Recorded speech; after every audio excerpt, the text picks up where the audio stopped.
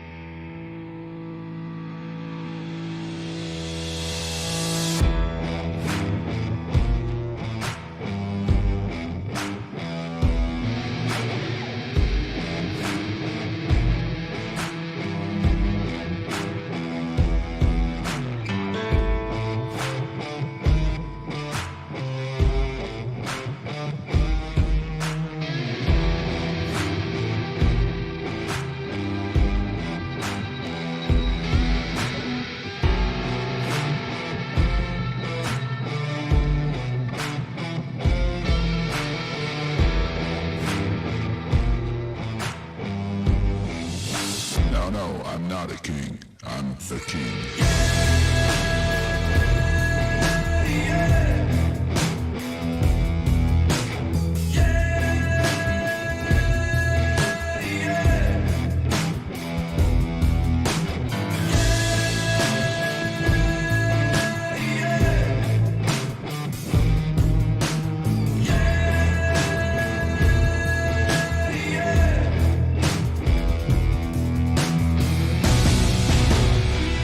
Just wait a minute.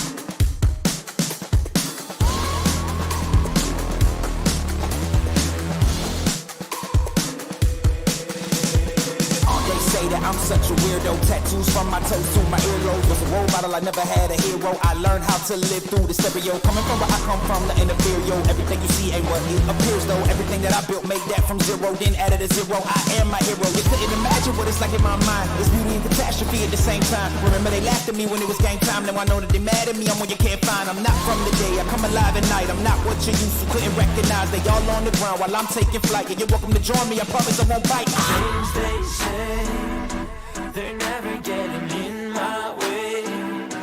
And even if I make mistakes, I will always see them through. Cause I don't wanna play your game. I had enough, I'm burning up so hot I just break your chain. You can never stop what's building up inside of me.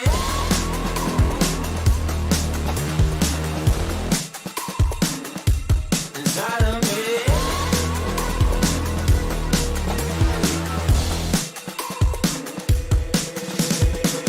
They call me a monster. I guess I don't fit in with the imposters. I'm taking the mask off. Prepare your conscience. Prepare for honest. Cut off all the nonsense. I'm all of your shot. Girl, wonder who shot you. Go call the doctor. Boom like the chopper. Don't you get chopped up. I'm here to stop you. Whoever wants smoke like a roster, break you off proper. Things they say, they're never getting in my way. And even if I make mistakes, I will always see them through. What's that? Cause I don't wanna play your game. I had enough, I'm burning up so hot I just break your chain. You can never stop what's building up inside of me. Play your game. I had enough, I'm burning up so hot I just break your chain. You can never stop what's building up inside of me. They say that I'm such a weirdo. Tattoos from my toes to my earlobes. Can never stop what's building up inside of me. They say that I'm such a weirdo. Tattoos from my toes to my earlobes. Can never stop what's building up inside of me.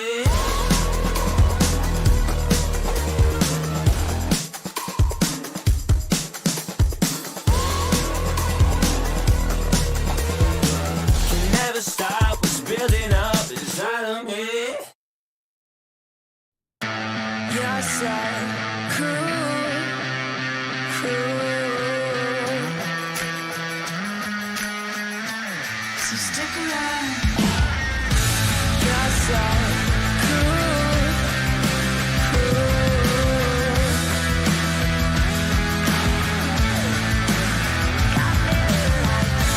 You're so cool, cool.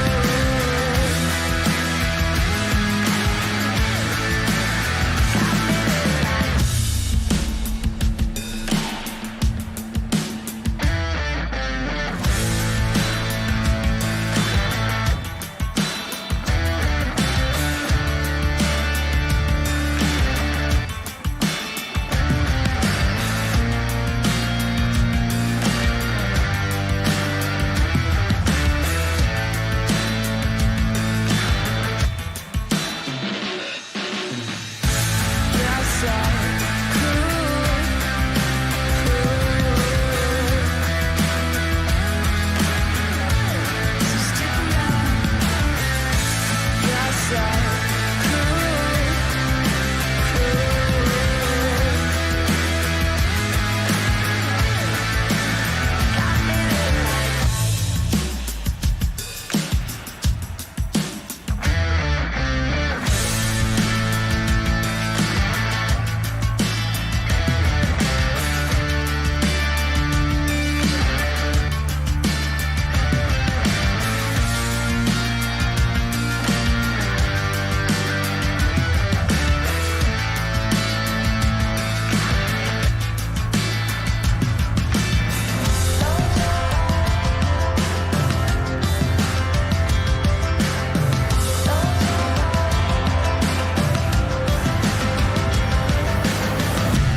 You're so cool, cool. So stick around. You're so cool,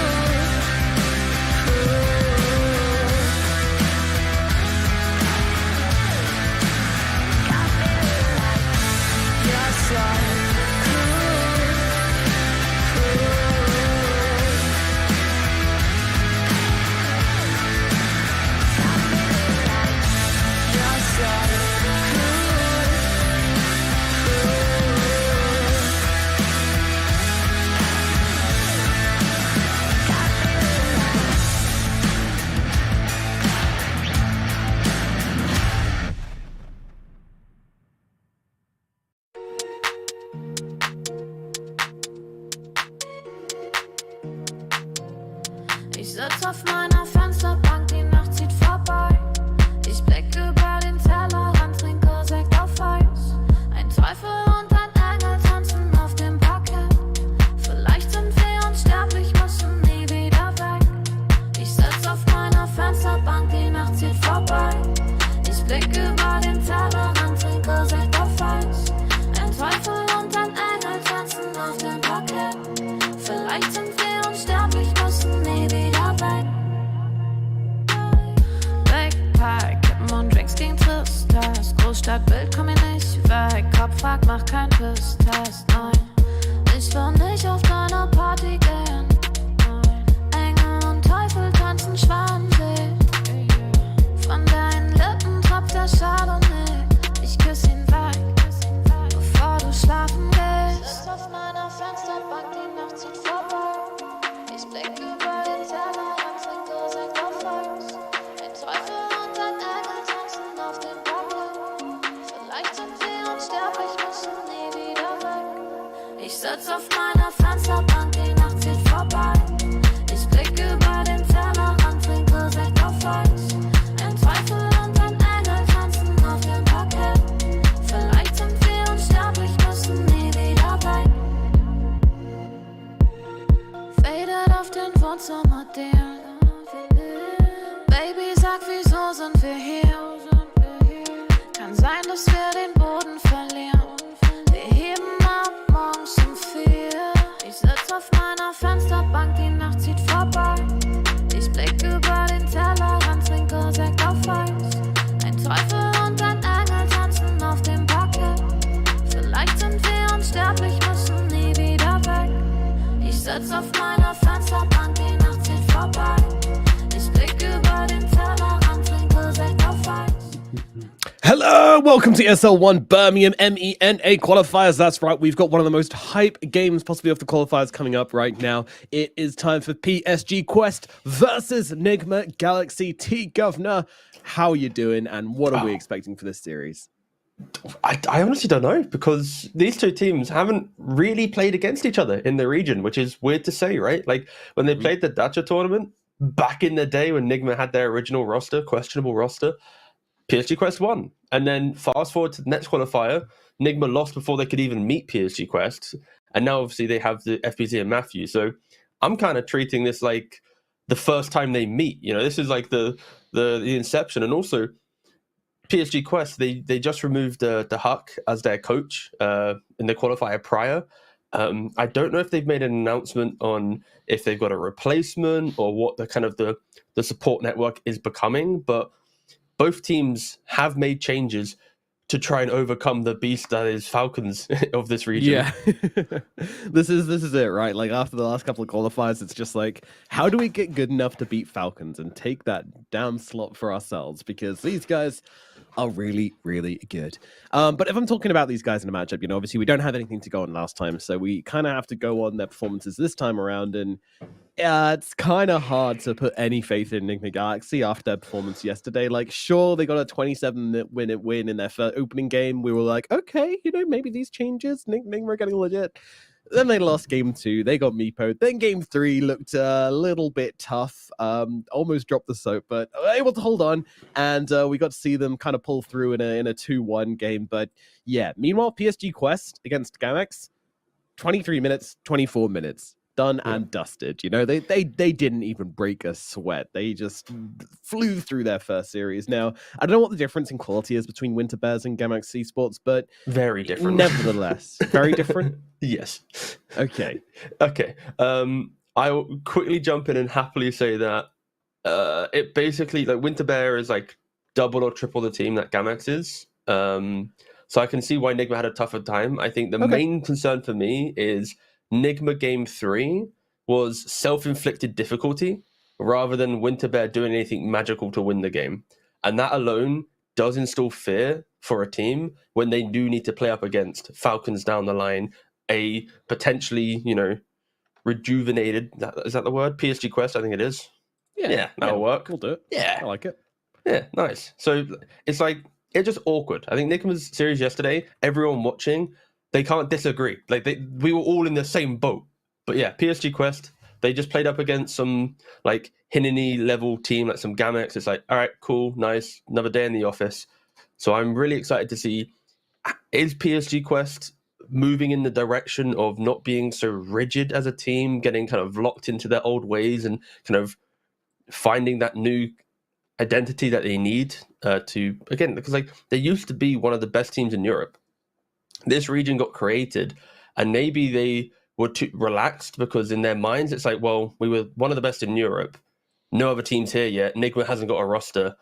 No There's one's Falcon arrived teams. yet. And then like Falcons just pops up out of nowhere. It's like, okay, a new stack, maybe they're good, but we're the team that's been together for a year. Like, I feel like maybe they were just super relaxed in their mindset the entire, like, in the first like month or two of that creation, and that then basically put them a month or two behind teams like Falcons, who are doing everything possible to really hone themselves in. But alas, we have a draft to start with. Nigma, of course, picking up that Centaur, which is the FBZ specialty that he played yesterday. Extremely good. strong. Yeah. But I like the Mars response instantly. Malik, he's a very good Mars player, and the key thing against Centaur is containment. Don't allow them just to stampede away from a fight. So it's a very... How can you run when you're in cage? There we go. The cage beats the Centaur. I can't... What animal? Horse. There you go. Okay. I was panicking. What animal is the bottom half of a Centaur? Which is ironic, because usually we talk about putting lions in cages, and the lion will not be in a cage because he's in a team with the Mars. But you might blink into it though for fun, for leisure. True, and do the big triple suck inside the cage as well. I actually like this comp. I think lion in his current iteration is actually strongest when you've got some sort of AoE lockdown, and so Mars is definitely that. Mana Drain's just ridiculous. Mana Drain is really ridiculous. I think it's a meme, but it's also a ridiculous meme. It's a very good meme, but it's also, I think, a understood meme now, because when you think about how the hero is good, it's a hero that is stationary, right?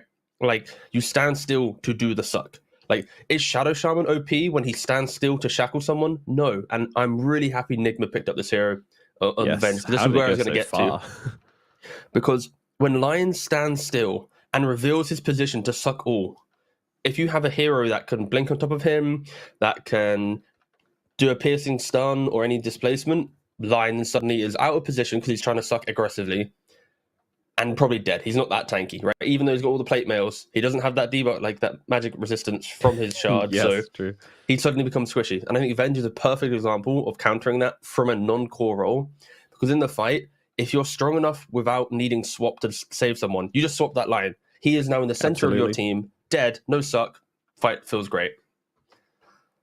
Yep, and also, it's not like a really high commitment stun, it's not like a black hole or something like BKB penetrating, which you don't, you're not going to go and solo black hole a lion well, Kuro might, but most people wouldn't want to solo black hole a lion. Yeah, sure. He leveled it. Okay, guys, all right, that's just a Reddit meme. Chill. And now we have Undying and Luna coming out as the pickups for PSG Quest, so their draft is starting to take formation here. It's looking very kind of formulaic for PSG Quest. You can see exactly what they want to do. It's all about the team fights, it's all about the 5-man, and it's all about besting the Galaxy when they meet for things like Roshan and things for towers. Isn't this just kind of like a Terrorblade game now for Enigma Galaxy? Like, okay, they go Morphling. Oh, that's also a very good hero. Like, when I think of this, like, anti-PSG Quest lineup, there's Terrorblade and, I guess, Morphling also come to mind, right? So Morphling is incredibly good against Undying. You can take over the Tombstone. There's no perfect lockdown. And it's another hero that has that movement for Lion that I was mentioning. When he stands to suck, Morphling, he just waveforms out or waveforms onto the Lion and kills him off instantly. So now there is a stampede to get away if you're not inside Mars. There's disruption, there's swap, and there's Morphling. So the Lion suck meme is pretty much dead. It's now just old school Lion of Blink Hex. And that wasn't really picked up too much. I would say that PSG Quest, their entire draft is extremely strong in the lanes. You've got Lion Mars as a combination that is a free farm lane. You've got Undying Luna, in theory, again, should be a free farm lane. And it's all about getting that first couple items, Luna rallying the team to say, I'm ready to go push, and you walk it down a lane. I think that's why Nigma went for the big carries like a Morphling, because sure, they are going to group at some point, But when they walk up to high ground, if they misplay, if the Luna steps up by herself, she gets swapped to tier 3, Morphling combo with some Kanda, she's dead. PSG Quest will then struggle to get back into the game. So I do expect lanes to be PSG Quest favoured. I do expect them to be making the first moves, but Nigma, they will, if they're confident, just understand that it's about the comeback. It's about unless we make some cool plays to counter them early, we just look for that one big comeback play and then we deal with their death ball because it's inevitable. Yes. Just don't fall victim to it. Yeah. I mean, really, it's. I think that PSG getting ahead is kind of likely in this game. I think like this Luna obviously just farms a little bit better than Morphling, and this Mars, he can probably get ahead. I don't know how much Centaur does against Luna in lane. I feel like it's an alright matchup actually for the Centaur, so maybe we'll be able to put a bit of pressure on the Luna and put them down a bit. But yeah, when Quest are ahead, I think it's quite difficult. So Nigma going to have to find some magic. We'll see what this last pick brings them. I'm hoping for something impactful from the middle lane, because right now you've got this Morphling who can be an impactful hero when he gets ahead, but you've got the Centaur who, he didn't have anyone to play with the last time we saw it. That was the issue. He did really well in both his lanes, and then both lanes, he didn't really have anybody to run around the map with him and get things done. So yeah, we'll see what Nigma part for this last pick. Any chance they go back for the Arc Warden again like they did last time? They easily could. First phase. Oh, it's banned. I'd say they easily could do something like that. I think the main issue I see with Nigma's lineup is just the lack of damage they have. Like their comeback potential is insane with items, but the early fights are difficult because they have a lot of saves, right? It's like the Venge save, the SD save. Sure, SD with the illusion of Luna can do some damage, but Morphling, there's a lot of farm and items needed for Nigma. So I do feel like their mid laner needs to be a little bit of a hero that kind of ties it together. Obviously, like Primal Beast is banned out by Nigma. They banned out Kunkka from PSG Quest against Nigma. Not too bad of a hero. What else could you do? I just want to see any hero that has a little bit of damage so that if that disruption save occurs on a side lane, he TPs and it's like, now I've killed you, go reset yourself and delay that 20-minute ball once again. So just have a hero that has a little bit of side lane presence or not locked into only hitting creeps. I know it's a very vague statement, but Quap, could be okay. Kind of fits that bill. It's Quap's there, Oh, Ember's already banned out. Yeah, there you go, Quap. Yeah, nice. It's like you just need to push, chill, and just have TP ready. That's literally all I think Summon needs to do in this game. And it's like at that point, it now makes PSG Quest awkward because like Luna at level, let's say 7, she's not thinking, I'm going to TP to pressure that tier 1 tower now. Because in the back of her mind, it's like maybe there's a disruption into Sonic Wave and I'm dead. And now my team's awkward whilst more free farming, right? So it causes some confusion. I would say like a Dragon Knight or something for PSG Quest could be kind of cool. Have that instant point-click stun, stop that Quap from being super mobile, and then it allows the rest of the team to follow up. And also, again, just a tanky hero to deal with the lack of damage Nigma has. Yeah, I can see that being a good option. They're kind of like they have the Mars to be on the front lines, but it's always nice to just have like another big beefy boy, especially against these drafts which has like so much catch and jump. You don't want everybody to be playing on kind of tender hooks. So, but they go for the Lena. All right, take all that and put it in a bag, I guess. Gonna grab the Lena for the middle lane. Yeah, interesting. It diversifies their damage, right? You've now got the physical damage of Luna with a little bit of magic based on her ult and her beam. And then you throw in Alina as well, who nowadays is very right-click. You're going for like Gleipnir and just all that pressure. We don't know, based on Noob's preference, maybe he has a different read on what he wants to do with his Lina. If he wants to maybe go for some magic build, which is still very potent with the Aghanims. Again, I'll be looking at that throughout the game, but yeah, I think for PSG Quest, their draft is very bright, by the way. All of them have really aggressive items. It is really obnoxious.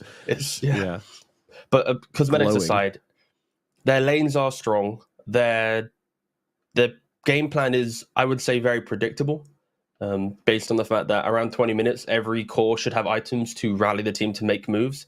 And I think for Nigma, it is really about the discipline of their team. How do they play their lanes? How effective are they in the first 8 minutes? Have they set up the lanes correctly, that Quap can TP around. If they TP incorrectly, then suddenly that death wall from PSG Quest will be very scary. They don't have a lot of damage if Sumail's not there. But if they overcome all of that and get items on their cores, then it's potentially like devastating, right? You've got this like triple blink core combo. Luna can't stand her ground. Like Quap, Morphling, and Centaur all on the same target. Like it's very spooky. But time will be their friend. So they're looking for the late game on the side of Enigma Galaxy, you're thinking? I think if both teams play as well as they're meant to, then Nigma should be looking at the late game. But of course, in Dota, there's always those moments where Quap suddenly gets 2 kills on a mid laner because some SD rotation now. Morph is equal farm to Loon. You know, it's like all these variables. Yeah. But I do think on paper, Quest should be the early game favor team, and Nigma has a lack of damage and should be struggling. And I did just get a text from... Congrats. Yeah, they're agreeing. Yeah, no worries. Okay, good stuff, good stuff. And let's get into it. It is test time for this new Enigma Galaxy lineup. Finally, they have to bring their plans to the forefront of their game as they play up into the side of PSG Quest. I mean, these guys, they're good. They're not the best in the region. Onaga currently goes to Falcons, but if anybody wants to bring a fight to Falcons, then you've got to make short work of your opponent here. Will we have a close game? Will it be a one-sided stomp? I don't know, but that's what we're going to find out here in game number 1 of Enigma Galaxy versus PSG Quest. I think when we're looking at the lanes, this mid lane, I think Sumail should do fine on the Queen of Pain versus Lina. You know, Lina, obviously, we always know those early levels are pretty brutal to play into. I think with the changes to Dragon Slave, maybe it's not quite as bad as it used to be. But it's still a bit of a struggle. But Quap, pretty not bad herself in the first few levels, so she'll survive through that easily enough. Yeah, I think Lena's a very good hero in regards to dealing with Quap, right? Because Quap always wants to go for Shadow Strike. She can't really do that against Lena because of how high range she has. So it is a matter of who can push the wave more effectively. And of course, Lena has 2 spells to push a wave, be it with LSA and Dragon Slave, whilst Quap only has the single spell, right? That one Scream of Pain. So I think the matchup normally is like 60-40 Lena, just because of the efficiencies that there is. But rotations always can offset that matchup. As Koyori already getting disrupted up. Taking a couple of clicks. And down on the bottom side, you will see that Malik actually blocked the lane really heavily, forcing Miracle under tower. So, Morphling's going to be absolutely fine CSing under tower, to be honest with you, but still kind of annoying that the wave's now going to be pushing in. Yeah, it's not the worst thing to do, especially against a Morphling, because like the Morphling level 2 timing isn't we've lost the lane, they can kill us, right? It's I've leveled Adaptive Strike. And you compare this to some troll or some other hero that has a little bit more fight in their laning presence. Doing this type of thing could be a little bit awkward if they have just good lane position. But yeah, Malik has a double wave in front of his tower. They haven't blocked any of the camps though, so we will be looking later at bot lane on how they navigate that one. But in top lane, we do have the Undying Luna versus the Centaur and Shadow Demon. Undying, naturally one of the best enabling position 5s in the game. Yeah, always known for his strength. This combo is going to be annoying, the disruption into the stomp for Matthew and FBZ, but nothing that TA2000 has to worry about just yet. Maybe a little later on. But I mean, it is a Luna versus Shadow Demon matchup, so late game as well, and Luna gets all this farm. Matthew, he's going to be having a great time with those illusions.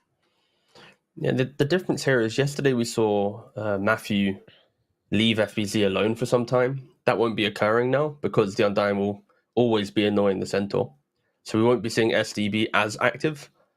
And that's kind of where I expect the mid matchup to really go one way. As you see from the CS though, Sumail is styling on Noob right now. 12 for 6 on the Quap to the 7 and 2 of the Lina. We are that's a bit of a beatdown, honestly. And Noob, he doesn't live up to his name usually. Very, very good laner for the most part. But all right, just so you're aware, guys. No matter now, we go way back with Noob. Like 4 or 5 years. We've got the free pass to do this. All right. He's a wonderful lad. And in regards to if you want to know who's wholesome in the scene, Noob's that guy. His smile, infectious. His plays. Anyway, like I was saying, so he's getting slapped in the mid lane right now, just a little bit. Yeah, he can't seem to trade at all with the Queen of Pain. It's kind Kind of No, brutal. okay, jokes aside though, he did push the wave in early on. So the first couple waves were under Sumel's tower. So then he was closer to the creeps. It was easier for him to decide the CS, the denies. It was just one of those incorrect pushes, and suddenly the lane gets a little bit weird. It is only a 5 deny difference that we're talking about, but in the first 3 minutes, that is recovering pretty substantial. fast. Yeah. Still though, Nubia's a stuff good in the level. first few minutes. Yeah. For a lane which, you can struggle in, you can always struggle against Alina. That's the thing. Mm-hmm. Yep. Very Like on Pro punishing Tracker, hero. it is a 61% win rate for Lina against Quap in the mid lane. Damn. I just checked. I was like, I need to double check. I just threw out some random 60-40. I was like, all right, please, let me double check this. All right. We're Nailed it, good. mate. Nailed it. Bottom lane, very aggressive. As I feel like Malik and Omar are just playing like hand in hand. Meanwhile, Kuro is just out by himself, and Miracle's just doing his own thing in lane as well, which is, I guess, how you want it to go for the most part. Oh, Tier 2000's career actually goes down. We'll take a look at that in a minute as Kuro and Omar continuing to kind of just fight away at each other. Kuro, no stuns available. Doesn't want to throw the blood grenade out up the hill. Kuro has been doing this a lot, play. though. Like, he's very... Like, he always wants to drag that 4 away from the lane. He often goes for, like, a wander to do stuff, and it is because he wants to give Miracle as much XP as possible. It kind of feels slightly off-meta, potentially, but I am going to say that Kuroki is one of the harder 5s that we're seeing in the pro scene nowadays. And if it works for Nigma, go for it, that's fine. Miracle will always be getting levels and farm based off of Kuroki's lack of sapping it, but... Yeah, often we do see supports just be greedier. Utilize that 7-minute wisdom rune to push you deeper into your levels and stuff. But we'll have to keep an eye out on how they recover. Yeah, he tries to stand his ground and trade with Tier 2000, but it's just not possible, especially with Kaori backing him up. The decay is just too much for FPZ to deal with. And by the way, that was a pretty important courier kill as well, as they managed to take away the Luna. She had a full Wraith Band and also the Band of Elven skin on that courier. Matthew just snuck around and killed it. Just no wards or anything. Just straight up went and killed it off. So great movements from Matthew. I'm just going to put Tier 2000 Bounders. Bottom side, they do get a kill onto Malik. Kuro and Miracle, they link up. And that damage from the Morphling can't be underestimated, especially with Avenge to back him up with a Wave of Terror. Yeah, this laning phase is going really well for Nigma Galaxy. You've got your Queen of Pain, who had just a really strong start to give herself presence. Lena has slowly pulled ahead with the additional levels, being able to push out the wave more effectively. But the fact that you are killing all your lanes, I was holding, I was like, okay, hold on, he's going to kill first. There we go. But like Malik was diving deep bottom. Up the kill, but yeah. It's fine. That's a good trade, right? Matthew kills top. You've got Sumels who done exceptionally well mid. You've then got Morphling, who's about to hit level 6 at minute 7 in bot lane. So yeah, I think Nigma's done very well in their lanes. Of course, they can't make quick moves on the map after this, and all of PSG Quest are farming evenly, right? When you look at the net worth of all 3 heroes, 2.7k net worth on all 3. As long as that stays the same and all of them just kind of equally farm up, this big grouping will still occur. So good start from Nigma, but again, still not enough to prevent the inevitable grouping from PSG Quest. Tier 2000 just continually taking damage from FBZ up here in the top lane as well. Now he's got that Helm of Iron Will, just happy to spam out the double edge whenever he gets a chance to do so. Also in the mid lane, a little bit of a kerfuffle going on, leaving Miracle all by himself. Just get drained by Omar and Malik. And Kuro's just kind of left him now. He's like, yeah, I gave you a good start. You're good. And he's kind of right. Like, Miracle's not, sure he's getting like beaten up a little bit, but he's doing absolutely fine, top of net worth as well. There's also another thing that I've seen from yesterday's games where it does look like Kuroki often goes aggressive on the map whilst the wisdom runes are contested. So rather than trying to take 2 wisdoms, they always go for 1 reliably and do something else in the meantime.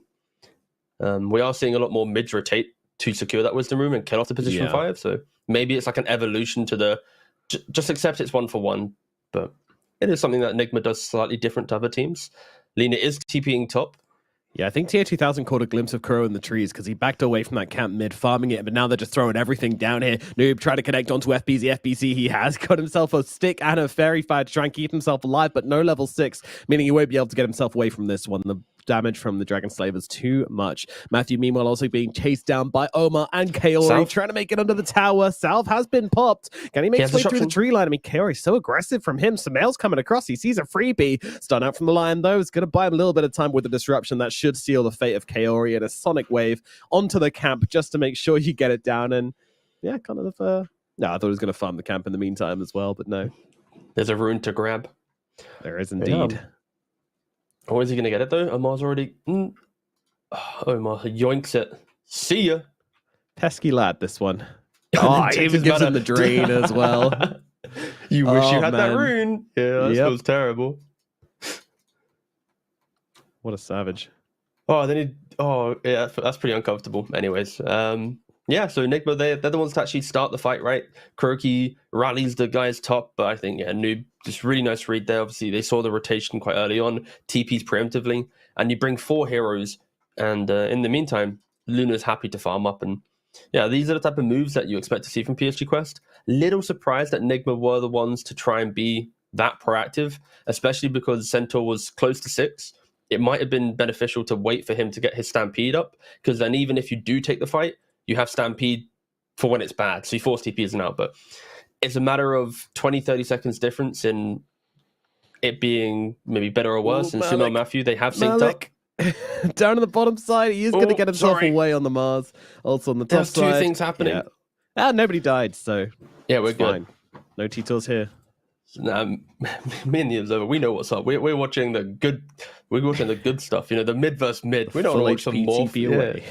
Oh no, a starved offlaner potentially dying again. Boring. No, yeah, in fairness, the Enigma are applying a lot of pressure. That's the clear takeaway here. As we look top now, Undying also getting pressured here. Yeah, that's going to be another one for Samael as they make the rotations across. And we did talk about Enigma not being able to make moves, but as Kuro goes down to the river, it's also kind of difficult for Quest to make moves if Mars is struggling this much because, you know, he's going to hit a late timing on the Blink Dagger and you don't really have any frontline other than this Mars at the moment.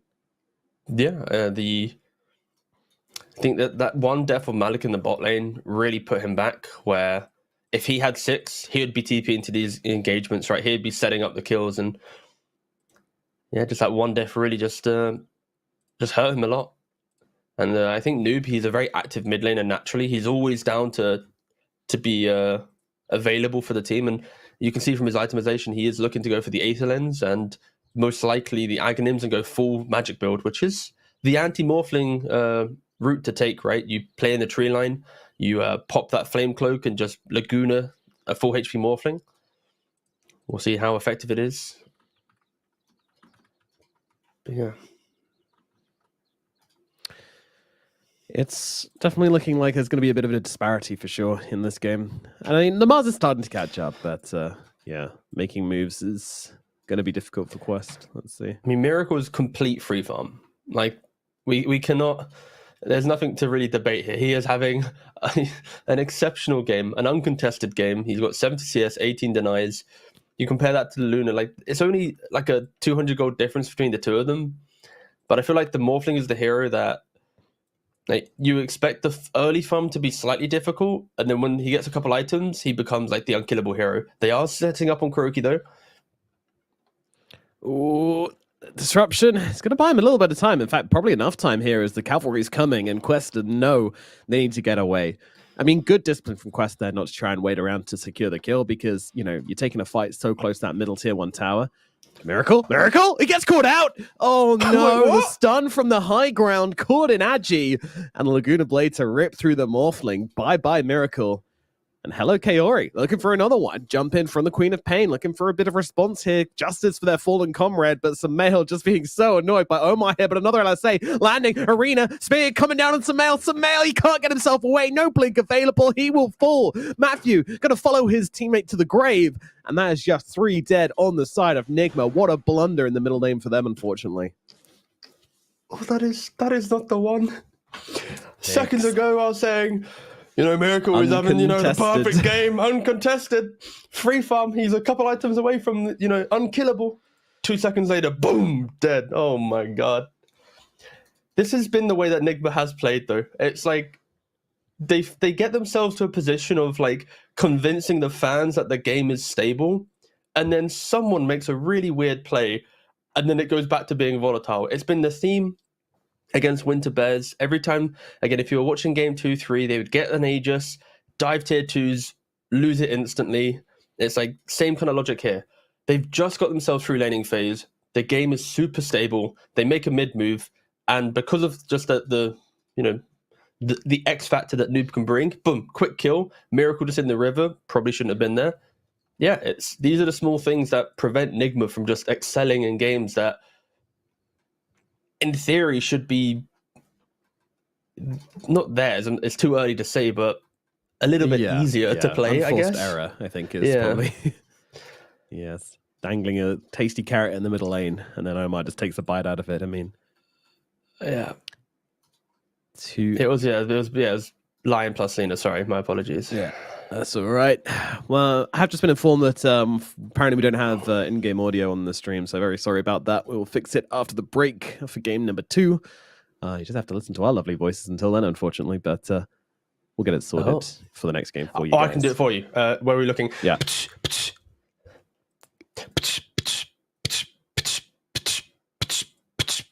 These are morphing right clicks. Oh, I see. He suddenly he had bloodlust for a second. I got a bit excited. There you go. I can't wait for a sonic wave and hear your lovely voice. Yeah, I've got this. I mean, it's been a very low kill game, all things considered, and considering the heroes in the game as well. 4 and 6 at 14 minutes. Like it's not exactly a bloodbath. I think that's just kind of the safety of both these teams, other than Miracle's yeet down the middle lane. For the most part, both the carries have been very, very far back, farming safely. Oh, it's followers only chat. I'm not following the stream. I can't type.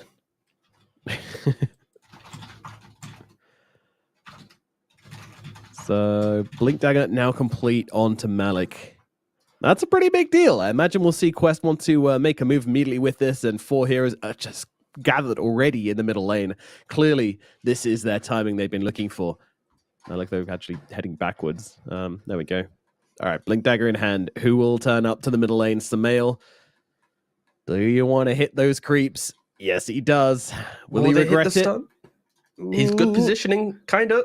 He can get to the trees. They got it. Omar comes in with the start. They're holding back though. They see the jump on the backline, so they realize that Lena is in trouble. They need to come protect her, and here's the arena coming on down, holding back the center. The disruption's there to buy him a little bit more time. Noob, he's running out of health though. FBC finishes the job before he goes down himself, but Eclipse comes ripping through the side of Nigma Galaxy, and they lose both their supports as well as their Centaur.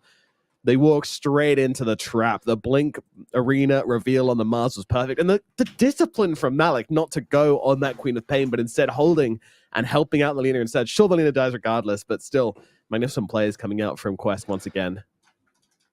Yeah, I mean, I'm just so impressed by that as well. Like, the fact that they find, like, for the Lion player as well, to not scream, I got the co-op in that moment, to realize that the initiation is also going on the Lena, and then that split decision. Like, so many players, if you're on Lion right now, you're kind of baiting your team to just go for the kill, right? But yeah, they have that ability to, in the moment, pivot their aggression, and sure, they go down, but it is just another disaster move for Nigma now. It's Quest again. So the last 3 big engagements all going the way of PSG Quest, just based on how they're approaching the fight.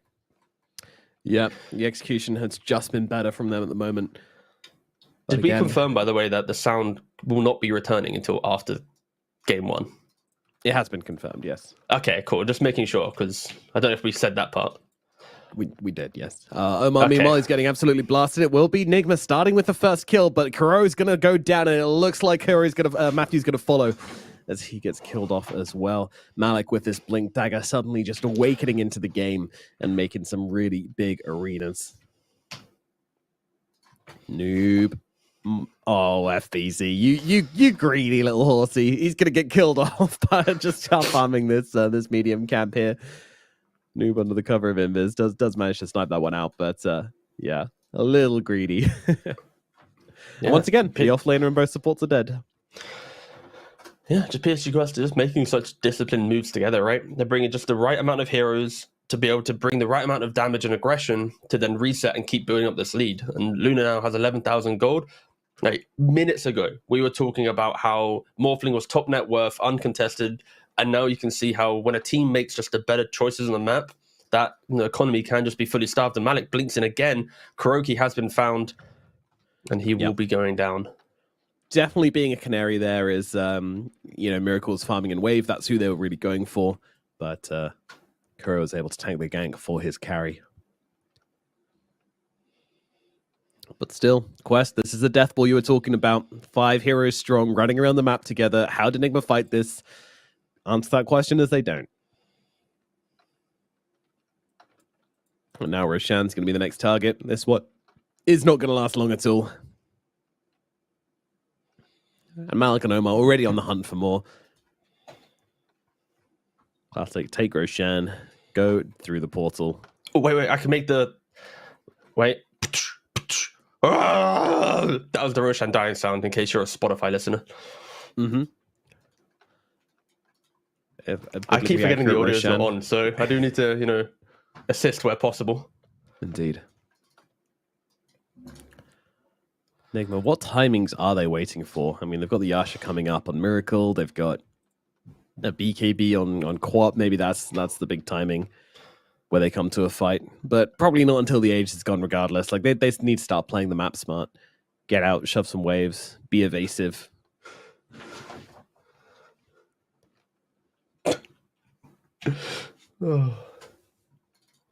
Yeah, for Enigma, it's like you've tried to...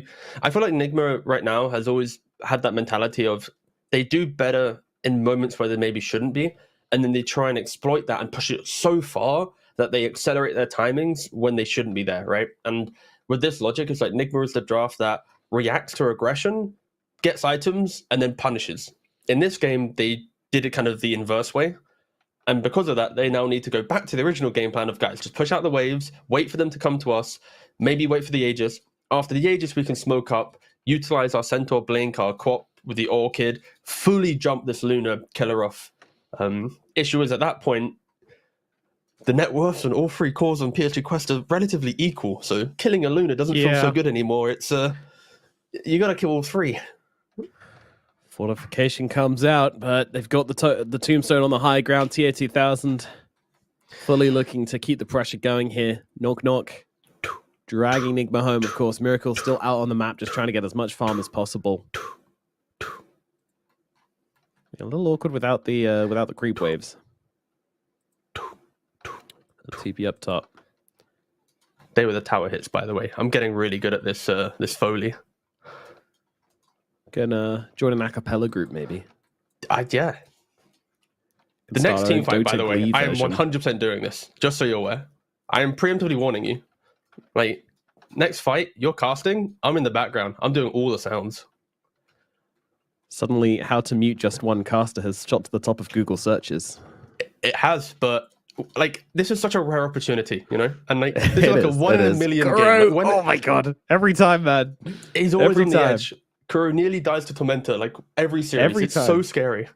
But like, I feel like KuroKy clearly he's there for the team. Sacrifices XP, tanks the Tormentor. He's a pillar for these, star players. Yeah, other pods 5s, they see their health getting low. Oh no, I'm gonna back away. Exactly. Kuro, no, he just stares that Tormentor in the face and keeps hitting it. Oh god, I'm so excited for this fight. I need to get props, guys. I need more sound effects. Indeed, I have a cookie that I can snap in half for when Centaur double edges or hammer something. to smack on your desk. Make holes in the drywall. But PSG Quest, they are just grouped up cleanly together now. They aren't going to leave each other's side. Utilize this Aegis, clean out all the outer towers. Only the mid-tier 2 stands. If they take this mid-tier 2, break the high ground, we could be entertaining mega creeps, especially because Luna soon has Butterfly. Yeah, buildings will be just deleted. I mean, what is the win condition for Enigma Galaxy, inside of the fights? It really will be tier 3 hold with KuroKy getting that clutch swap off. Unfortunately, he is only level 9, which in the grand scheme of it isn't too low when you look at all the other supports, right? Matthew's level 10, Amar, Corey are level 10.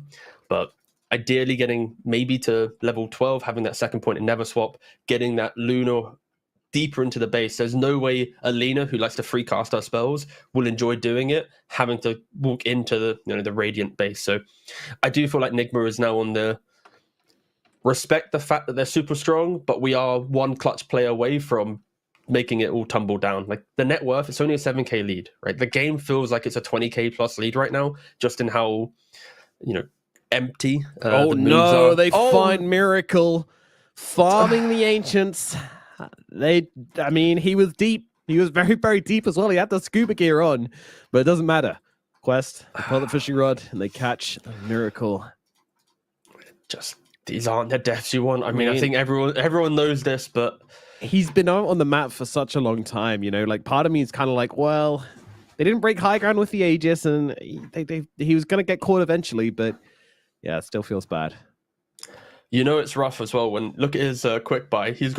He went first item Lincoln's on the Morphling, into then Manta, which is fine for like farm and map play, into BKB. He went for the triple defensive items. Yeah. This Lina and Lion together have got his number. It's always going to be a hard Morphling game, to be fair. You're playing into that instant lockdown. Lincoln's just not going to really be up to the test if Spike plus Hex, LSA. Still big threats on the board. Kuro now has been caught out as well. Trying to go for a bit of split push action. And another Gouda Blade. Another kill for the Lina. Oh. Wait. They're going for a bit of revenge here. Kaori getting pulled down. Samel and FBZ out on the map trying to find a bit of revenge, and they will. Retribution comes in as they bring down Kaori. So the game's kind of devolved into a bit of kind of skirmishing. Haven't had a team fight in a while. Instead, just random kills across the map. Miracle, of course, now respawning, goes straight to the middle lane and farming himself back up again. Manta finally completed for himself. Yeah, Quest without this Aegis. No longer looking for the death ball. Looking to be a bit more efficient on the map, just kind of extend their lead where they can. We'll see next point where they decide to make a play. I think next Roshan will be that play. Malik? I mean, he's in a very bad spot here. He's going to try and go for the TP out, and he should be able to do exactly... Oh, no, never mind. Kuro comes in. He's back from the dead, ready with the swap. And Malik, slowly but surely, going to get beaten down here. Whoa. He does get killed off in the end. Now, Matthew actually used the disruption on him, whilst he had the BKB on. So the very last second of the BKB just disappears for a frame and then reappears with the enemy illusion. Yeah, that was kind of weird. Cool. Yeah, I rate that. But yeah, okay. So... couple kills. I think if anything, Nigma should just be hoping they get given any freebies before Roshan spawns. It's a minute away that it could respawn. Of course, there's a window after as well. But that will be, I would assume, Nigma's real attempt at re-entering this game. Yeah. And right now, with Mars dead for 17, they are sweeping through the map right now. Lina does have a BKB. FBZ blinks in. Immediate Shivas catches onto Omar. Great target for them to bring down. Hex, though, going to stop the stomp, but now the blast comes through. Oh, Jesus Christ. But look at the Laguna. Bye-bye, Pony. Look at the minimap, though. Look how far away his team was when he jumped in. That was wild from the Centaur. He was already far away, and then he blinks further, and a little bit far from home, but nevertheless... Nigma trying to make some moves, doesn't quite pay off. Matthew likely going to be dropping here. Disruption is out. Buy him a little bit of time, but the LSA connects once again. Noob don't miss with that Aghanim's as well. Being able to fly over the cliffs and close the gap onto Matthew. And now, once again, a little bit of pressure on the high ground. Noob, Tier 2000, Kaori, and Omar all ready to start the siege here. Tombstone is down. Fortification out. 19 seconds on the Shadow Demon, so we'll be coming back shortly. Quest, they back away. They don't want to present Nigma with any opportunities. They don't want to give him a chance. No, it's very disciplined for sure. Roshan is spawning in 35 seconds. And back they go. I'm trying to think. Where is the... in theory, if this game was more stable, it's a pretty hard Luna game, right? You're playing into a Shadow Demon. There's a Morphling that naturally can reposition and kill everyone else on your team. I feel like Nigma is playing very, even though they're making very weird moves and getting picked off, they're still playing with the logic of we will outscale them at some point. I believe it does feel like they're playing with that discipline. Like they're not rushing around the map. I guess my real question here to Nigma is how do they utilize Miracle picking up a BKB? Because that will allow him entry to a fight. He won't get hexed. Lina can't kill him off. And how will they use that to their advantage? Because it'll also be into an Aegis and a cheese and maybe like 15,000 gold deficit. But and Sumo's dead. Oh, whoa. I didn't see that at all. Yeah, noob TP'd mid and just killed him from the fog. It's the nuisance of this build from Lina. Like we don't see it often nowadays because of how in meta the carry version of the hero is with Gleipnir, but the cast range on Lina is so far that you just don't see yourself dying until it's too late. Yeah. And not to mention, 1,528 magical damage in one burst. Cool. That's not something to mess with. That is not something to mess with. Meanwhile, the barracks are starting to fall. Quest have broken the base. No chance of a defense without their Queen of Pain, but it's respawning in 8 seconds. Do they make the play? Do they make the attempt at keeping their base alive? I feel like Quest aren't really giving them the option. I mean, Lina isn't here right now, but she does have the boots of travel, so it won't be long until she returns. She's actually just looking to see if she can snipe anybody off. The sword comes out onto TA2000, but they mess it up with the stun. And now it's FBZ who's in trouble instead inside the arena. Malik with the BKB, TA2000 just dealing the damage, taking down FBZ. He is going to be able to get a stampede off and get himself away. Curran not so lucky. Miracle, he's in very deep right now. He needs to get himself away, but cannot do so. Stunned up, taken down, gets out with the waveform. And Samel's actually be able to take out Curran on the sidelines, but gets stunned up to the barracks and taken down as well. TA2000 under the tier 4s, doesn't give a damn, just beating away at FBZ. Surely they can take the first life of a Luna here. Yes, they can. FBZ still alive for the time being as Miracle trying to fight up and force back Malik. In comes a Luna, back from the dead. Do they have the damage to take her down? She's going to kill off FBZ. Tier 2000 with the glaives bouncing around her as well. The damage reduction is just too much. Quest are going to be able to back themselves away. Well, Nigma, it costs them a lot, but they hold on to this game a little longer. 2 buybacks and a little bit of hope has been installed into Nigma, but yeah, for PSG Quest, that was quite the dive. From sieging the buildings, of course, the Venge swap pushed the Lina deep, so then now there's it's a forced dive rather than an optional dive. It's not the cleanest siege from PSG Quest, but of course 2 buybacks were needed. Sumo also didn't press BKB when he jumped in, so then he gets speared up and then has to buy back as well. But I think for PSG Quest, they now need to decide between, do we go again without an Aegis, get swapped and it maybe get awkward? Do we now farm for another Aegis? I kind of feel that they're a smoke away from a pick-off and mega creeps, but we'll see how they want to play this one out. They do have the 15,000 gold lead, but at least for Miracle, he didn't die in the fight, right? Yeah. He has 3 defensive items and he finally survived an engagement.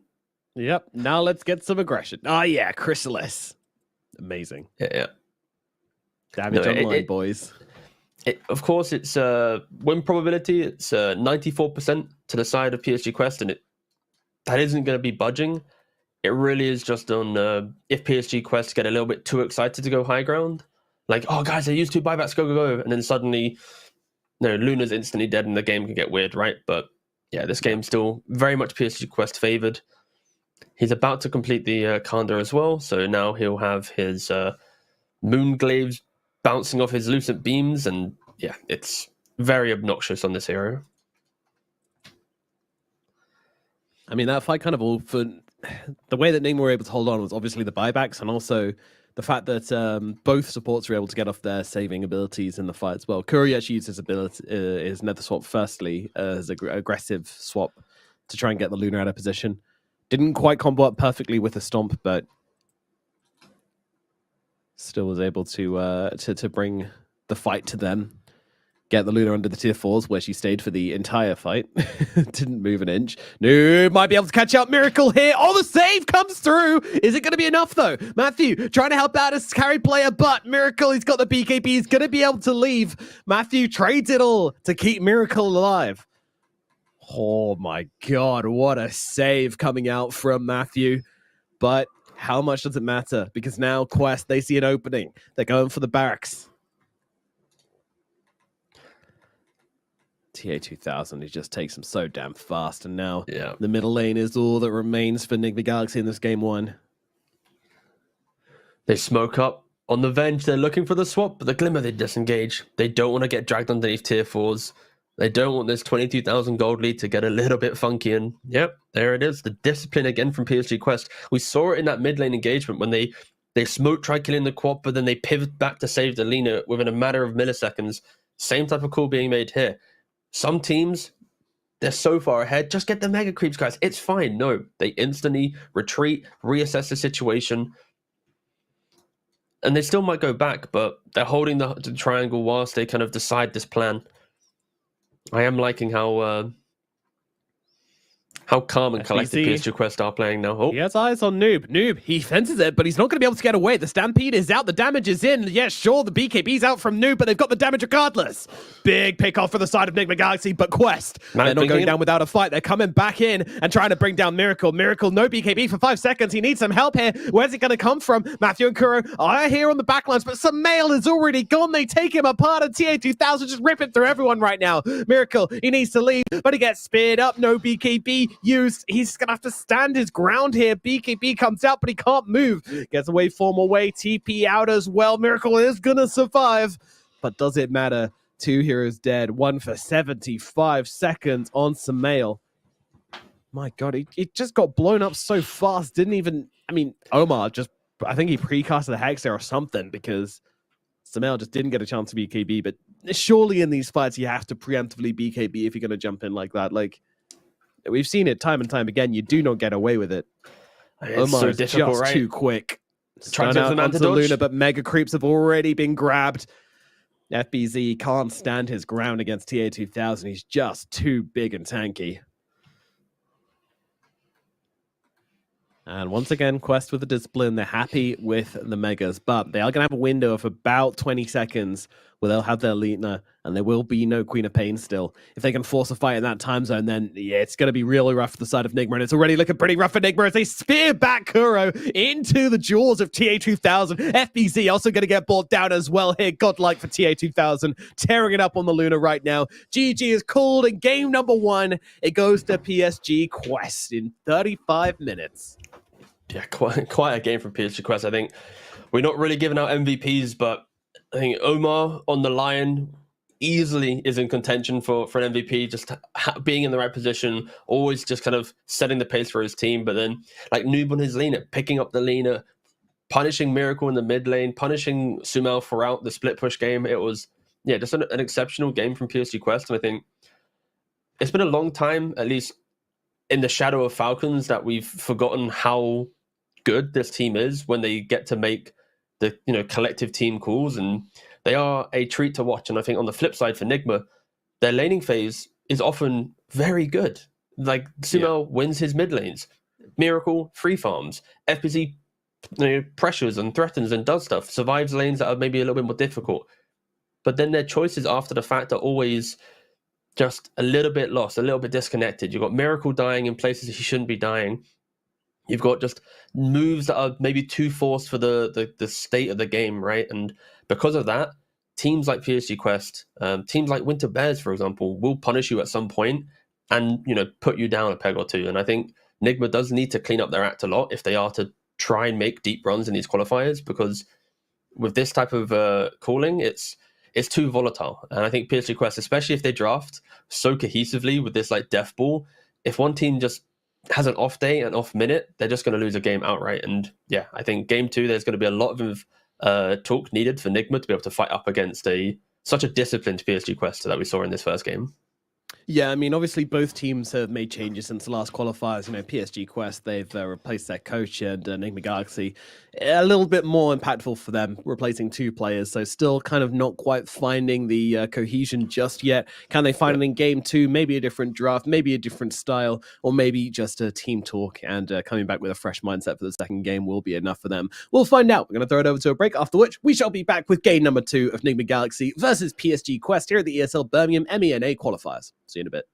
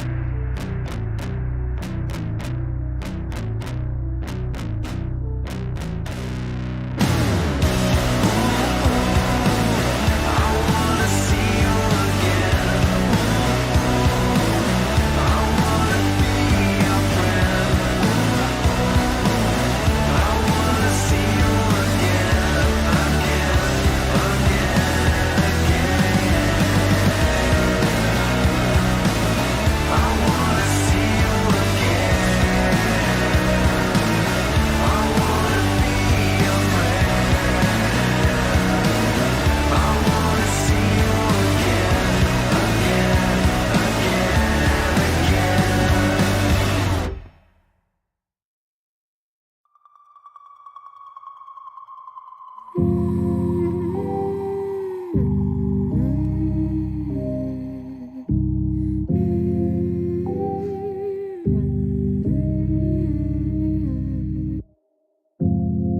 your eyes, what can you see around? Wind of the open sky, over the siren sounds. This is a dream, getting the royal scar, holding a diamond blade, throwing it far. Holding your breath still, you jump the fire. We'll just sit and wait till you see me fly. You know they'll never catch me for it. See me fly, the way I put my finger on it. See me fly, you got it, then try to tell me you got the wrong guy.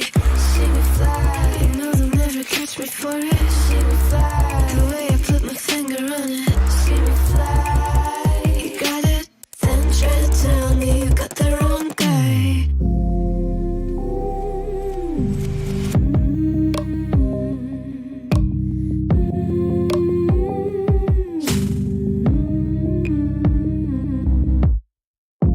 Look at them now, all of the noise they make, counting the cards to one.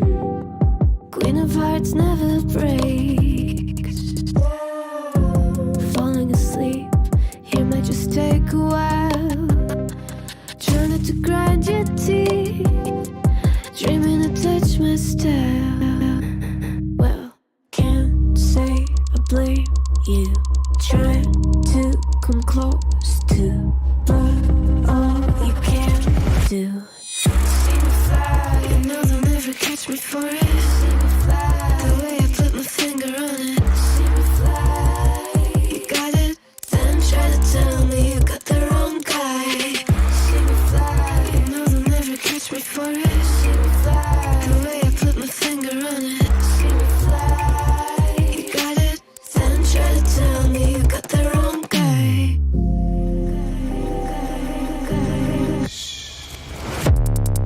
Got the wrong.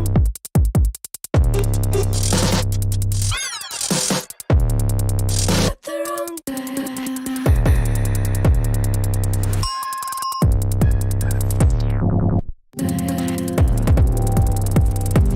Then try to tell me you got the wrong guy.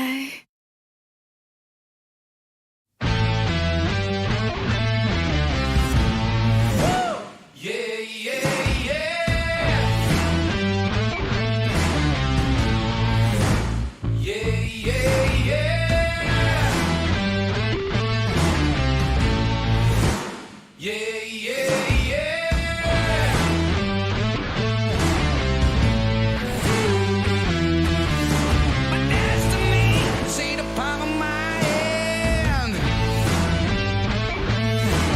Nothing can stop me from going there. I feel the devil in my head. I feel the pain running through my veins. And when I feel there's no time to waste, I don't care about yesterday.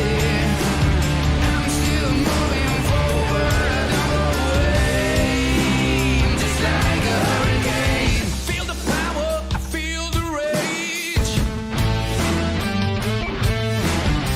I need to break out of the cage. I still have a strength, I still have the faith.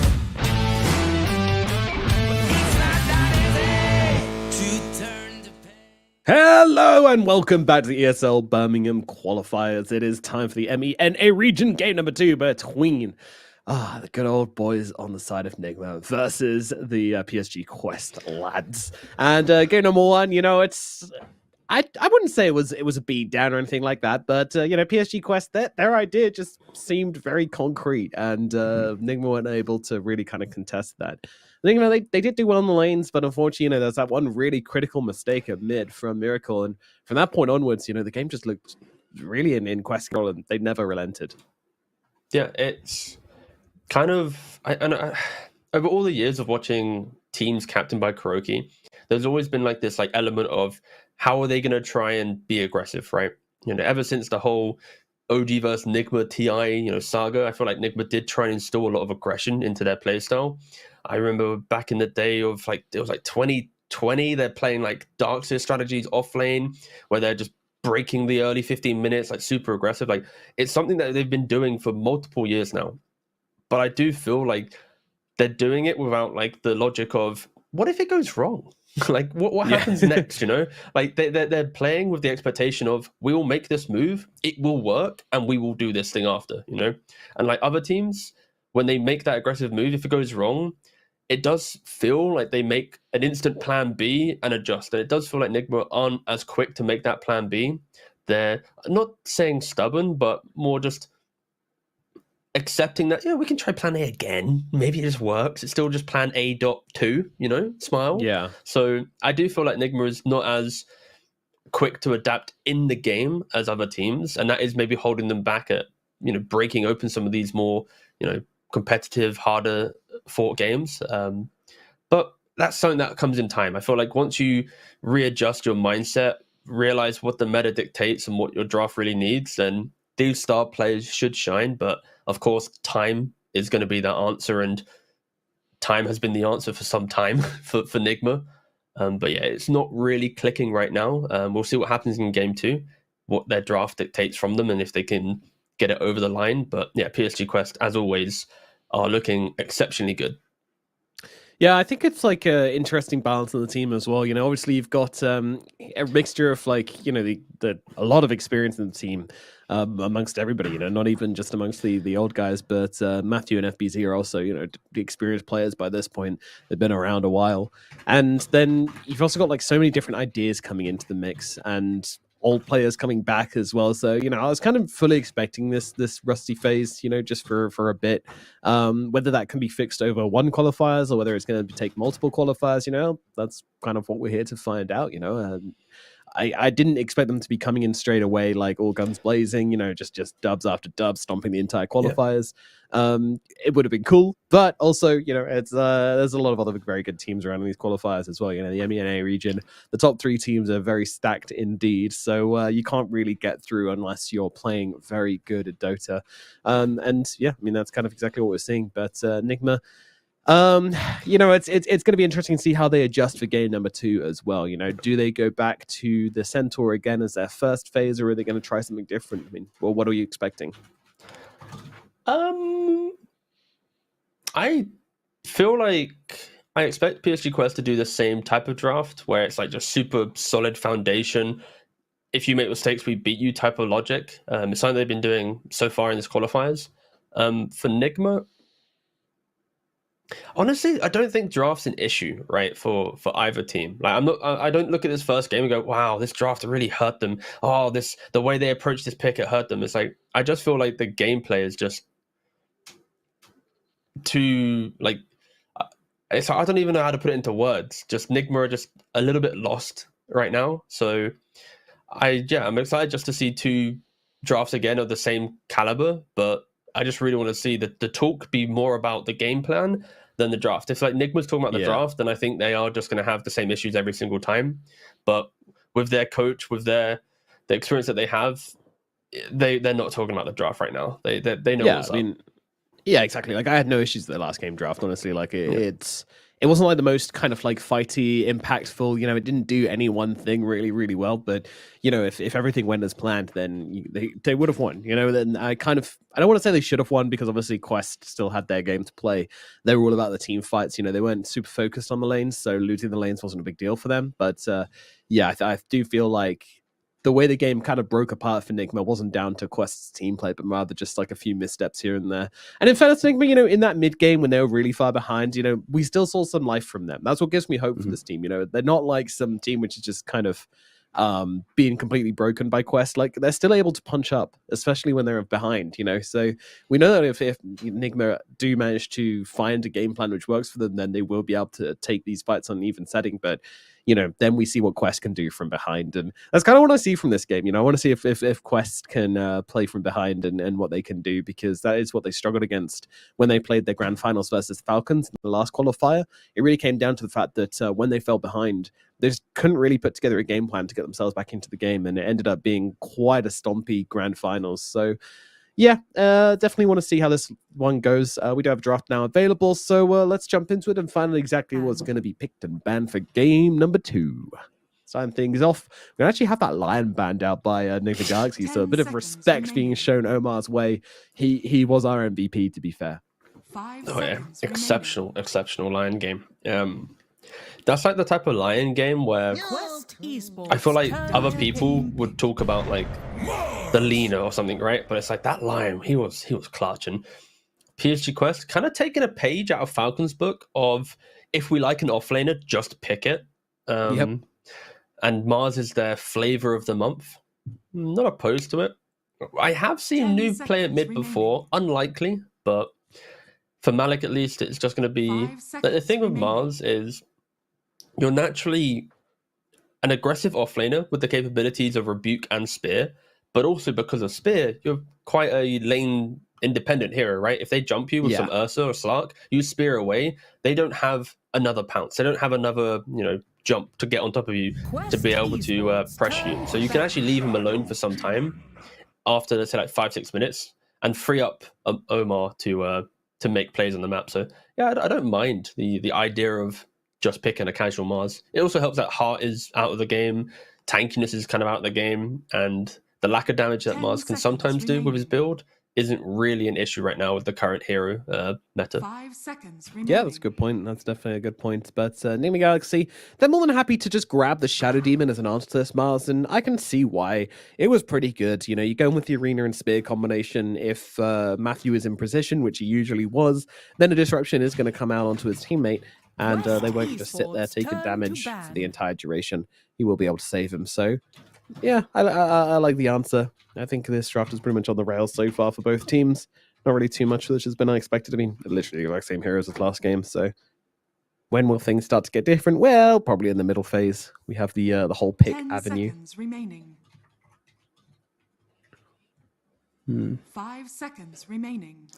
Just looking at what heroes Amar have played so far, because he often loved to play melee heroes a lot. Obviously right now he's playing ranged, so it's the polar opposite. But I remember like he used to be when we did interviews with him, it's like the meta means I just need to play melee heroes. And now I look at his Dota buff, it's like he only played range heroes. So it's like it's kind of funny to see how he goes from, rather than like a type of hero, he's like, I'm a melee man or I'm a ranged man. And of course with Mars, like he can take a page out of OG's book and pick up the Hoodwink.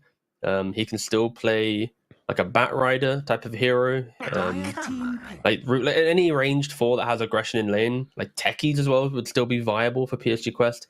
I think it depends on what Nigma pick here, because it will reveal, oh, look, they picked a low damage 5. We can pick this. Oh, they picked probably the offlane here.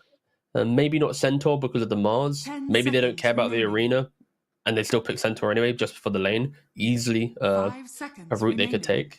Quest Esports turn to Chen. All right, it's going to be the Kuro Chen coming out for Nigma Galaxy, opening up with both their supports. Has to be said, once again, very backline supports, very defensive, in fact, even more so than last game. So we're going to have to see a lot of playmaking potential coming out from the rest of the picks of Nigma Galaxy. 10 seconds remaining. So I'm a little 50-50 with this Chen pick, because Chen is exceptionally good if you win your lane and accelerate your team through getting early auras. You rush Vlad because it's very cheap. You go for a pipe, a drum, all these items. You push your team forward. But if you try to force towers and Mars isn't shut down in lane, Arena is one of the best spells at people trying to siege. And it can really shut down that aggression of a Chen.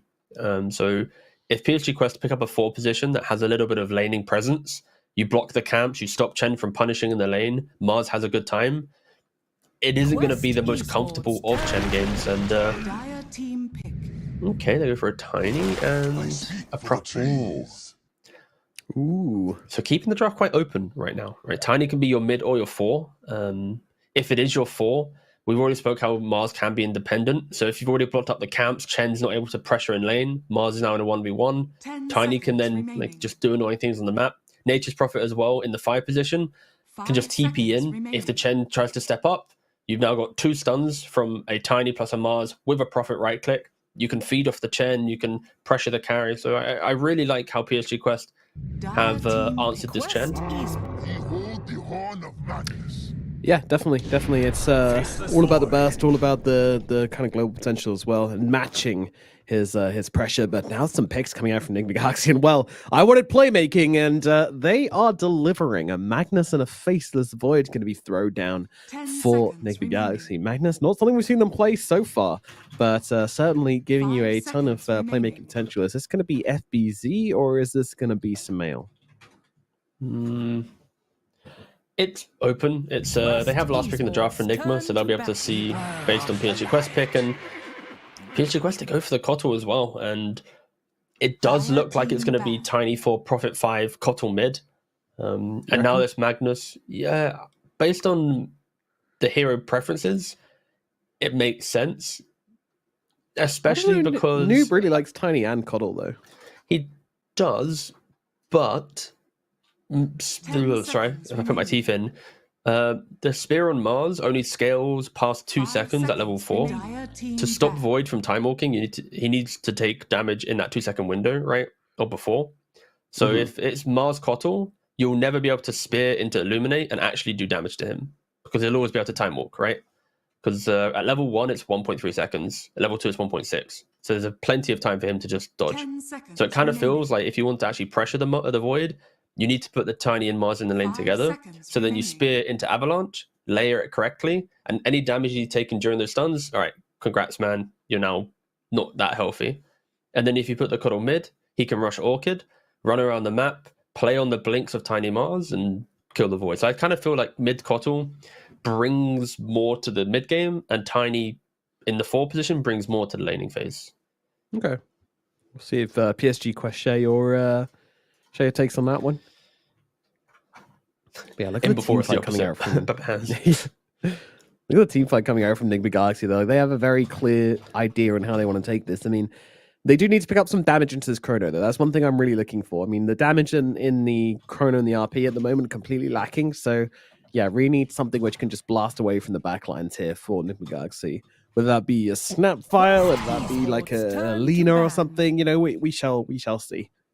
But first, it's PSG's pick. They need themselves a carry. The Slark and the Morphling have been banned out. So, what are you expecting for PSG Quest here? What does their draft need?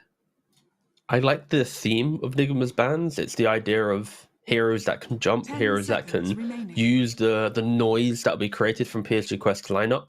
5 seconds You've got remaining. multiple blink initiators, high cast range spellcasters. You do kind of need a carry that just goes, who did we find today? Oh, let me go kill him too. And that's where like Yeah. Slark has the Axe to Pounce, Morphling has a waveform. So, Spectre? Spectre could fit that bill, yeah, very nicely. There's not a lot of tower pressure from Nigma, so the punishment of Spectre isn't really in play. The only issue is you could maybe pick up. Actually, no, Viper's not even too good of a counter these days anyway, so. Yeah, Spectre's a good possibility. The only issue there, which I'm trying to think about, is you still have a last pick on Nigma, so then you pick up some really strong offlaner, put Mag mid, and now Spectre doesn't have a lane. Whilst you make it could be awkward, but Quest Yeah. Esports It does fit turn that to bill pick for sure. Dire team pick. And also, did you they pick go like a for? strong carry, then you get to kind Ooh, of zone okay. out the Magnus if he does go there. And that's exactly what they do. They pick up the this strong is way laning more carry. stable. Yeah, Yeah. this feels good. I didn't really think about carries because I was thinking about Spectre. You baited me, but no. TA is she can buy Blink. She can join that 10 who did we seconds find remaining. mentality. She goes for Desolator. She can give early Roshan. 5 seconds It does feel like the same as game 1, where it's like PSG Quest, the lanes should be very good. They should be able to group up earlier. They own the map in like the first half an hour. But then when you get past that hurdle and you think about the late game, it's like, does Faceless Void with Manta BKB care about a Kotl? Not really. He can go Lincolns to deal with the Hex. Like, he's fine. Like, if TA goes up to hit high ground, she's the only one that hits the building. Now there's a Skewer from Magnus. There's the Chrono. There's a Disruption, right? Like, Nigma have all the tools to play for the late game. The issue is how do they get there? And once again, it is this final pick. They need a hero that can give themselves some damage. They don't do any damage right now in the early game. It's like Chen creeps, and that's it. Like if you RP someone, who's dying? No one. If you chrono someone, who's dying? No one. And now they decide, you know what? Rather than killing anyone, we're just gonna survive. So they pick up a Kunkka. We got the big boys on the front line. We got Chen, Shadow Demon on the back lines. Like we have a very simple plan here. Don't die. Don't die. And it should in theory work out, right? I think there's going to be opportunities where PSG Quest do go over aggressive. Kunkka is a natural counter to keep it light. Keep it light is a high move speed hero that likes to play on range. When Kunkka has 4 points in X, he can always just, oh, there he is. X him, contain him, swarm on top. My main concern for Nigma is they just don't do damage. They are very tanky and survivable with time walks and skewers and boats and disruptions and Chen Hills. Like all 5 heroes have a way to enable someone else to survive or exist within the fight. But they're all locked into needing items to make moves. So I feel if you're PSG Quest right now, it's like just don't somehow like completely lose your lanes, it feels near impossible. Go aggressive, get first Roshan, and if they blunder, the game could get difficult. But if they don't blunder and they play a really clean game, then Nigma will always be wishing that they had one different hero across their 5. Yeah, I think so. I think it's, the worry I have for Nigma is if you want to go in, you're going in. Like, you got to drop big spells. And by the way, I love Matthew's Shadow Demon here, just completely default, whilst everybody else has, like, crazy expensive cosmetics, and, like, literally everybody in the game has, like, really big shiny cosmetics, and Matthew's just default Shadow Demon. It's chilling.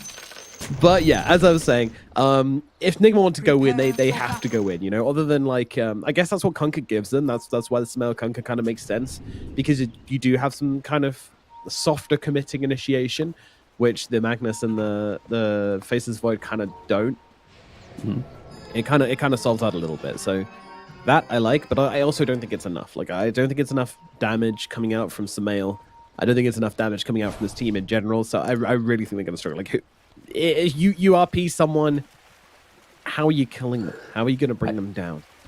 I think the damage might come from how Samael itemizes. If he goes for like Blade Mail Ags and he soaks up that Kotl damage, if he does the work of containing, like that could be helpful. Another thing as well for PSG Quest is their initiation is we're either in or we're not, right? Like Mars blinks in, you fight.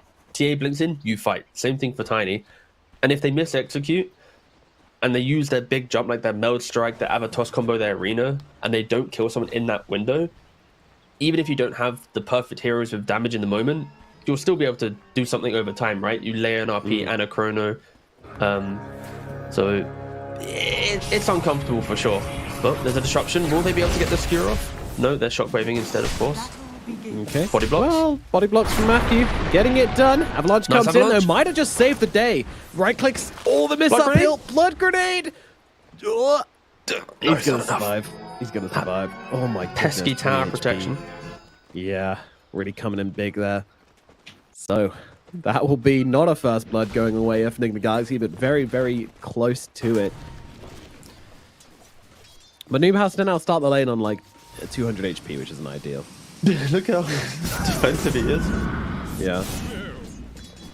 And something that we haven't talked about is that Kunkka used to be like the counter to Kotl, right? In laning phase, because of a Tidebringer, like you can punish the Keeper Light in different ways than other mid laners where they're just kind of victim to getting illuminated. So we'll see how this matchup goes. Again, being melee, you should be able to play for a lot of denies. Of course, Sumail being a very talented mid laner has shown that he can do that in any matchup. The game, it kind of feels like it's, can Kotl get through the Kunkka matchup and get the guys grouped up? But Omar already trying to annoy Kuroki, blocking up the small camp. He hasn't blocked the top small camp on the dire side, so maybe he walks up there at some point to get a creep. Dude, I love this guy. The Kaori just TP's on front of his face with teleportation to get the buff and damage, and Matthew literally just stands there and like clicks him back. He's just like, I don't care. You want to TP on me? Alright, good. Literally didn't react at all. it is the value of having a salve available, right? Like, he already had the salve, he knew that these right clicks were coming in. Often you see supports kind of not care about salves anymore because you have this whole can't give it to our core logic, but no, I like the fact that some supports do respect the item still to start with it at least, rather than just go for the stats. Your Miracle's really trying, hoping and praying for the 12% bash onto Omar there. Would have maybe gotten the kill if he got it, but just didn't come out. Kind of unfortunate up on the top side. Also, yeah, Croaky started with Divine Favor, like very sacrificial play. So the thing with Chen and why he excels right now is you have Holy Persuasion, you get the gold from the creep you take over. So from the start of the game, you're taking melee creeps, small creeps, you're just building economy out of just using your spells. You get a Vlad's and that's your game. So to start with Divine Favor was yeah, that was very close. Down to the bottom side, both Matthew and Kaori getting very, very low and having to back themselves away. But Matthew obviously going to stay in the lane, keep on the pressure. Tier 2000, be a little bit careful actually. Kaori's coming from the side, and that'll be a first blood coming through. Not respecting the TP potential from the Nature's Prophet. And getting caught off guard a little bit there from Matthew. It's so much damage. When you get off the Mel Strike and then Kaori just TPs in with the bonus damage from teleportation, like, what do you do? Yeah, Nature's Prophet is a patch away from a rework. I can't wait. People, like, I love Nature's Prophet. I've always enjoyed the hero. It's like, I think level 25 for me, but it's like it got to a point of being so good that it's either going to be nerfed and forgotten about, or Valve will just enjoy doing a little bit of a rework on the hero. Yeah, it's interesting, especially that like he's just no one cares about Treants anymore. Just like it was always like the make or break point of the hero. Treants this, Treants that, and now it's just like nope, he's a global ganker. I actually had a dream like, about Nature's Prophet, by the way, last night. You just reminded me. Oh, cool.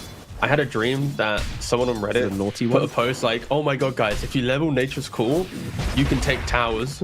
And it was like top 2,000 Reddit posts where it's like they've completely forgotten about the spell. And it's like they treated it like it was like new tech. It's like, yes. I woke up like, oh my god, it's OP. I was like, oh yeah, no, yeah, it's a dream. You have fun dreams, man. I think not. Yeah, I'm pretty sad. FPZ and Matthew still just kind of line up into TA 2000, and honestly, they're doing an alright job. Like they're kind of just messing with her enough where nobody's farming like a crazy amount. It's mid lane when the farm's coming in. Like Samel is taking this and run with it. You know, you get the Coddle low, you give him a free lane basically, and he's just gonna completely farm up. But this was the same story as last game, and well, you saw how that one went. Aggression here onto Noob actually. Doesn't actually have Torrent available. Tries to predict it, doesn't quite land it. Noob's gonna be able to sidestep easily. Yeah. And once again, Nigma are doing very well in the laning phase. Void is free farming, Kunkka is beating Kotl that we expect. There's also some stacks that were made by the Kotl which Sumo's taking, which is another reason why this is good. FEZ is getting chased down right now, has the skewer to disengage. But another reason why the Kunkka matchup's good, you get to steal the jungle. You have points in Tidebringer. Like, Kotl's trying to be efficient, but he's lost half of his jungle to a Kunkka rotation. Yeah. Smel's playing this early game very, very well. And up on the top side, Miracle's having a pretty damn good time as well. 31 CS at the moment. Definitely not struggling. I mean, sure, this is a Mars lane. You know, it's the hero's just kind of been slowly tweaked down in the early game to the point where he's just like not a huge force, but yeah, Mars is the hero that he just exists within the offlane, right? He farms, you farm. If you're happy just trading that logic, then you can just pick it. It buys time for things to happen on the map, right? Like Omar's walked middle, he's getting XP there, he's trying to recover his game as well because he's only level 2 actually. Yeah, this time he's not having the best time. So overall, Nigma are doing exactly what they need to do to weather the storm of the inevitable ball up from PSG Quest. yeah. And Omar wants to try and contest 6-minute rune. Has a shield rune though.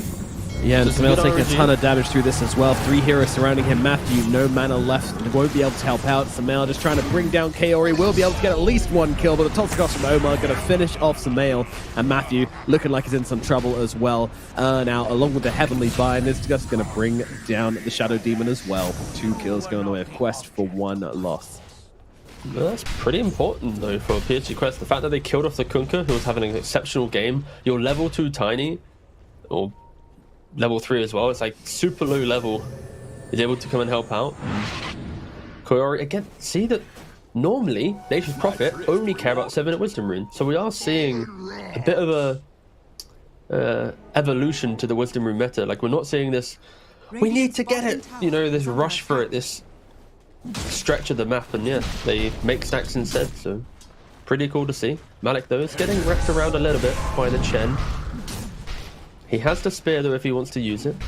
Yeah, it's got to be used well. And actually, Or not they at may all. just like, you know what? Too close to the tower. Level 6 on Malik as well, so yeah, you don't really want to invite anything there. Well, bottom side, Miracle is coming across. Doesn't have the chrono available, but the batches should help out. TA2000 just getting beaten on down here. Although They don't have a any little bit more. There's a time protection, but dilation coming on it through. doesn't matter. TA2000 invis, doesn't matter. Miracle gets the kill. And that is a great rotation across from the Faceless Void. But up on the top side, Revenge is coming on through here. They'll scrape up a kill on Kuro. Why not? Dire's middle Ooh. tower is under Miracle attack. instantly going back through the gate to go back to top lane. Does now have a Chronosphere available. Ooh, 2 healing lotuses and a Wraith Band as well, just to make sure. And a creep in the trees to give him that ice armor as well. Feeling very confident here. And there are still 4 heroes on the side of Quest around. Omar, yeah, nice time walk, buddy. Back in you go. Miracle getting very low indeed. Disruption's going to buy him a little bit of time, but Malik comes in from the sidelines. He's got a spear available. Got to throw it all down. Chrono comes out. He's staying alive, but he's hitting nothing. And now he needs to back himself away. Time walk out finally. They're still trying to chase him down. Omar will fall. And Samael, he's taking some damage from the Coddle on the front lines as well. But yeah, Miracle surviving this somehow. And gets the kill onto the Tiny with the Chrono. Radiant structures are fortified. I mean, fair enough. Dire's top tower is under attack. What was he hitting in the Crotus? Was that an illusion I saw? Did he? I need to. It's like a Coddle illusion or something. I don't know. Well, maybe just wanted some creeps. I mean, either way, he gets out and he gets a kill onto the Tiny, so very good indeed. Can't say fairer than that. TA2000, meanwhile, just kind of chilling out and hitting creeps on the bottom side. We're pretty much the only one not to be involved in that kerfuffle up on the top side. Dire's So top that was tower is incredibly under attack. awkward. Like, Miracle nearly going down. I feel like every game that we watch Miracle, it's like there's some moment where it's like he nearly dies. Like it's uncomfortable. Dire's top tower is under attack. Like, the fact that he TP's up as well, trying to defend his tower with so much confidence, there's no real damage anyway. Like, if he's to hit a chrono, it's not as if he's got that hero behind him to make that kill, and he does nearly go down. I think the spear was missed again, actually. Yeah. Woo! Yeah, Miracle gets away.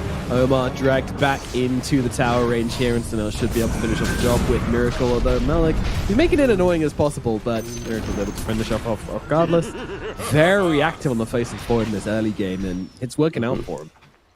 Yeah, it's a combination of Malik just missing spears and Nigma bringing the numbers, right? So it's 2 times now that Malik has missed his spear. Both times, you could argue maybe he dies. I think this one we just saw the spear arena. Void probably survived, especially because Kunkka and SD were in the... Sorry, Kunkka and Chen, were in the neighborhood to help out. But yeah, Nigma, they are reacting nicely. They're not trying to force the hand too much. They're defending towers with the mass that they have. And it is a slight change up based on the previous game. In the last game, they were crossing the river and trying to make a lot of moves. This game, I think they're respecting the fact that they don't do the damage and are waiting for PSG Quest to kind of reveal their hand before they make their moves. But yeah, Miracle is playing some real high risk, high reward Dota right now. It's like Radiant are he could easily be 0-2-1 right now rather than 2-0-1. Hey, all I care about is the numbers on my screen, alright? I don't care about what Yeah. could have been. Right That's now. true. It's got Malik's number. He's doing it. Radiant's bottom tower is under attack. Mask Command has now grabbed, so farming potential increased, and starting to hit some creeps. Siege 1000 meanwhile has just been doing that the entire time, and has got a little bit more net worth in the Faceless Void, has to be said. And we'll be headed towards, well, already has a Dragon, wow, already has Dragon Lance. Is it But if you Deso look or at is the it net worth, Blink? though, I it's- imagine Deso is the carry. Yeah, it's going to be most likely Deso. But the fact that the Void is only 400 gold away from the TA, like when you think about the farming speed of both these heroes, one has Side Blades on the TA, Void has Bash. It's like much better for the TA, right? And the fact that True. you can only, the fact that Void is so close, it's going to potentially put a little bit of concern towards PSG Quest if they click on him and start seeing components for a Maelstrom with the Mask of Madness already in play. Kaori does TP in with an aggressive ward to scout some additional stacks. You don't often want to show yourself though once you've TP'd in like this, because they'll just instantly de-ward the ward. Yeah, it's a risky move. And yeah, he does Unless TP it's out now. too obvious. Okay. Malik and Omar on the run. No Blink Dagger just yet from Malik. Still early days, but still looking for the kill on Samel regardless. Trying to close the gap. Doesn't commit to it though.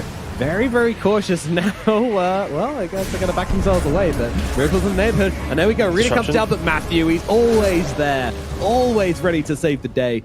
Rena goes to waste, but no credit comes out from Miracle either. Tower is under attack. You know, Chen just walking around with an entire camp of Warpine Raiders. Dude, Kuroki's having the most chill game now.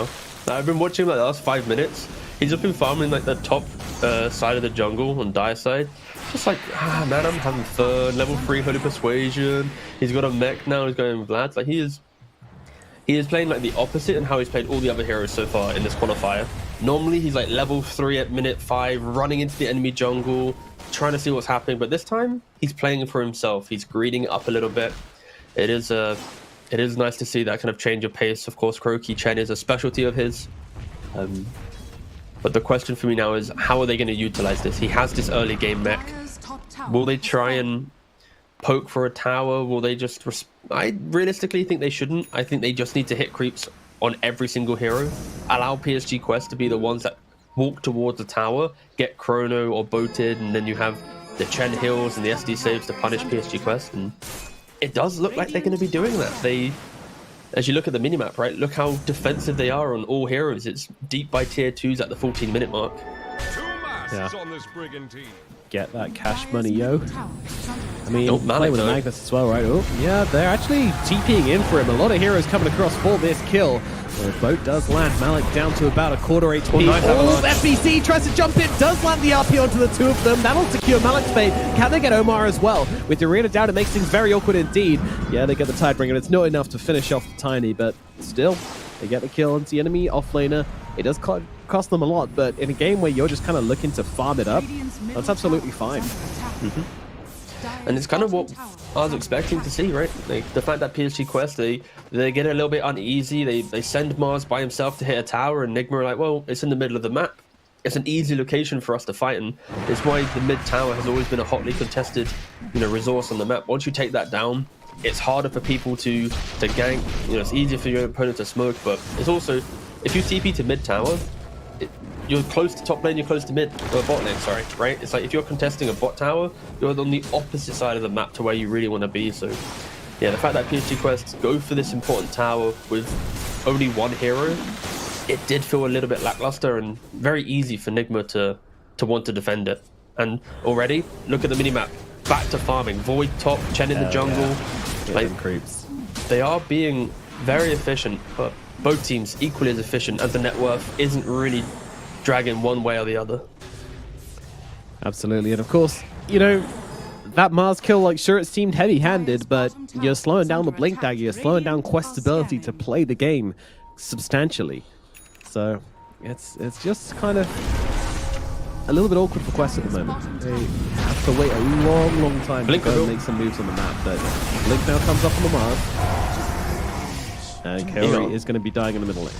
Dire's middle tower has fallen. Trying to get some wards down, pays the price for it. All right. Last game, we saw the moment they grabbed this blink, the absolute millisecond they I say, had by the way, blink, he's there had was blink 4 for some heroes ready time. for the smoke.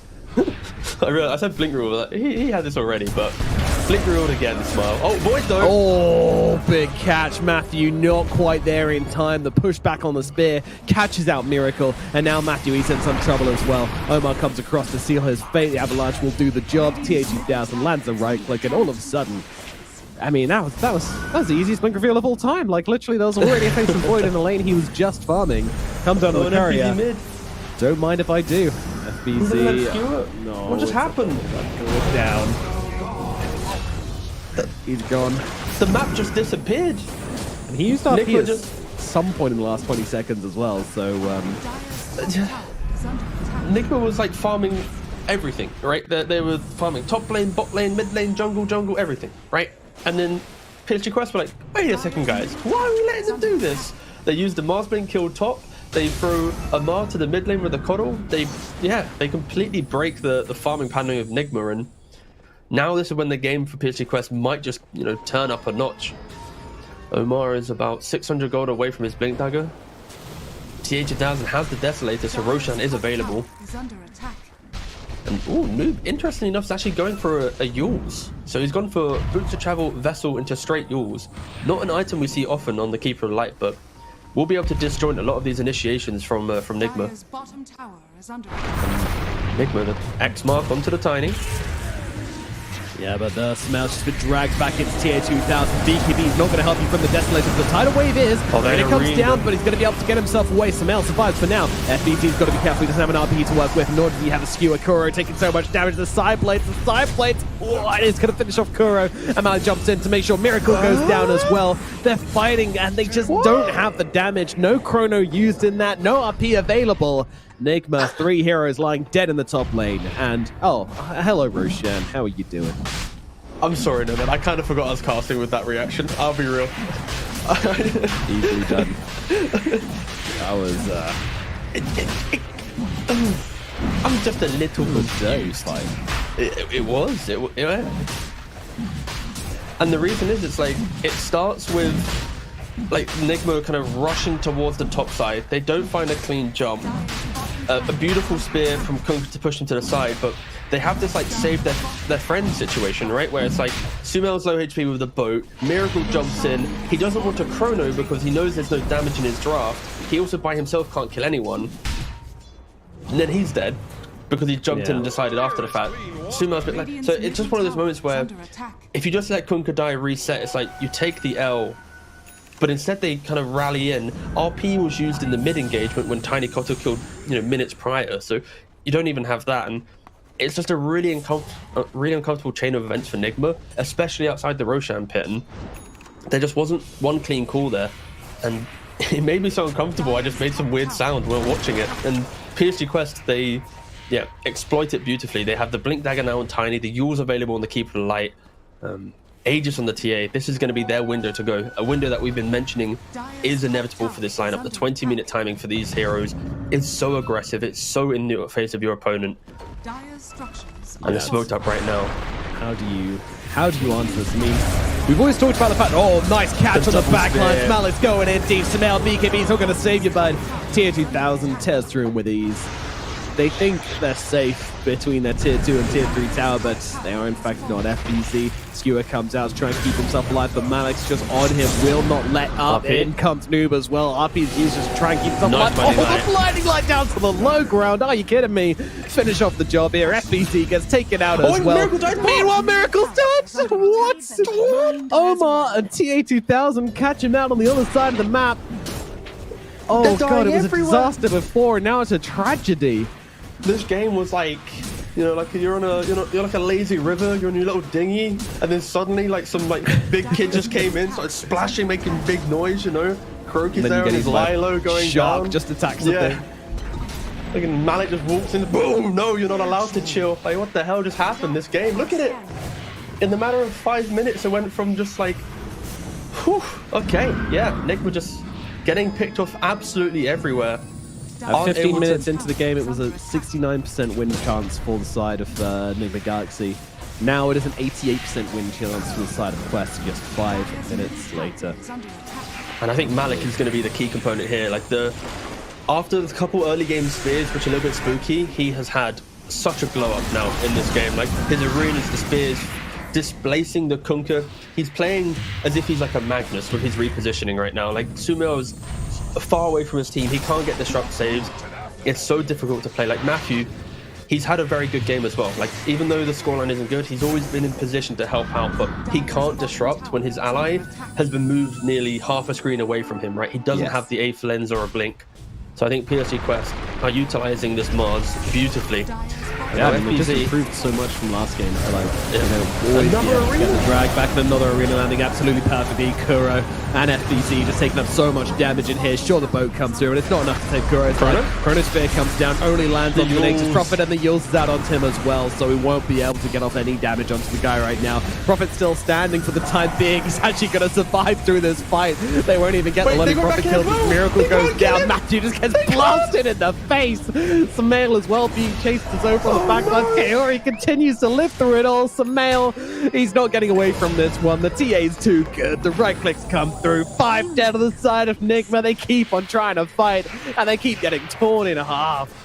It's just iconically, it is just a disaster, right? Like, I think Noob, I love this Yules pickup from this Keeper of Light. Like, going for the second item, Yules and range. Miracle has been so scared to throw a Chrono out in this game. It's what we expected from the draft, and then he hits one finally. He finds a Prophet. Okay, cheap kill. I like this. No, he has the Yules, the Illuminate heal up during the Spirit form, keeps him alive, saving Private Kaori.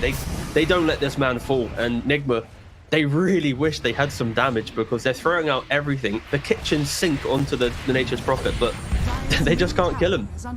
They can't kill anyone, actually.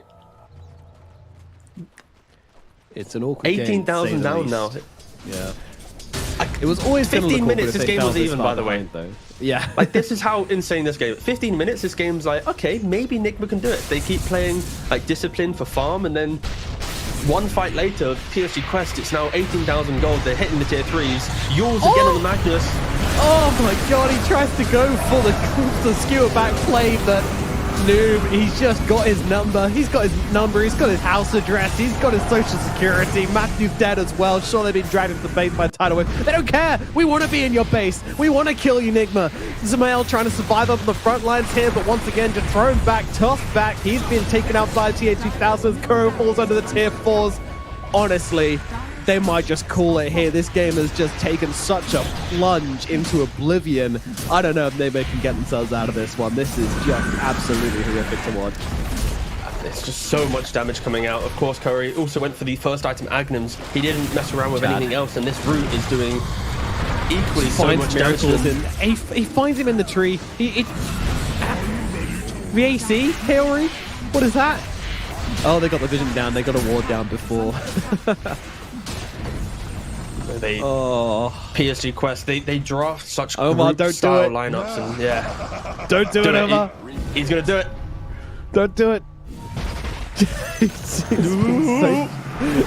gets him. Oh my god, FBZ. He was just waiting for him to blink on him to like try and bait the skewer into the fountains that he could immediately toss back, and FBZ thought he could cause enough distractions. Another toss back as well. It's like an orb. It's like Kuro the Pokemon just thrown out into the middle of the team. The Yules again! The Yules again! He can't even get it off! Protect. Are you kidding me? The fountain! Oh no! Oh Dyer's top barracks are under attack. no! Dyer's top barracks has fallen. Twitch chat's gonna love this one. Dude, they're being read like a book, and not even like a difficult Alright, no, hold book. up. They're I being need to read know, like is a it XDs or KEKWs picture right now? book. Which one's getting spammed? I need to Everything. know. Oh Everything. my. Every single one of these 18,000 viewers is currently dropping Oh, something that's in that so chat. painful to watch. Ugh. It's like PSG Quest, you got the comms are Tiny's memeing inside their base, he's precasting the toss, they then fountain dive into an arena to protect them from the fountain, with a buyback from FBZ to then RP, then instant rules. Like, even though PSG Quest is like styling in the face of Nigma, they're still making all the plays to make sure that their memeing isn't then punished by, we might have thrown this game, right? They're hitting the Yules, the arena, the top. But it's so good. I know, they are so damn good, this team. And they find Miracle again. Toss onto Miracle. Miracle's dead. And it doesn't feel like there's anything left in the tank for Nick, honestly. Like, I hate to say it, but this is a defeated team. Maybe they have the ultimates, you know, maybe they can make something, but, you know, 30 seconds on RP, 70 seconds on Chronosphere. Quest aren't going to give him that opportunity. Omar taking a step pretty far forward here. Malik with the double spear back onto the two heroes. TH2000 trying to follow up, but does get disrupted by Matthew. Arena comes down, holding the two of them back. FBC, he cannot escape. Neither can Kuros. He's dead as well. Matthew just held still under the tier 4s, and finally they'll get it. The GG is called fast from their cold dead lips. Nigma, they will be dropping down to the lower bracket as Quest take them down 2-0. This game was just a treat to watch from PSG Quest. I think this is like the perfect example on how a team has communicated what their timings are. Like with the fact that your mid-Kotl isn't bothering with like an Orc and stuff. He goes straight for like a Yules, straight after Vessel. Like this Yules was devastating.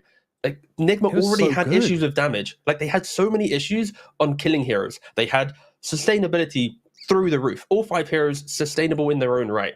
But you throw one Yules in to combo break a Skewer, to combo break a Chrono, now their hopes to kill someone have fully depleted. And I think Noob itemized beautifully. The way that Malik on his Mars, he just found arena after arena, spear after spear. Like they just played this game exceptionally. And it was 15 minutes of farm, and then it was over. Like one fight, they just never let down on the map. So PSG Quest from minute 15 to 20 was an absolute treat to watch in this game. How long did the game last? 26. Actually, it was 11 minutes of a treat to watch. From 15 to 26 minutes, this game was banging. Like yeah, they just turned it on. Honestly, like they just turned on. They went from like kind of just like chilling for 15 minutes, just as you say, like down the lazy river. All of a sudden, like they're a pirate ship, just boarding everybody they saw. Like non-stop violence, non-stop aggression, non-stop plays. Even getting messy in the fountain a little bit as well, just to really rub some salt in the wound. Was it necessary? No. Was it well executed? Yes. Was it stylish? Yes. And will they be going through to the upper bracket to face off versus Falcons? Yes, they will. Well deserved as well from PSG Quest. And, you know, with this performance, I am really looking forward to their game versus Falcons. When is that one, T-Gov?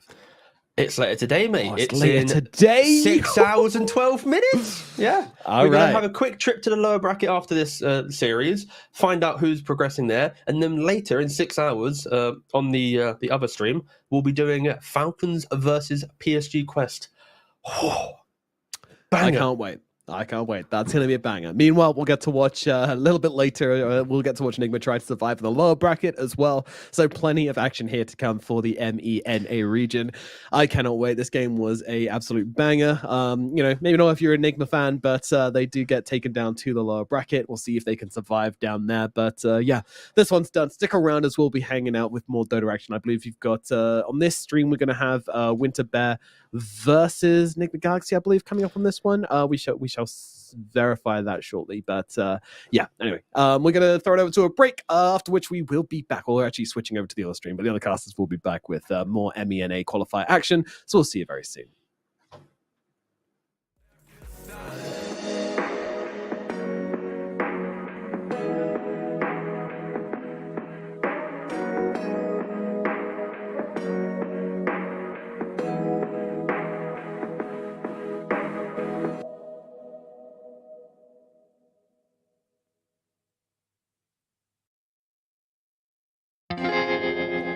Voices in my head, they say I'm lost, but I found myself in the dark.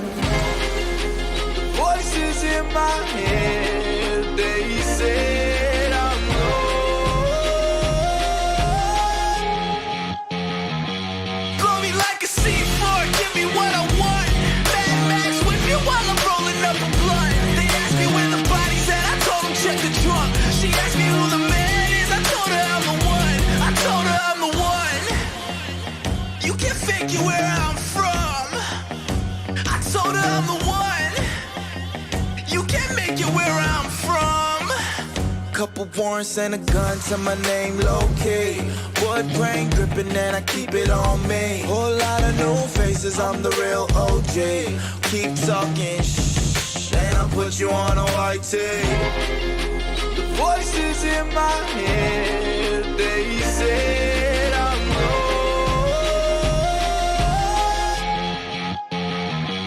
Blow me like a C4, give me what I want. Mad Max whip you while I'm rolling up a blunt. They asked me where the body's at, I told them check the trunk. She asked me who the man is, I told her I'm the one. I told her I'm the one. You can figure where I'm from. I told her I'm the one. You can't make it where I'm from. The voices in my head, they said I'm lost, but I found myself in the dark. The voices in my head, they said I'm lost. Blow me like a C4, give me what I want. Mad Max whip you while I'm rolling up a blunt. They asked me where the body's at, I told them check the trunk. She asked me who the man is, I told her I'm the one. I told her I'm the one. You can figure where I'm from. I told her I'm the one. You can't make it where I'm from.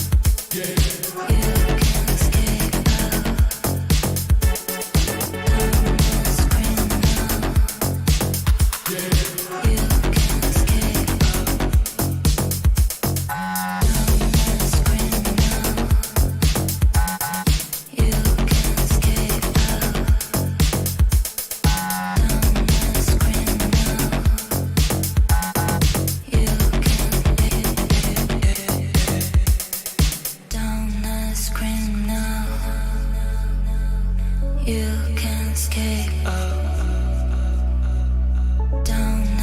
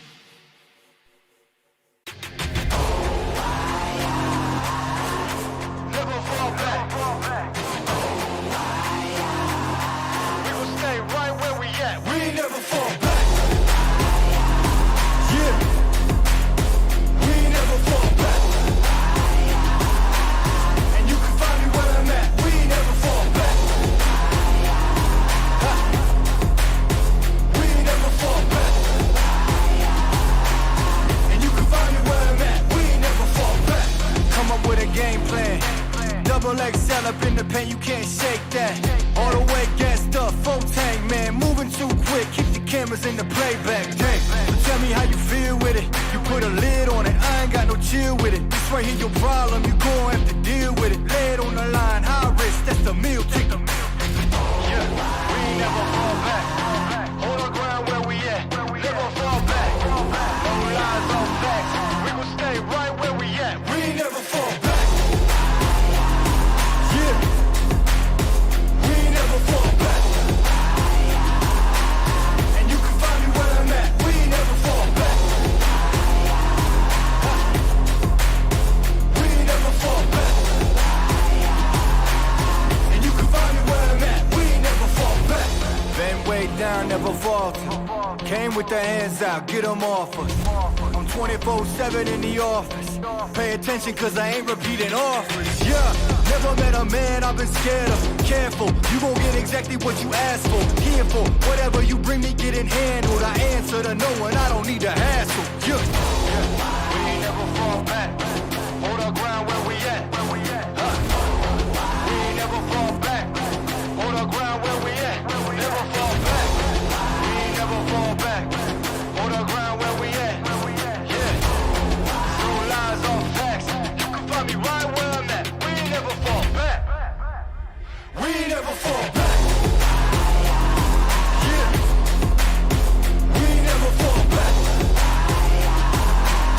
And you can find me where I'm at. We ain't never fall back. We ain't never fall back. And you can find me where I'm at. We ain't never fall back.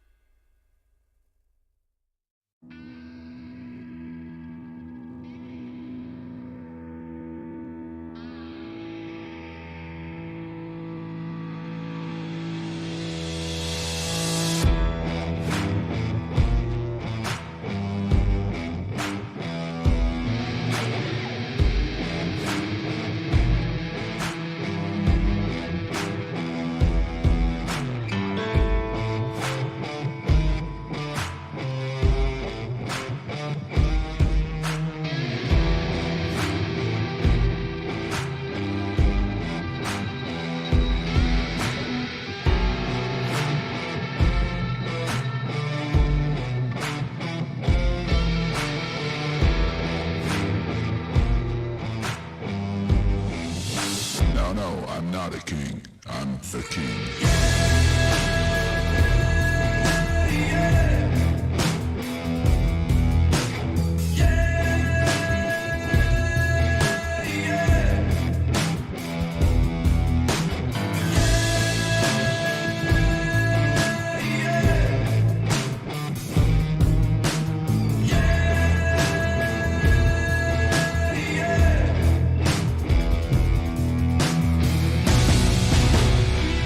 Just wait a minute, I got one last ticket. Do you wanna come with me? I gotta say I'm on the business. Say I wanna just believe it. I said I wanna take you out there. I got one last ticket. I got one last ticket. I got one last ticket. No, I'm not a king, I'm the king.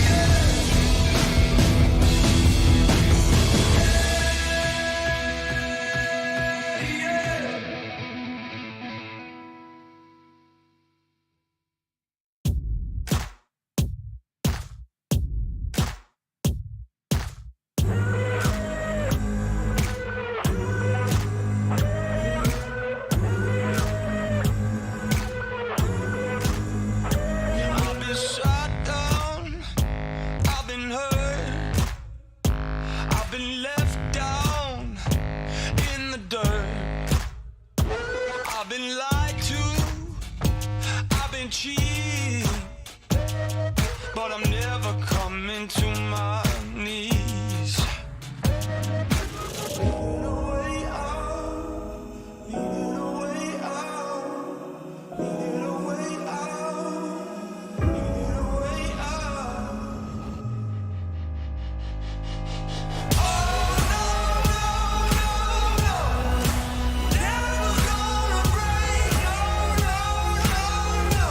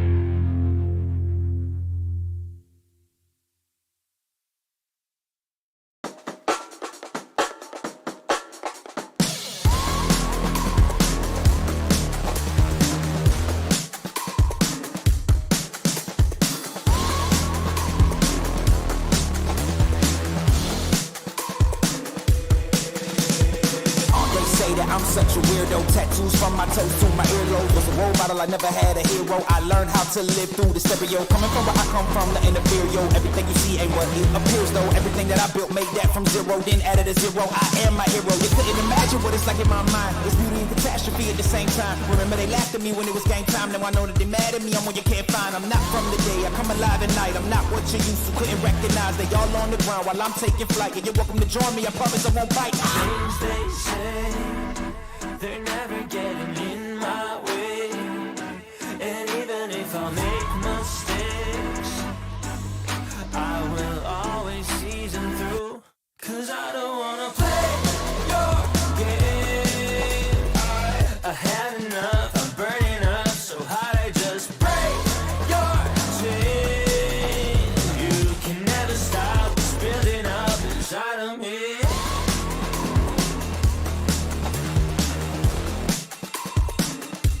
Inside of me.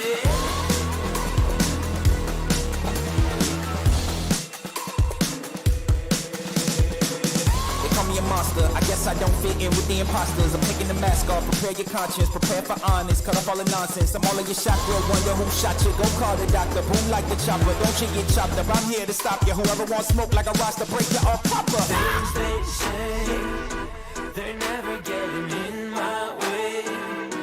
And even if I make mistakes, I will always see them through. What's that? Cause I don't wanna play your game.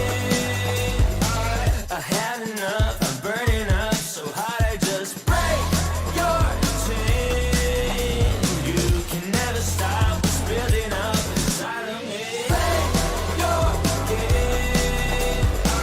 I had enough, I'm burning up so hot I just break your chain. You can never stop what's building up inside of me. They say that I'm such a weirdo. Tattoos from my toes to my earlobe. Can never stop what's building up inside of me. They say that I'm such a weirdo. Tattoos from my toes to my earlobe. Can never stop what's building up inside of me.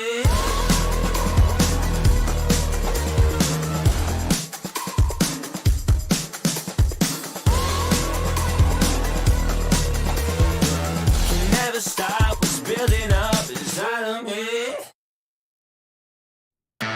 You're so cool, cool. So stick around. You're so cool, cool.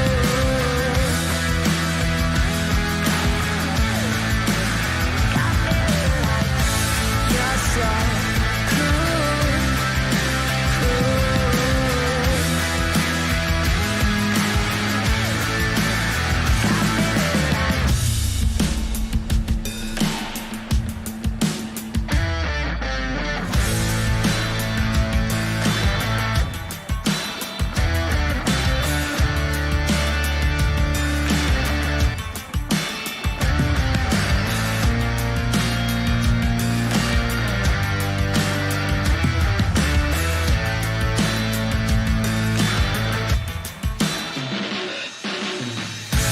You're so cool, cool.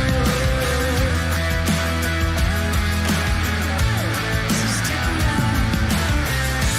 You're so cool,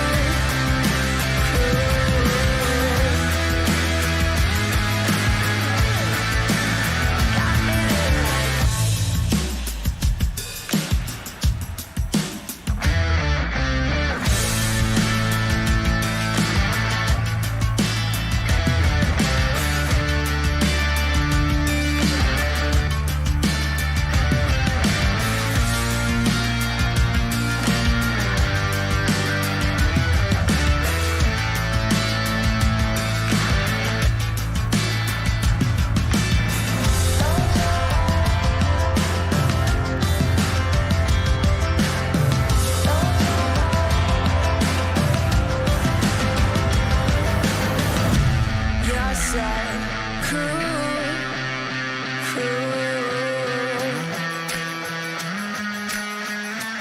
So stick around.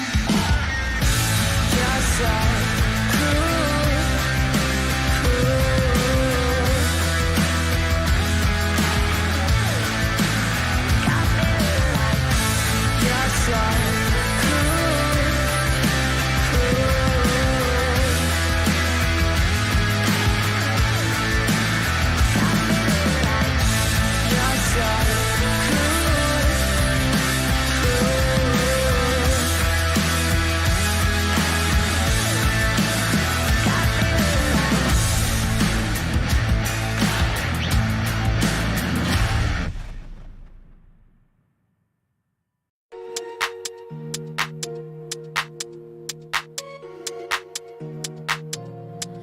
sitz auf meiner Fensterbank, die Nacht zieht vorbei.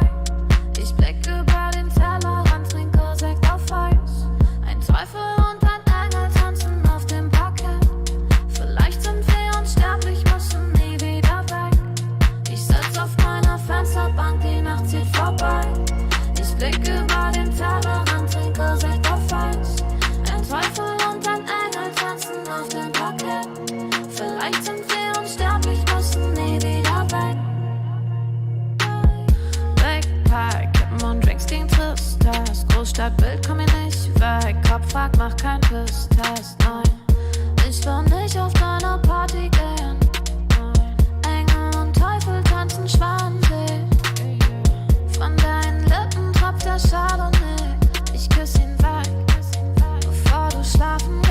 Sitz auf meiner Fensterbank, die Nacht zieht vorbei. Ich blick über den Tellerrand, trinke Sekt auf Eis. Ein Teufel und ein Engel tanzen auf dem Parkett. Vielleicht sind wir unsterblich, müssen nie wieder weg. Ich sitz auf meiner Fensterbank, die Nacht zieht vorbei. Ich blick über den Tellerrand, trinke Sekt auf Eis. Ein Teufel und ein Engel tanzen auf dem Parkett.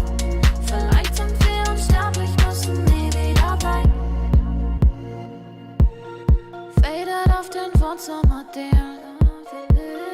Baby, sag, wieso sind wir hier?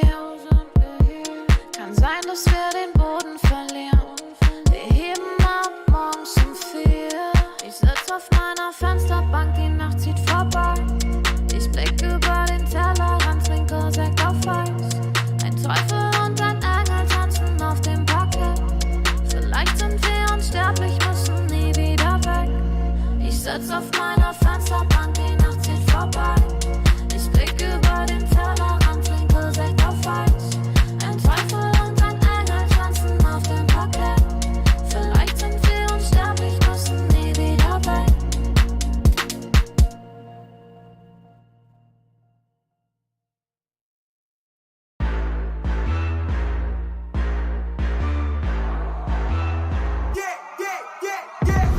I'm the main event, ain't no back and forth, let's get it. Heartless energy, yeah, better get lost, won't get with it. Ain't nobody in front of me, ain't nobody in front of me, ain't nobody in front of me, ain't nobody in front of me. You can try to prove me wrong and try to give respect, but who we looking for if there was no one left?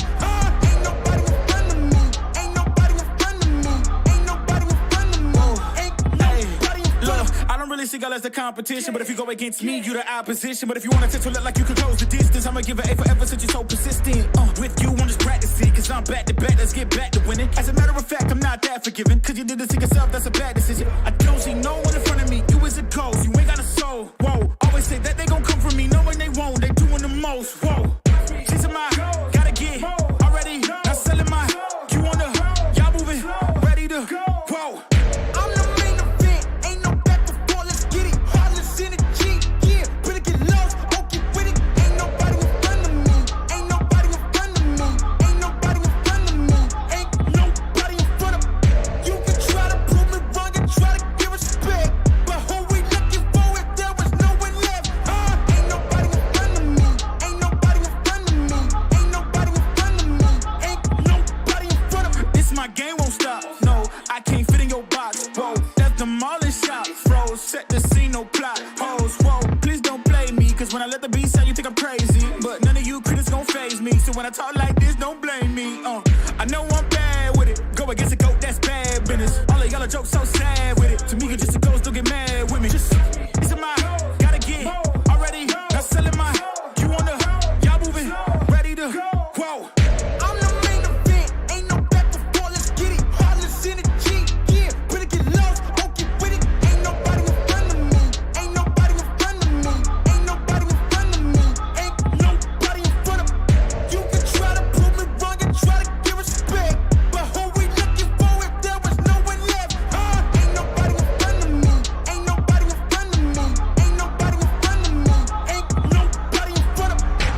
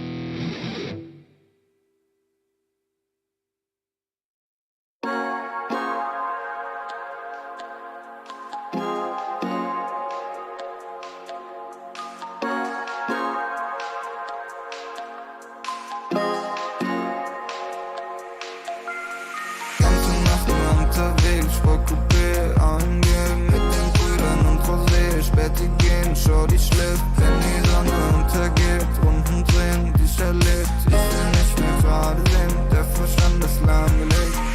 Im Coupé hinten links, ich schreibe und ich trink, mit den Brüdern und wir chillen, heute Abend ohne Sinn, sie will, dass ich sing, doch ich mach mir noch einen Drink, ich brauch nur die Klick, und sie weiß, dass es stimmt, Die ganze Nacht nur, die ganze Nacht nur, die ganze Nacht nur, die ganze Nacht nur, die ganze Nacht nur, die ganze Nacht nur, die ganze Nacht nur, die ganze Nacht nur unterwegs, Sportcoupé angehen, mit den Brüdern und Rosé, Späti gehen, Shorty schläft, wenn die Sonne untergeht, Runden drehen, die ich erlebt, ich will nicht mehr gerade sehen, der Verstand ist lahmgelegt. Der Kopf ist aus Gedanken leer. Die Musik laut, die Augen schwer. Ich hör nicht auf, will immer mehr. Der Wagen rollt über den Teer. Und wir fahren, cruisen langsam durch die Stadt. Ohne Plan, aber Kippe aus dem Fenster, ich erschaff. Wie gehabt, holen für den Body an der Tanke Saft. 8 und 8, bist so laut, hörst du in der ganzen Stadt. Die ganze Nacht nur, die ganze Nacht nur, die ganze Nacht nur, die ganze Nacht nur, die ganze Nacht nur, die ganze Nacht nur, die ganze Nacht nur, die ganze Nacht nur unterwegs, Sportcoupé angehen, mit den Brüdern und Rosé, Späti gehen, Shorty schläft, wenn die Sonne untergeht, Runden drehen, die ich erlebt, ich will nicht mehr gerade sehen, der Verstand ist lahmgelegt.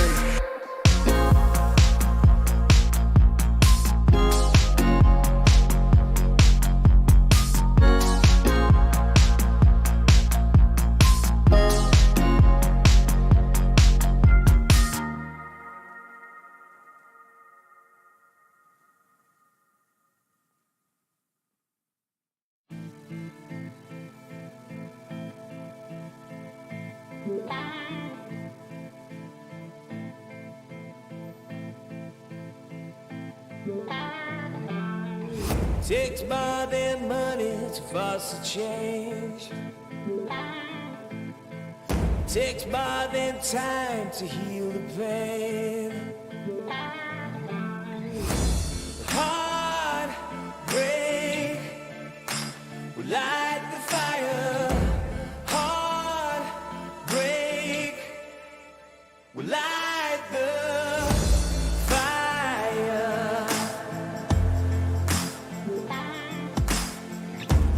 Fire will light the fire.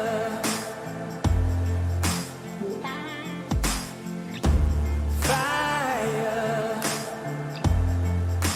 will light the fire.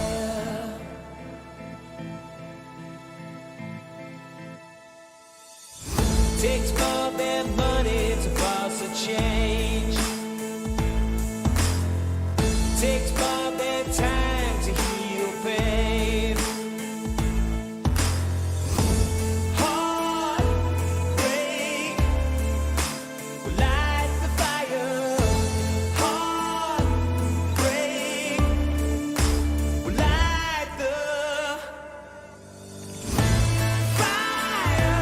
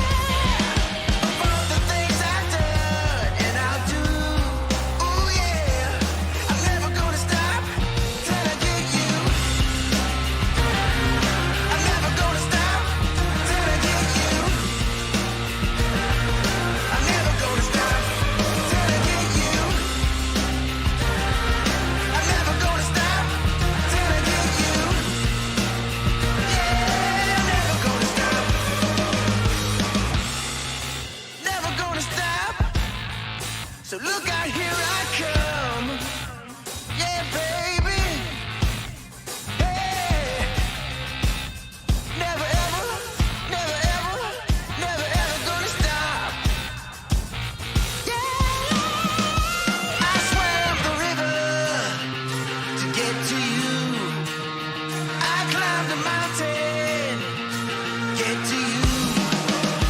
I call the preacher, get to you. I walk through fire, get to you. Straight through hell. I'm never gonna stop till I get you. I'm never gonna stop till I get you. Never gonna stop. Live well. I'm never gonna stop till I get you. Never gonna stop. Yeah, never gonna stop. Yeah, till I get you.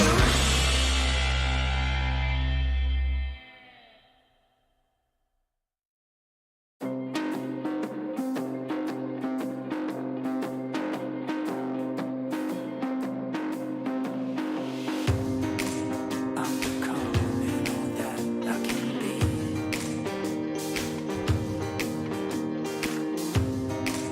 Let me show you something you've never seen. Time to get up and dust yourself down.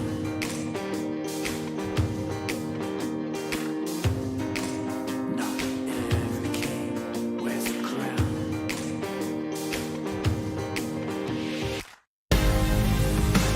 So take me to the finish line, 'cause you're never gonna stop me trying.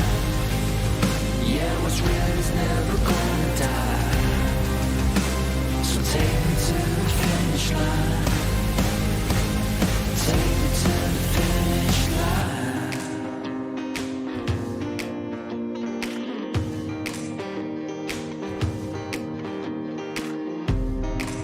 Keep on running till I get to the top. I'll never back down. I won't ever stop.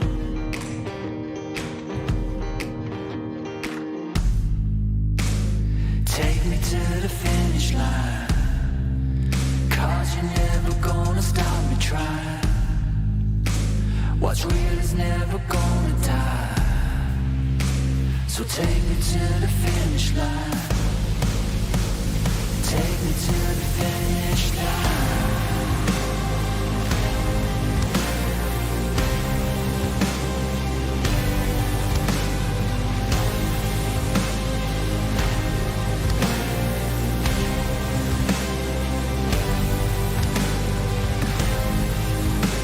So take me to the finish line, 'cause what's real is never gonna die. Yeah, you're never gonna stop me trying. So take me to the finish line.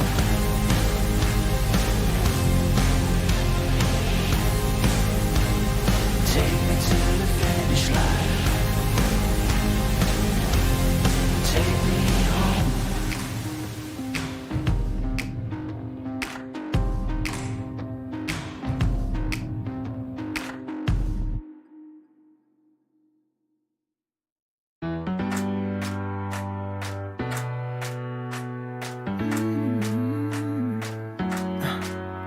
Am I wasting time?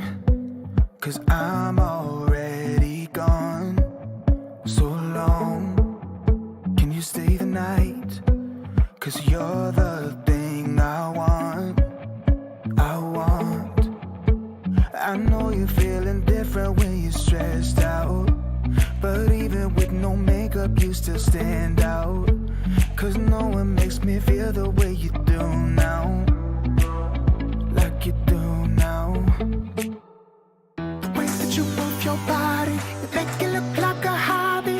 Every time that you touch me, it's electricity. Things we discovered underneath last night's covers. Everything came so easy. It's electricity. Electricity. Whoa. It's electricity. Electricity. It's electricity. When it's late at night, I feel you on my skin. My skin. You're all that's on my mind. It's finally sinking in. You're it.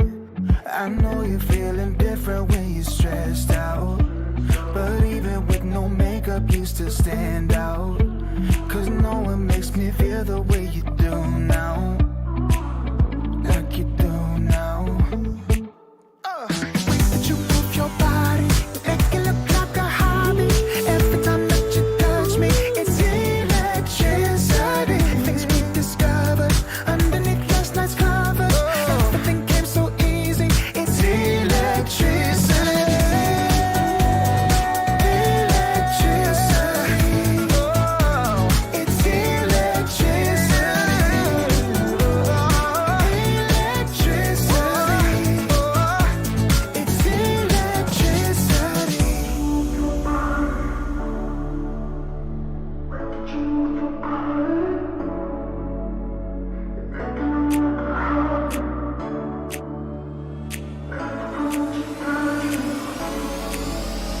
The way that you move your body, you make it look like a hobby. Every time that you touch me, it's electricity. Things we discovered underneath last night's covers. Everything came so easy, it's electricity. Electricity. It's electricity. You move your body, electricity. You move your body, it's electricity.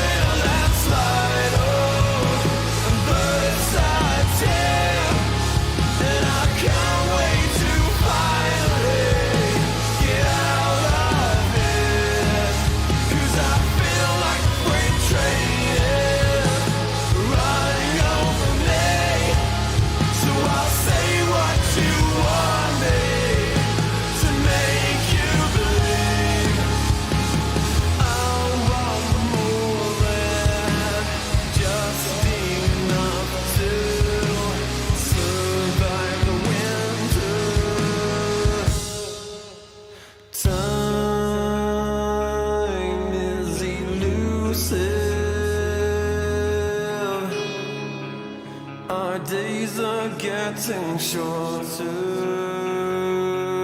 It's now or no way, 'cause life flows like white water. Take a moment to breathe, hold it in, stay a while, forget all that you know, and forgive everyone. It's all in your power to turn away.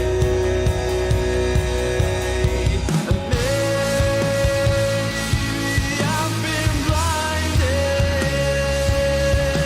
'cause all I see now is a fairy tale ending. It's not in our course at all. Make a change, forget I wait for nothing, to death do I, 'cause I feel like a freight train is running over me. So I'll say what you want me to make you believe. Mortify and complicate. I'll wait by until it's too late.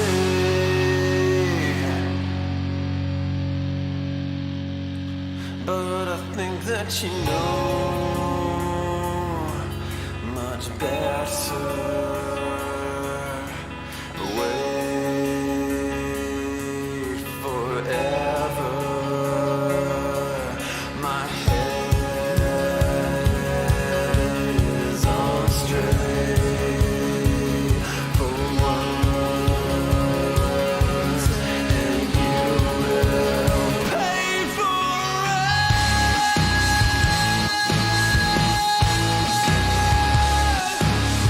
Yeah.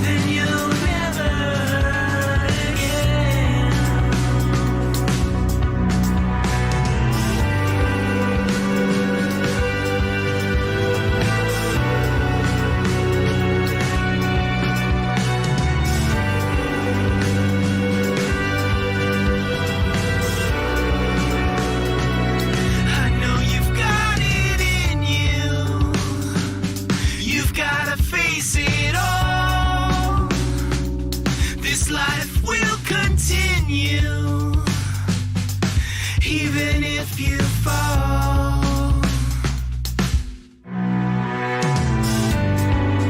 And your ghost wife with a head full of pain.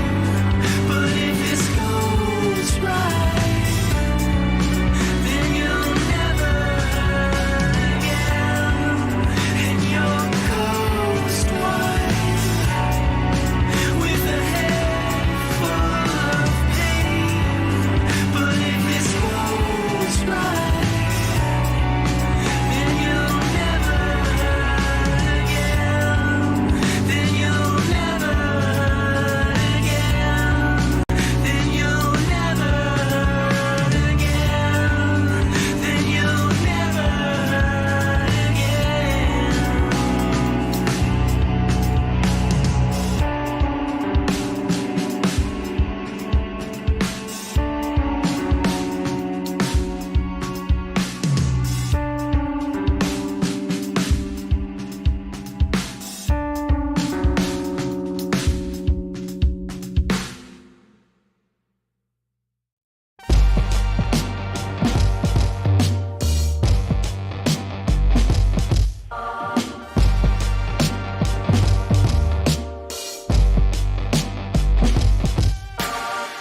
Throw your uppercut, try to hit me in the gut, thinking that I won't react.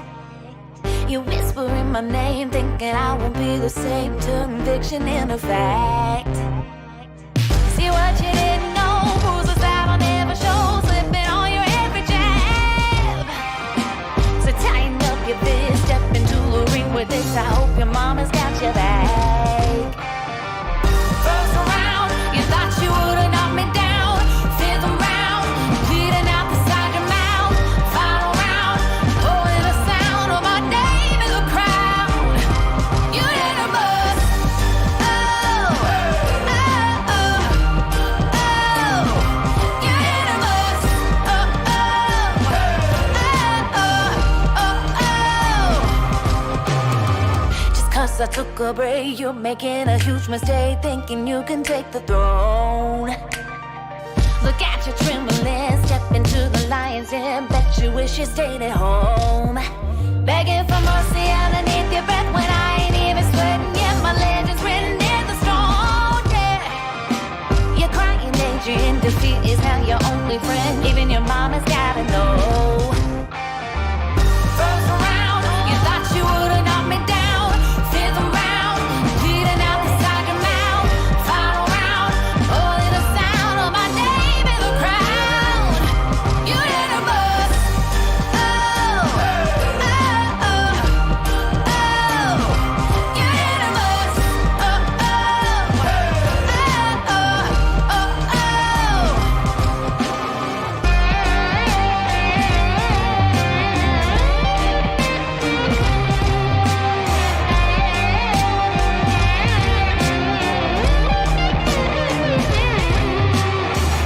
First round, fifth round, final round. Oh, oh, oh, yeah. First round, fifth round, final round. No, no, no, no, no, no. First round, you thought you would've knocked me down. Fifth round, bleeding out the side of your mouth. Final round, holding the sound of my name in the crowd. You hit a bus. Oh, oh, oh, oh. You hit a bus. Oh, oh,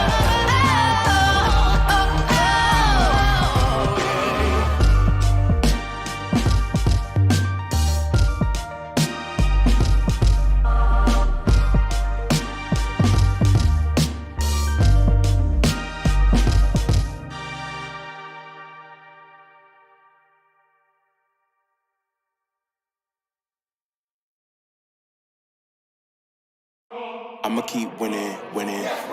I'ma keep winning, winning. Ooh. I'ma keep winning, winning. You can try to save yourself, but you only gon' play yourself. You can try to save yourself, but you only gon' play yourself. You can try to save yourself, but you only gon' play yourself. You can try to save yourself, but you only gon' play yourself. Yeah, you gon' need 100 men, 100 scopes, 100 cans just for you to watch what I'm doing under the sun again. God-given gift, MCs doing the running man. If you want me to get it poppin', may cost 100 pence. Yeah, what I supply is always in the man. The throne is mine, take that. It ain't a high five, got the upper hand. I'm too real, can't fake that. Who you know putting fear in them like this? You a vampire, still suck when you bite this. Lord forgive me for my sins, I'm feeling righteous. But they been next to me to show me I might just. They didn't think I could do it, I had to demonstrate how the flow is so heavenly, keeping demons straight. Who they fooling? I showed them the jig is up again. When I asked them who is the best, they get this to stuttering. Tell them I'ma keep winning, winning. I'ma keep winning, winning. I'ma keep winning, winning. You can try to save yourself, but you only gon' play yourself. You can try to save yourself, but you only gon' play yourself. You can try to save yourself, but you only gon' play yourself. You can try to save yourself, but you only gon' play yourself. I came this far, nothing can't stop me now. They knock me down, but they can't count me out. I can't lose, I won't lose. I can't lose, I won't lose. You may wanna save yourself. I think it's best you run away. I won't let you finish. When you came for me, you played yourself. You scream for help. It's a shame that nobody will hit me. No pain, no gain. Watch who you bang with. Make it to the top with the same ones I came with. I shoot my shot, you better know that I'ma never miss. When they coming for me, yeah, I'm gonna tell them this. I'ma keep winning, winning. I'ma keep winning, winning. I'ma keep winning, winning. You can try to save yourself, but you only gon' play yourself. You can try to save yourself, but you only gon' play yourself. You can try to save yourself, but you only gon' play yourself. You can try to save yourself, but you only gon' play yourself.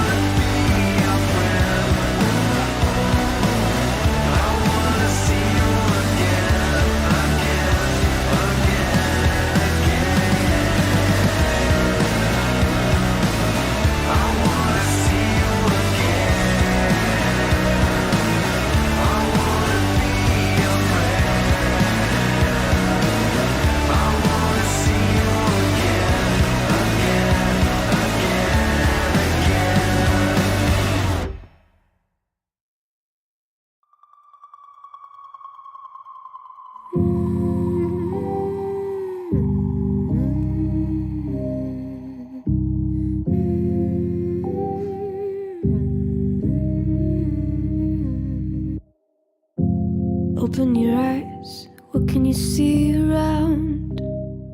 Wind of the open sky, over the siren sound. This is a dream, getting the royal scar, holding a diamond blade, throwing it far.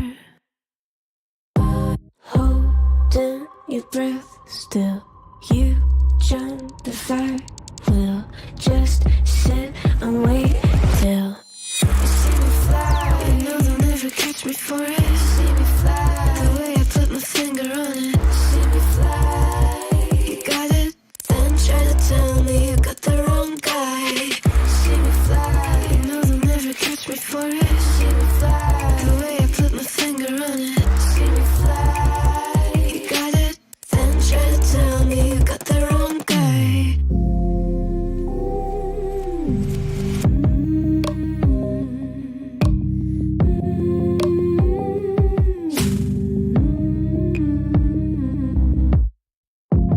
Look at them now, all of the noise they make, counting the cards to one. Queen of hearts never breaks. Falling asleep here might just take a while. Trying not to grind your teeth, dreaming to touch my style. Well, can't say I blame you, trying to come close to, but all you can do. See me fly, you know they'll never catch me for it. See me fly, the way I put my finger on it. See me fly, you got it, then try to tell me you got the wrong guy. See me fly, you know they'll never catch me for it. See me fly, the way I put my finger on it. See me fly, you got it, then try to tell me you got the wrong guy.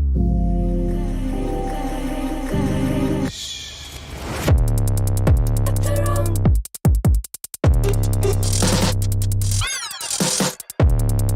Got the wrong guy.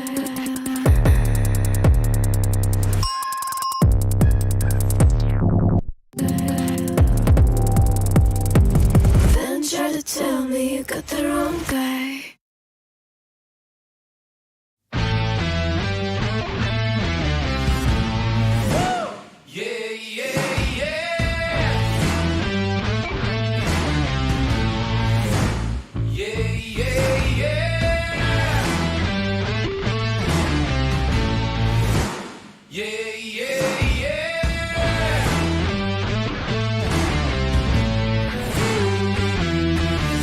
But as to me,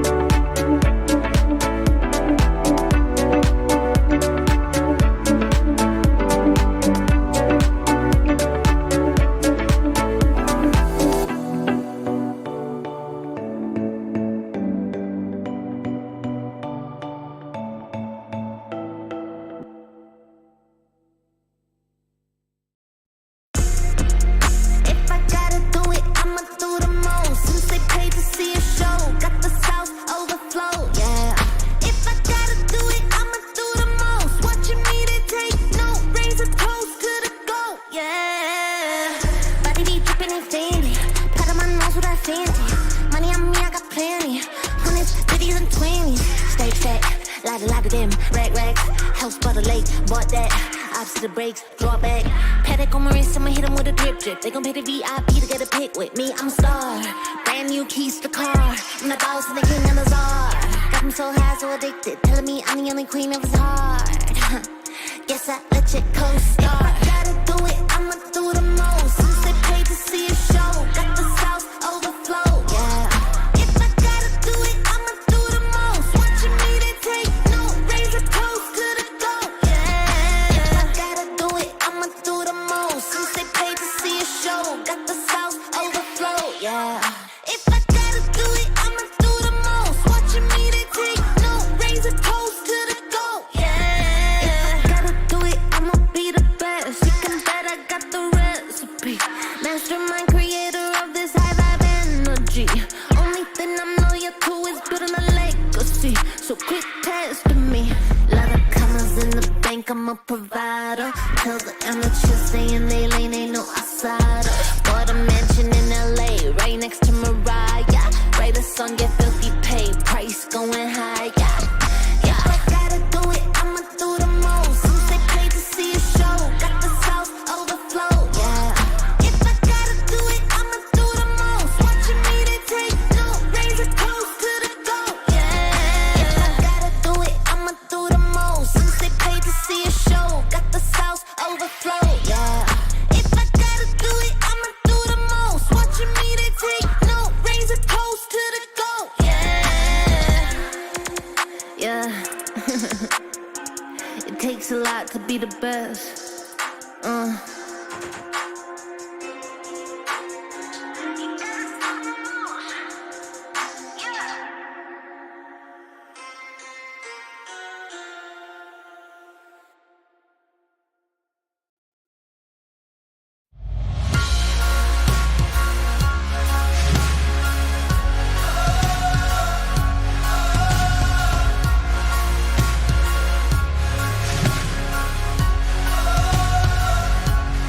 Neues Kapitel, weißes Papier, Seite um Titel, Mitte 20 und hier, Zeile für Zeile, offener Blick, find nur beim nach vorn sehen zu mir selber zurück.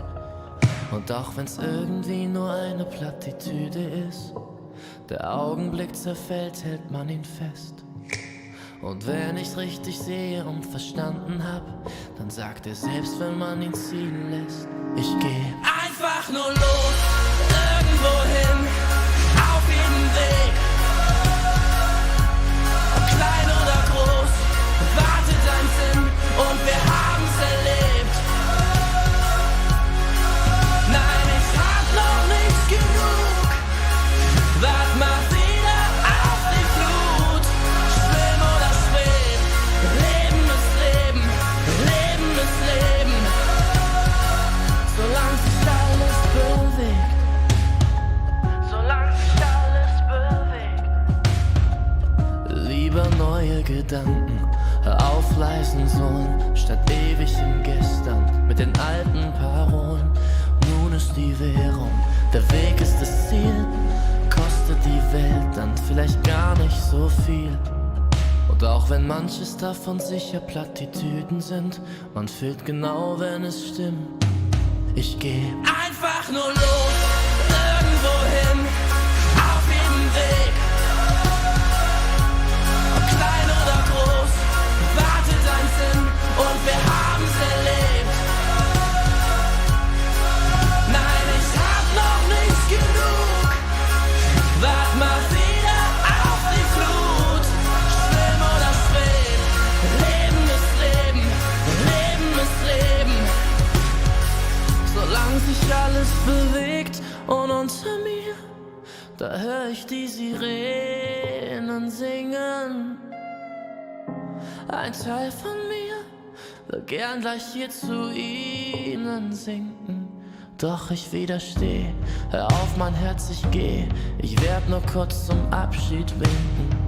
Und dann einfach nur los, irgendwo hin, auf jedem Weg. Ob klein oder groß, wartet ein Sinn und wir haben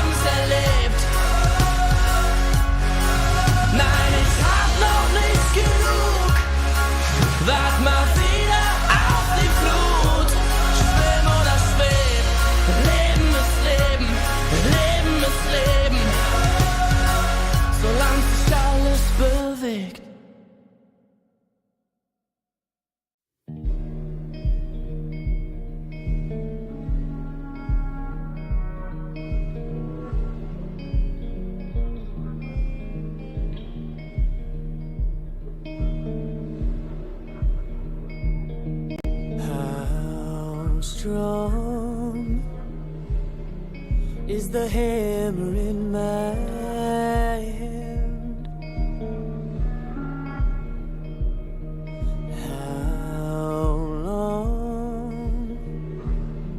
can you force me to dance? There's a crisis in my heart and in my world, and I saw you smile when I fell into the dirt.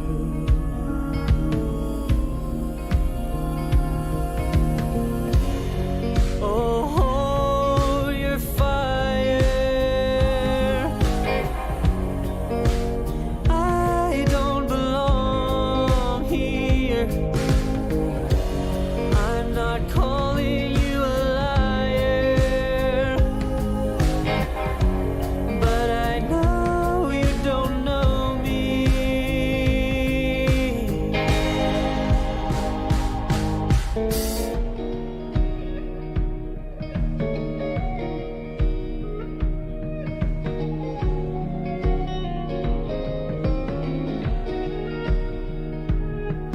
I'm too young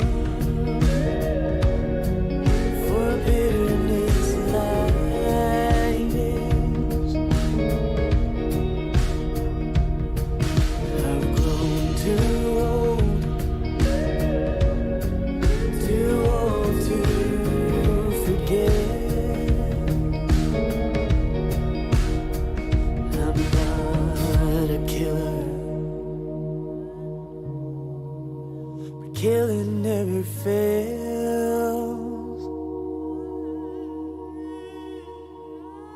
To a hammer, every problem's a goddamn nail.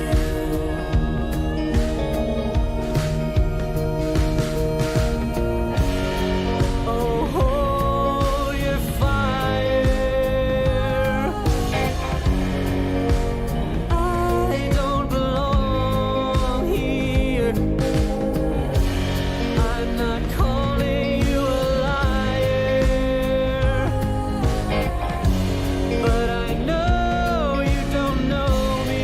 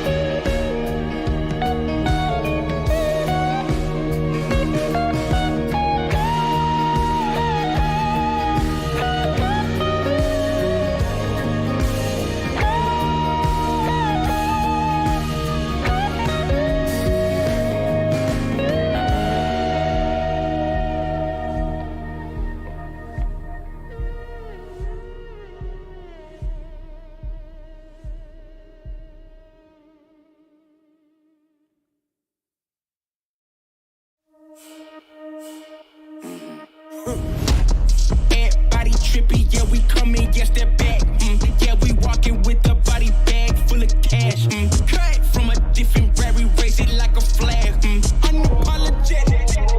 We gon' keep running it back, running it back, running it back. It won't stop. Running it back, running it back, and that's we gon' keep running it back, running it back, running it back, running it back, running it back, running it back. Hey, 10 toes, I'ma never miss. Boy, I'm locked in. Never take a loss in the sport, boy, I'm top 10. Giving work all around the clock. I know they watching.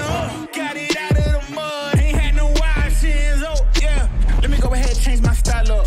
Got that touch like Midas. Back then, they wouldn't invite us. Switched up, now they wanna be like us. And now they dealing with identity crisis. I know, I ain't sorry, get a pity party. You could probably get it from your mama now. But if you pull up on me, you gon' see a body. Cause I'm not the one you want a problem with. 10 toes down. If I stumble, watch me stand up. When it goes down, get the tell your man's dog. You can blame it on your homies, got you high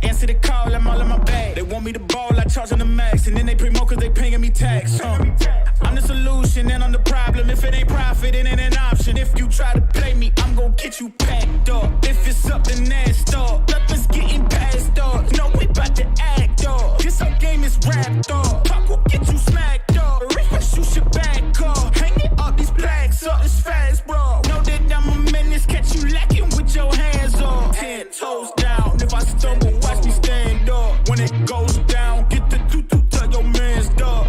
You can blame it on your homies, got you hyped up. Whoa. Everybody trippy, yeah, we coming, yes, that back. Yeah, we walking with a body bag full of cash. Cut from a different rary, raise it like a flag. Unapologetic. We gon' keep running it back, running it back, running it back. Running it back, running it back. And that's we gon' keep running it back, running it back, running it back. Running it back, running it back, running it back.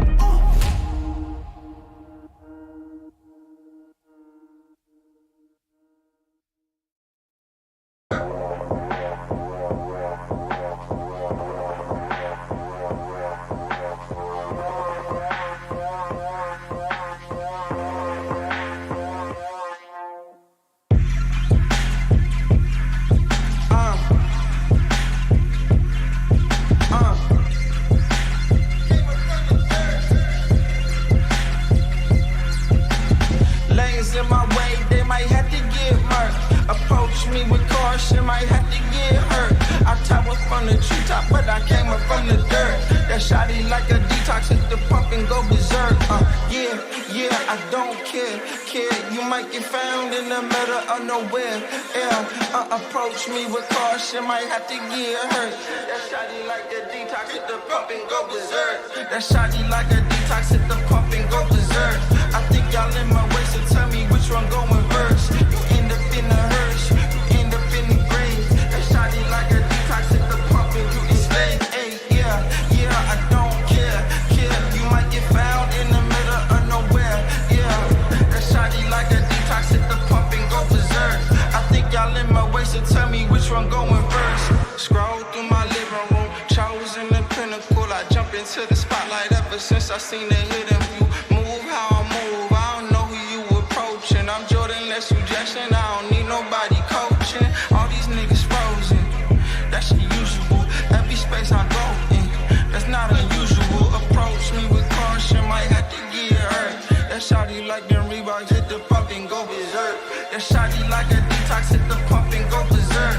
I think y'all in my way, so tell me which one going first. You end up in the hearse, you end up in the grave. That shawty like a detox, hit the pump and you enslaved. Hey, yeah, I don't care. You might get found in the middle of nowhere. Yeah, that shawty like a detox, hit the pump and go berserk. I think y'all in my way, so tell me which one going first. That shawty like a detox, hit the pump and go berserk. I think y'all in my way, so tell me which one going first. You end up in the hearse, you end up in the grave. That shawty like a detox, hit the pump and you enslaved. Hey, yeah, I don't care. You might get found in the middle of nowhere. Yeah, that shawty like a detox, hit the pump and go berserk. I think y'all in my way, so tell me which one going first.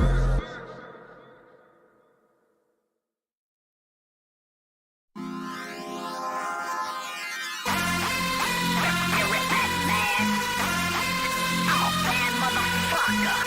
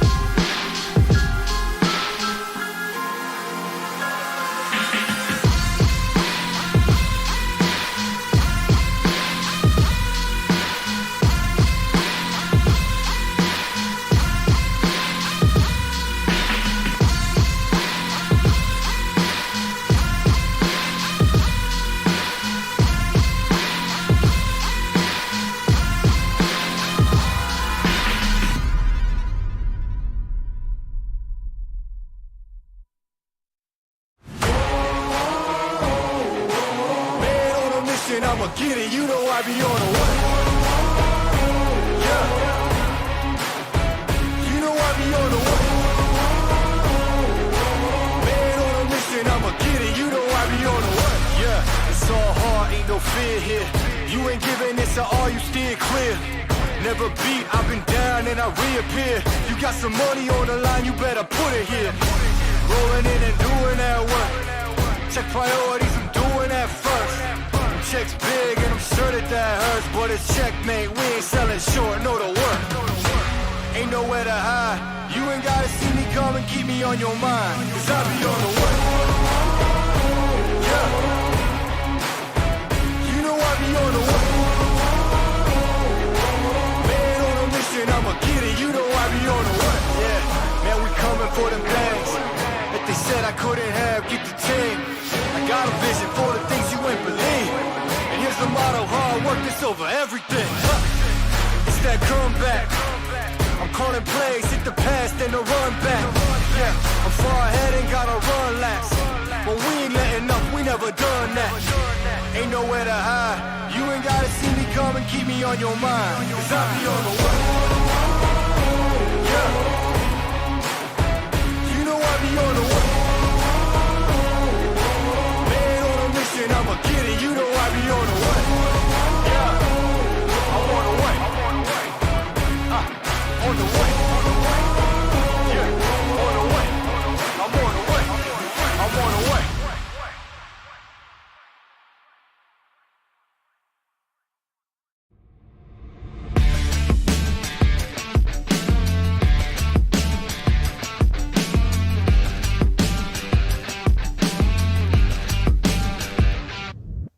All the time I wasted on something. Growing up, I dreamed just nothing. Ooh, what are you? People talk loud, I get what they're telling me. I fucked up, but I didn't give it. Ooh, what are you? Hey, I gotta say, something's going wrong.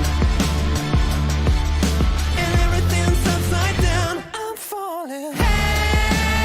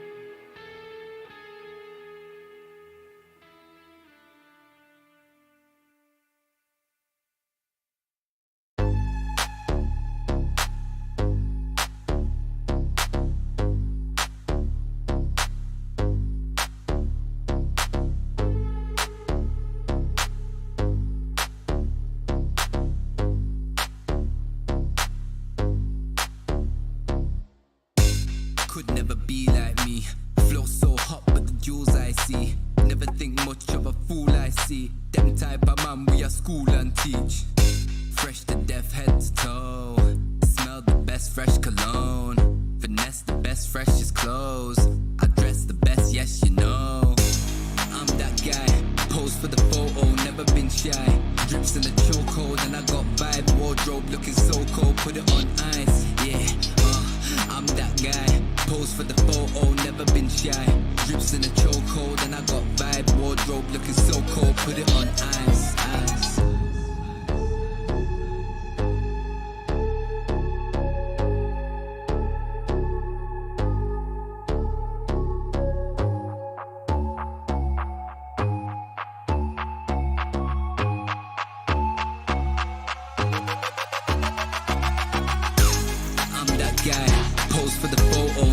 Shy.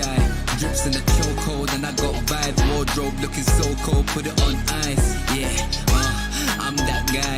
Pose for the photo, never been shy. Drips in the chokehold and I got vibe. Wardrobe looking so cold, put it on ice. Ice. I'm that guy. I'm that guy. I'm that guy. Put it on ice. I'm that guy. I'm that guy.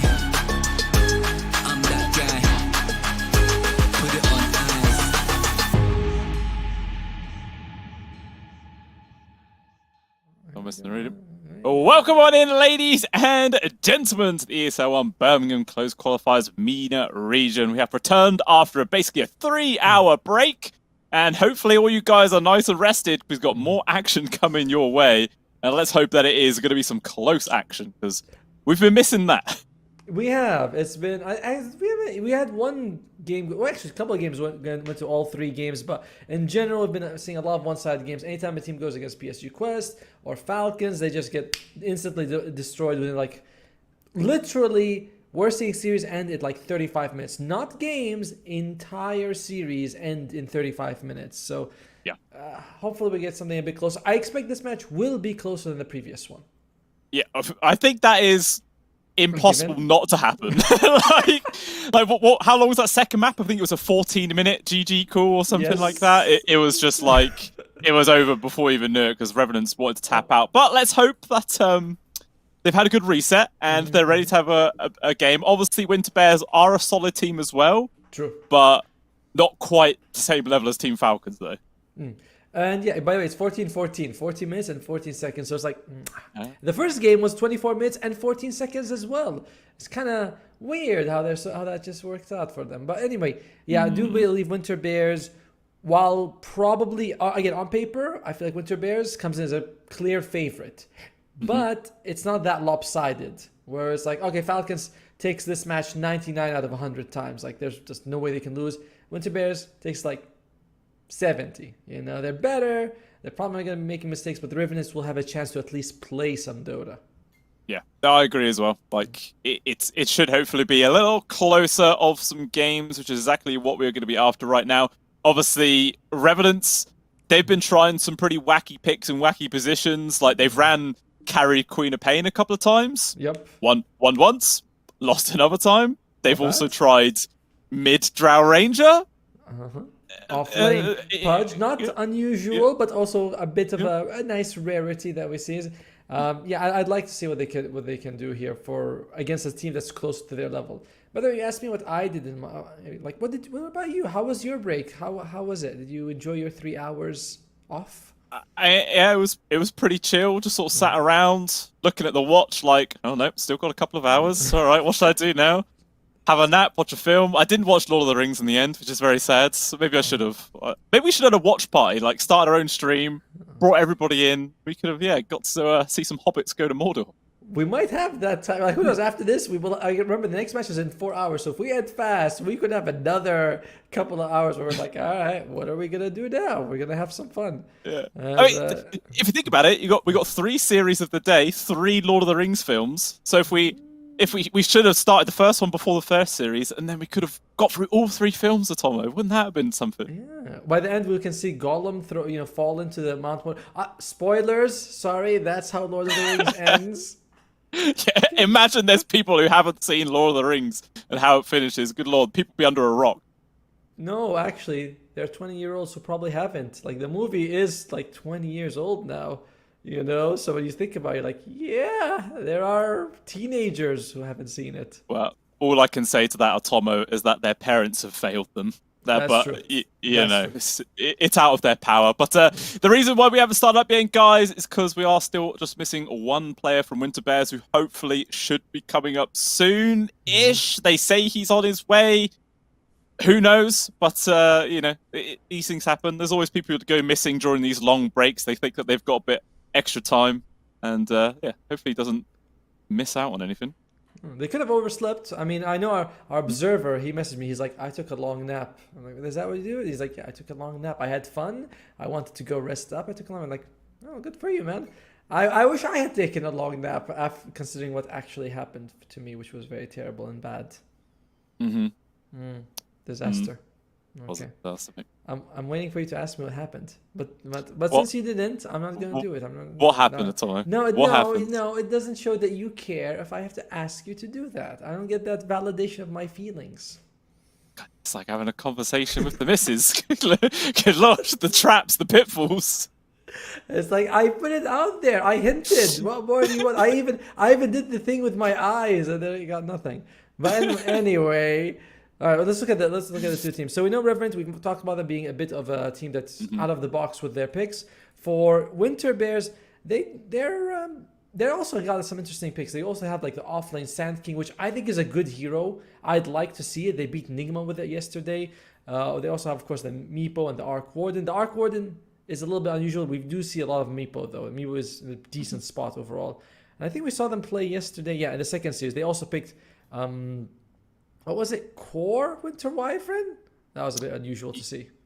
Yeah, I think they chucked into their off lane, didn't they? And it worked out in the end. Did a fantastic job. I mean, it just really did shut down Gamax Esports. But at the same time, Gamax were playing full crazy mode and were being very reckless. But it doesn't matter. Like, you know, they got the win anyway. It was very solid. But yeah, I do like the fact that they are the few teams that want to actually pick up a Sand King. Because like you're mentioning, the hero does feel very solid in the current format, in the current meta, but not many teams really pay him that much respect. So, yeah, it'd be nice to actually see him come back into the limelight.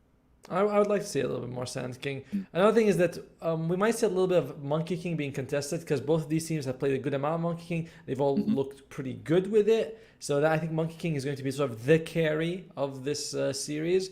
But we'll see how that's going to work out. Winter Bears also go for a little bit of global presence, Nature's Prophet, and occasionally Spectre.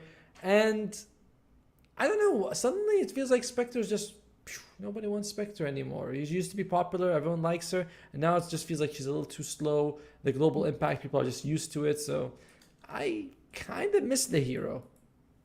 Yeah, I mean, I'm not quite sure what the thing was that really took her out of the meta. Maybe it was the Twin Gates costing mana, so they couldn't, like, you know, people trying to set up for ganks on the other side of the map to come on in. I don't know. Maybe something really weird like that was the reason why she's dropped off. But who knows? To be honest, I never like seeing Spectre in my games, in pro player. I don't care.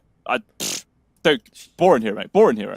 She's awesome. All right. She is fantastic. But you know what? We're going to go into the draft now. We're going to be looking into that instead of discussing why Blue Scale is wrong. As Team Rebs immediately removing the Meepo from Winter Bears. I imagine that you want to make sure you get rid of that Arc Warden instead.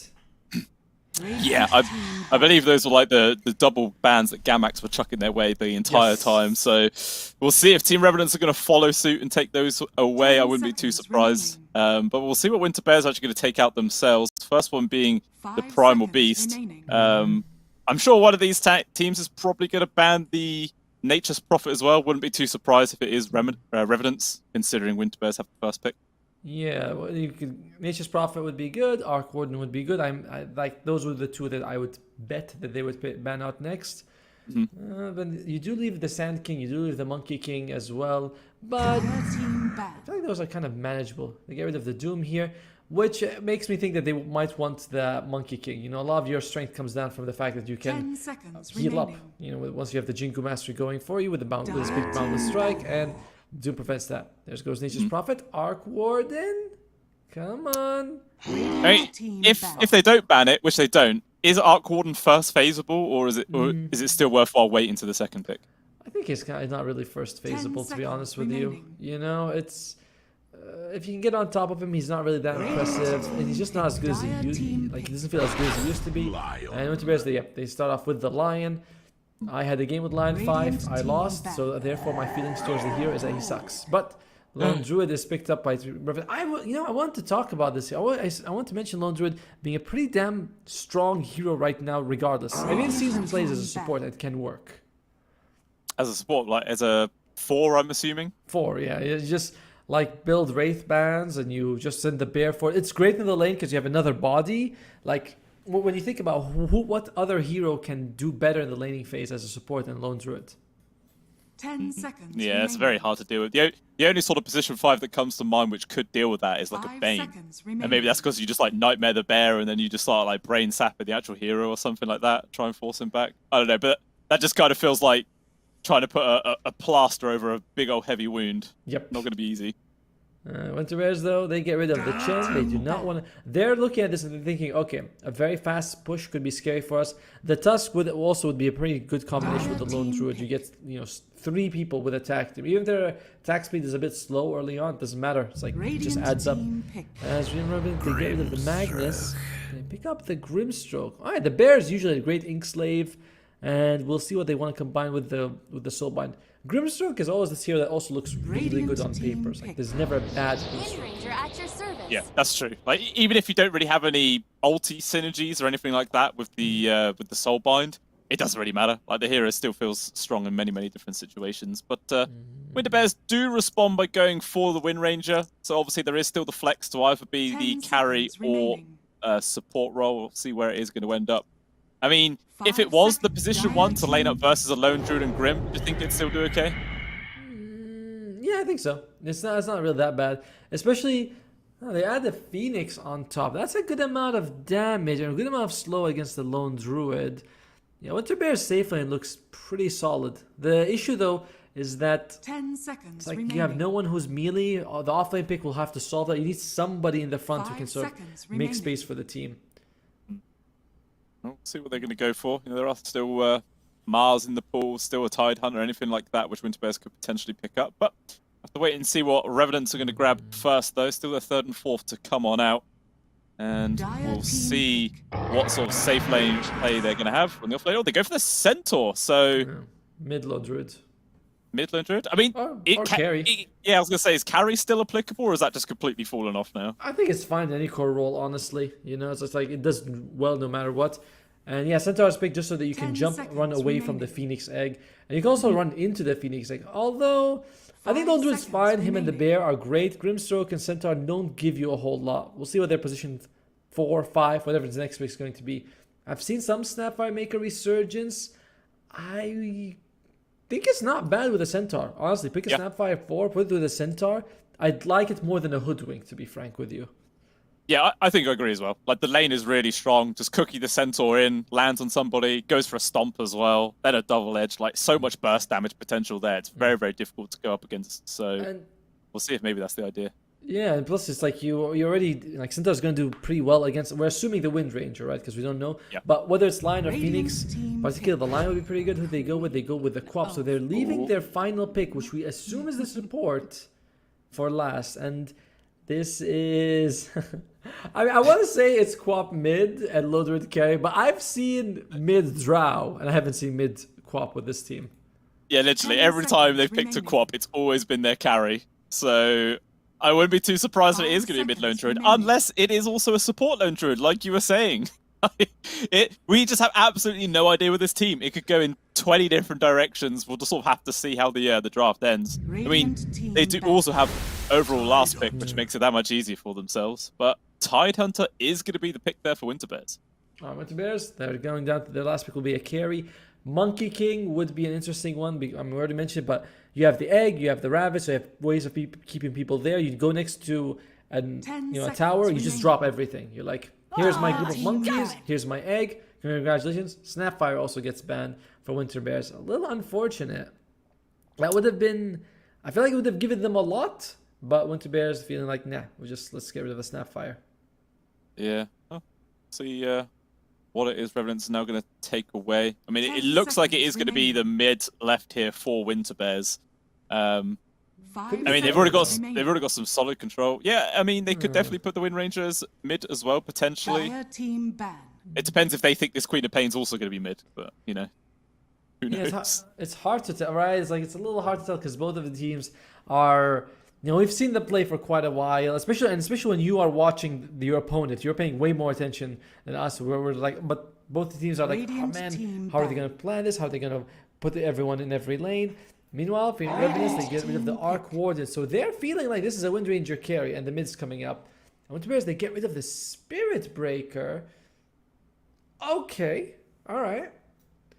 I mean, Spirit Breaker Grim is actually a pretty decent combo in itself. Dire team Lots of chainstones there. They go with Invoker. All right, the EMP is gonna EMP plus Wind Ranger Diffusal, mana and Line Mana Drain. Damn, mana gonna be a big issue here for Winter Bears. All right, if your team Revenants, who would you want to put? You know, you could put. I've seen this. Is Dragon Knight in the pool? All right, I've seen this a lot. You put Dragon Knight in the mid. He doesn't care about his mana. Like Invoker does the EMP and doesn't matter. It's not bad if it's going to be a mid lane. Yeah, I agree. They could 100% go down that route. I mean, it gives them another very tanky frontliner as well. So then Centaur and DK both be very hard targets. You also have the Lone Druid Bear running around true form. Or position 5, position 4, right? Like they might have the cores right. This is the problem because you look at Team Revenants, you're like, I think you have all the cores you need. So what would be a support here that they would want? It's hard. I mean, we just have absolutely no idea, man. Like, it's so hard to predict the Revenant draft. Yeah, it is. I'm trying to think of it. Well, I mean, it looks clearly that they're thinking that there's a 4 here. So what would be a 4 that works pretty well with the Centaur? I mean, Hoodwink is not too bad for Team Revenants. Doesn't help you with the egg, but it feels like a pretty solid choice. There's a Techies as well. What do they go with? They go with Void Spirit. So they have a... Okay, who's going? Okay, so it's going to be the... It is going to be a support Lone Druid. Hey! Position 5 Lone Druid as well, of all things. I told you! I mean, I see that I'm like, I think this is going to be a support because they're a weird team who does weird things. And they do take a support Lone Druid. Not bad against the egg. In the lane, you can harass a Tidehunter or the Lion Phoenix, whichever one's there, no problem.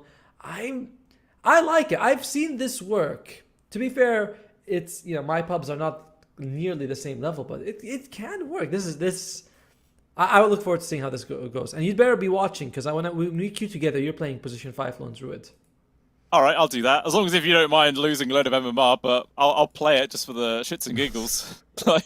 Hey, man, Rogue's got skins on this hero, so clearly it's something he's played a few times before. You don't just have a load of random skins on a hero you never play. That's for sure. So I'm expecting some big things from him. How do you think this last pick Void Spirit, though, matches up against the Invoker? Because you're saying a Dragon Knight doesn't really care about the EMP, but a Void Spirit definitely does. True, but Void Spirit has ways to dodge it, right? You can get the... Is it Resonant Pulse? What's the one where he goes into those circles? Not Resonant Pulse. There's Aether and Resonant Pulse. Sorry? Dissimulate, thank you. Yeah, I might want to take a point to Dissimulate. It's pretty good, honestly, just to avoid like the Wind Ranger when she's on top of you, Tidehunter, Ravage. So maybe a point to Dissimulate will be needed for that. But if he gets it, he'll be fine. If he doesn't, I think he will suffer. We'll see how Malice adjusts to this matchup. Overall, though, it's not too bad, but I do favor the Invoker mid over the Void Spirit overall. Yeah, I agree. Like, you should just be able to have a little bit of a nicer time. Like, there's not really any way that Malice is going to be able to try and harass back the Invoker at all. So yeah, Pastille should have a perfectly fine time. And how quick do you think the Axe build is going to be from the Invoker as well? Because they've got the old Ravage Cataclysm combo, which could be coming out at some point.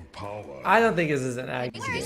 Honestly, I don't see this as an Axe game. I think this is... No, I think it's just going to be like a normal spread Vessel Hand of Midas. Maybe you get a Force Staff to help your team out. Like, I don't see it as where he's playing for the Wombo combo. I think he's just going to be playing like more standard items. I don't see the Ravage as enough, basically. Yeah. Now we do have a little pause. Looks like Rogue is disconnected. I think he was the person the other day having power issues, so that's a little bit worrying there for the side of Revenants, but he's already returned, so hopefully that's the last we see of that. Support Lone Druid. All right, I love it. I'm just glad to see it here. The items haven't even fully loaded for the two teams just because the pause or instantly happened. But looks like they're saying go. Oh nope, never mind. Don't go. They're like go, don't go. Oh, more connection problems? I don't know. Apparently, we were actually within 1 minute away from disqualifying a team yesterday. So there is. It can happen, and that was because one of the players wasn't able to show up on time. They had to get a stand-in. They took them 14 minutes to find that stand-in just in time. I mean, we even seen some pauses yesterday. Someone paused the game because they need to go answer their door. Like, someone knocked on the door. I was like, I think if I was in a professional game, I'd just ignore it. Like, they'll come back. You know, it doesn't matter. But who knows? If you had a pizza waiting for you and he's a hungry man, I can see why. Well, you can always be like, leave it at the door. You know what I mean? Just drop it at the door, and I'll send you the money later or something like that. But in the meantime, we're just gonna be waiting here. Where's the lone druid? He didn't summon his bear. Okay, he didn't buy anything yet, any items on Rogue yet. I am excited to see how he builds this item and builds this here, because this could work. You know, you do have you have stuns, not exactly reliable, but you do. You also have the fear.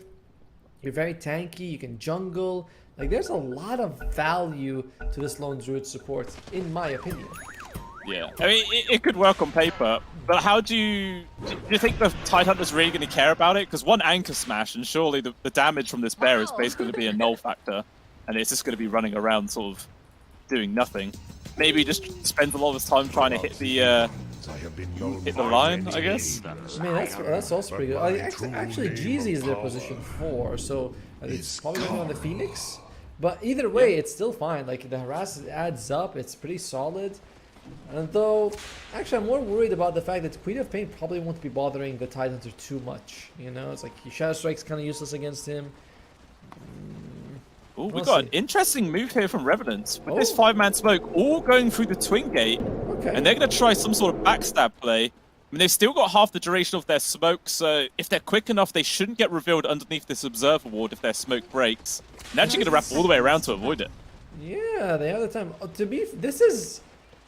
This is new. You know, I don't think I've seen this one before, but no problem.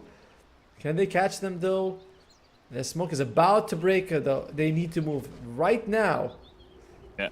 Smoke's over. Yeah, they're able to avoid that high ground vision. So this is going to go completely unawares here for Winter Bear. They ping. Who ends up getting punished right now? There's 3 members of the Bears in the river. This is a tough spot. If Lil just charges on in, gets the stun onto one. They will at least be able to grab the bounty rune. They go for the jump out there from Jeezy, but there's going to be a Void Spirit waiting for him. So eventually the Phoenix should die here. Meanwhile, over by the tier 1 tower, Stoke will go down. Vanilla have been able to pick that one up. And there it is. It's 2 kills going towards Revenant. And that was such a sneaky play. Absolutely loved it. We can see on the map, Winter Bear's like, how the hell did they get there? They must have gone all the way around the tier 1, but no. Twin Gate for the win. Right? I mean, they used Mana to do this. All the entire smoke. Well played by them. And just, these do start off very nice with 2 kills to their names here. So, well played. I like it. Most excited to see the Void Spirit back in the mid lane. I feel like this here is not that bad. You know, teams seem to be often ignoring him, just taking like something like a Tango most of the time, or maybe a TA. But Void Spirit can still deal damage. He took his skills fairly well. So we'll see. On lane, if Vanilla gets 1 or 2 points to retaliate, I think these two heroes can't really bother him. Their damage is not insanely high for the Lion. It's like 54. Win range I think is roughly the same. So it's just 1 or 2 points to retaliate, and that's going to be enough to be like, don't hit me anymore. Yeah, I agree. And then at which point we might just see Pona potentially just move himself up towards that top lane and then do some sort of tri-lane action and push out Casual, make more space for Kodo. Speaking of, Casual already take a few beats. Will they get lucky with a root? Do they get a second one up in pretty soon? But the anchor smash, the damage is so negligible. It turns around, gets another root on towards Jeezy. Unfortunately, level 1 root doesn't really do all too much there.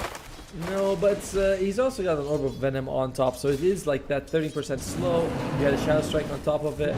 Like, this is working out very nicely for them. For now, you haven't zoned him out of the lane, but he's got no health. Holy moly. Oh, he's going to jump in aggressively. Try to fight Casual, drinking through the trees. One more anchor smash with the damage reduction does keep him alive. Meanwhile, on the other side of the map, Pona is actually the one to go down here. Vanilla attempting to get some sort of counter play. One more double edge, puts him on 20 HP. Just not quite enough there to find the kill. And as a result, he's not going to have retaliate level 2 by level 3 anymore. I'm fine with the fact that he didn't take retaliate just yet. It's like he thought that there was a chance to get a kill. He went for it. It didn't pay off. But it's fine. At the same time, though, there was a lot of low health heroes on the Radiant side right now. You can already see bottom lane. Reality suffering. The Vanilla, not Vanilla as well. Sorry, the Tide Hunter. They did a decent job of Revenants of zoning them out. And that shows in the CS. Yeah, it does. Going pretty damn nicely so far. We'll see if they can keep that up. They're always trying to run at Pona right now. Trying to put a lot of hate over towards that Grimstroke. Meanwhile, Vanilla's just happily hitting creeps. And he's about to have enough money to buy his Helm with the Iron Will. And then he's going to be extremely annoying to actually deal with in this lane. Meanwhile, back at top. Looks like Chrono's still doing fine. Equal in CS against Catchall. But I'm sure probably once they get like their level 3, we'll probably see Revenant start playing a lot more pressure. Stoic? I think he's losing his life. Might be. Ixo, yeah, will land one more double edge actually. Because he had the Lotus, he heals up a bit. Ponas is going to go for the Inkswell play. Oh, he actually turns back on himself! The pathing! The absolute menace of Dota 2, man. And now Vanilla potentially in danger. The stun will land. Oh, he actually cancelled the power shot. No, I heard it, but he didn't use it. Even still, Stoke will die. Inkswell's again hitting onto reality. Vanilla's going to be able to get out of there. So, somehow the line still ends up dying, but that looked very clunky. Yeah, he's actually, this is very interesting about Vanilla. He went for 2 points in the stun rather than 2 points in like the double edge or 1-1-1 and all. And they got him! He did. Does get the trade-off on towards Pona, but doesn't matter. Vanilla's just going to be like, alright, kill me. I want to reset, come back at this full HP full mana. We want up top. They do actually manage to find the kill on towards Rogue, but Catchall in some danger himself. Has plenty of stick charges though, so he's going to be fine for now. But 2 points into the Shadow Strike is pretty damn nice for Chrono. No points in Kraken just yet, so he's feeling like it's not really worth it for him. Chrono, he does have the blink, but this is it's interesting to see he does not want the Kraken shell. Feeling like doesn't matter if I can move like the Shadow Strike, the root, just it's not really worth his time. And all this spam, the Shadow Strike, it does give him magic one star charges. That's true, but at the same time it also heals up Chrono, slowly ticks him down. He's actually going to be careful. He only has 1 sick charge remaining right now. They could 100% kill him. Yeah, but Chrono has loads of... He just dies! He just dies to a right click. Jeezy as well. Actually goes for an aggressive surge there, but he's run out of sprints, and it doesn't matter. He's able to get the kill before he drops. So Rogue going to get a little bit of solo XP now. He's kind of happy. Yeah, 2-for-1 trade. Yeah, you lose your carry, but that's fine. Mid has just been, these two guys are like, I hit creeps, you hit creeps, don't bother me, I don't bother you. It's like, it's the best thing ever. We haven't seen any kill attempts, anything like that. There's 2 guys having fun. Oh, these guys aren't having as much fun. Not too bad. They're actually going to get kill Pona underneath the tier 1 tower there, so that's nicely done.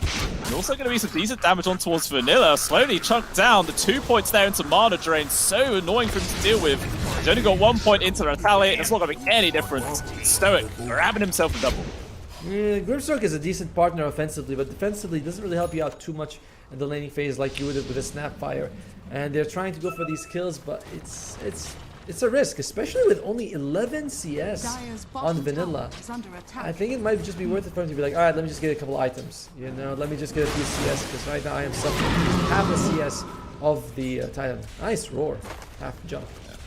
Yeah, we've seen this in quite a lot of their games with Revenants. Like, Vanilla kind of has a decent start, like they get a kill onto him or something before the horn even sounds, but his laning phase kind of flops. Meanwhile, GC getting around out here from the bear. We'll see if he's going to be able to get a root or not. One more hit. Is it going to root? No, it isn't. You are in the mid. It looks like Stoic does go down. Maybe Pastel also in danger. But actually, no more. Actually, there's still 1 more jump charge here from Malice. Oh, Pastel using Cold Snap aggressively. Rogue will still die elsewhere. Continue fights. But man, this is a very tanky Evoker. He's standing his ground. The Remnant misses point blank. Oh, I know if that happened. Hey, it happens. Actually, right? yeah, I just realized he still has the regen rune, so that's why he's playing so aggressively. How broken this rune is now. I love it. I feel like it was too restrictive before, where it's like, alright, you got it. Now you can't do anything except stand still. So I like the changes to it. Overall, in terms of net worth, we're seeing it fairly even. Tiny advantage for the Radiant side, but it's, you know, everyone's basically exactly where you're supposed to be. Stoic. Oh, I think he's gonna get it. He gets it. Pona body blocked him, so he couldn't actually stop the grab. It looks like they will still be able to secure the kill. Awkward pause. Not that it matters. Oh, Stoics lagging. That's why he's been caught right now. You know. He's like, if I didn't have it, guys, I would, buy back and join the team. But that doesn't matter. Actually, no. Is the Cyber Cafe closing? What's happening? I have absolutely no idea. Oh. Right, Lion's back. Still waiting for reality though. Let's see. Anything interesting in terms of items? What does the bear have? Rogue. He doesn't actually have a bear. His bear's dead. No bear. That's sad. I've seen that quite a few times already. Yes. You must be playing super aggressive with this thing, just constantly running at them. Whether or not like Winter Bears have actually been getting the last hit on the bear, or if Rogue's been like denying it or something, I'm not sure. But that's potentially a lot of gold that could be going into this Tight Hunter's hands. I agree, and you can see the Phoenix is already like 5 2/3, and Rogue is close to 5, but not yet 5. So, like these feeding the bear is pretty painful for them. Check out Vanilla as well. He's only 3, very close to 4, but still 3, and Stoics 5.5. So support levels very heavily favoring the Winter Bears right now. It is. We'll see if that trend continues. But it was just actually, well, the double Wisdom Rune grab is probably a big part of that as well. The fact that they won't be able to steal that one away. It's always good when that happens. Meanwhile, looks like we have the first gank attempt coming in here from Pastil. Let's see who he's able to grab, but it looks like Revenants are kind of aware this move's coming up, hiding behind the trees. Rogue just twin gating out of here. I don't know. He's hiding. Yeah, they're going to go for a gank instead on towards reality. Everyone wants to kill a carry right now. No mana on this Wind Ranger. Only one match with one charge. But actually, going to be able to lock it down. Silence running around in circles. In reality, surely will eventually die. Meanwhile, up top, Chrono has been caught. Tornado EMP also going to drop. So both carries end up dying pretty quickly. Not too much happening there.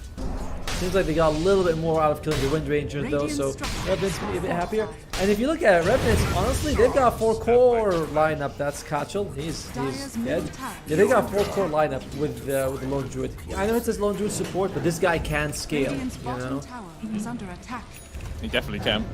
We'll have to see if he gets a chance to. Well, if you know pinging out Pastil, I think they know that the Invoker is nearby, but Reality's also here. 4 members of Winter Bears, they're going to try and go for this kill on towards Malice. Manages to get the Astral into the trees, caught from the Tornado, and he has no mana left for a Dissimulate, so it's just a matter of time for a long-range arrow. Stabs him in the back, so that is a dead Void Spirit. Question is, can they now use this opportunity to push a tier 1? Maybe Revenant's going to try and defend. Chrono and Rogue here with the Bear activated. Chrono has to run away, and then Rogue's just dead. Yep, he's not level 5 yet. Sorry, not level 6 yet. He doesn't have his ultimate.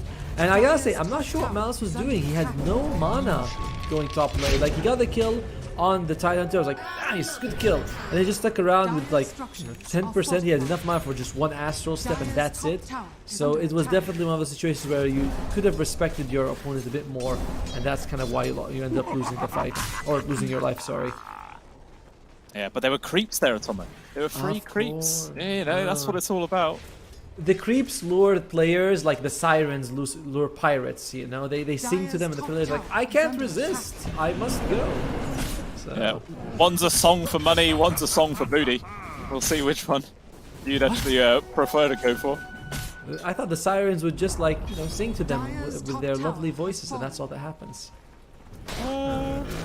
That's what Mama always told me. Yeah, I forgot PG stream, right? Yeah, we've got to keep it normal. Meanwhile, Rogue trying to get lucky with a root, does land on towards Smoke. Also grabs the shield root, so they're actually going to get aggressive here with the Stampede. In comes Vanilla, man, they just annihilate that Lion. Now Patcher in danger, but he has this Ravage up in 4 seconds. They're going to try and take this fight, perhaps. They're going to keep charging forwards. They've got the grab onto Rogue. It's just another death here for the Lone Druid. As a core, when you die, when you come back, generally you can just resummon your bear instantly. But as a position 5, dying this often is quite punishing. It is. How many times has he died, actually? 4 or 5 times? I feel like I've seen him die quite a bit. And he is going for a core build. He's going for Diffusal Blade next item. So he is not... Like, this ain't no support. Maybe he'll buy a couple of sentries. You ever do that? You're a support, as the game is about to end, you buy 7 sentries, and you're like, look guys, how much I support it? Very useful. I only ever did that to, you know, stack out my relic points towards port. That's what it's all about, you know. Like, I do this pretty damn often. Meanwhile, egg has been dropped mid, and again, a very awkward pause. This happens way too often. Oh man, come on. This is really gonna happen. Mouse is gonna be fine though. He just used his magic wand. He's got a cloak, so he's not gonna be losing his life from this one. I think he had like 7 or 8 charges because he got a decent amount of health out of that one. I mean, to be honest, Revenants can set up for a counterplay here. Like, Malice, all he needs to do is drop a Remnant right underneath the egg. The Centaur TP's in. Oh, they're going to try it. Although Malice hasn't used the Remnant. But he's very slow. That was slow, right? I mean, imagine. I don't know why he waited. You could just throw it and walk away. But, you know, he obviously knows the hero much better than us. I mean, although Vanilla loses his life, very getting close to that blink tag, not going for any veil or anything like that, just straight up blink. Yeah. I mean, I suppose. Well, I was going to say maybe they lack initiation, but they do have Void Spirit at the very least. But maybe they just want a little extra way of jumping in there without always risking their mid laner, perhaps. You know who's really farmed? Jeezy on this Phoenix. He's got some gold on. What's he building actually? He won't. He might go straight up Midas in a game like this because you don't need your vessel. Oh, Perna in danger. Power shot not going to land. Observer Ward dropped, which will just about clip the vision. With the tornado, there should be a death on towards Perna. Will kick out. Actually drops the Sonic Wave though. Stampede as well. Everybody's charging in here. Do they have the dust available? They drop a sentry. He's out of range for it. He might just get it. There is a dust though for Rogue, so if they see the Ghost Hawk, but never mind. Very high IQ, just goes for the TP out, and that's a lot of wasted time and a wasted ultimate for Revenant. Winter Bears, they're just start playing the map better than them at this moment. That was a nice dive coming out from the Invoker, so Pastel was able to give them a good kill, forces all of them to chase after him, and he's getting closer and closer to the hand of Midas. And what is Phoenix building? Phoenix is going straight up. Midas actually has it, but at the 12-minute mark. This is a great game for the Stoic. Good. Yeah, they got the grab onto Chrono, but nice use of the fear there. Does make the space for the Queen of Pain to back on out. Tornado clipping them. Even still, it looks like Revenants are sticking around, seeing if a fight comes their way. They do have the Blink Dagger online for Vanilla, so they're looking for a chance to reveal it here, but 0-1 from Winterbear stepping too far out of position. Although, smoke play by the looks is what they're going to go for right now. They've got so many wards inside the Radiant jungle. They do actually spot the Invoker. Question is, do they go the right direction? Smoke breaks onto the Bear and Rogue. Oh, they don't quite predict where he's going though, so he's just going to be able to walk him off. Instead, poor old Stoic just gets jumped on. And again, this is a ridiculous amount of pauses this game. People are just disconnecting all over the place. And I mean, I'm okay with it, but the viewers are annoyed, you know? The other viewers, not me, of course. I'm perfectly fine. They're like, come on, guys, fix it up. But it does give us a chance to go through some of the items. As we mentioned, Pastel on Invoker, he just wants his Hand of Mice. Already has the Spirit Vessel. Great in this game. You know, you're up against the Centaur, you're up against the Lone Druid. It may, I mean, yes, he's a support, but you don't want to spend all your time beating on him. As Paul, okay, he's back. Are we gonna be going ready? Should be. At least these are very brief pauses. You know, we can say that it's not too bad. But yeah, I'm sure about to see Stoic die. There is a couple other members of Winterbears nearby. Actually, use his stick charges. Fortunately, not going to make any difference. Now Pastel just put focus immediately down on towards Bona. The jump in from Jeezy has egg available, maybe forced to use it right now. As the Evokers are standing his ground, they've got the initial stun onto the Phoenix. They are dead. Stun lock on towards Pastel. And it actually ends up being a 3-for-1 exchange going the way of Revenants. Turns it into a pretty decent fight. Fantastic for them. By the way, the Wind Ranger, she's going for first item male, so just wants to farm. Looks like the Fusible Blade's not like an option for Reality. I don't know if I agree with this. You know, being able to burn the enemy's mana even more will be helpful. Yes, you have EMP and Monitory, but some people might still have like 20% mana left. You just hit them a few times, you're able to burn them. Particularly useful against something like Malice or Vanilla before they're able to use the ultimate to escape. Yeah. We'll see how this different build works. We got GZ diving on towards Rogue, force away with Fear, but unfortunately not going to make much difference. But with the Stampede, that will get him away. Reality as well, actually getting caught out there from Malice and Bona. There's a good kill there for Revenants, going to cost them the life in the Grim. Even still, if they can back on out about losing anybody else, it's definitely a good trade for Revenants. Malice go for the TP. Ooh, if Stoic actually walked in the right direction, they probably could have caught him there. Yeah, I'd have been close, very close. By the way, Stoic, he already has enough money for the Aghanim shard, but once it's available in about 30 seconds, he'll be able to buy it. The support gold difference is the scary thing. Like, look at Jeezy, 5,000 gold. He's barely, like, he's almost a fourth with this amount of gold that he has. And he's going to go for the Shivas himself. I want to say this. I was thinking that one of the reasons maybe Titan is not as popular now is because he doesn't build Shivas. Because if you have a Phoenix to use for you, it's better. Yeah, well, you're going to poke on Super Catchel. So he's very tanky boy, he's going to be A-OK, control of the bear. All the mana go straight away, poked and prodded. I mean, this is only a pos 5 bear at the end of the day, so it's not too bad. But even still, does force out another TP response there from Revenants, which actually gets immediately scouted by the power shot. So Winter Bears know that the entirety of Revenants are nearby.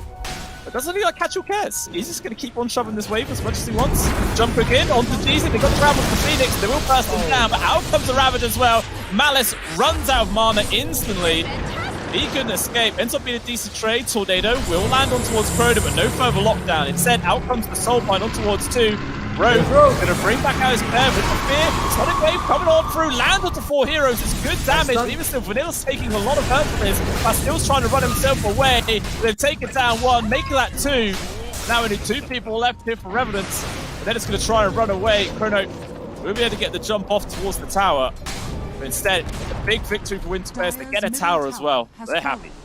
Dude, do you see Catchel's damage? You can check in the. I saw when he anchor smash hits everyone with the Mage Slayer. It is so much. Like he did basically half the damage of that fight, and 3,300 out of 7,000, almost half of it. Very impressive. We know this item build is good. We'll put Blast out, makes you tanky, but the damage out was also good. It is. Yeah, fantastic stuff. It's pretty broken.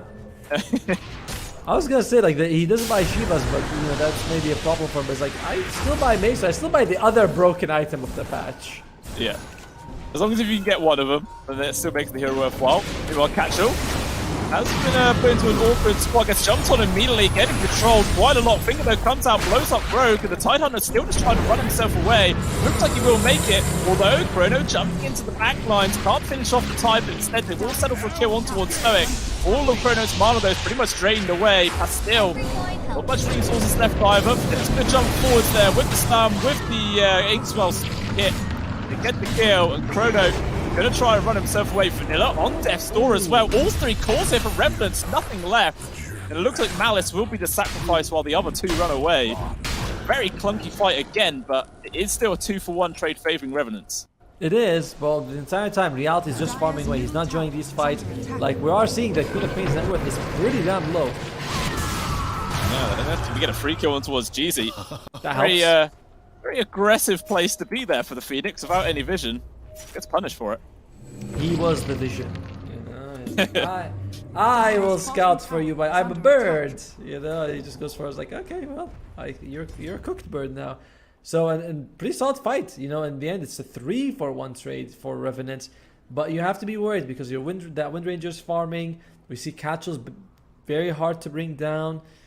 On the other hand, Revenant, if they can get late in the game, they scale very well. I've been talking about Lone Druid scaling. To be fair, Phoenix scales just as well. He is a very impressive support to have. Yeah, I mean, how far away is he from the Shivas as well? It's about 2,500 gold. So, it's a fair old margin, but considering how they have the hand of Midas, it'll be there before you know it, I think. Yep. Looks like up top, though, the poor old position 5 Lone Druid is probably about to die again, as Reality is on his way. He has his Focus Bar available. He's dead, man. He's dead. He doesn't even have good. Alright, making the ulti in time! Actual paper just gets melted down. I'm not feeling the impact of this pos 5 Lone Druid too much so far, Tomo. Hey, give him a moment, alright? 40 minutes from now, you'll be eating your words if the game reaches an hour. If it does. We'll have to wait and see. I mean, he has his Diffusal Blade up in 100 gold. I mean, what's that gonna do?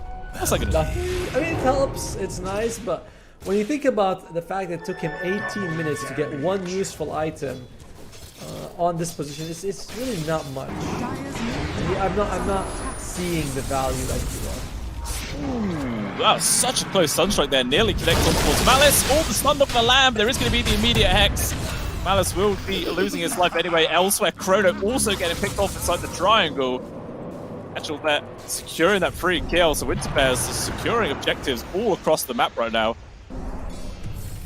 This, very good. The farm speed is catching up. The Revenants, they were able to sort of do well some of these engagements, take a few fights here, but throughout this whole time, while they're fighting, Winter Bears is just getting more and more gold on their heroes. And because Kachel has always been a problem for them to kill. Invoker's got the hand of Midas, and Reality's just been left alone. And the Phoenix is also more and more of a factor. As mentioned, he is a core. There, the Fusel Blade unscathed. Oh, wow. What is that again? He's just so squishy, man. He dies in seconds. I don't think we're seeing him again, unfortunately. Meanwhile, we do lose the Wind Ranger here. So a nice pickup for Revenants. Yeah, that's a really solid grab. Looks like they're trying to force some more, but even still, it looks like Winterbears are ready for this engagement. Kona's going to die. They're also controlling up. Malice, finger! Well done. Gets the kill before he can try and go for a step away. So double for the line at the end of the day. And immediately he's able to complete his Blink Dagger. So even more forms of catch coming out here for Winterbears. It's going to get more and more difficult for Revenant as the game goes on. Rogue again. Oh no. He goes for a fear, lands onto one, but he just dies, man. So quick. Yeah, you had like other options, you know. You had like Oracle if you wanted, which Rogue plays really well, by the way. We've seen Rogue Oracle where he was getting 6 kills in the laning stage, something like that. He's insanely good. But he wanted to bring out this Lone Druid. It has definitely not paid off. I don't think it's bad, just doesn't seem like he's playing the way he wants. Well, yeah, but he's dead as well. No mana to do anything. They're just sort of running around him. That's eventually just dies.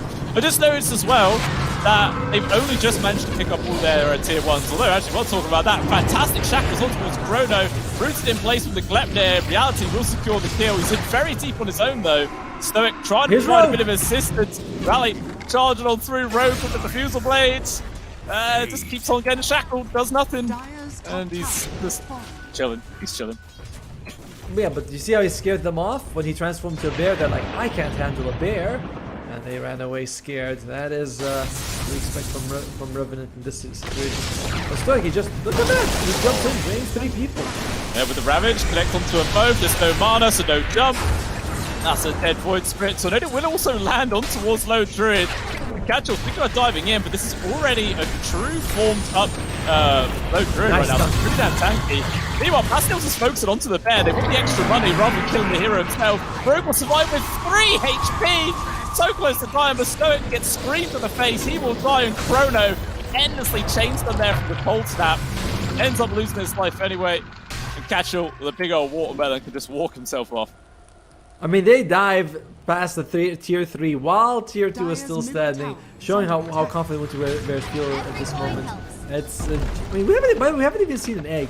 We've only seen like 1 egg mid on Malice. They're just playing without the Phoenix at the moment. 1,000 gold away from the team. Once he has that, we have even more problems here.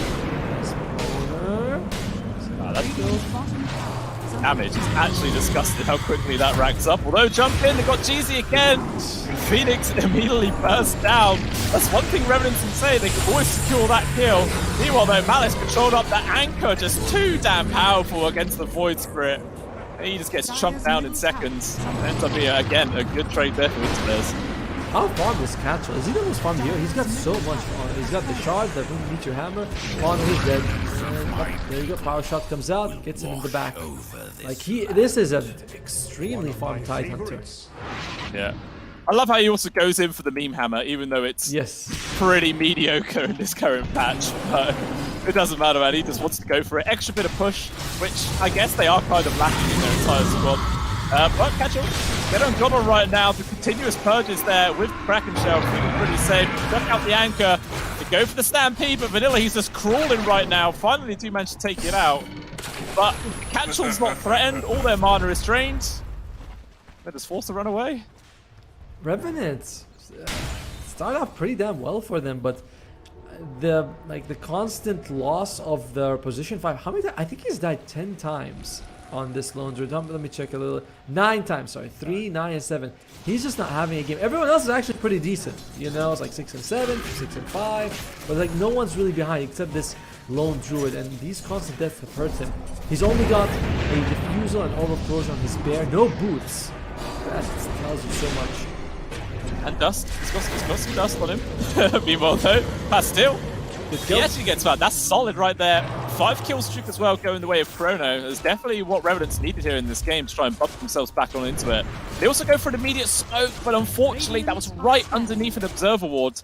So this move has been read already here for Winter Bears, and they just going to move themselves into the roach pit. Why the hell not? Invoker, I guess it's not really, they have enough time that they're going to be able to do it. They know they're going to team all the way on the other side, so they're going to feel very comfortable. Stoic, you've got the Philosopher, so these supports on the Raven side have so much gold. It's not quite the same as GZ, but Philosopher just doesn't add up. I can't remember the exact number. Wasn't it like if you had a Philosopher's Stone as a support, it's like a 60-odd% win rate that you're just going to win the game because it's that damn good? That might be an old stat, but that was true at one point. I don't know about if it's 60%, but certainly it feels that way, right? Oh, poor Chrono. Yeah. Control. X is there. Finger secures the kill. Alislo jumps on in, focus on towards Snow, goes to the Barter Chain with a quick damage from Rogue. He is able to finish off the line at the very least, but his bear will get traded away. Gets taken down. Rogue will resummon it. But it doesn't matter. Reality's just going to chase after him there. Chucks out the shackle. Nice movement to at least avoid the stun, but unfortunately it makes no difference. A Reality still ends up finding the kill. Triple for the Wind Ranger, and they're just going to take down the final tier 2. Losing Chronos like that at the beginning of just from the start. Stoic, I think the Stoic gets MVP on this line. I feel like of all the supports he has had the most impact. I'm always seeing him jumping in, getting this 3-man's mana drain. He just caught the Queen of Pain. He's caught everyone else a bunch of times as well. So I just feel like there's a big difference in the support impact in this game. It's all thanks to Stoic. Catchel though. Found Vanilla. Doing a little 1v1. And then here comes Stoic. As you mentioned, extra bit of control. He is dead again. Another free kill going the way of Winter Bears. And yeah, Stoic was 100% like a solid reason why they're doing so well in this game. The Phoenix has been getting farmed. Jeez, he's pretty big in terms of net worth. Actually has more net worth than the Void Spit right now. And has finally completed Shiva's guard. So he's ready to take the fight. It is soon. Meanwhile, another kill. Chrono comes in very aggressively. Just gets annihilated in a second. And they just tap out, man. They are done. GG is called. And there you go. Winter Bears absolutely destroy game number 1. Not the best day for Revenants right now. There's 3 losses in a row and they really have to regroup. And I mean, we were very excited. I was very excited for this Lone Druid 5, but the way it was played just did nothing for them. And I think Revenants, they're like, all right, we're just done. You know, we don't have this amazing wombo combo team fight like with an RP or a black hole that can bring us back. We don't have incredible pick-off potential. We don't have a way to catch people. So in the end, they're like, yeah, let's just call it. I respect their decision, but I hope they can get 1 win today. 4 losses in a row is pretty tough. It is very demoralizing. And I don't know, I kind of feel like it's time to start moving away from the Queen of Pain carry now. Like, the first time they tried it, they won. They've tried it 3 or 4 games since, and it's lost every single time. I don't know. I think a more traditional carry at this point would just be a bit wiser, a bit safer.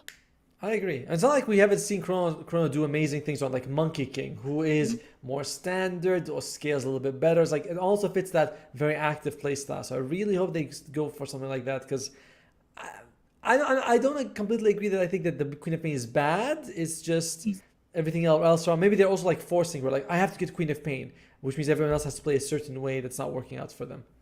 It's true. Yeah, I mean, it's always had a good lane. It's never really been shut down. He's been able to find his CS, but yeah, it just hasn't really translated into much else. But I also think the Boss 5 Lone Druid didn't work. I mean, if he tried building a different item rather than a Diffusal Blade, would that have made much difference? Like, I don't know, a more like a 4-star or even a Glimmer, something more Pos 5-y.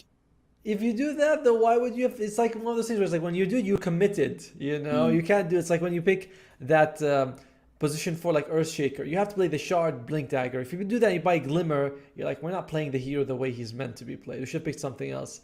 So he played Lone Druid the way he should? Yay! Yeah.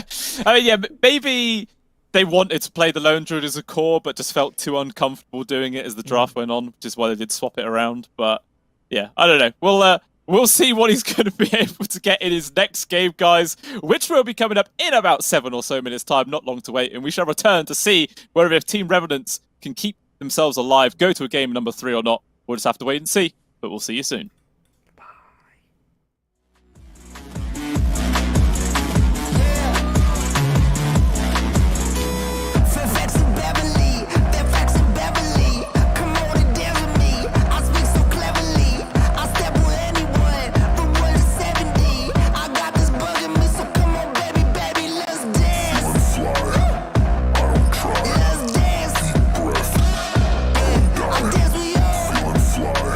I dance with you.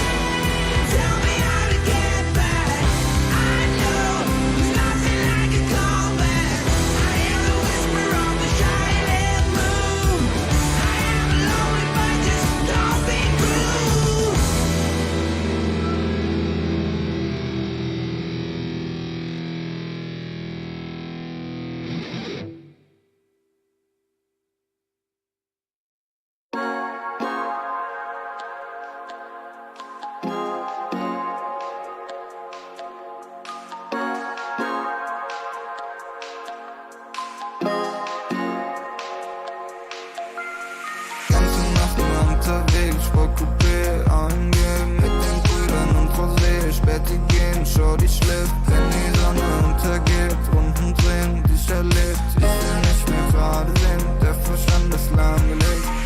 Im Coupé hinten links,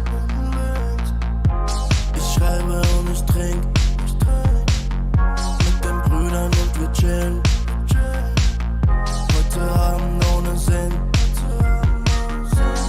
sie will, dass ich sing, doch ich mach mir noch einen Drink, ich brauch nur die Klick,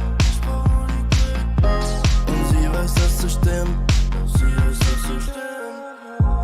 die ganze Nacht nur, die ganze Nacht nur, die ganze Nacht nur, die ganze Nacht nur, die ganze Nacht nur, die ganze Nacht nur, die ganze Nacht nur, die ganze Nacht nur unterwegs, Sportcoupé angehen, mit den Brüdern und Rosé, Späti gehen, schau die schläft, wenn die Sonne untergeht, Runden drehen, dich erlebt, ich will nicht mehr gerade sehen, der Verstand ist lahmgelegt. Der Kopf ist aus Gedanken leer, die Musik laut, die Augen schwer, ich hör nicht auf, will immer mehr, der Wagen rollt über den Teer, und wir fahren, cruisen langsam durch die Stadt, ohne Plan, aber Kippe aus dem Fenster, ich erschaff, wie gehabt, holen für den Body anerkannte Saft, 808, das ist so laut, dass du in der ganzen Stadt, die ganze Nacht nur, die ganze Nacht nur, die ganze Nacht nur, die ganze Nacht nur, die ganze Nacht nur, die ganze Nacht nur, die ganze Nacht nur, die ganze Nacht nur unterwegs, Sportcoupé angehen, mit den Brüdern und Rosé, Späti gehen, schau die schläft, wenn die Sonne untergeht, Runden drehen, dich erlebt, ich will nicht mehr gerade sehen, der Verstand ist lahmgelegt.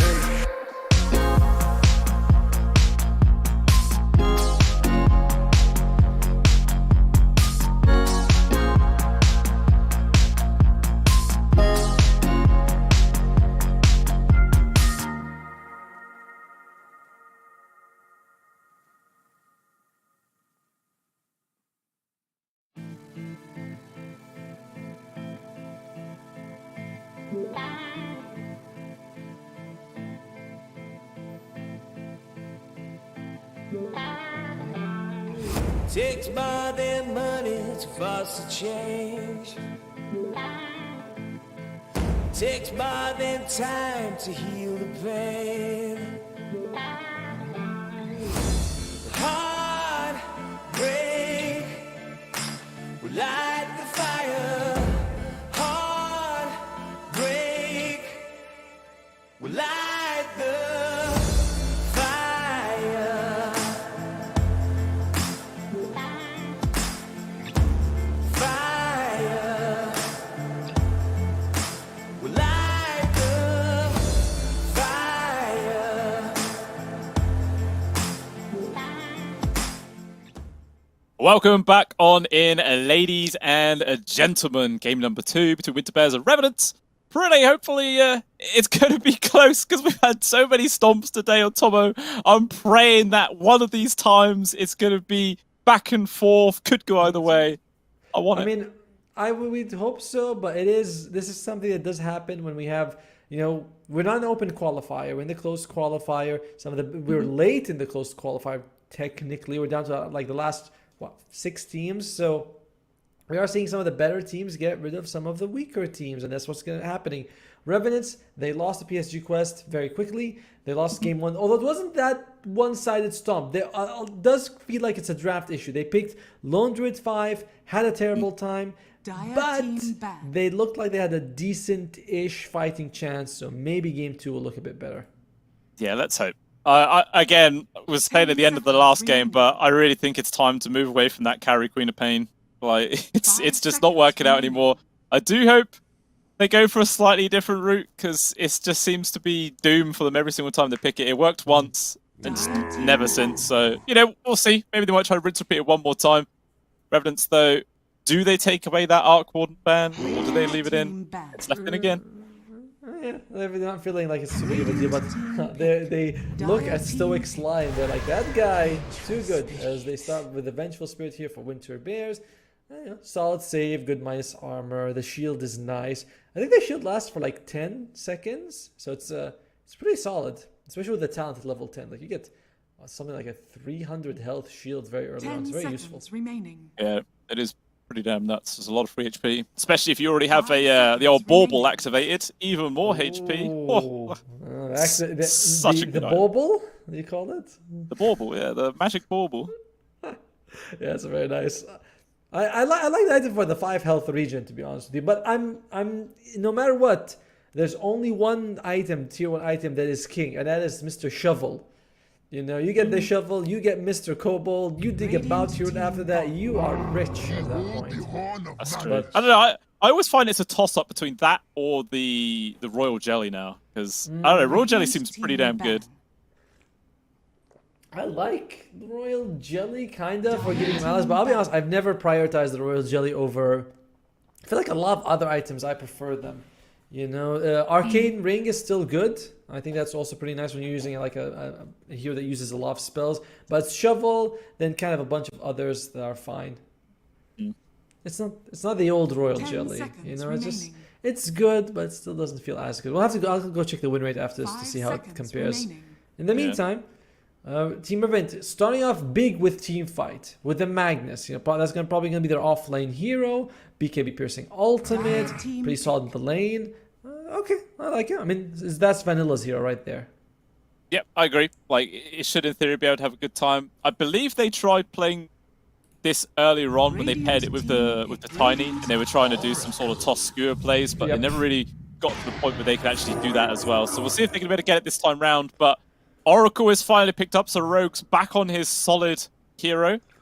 Hopefully we're going to be able to see him do some real magic here in this game. But Winter Bears are actually going to decide to grab the Void Spirit themselves this time round. A good hero to hunt the Oracle, actually. You know, usually with your jumps are able to help you get close. You can get Orchid if you want. You don't have to, but like it's a solid option to deal with the Oracle.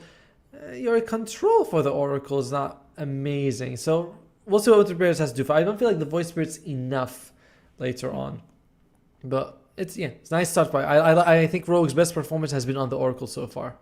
Yeah, I agree as well. So already liking this draft much better here from Revenant. Solid off lane, solid +5, ticking all the boxes. We'll see how it does progress if they want to start doing some crazy things. Who knows?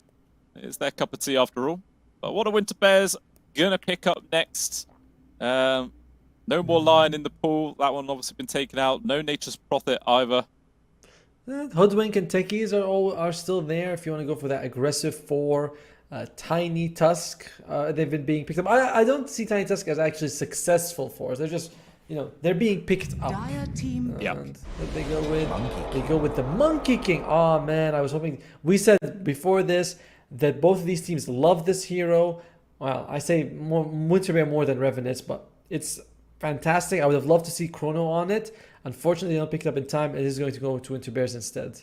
10 seconds remaining. We'll see where it does end up. Most likely, this is going to be in the hands of Reality for sure. As their carry. Lane's quite effectively versus a Magnus as well, so I'm sure they're not going to be too sad about putting him in that matchup. But what are Revenants now going to pick up in response? Like, what position 4 calls out to you when you're going to be laning against a Monkey King? Well, you're with a Magnus. Dire team I mean, Hoodwink or Snapfire? No, I did not think it to be Earth Spirit. That's for sure. He's Earth Spirit, huh? He is durable, but durability only counts when you're full health. You know what I mean? Like at the laning phase, you're not gonna be full health all the time. You're gonna take some hits. You're gonna be, you're gonna lose some life, then you're gonna go into 60% health, and then you're just as fragile as anyone else. And you're up against Monkey King Vengeful Spirit, minus armor into Magic Missile, into Boundless can really kill you. I don't love the Earth Spirit pick, but I do like the mobility for those mid-game team fights that he brings later on. I mean, there is the possibility that this could be mid Spirit as well. Like, I wouldn't be too surprised if Malice wants to pick that up. And I think it's not too bad of a laner versus a Void Spirit either. True, so, brothers. Yeah, they are the bros after all. But he's definitely the least loved of all the Spirit brothers for sure. Like, at the bottom of the pile. But regardless, we'll see what they're going to be able to do with it here in this game.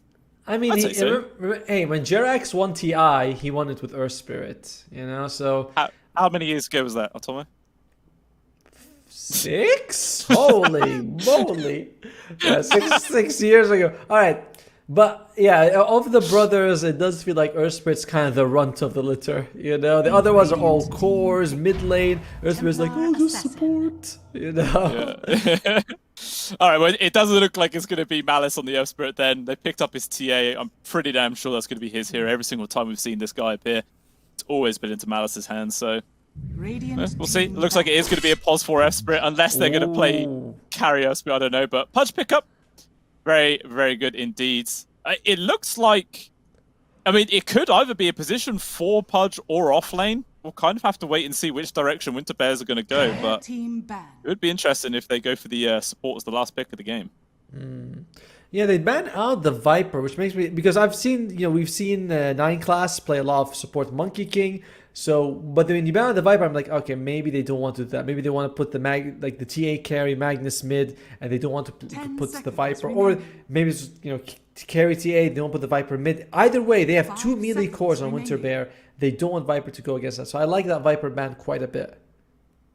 You know, there's still Huskar if you want to do that for Team Remnants. You have last pick. You're up against 3 melee heroes. The Pudge Agnes is annoying, but you got Oracle on with you. I don't see why you wouldn't consider going Huskar. The Pugina ban also makes me think that Huskar is more likely. Yeah, I could definitely see that, actually. And then, yeah, put TA's carry instead. Yeah, I really think that could work. We'll have to see if they've got that in their mind at all. Obviously, it might depend on what this final pick is actually going to be here for Winter Bears. What if they're going to do some weird swapperoo with the Pudge? Like, we'll just have to wait and see whether it is actually going to be a support or a core at the end of the day. Yeah. But they got tons of reserve time to work with, so no rush. If it's not going to be the Huskar, something like Kunkka wouldn't be so bad. Just because you are able to make sure that Void Spirit and the Monkey King aren't able to jump away. Even if Pudge bites someone, you have multiple ways of disabling it. There's a lot of things that Kunkka gives you, but I want Huskar. Like Team Revenants, this is potentially your last game of this qualifier. If you're gonna cheese, bring it on now. This is the moment for it. It is. It's do or die time. Backs up against the wall. You know, they say a cornered animal is when they're the most dangerous, so we'll see if that's going to be true for Team Revenants or not, but Winter Bears are the ones that actually have an animal in their name, so probably not. Is that from like Metal Gear Solid, right? I think that's when when Gray Fox gets pinned down near the end, and he goes, a cornered fox is more dangerous than a jackal. You played Metal Gear. Right? Yeah, I played Metal Gear, but probably like 15 years ago, so my memory of those specific scenes are kind of lacking. Have you ever played the game? If you play it now, by the way, you'll be like, oh my god, I pick up so much. It's basically like a movie. I played it when I was 10, then I played it when I was 30. And I was like, my god, I did not know this was the game at all that I was playing. I had no idea what the story was. Yeah. No, well, I think the original game's quite fine, but Metal Gear Solid 3 was just all cutscenes. And it was sort of like, all right, just play the game with a bag of popcorn or something like that. That's the way you enjoy it. But Clinks was actually the final pick here from Winter Bears. That's definitely an interesting choice to go with. So what the hell? Where are people going? And then an Alchemist picked up. This is some wacky heroes coming out in this game here, Tomo. What is happening? Nothing too crazy, right? It's just going to be the mid TA. It's going to be the carry Alchemist. For the other side, it's going to be off-lane Void Spirit. Position for Monkey King. Yes, this is just like 9 class.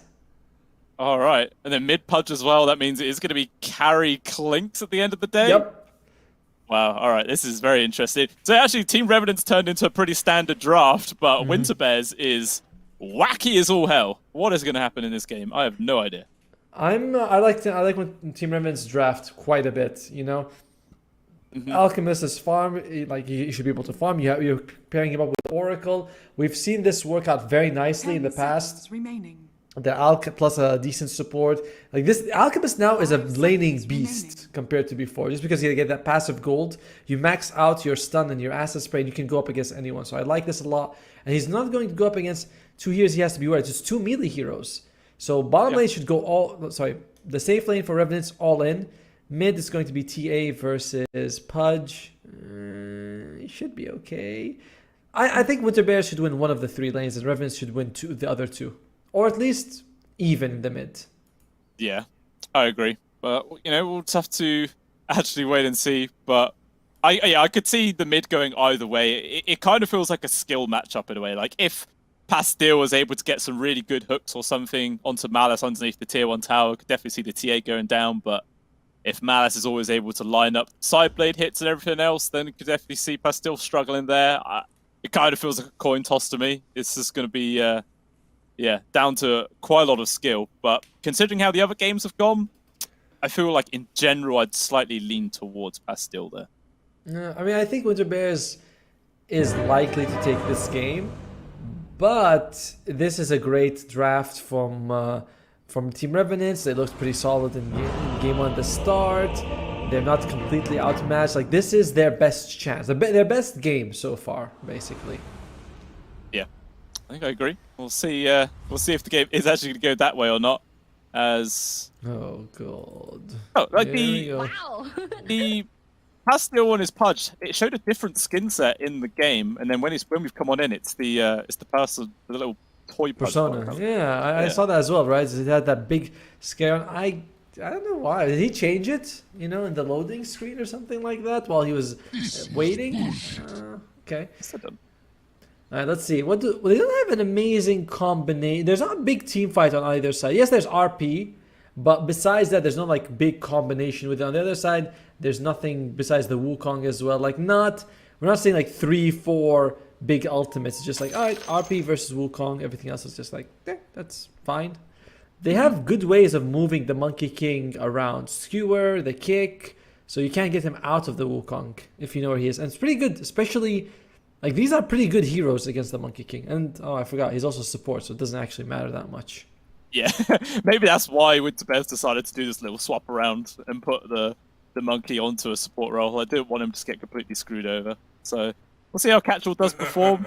He's not like Grandmaster or anything on it. He is just bronze tier, but, sometimes people just don't want to get Dota Plus. They could have played millions of games, just can't tell. Let's see. Rogue feels like he has to do a lot. Make sure that Kuno has a good game, get him that fast Radiance. The other side, they need to be a little bit worried if Shivas comes out on the Pudge. That will go a long way towards ensuring that the Alchemist can't have a good game. And Jeezy, he's got 2 Wraith Bands, but I'm wondering if he's going to consider going for the Spirit Vessel to kill the Alchemist, because otherwise it seems like it's going to be very difficult for them to get on top of him and bring him down. I think the Spirit Vessel will definitely be a sound pick. To be honest, for both teams, I feel like it's not too bad at all. It looks like Revenants are going to do a similar play to last time. They're all sort of heading in the direction of the top twin gate, so it might be that they're going to try and repeat the same tactic and potentially get a backstab onto Winter Bears or not. But so we'll see if maybe Winter Bears have got a little bit more clued in. But actually, last time they thought they wrapped around the tier 1. Yes. Yeah, they didn't think that they... But in the same way, it's kind of feels like you know where they're coming, right? You're like, I know that they're going to come from that southern area. Whether they take a twin gate or whether they sort of smoke there, it's the same thing. And Catch is like, Dawes. Wow. Dawes? Dawes, I don't know. Oz, you know what that means?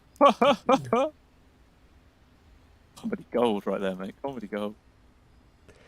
It's all right, man. Just tell me when Netflix signs you up for their stand-up. And, yeah, I'll be up there, mate, with Ricky Gervais and all sorts. I'll be like, all right, now I know they've definitely went to the bargain bin. They're like, come on, anything here. All right, that guy. Let's see what he can do. Maybe I could have been signed up in like the infant days of Netflix, where they'd literally take anything. Like content, yeah, right. Sign you up, go for it. But not anymore. I think they got a little bit too much respect now to deal with someone like me. But quite a longer pause this time round. Once again, Rogue, the main suspect of PC or power problems. So we do hope that it is fixed pretty damn soon, as we want to get the action underway for all you guys at home. But wait, I haven't actually asked, which team do you actually think is going to take this one? We were saying how the lanes are going to go, but is it just Winter Bears for the overall victory, do you think? Yes, and if I know the teams, I'd be like, yeah, Revenants 100% with this draft. Oh, he has Aurora Retribution, I know that. But yeah, I mean, Winter Bears is so much better, so I feel like they're going to take it. I did not know that the Roar makes you take 25 damage. That increases it by 25%. Yeah, it increases the damage they take. Wait, go back to it. Increases the incoming damage. Yeah, so you take 25% more damage.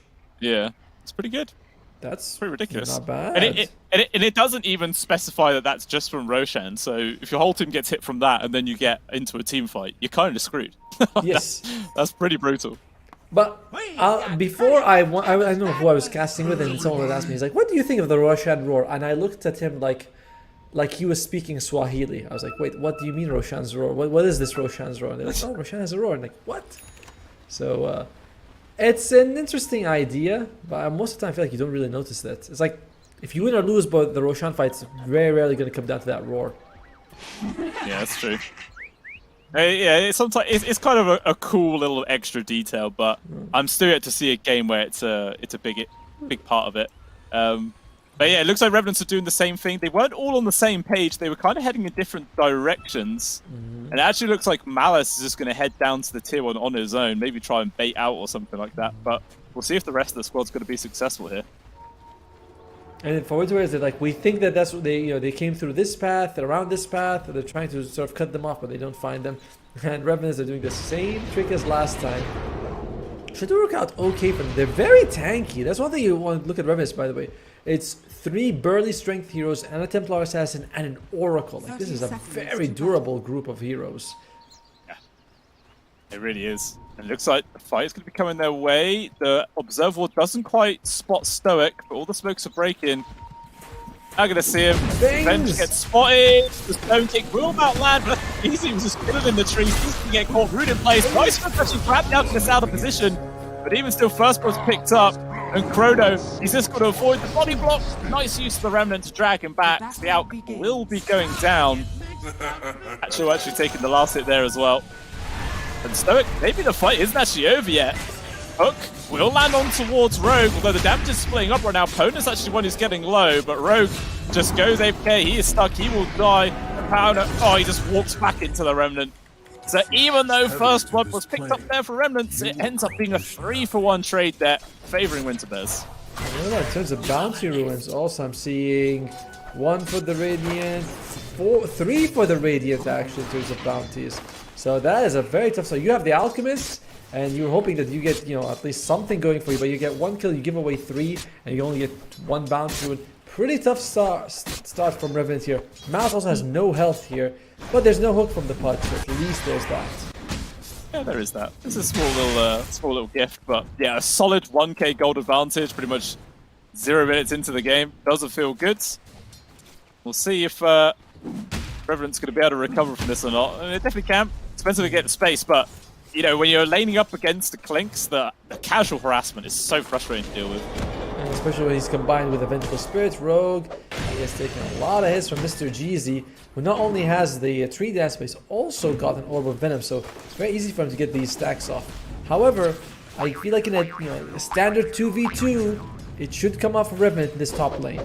Unorthodox, but effective. Should do. In general, it depends if Jeezy continue just the free harassment on towards Rogue or not. You know what? How is this mid going down? So far it is Pastil leading in terms of CS for now. And he's holding on to his 3rd point. We'll see if he's going to max Rot or Hook. Okay, he is going for the Rot. I think against a TA, it definitely makes more sense. Also, big goal. Holds it back, Hooks, and there you go. No free kill there for Pastil. Takes him down. Why can't we be feds? Damn, this lane, we were saying, this could go kind of either way. It all depends on whether Malice can dodge these hooks or not, or if we want to say another way, Pastel can land them. Pastel, he looks like he can't land them. Because your refraction does nothing in this situation. Like, Rod melts out in literally a second. Yeah, I wonder if, as a result, Malice might just completely ignore them. And meanwhile, dive underneath the tier 1 tower as Catchel in danger, stunned in place. There will be Purifying Flames to secure the kill. Rogue, though, takes all the tower aggression, and he will actually die as a result. You're still happy. He's going to be able to kill Koro by the looks. You're still okay with this. Your Alchemist is getting farmed, Catchel's suffering, and he gets a courier kill as well. It's a nice little bonus. Still at the bot lane. Reality, though, is doing A-OK. Nothing really Vanilla can do to stop him. Especially if Stoic is nearby. Just a casual stun plus the Wave of Terror, and that's going to be a lot of damage coming your way. Especially seeing how the tar bomb is all physical. Nice rotation by Rogue, showing up, gets the slow, gets the Purifying Flames, throw out the grenade, and Malice gets the last hit, which is perfect for him. But at the same time, top lane, I'm looking at Cross. I'm seeing his life go down a little bit. Yeah, he's in danger. There's no Remnant though. Can he just survive the right clicks? Unfortunately, he's just a little bit too slow. But he does just get ran down. It's already 9 kills, 3 minutes into the game. Gotta love it. A lot of action. I do love it, but unfortunately it's not favoring Revenant at all. Remember, they're 1,000 gold behind with an Alchemist draft. This is not how it's supposed to be. And at least that kill on mid lane, I feel like, is so far been the most impactful. Getting rid of that Pudge, giving Malice a bit of breathing room. I say that as Malice. He goes to fill up the bottle. Yeah. Thought he was zoned out for a second. Right. I mean, in terms of experience, they're not too different either. Just Pastille, barely ahead. Only a creep's fingernail away from hitting his level 5, and then probably 3 points to drop, probably start running at Malice even more. Speaking of, doing it before his level 5, so why not? He fakes the hook, and he's just going. Poor Malice, there's nothing. Yeah. Not much he can do here. Oh, and eventually he will. Oh, die, but Malice actually ends up getting the kill first. So there you go, nice bit of solo XP going the way there of the Templar Assassin. I think Malice popped the refraction just as the hook came out, so he avoided all of that damage. Really good timing there on his part. But to be fair, Jeezy could have thrown the Boundless, but I think he did not want to KS. And that's always that weird feeling, right? I don't want to KS, and then the guy dies, and you're like, I should have just thrown my spell. That's kind of what happened with Jeezy in that situation. But Casual is kind of soloing the lane here. Jeezy's back. He's got 1 point in everything now, so he's quite scared. It's a decent power spike. Oh, sorry, no Jingle Master. Sorry, two in the jump instead. I'm sure he'll probably put his 4th point into it or something like that. He'll go for that one. It'll be well. Kick. Knocked by onto the tower, but actually in the mid lane. Yet again, Pastille gets a solo. Gonna get chased after here from the Oracle. Fortune's End from long range. 1 Purified Flames. All he needs, just barely outside the cast range. He's gonna hide himself in the trees. Does Rogue actually guess where he is? Oh, I think he saw the tree die. But he gets the hook on towards the rune. Pulls it back up. He's healing up right now. But even so, he's gonna try and run away. He doesn't want to stand his ground, but it doesn't matter. Rogue secures the solo. Well done by like again. This is what we said we wanted to see from the previous game. We said Rogue amazing on the Oracle. He picked the loads where it didn't look as good, but he's putting in some work. Unfortunately, they're still very far behind in terms of CS on every single core. You know, 17. 2 to the 25 and 10, 17-3 to the 26. It's like 21 to 31. Like they're pretty behind. And Rogue, he can make plays, but he needs someone to protect him. He's able to avoid the Eve's Remnant at the very least. Oh, he cuts down 2 of the trees, but unfortunately it was just the wrong one. Well done. At the very least, yeah, he does get himself denied, so that's not too bad at all. That's still fairly worth it for kind of both sides. Like, yeah, Rogue's out of commission, but he doesn't give you anything. You're kind of okay. Unfortunately, TA gets hooked. Nice hook, lands yet again, takes a bit of damage. He's also coming in from Boner, but good block there from Jeezy to make sure the roll does not land on his mid. Instead, there will be a double kill going the way of Pastille. And the D-Ward to boot. He's feeling good. Already with 7 Flesh Heap stacks at the very start. He's going to be a fat boy very quickly. I don't think we were allowed to say words like that anymore. Hook! Another grab. And it's another kill. 8 stacks. And I think we can. In terms of Pudge, I think it's perfectly okay to call him fat. Like, no one's going to be angry for that one. He's actually going to stand his ground right now. Manfly up against Malice is risky, but he has the Devour already. Tries to stand his ground. Malice, though, another nail just come off the cooldown. 1 hit, make it 2, 3. Not going to be enough there. The fleshy damage reduction is enough to keep him going. Catchel there with a long-range remnant will actually land. He goes to the aggressive hook, but still another melt to the face. Pastille punished for his over-aggression. And Malice tried his best to run away using all the bottle charges. It's just like a ring around the rosies. Actually going to try and fight into him, but Jeezy's here to help on out. And Malice will eventually die. Still worth it for Revenants. You know, like Malice was able to bring 3 people to the mid lane, gets a solo kill on the most farmed hero in the game. So it is making space for other lanes. The problem is that we're not seeing that space translate to too much. You know, like we're still seeing the Alchemist behind in net worth. Oh, good hook. Yeah, another 3 grab. Owner is dead. Can't get the roll away. 8. How did Pastille not get the charge there? He was already on 8. I know, right? I was like, it's still 8? Because I remember he was 8 before he went for that kill on the TA. So I was like, okay, so it's probably going to be 9 after killing Poner. But Gaben, you know, he's just needs to fix that program a little bit there. Doesn't want to give him another flesh heap charge. There's a little bit too many for this early on. Hook not going to land this time round, but he is just really willy-nilly throwing these out. Why the hell not? He's doing a fantastic job so far. In the Dota 1, you could write this command called HA, which was for hook accuracy. People used to brag about the hook accuracy. And it was like the wrong mentality, where it's like, I only throw a hook if it lands. So it should be like, I should throw a hook every chance I get. And that's what he's doing fast. It's working out. Oh. Yeah, that's going to be the Wukong's use. Remnant will land. Dragging back in. And that is going to be a kill on towards Chrono. Take it down the Alchemist. A very nice kill for Find yet again here for Winterbears. And they're on the hunt. They just walk straight in towards Malice. Waiting to use Ulva for as long as possible. Doesn't even need it, actually. Gonna get the kill regardless. With the regen, it looks like Pastil's gonna just continue to charge forwards right now. They might even decide to dive the tower if they really do want to. Yeah, he's gonna go for it. Got the initial grab. Followed up for the magic missile. It's another free kill. Maybe Stoke can get caught out right now as Chrono's actually TPing in, but there's a hook available, dragging Chrono back. Does have the unconcoction going. Could be a good kill. Blank even still feeling tanky enough to walk himself away, but Vanilla's here trying to get the cut off. He can't quite get the angle to get a decent skewer. It looks like they're going to have to settle for this kill on towards Stoic. Well, then Pastil got another hook in a second or so. And they're just going to go aggressive. Why not? Lands on towards Rogue with the Veil of Discord. It's war control. They do get skewered back into the tower, although Pastil standing his ground once again with the ult. Vanilla's going to die. Gets him a double. Cheesy jumping in. Two supports here for the side of Winterbears, making the action happen.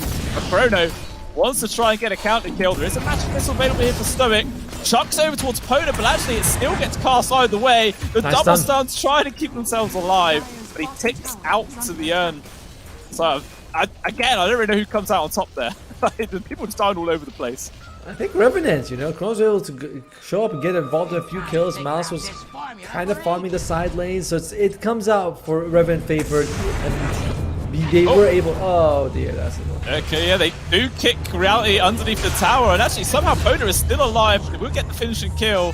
The concoction from Chrono, unfortunately not close enough, so he will just die. Jeezy, gonna drop the Wukong's command in a decent spot. Catchall just jumps on in. Rogue is dead. Can they also find Chrono?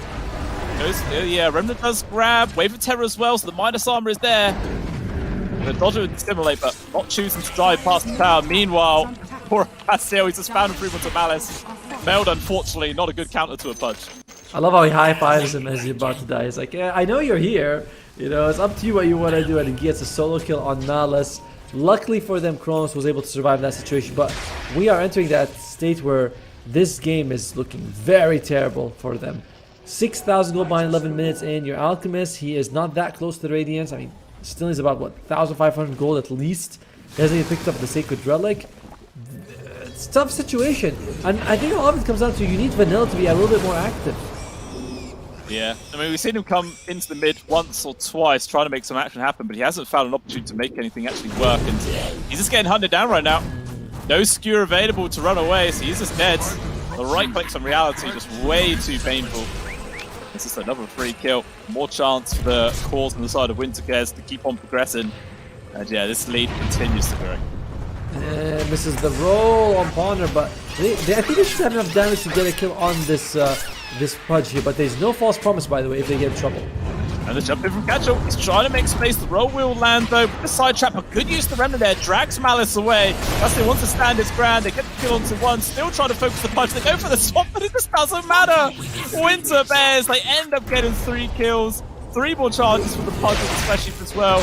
In reality, being a real menace, trying to push for a kill close to the tier 2 tower. They will be the RP. Nice skewer actually lands onto the 2 of them. They will get the Boundless Strike land, though. Chrono, one more right click. Reality secures the kill. Vanilla is desperately trying to at least get this trade. Jeez, but the shockwave misses by the skin of his team. He jumps up into the trees, slows onto Vanilla. Can Reality get a couple right clicks is all he needs. And he will. This game is just going insanely good for Winterbears now. Absolutely disgusting. They just tap out. It's done. GG at 12.5 minutes in. That is very demoralizing for Revenant. I swear to God, I was going to say, I think this might be over. You know, I was like, this is looking pretty bad. We haven't seen it. The RP just now, okay, you know what got for me? When he skewered the Clinks next to the Alchemist and Clinks killed the Alchemist. I was like, that's it.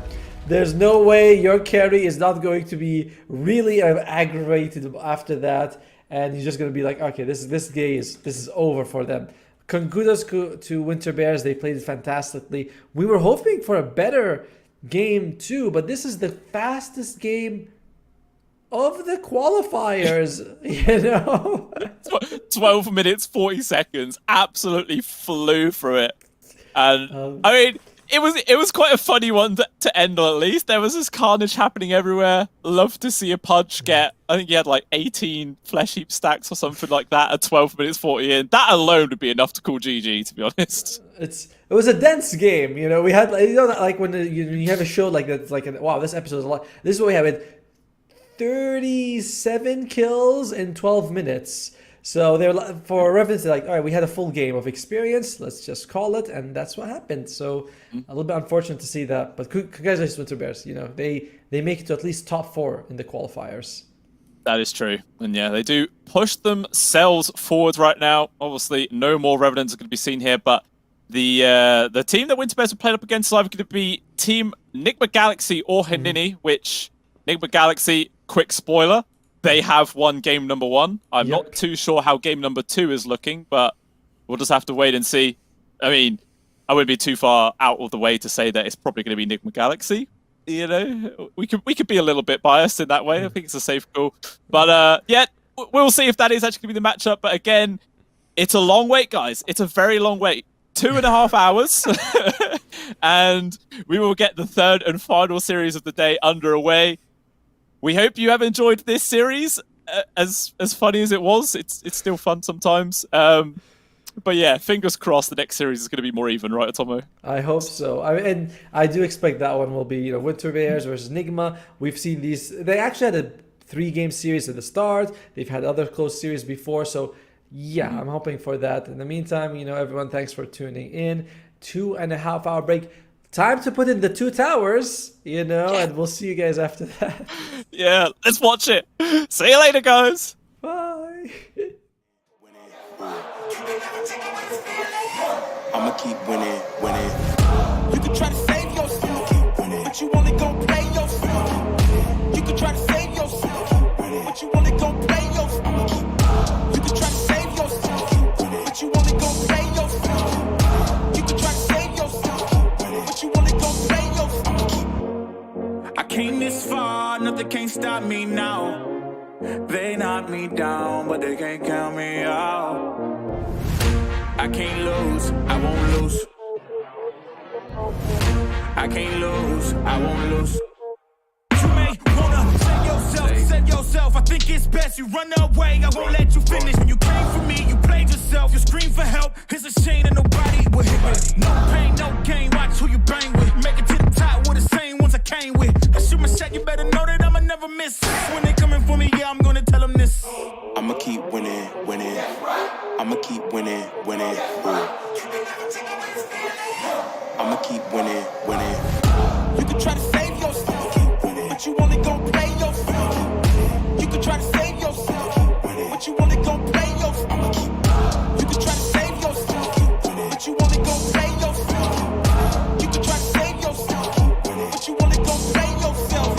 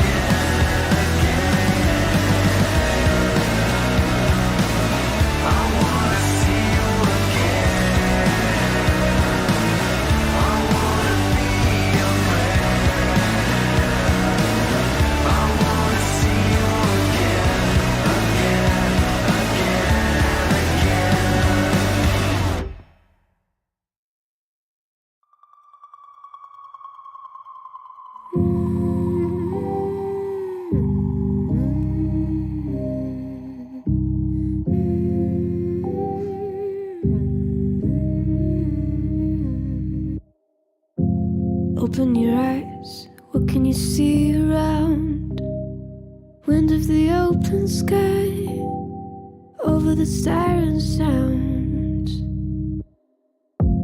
This is a dream, getting the royal scar, holding a diamond blade, throwing it far.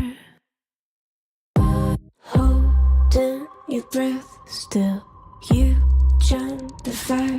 We'll just sit and wait till you see me fly. You know they'll never catch me for it. See me fly, the way I put my finger on it. See me fly, you got it, then try to tell me you got the wrong guy.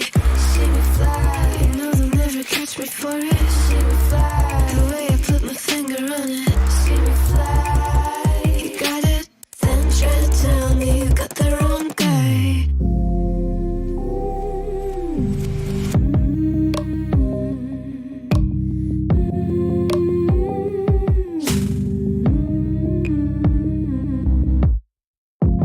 Look at them now, all of the noise they make, counting the cards to one. Queen of hearts never breaks. Falling asleep here might just take a while. Trying not to grind your teeth, dreaming to touch my style. Well, can't say I blame you, trying to come close to, but all you can do. See me fly, you know they'll never catch me for it. See me fly, the way I put my finger on it. See me fly, you got it, then try to tell me you got the wrong guy. See me fly, you know they'll never catch me for it. See me fly, the way I put my finger on it. See me fly, you got it, then try to tell me you got the wrong guy.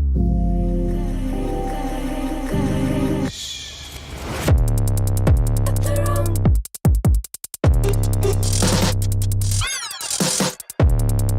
Got the wrong guy.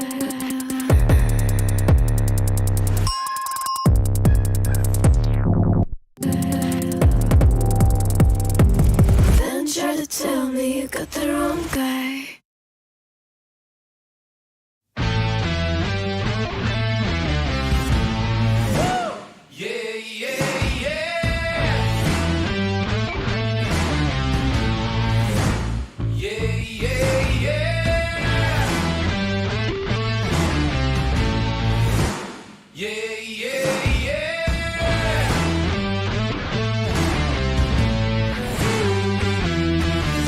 But as to me,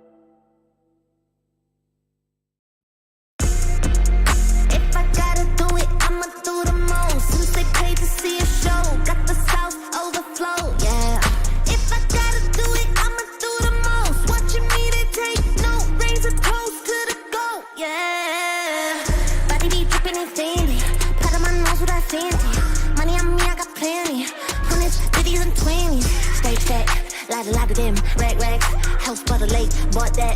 Opposite brakes, draw back. Paddock on my wrist, I'ma hit 'em with a drip. They gon' pay the VIP to get a pic with me. I'm a star, brand new keys to the car. I'm the boss and the king of the czar. Got me so high, so addicted. Telling me I'm the only queen of his heart. Guess I let you co-star. If I gotta do it, I'ma do the most. Since they paid to see a show, got the sauce overflow. Yeah. If I gotta do it, I'ma do the most. Watching me, they take no, raise a toast to the goal. Yeah. If I gotta do it, I'ma do the most. Since they paid to see a show, got the sauce overflow. Yeah. If I gotta do it, I'ma do the most. Watching me, they take no, raise a toast to the goal. Yeah. If I gotta do it, I'ma be the best. You can bet I got the recipe. Mastermind, creator of this high vibe energy. Only thing I'm loyal to is building a legacy. So quit testing me. Lot of commas in the bank, I'm a provider. Tell the amateurs stay in they lane, ain't no outsider. Bought a mansion in LA, right next to Mariah. Write a song, get filthy paid, price going high. Yeah. If I gotta do it, I'ma do the most. Since they paid to see a show, got the sauce overflow. Yeah.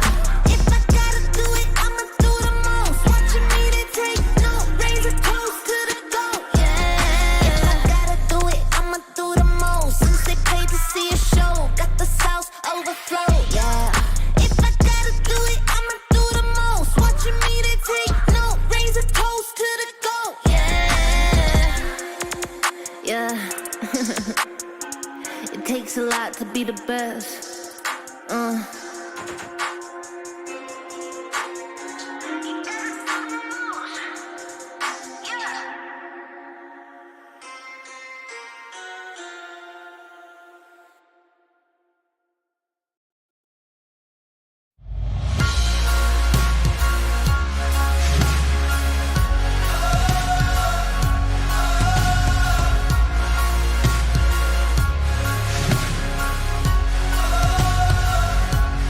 Neues Kapitel, weißes Papier, Seite um Titel, Mitte 20 und hier, Zeile für Zeile, offener Blick, find nur beim nach vorn sehen zu mir selber zurück.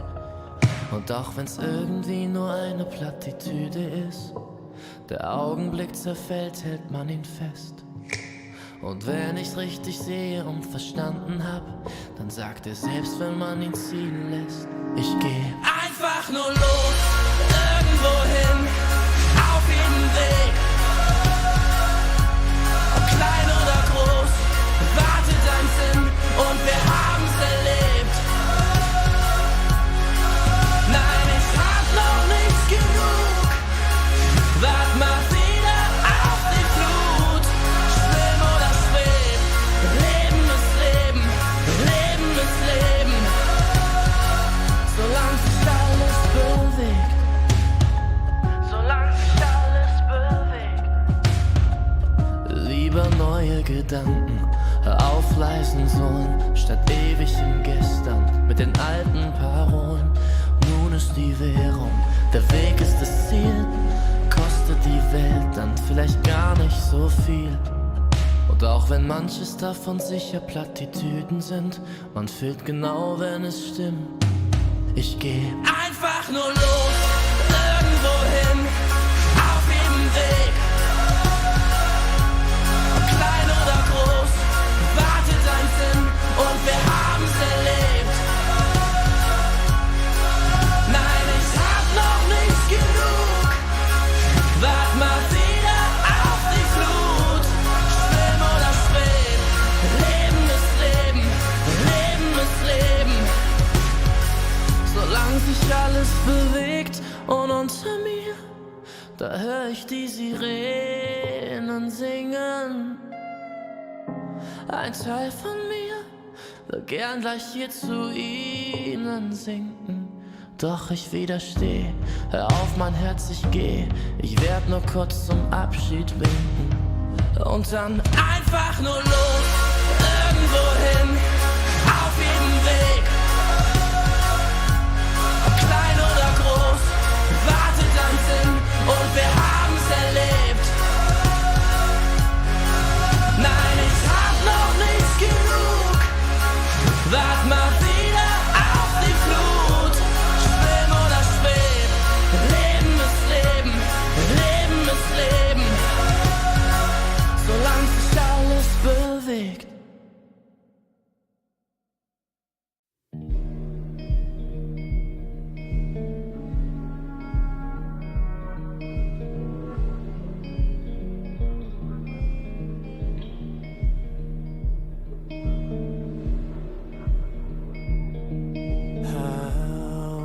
strong is the hammer in my hand.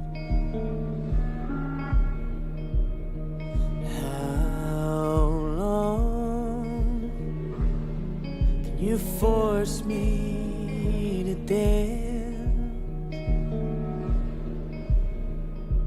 There's a crisis in my heart and in my world, and I saw you smile when I fell into the dirt.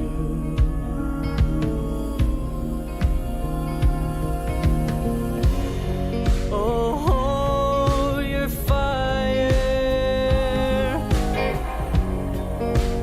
I don't belong here. I'm not calling you a liar, but I know you don't know me.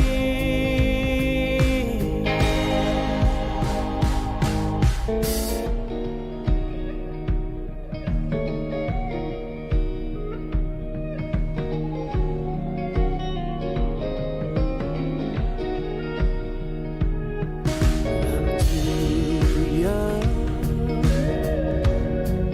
for bitterness like this. I've grown too old to forget. I'm not a killer.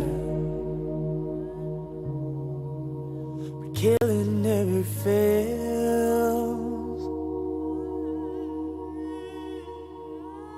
To a hammer, every problem's a goddamn nail.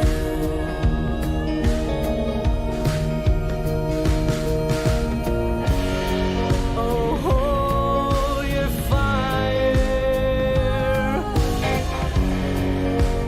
I don't belong here. I'm not calling you a liar, but I know you don't know me.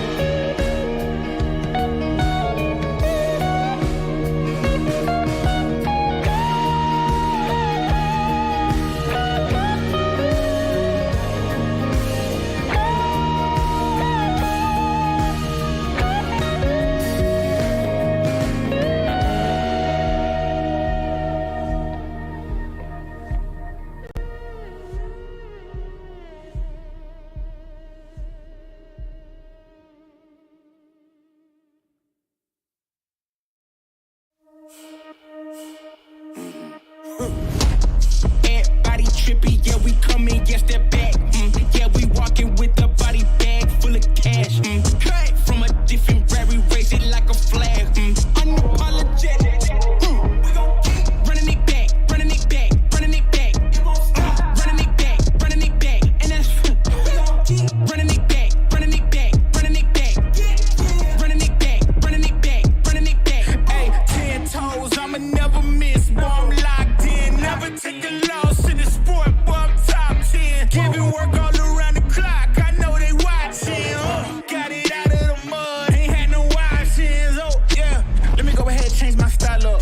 Got that touch like Midas. Back then, they wouldn't invite us. Switched up, now they wanna be like us. And now they dealing with identity crisis. I know, I ain't sorry, get a pity party. You could probably get it from your mama now. But if you pull up on me, you gon' see a body. Cause I'm not the one you want a problem with. 10 toes down. If I stumble, watch me stand up. When it goes down, get the tutu, tell your man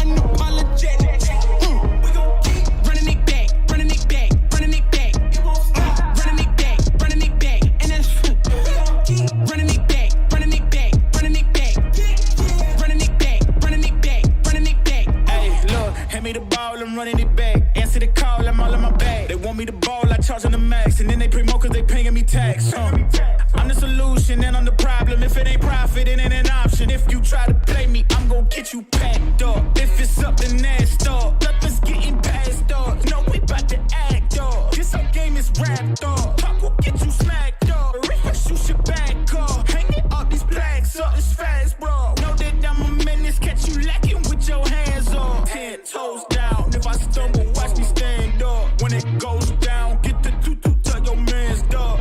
You can blame it on your homies, got you hyped up. Whoa. Everybody trippy, yeah, we coming, yes, that back. Yeah, we walking with a body bag full of cash. Cut from a different rary, raise it like a flag. Unapologetic. We gon' keep running it back, running it back, running it back. Running it back, running it back. And that's we gon' keep running it back, running it back, running it back. Running it back, running it back, running it back.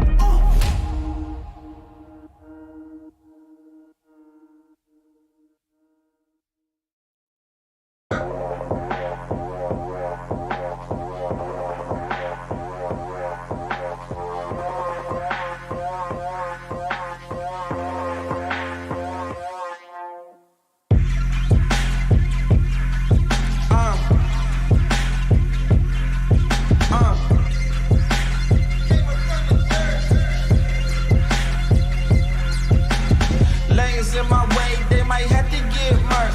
Approach me with caution, might have to get hurt. I top up from the treetop, but I came up from the dirt. That shotty like a detox, hit the pump and go berserk. Yeah, I don't care. You might get found in the middle of nowhere. Approach me with caution, might have to get hurt. That shotty like a detox, hit the pump and go berserk. That shotty like a detox, hit the pump and go berserk. I think y'all in my way, so tell me which one going first. You end up in the hearse, you end up in the grave. That shotty like a detox, hit the pump and you enslaved. Hey, yeah, I don't care. You might get found in the middle of nowhere. Yeah, that shotty like a detox, hit the pump and go berserk. I think y'all in my way, so tell me which one going first. Scroll through my living room, chosen the pinnacle. I jump into the spotlight ever since I seen the hidden view. Move how I move, I don't know who you approaching. I'm Jordan, less suggestion, I don't need nobody coaching. All these niggas frozen, that's the usual. Every space I go in, that's not unusual. Approach me with caution, might have to get hurt. That shawty like them Reeboks, hit the pump and go berserk. That shawty like a detox, hit the pump and go berserk. I think y'all in my way, so tell me which one going first. You end up in the hearse, you end up in the grave. That shawty like a detox, hit the pump and you enslaved. Hey, yeah, I don't care. You might get found in the middle of nowhere. Yeah, that shawty like a detox, hit the pump and go berserk. I think y'all in my way, so tell me which one going first. That shawty like a detox, hit the pump and go berserk. I think y'all in my way, so tell me which one going first. You end up in the hearse, you end up in the grave. That shawty like a detox, hit the pump and you enslaved. Hey, yeah, I don't care. You might get found in the middle of nowhere. Yeah, that shawty like a detox, hit the pump and go berserk. I think y'all in my way, so tell me which one going first.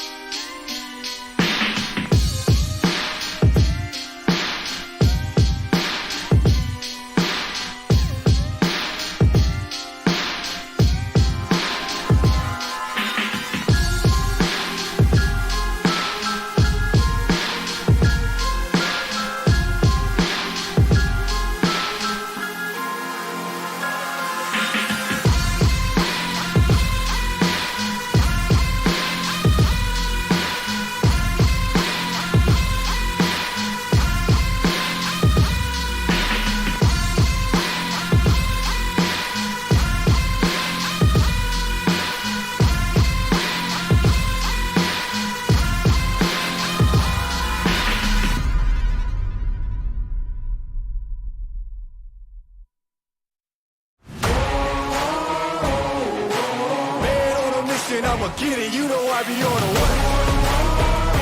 Yeah. You know I be on the way. Man on a mission, I'ma get it. You know I be on the way. Yeah. It's all hard, ain't no fear here. You ain't giving this to all, you steer clear. Never beat, I've been down and I reappear. You got some money on the line, you better put it here. Rolling in and doing that work. Check priorities, I'm doing that first. Checks big and I'm sure that hurts. But it's checkmate, we ain't selling short, know the work. Ain't nowhere to hide. You ain't gotta see me come and keep me on your mind. Cause I be on the way. Yeah. You know I be on the way. Man on a mission, I'ma get it. You know I be on the way. Yeah, man, we coming for them bags. If they said I couldn't have, get the team. I got a vision for the things you ain't believe. And here's the motto, hard work, this over everything. It's that comeback. I'm calling plays, hit the pass, then the run back. Yeah, I'm far ahead and gotta run laps. But we ain't letting up, we never done that. Ain't nowhere to hide. You ain't gotta see me come and keep me on your mind. Cause I be on the way. Yeah. You know I be on the way. Man on a mission, I'ma get it. You know I be on the way. Yeah. I'm on the way. On the way. Yeah. On the way. I'm on the way. I'm on the way.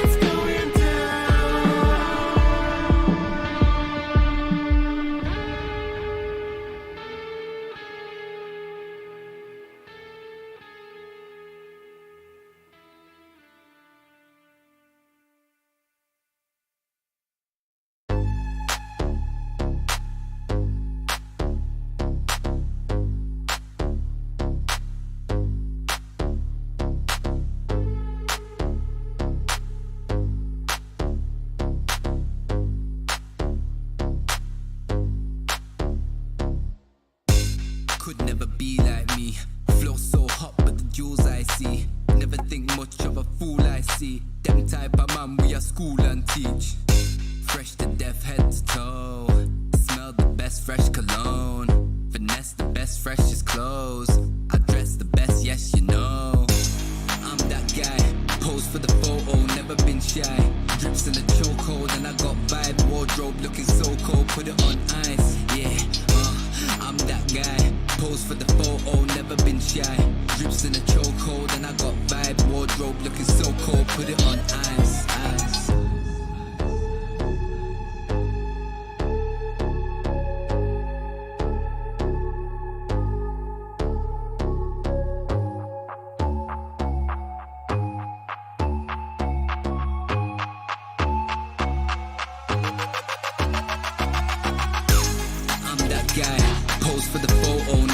Shy.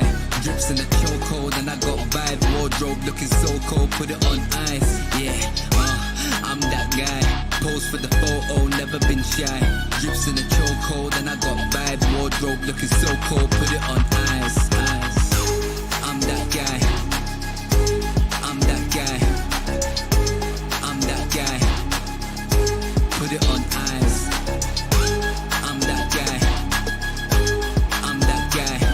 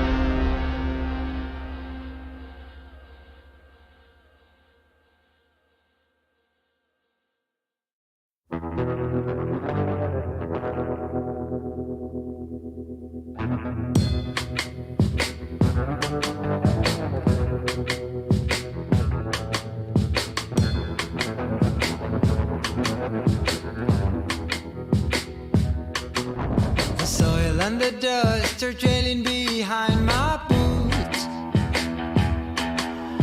Blown by the wind, showed me a piece of my past. The soil and the dust is where we go. 6 feet under, whatever your uniform says. The smell of the dust is sticking onto my clothes. Burns my throat, sends shivers down my spine. The smell of the dust makes us just the same. What makes us different is just a bullet away. No pride but shame. No pride can bring forth from the graveyard. May the souls rest in peace up above. Some say we'll follow them down in the wind. Sooner or later, we're gonna pay the bill. The taste of the dust is lingering in my mouth. Burns my throat, sends shivers down my spine.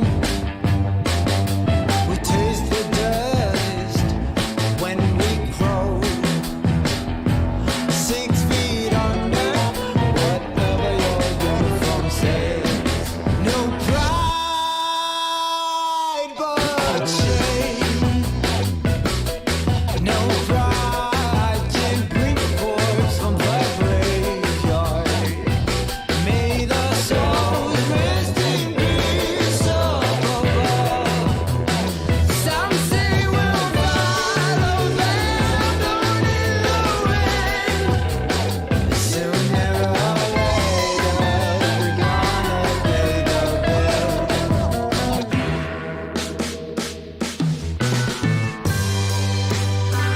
We'll fly in the sky, blown like the dust, the soil and dust. Ooh, I thought on smoking guns.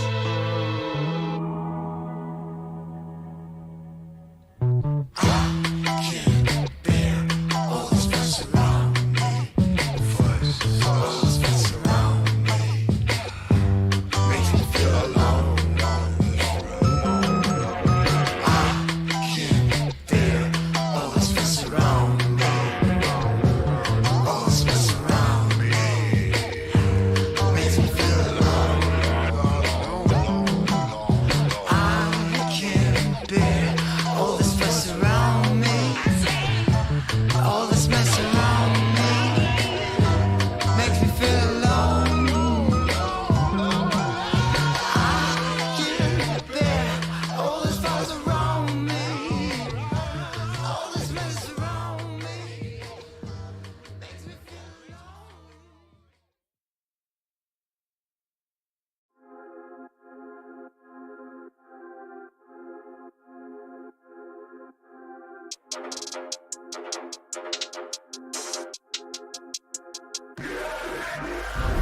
You can't manage this, can't break this, boy, I'm funded.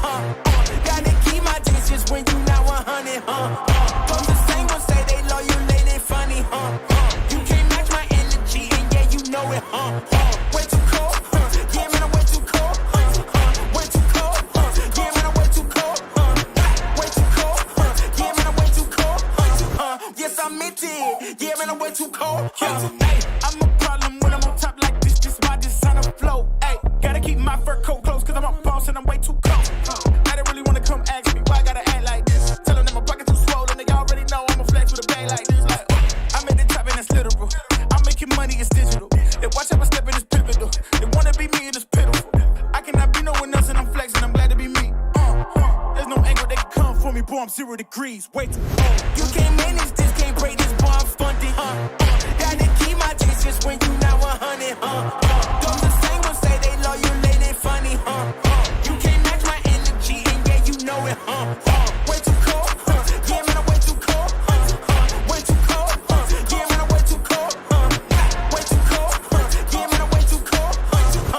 I meant it. Yeah, man, I'm way too cold. Yeah, I'm killing it, I'm the realest.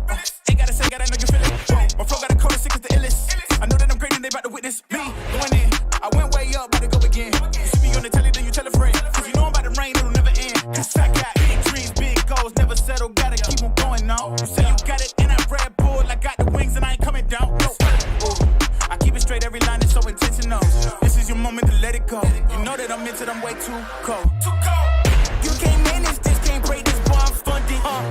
Gotta keep my distance when you not 100, Don't the same ones say they love you, they funny, You can't match my energy, and yeah, you know it, Way too cold, yeah, man, I'm way too cold, Way too cold, yeah, man, I'm way too cold, Way too cold, yeah, man, I'm way too cold, Yes, I meant it, yeah, man, I'm way too cold,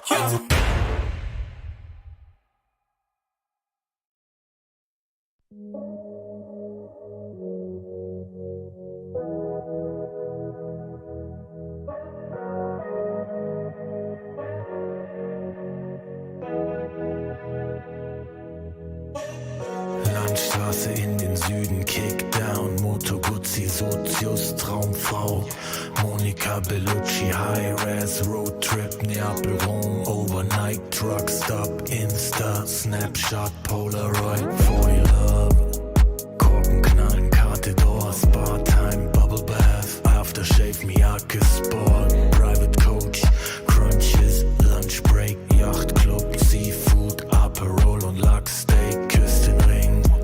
Wir haben Erfolg, Millionen Dinge und dein Lächeln spiegelte meiner Persol, Pilotenbrille, Holz knackt im Kamin.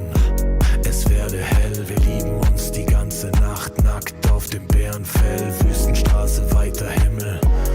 Kawasaki, Speedboat, Karawane, F1, Abu Dhabi, bist meine Nummer 1 und nicht nur diese Nacht. Ich nehm dich zur Frau, trag dich die Marmortreppen zum Palast. Blaue Stunde, Promenade, Lippenstift an deinem Glas, Soda, Zitrone, Haut glänzt, Haare nass. Ich schenk dir nach, du sagst, wie schön ich bin. Ich küss deinen Hals und du lachst wie eine Königin. Leck die Lippen, ich bin dein bestes Pferd im Stall. Sind am Drippen, trinken Daiquiris aus nem Bergkristall. Schrimps und Limette, Monaco, Saint-Tropez, Dachterrasse, Whirlpool, Eiswürfel, Corbusier, Casino, Hopping. Die ganze Welt ist hier, trinkst du 2? Champagner, Elixier, Traumpaar, Undercover, Americans, unsterblich.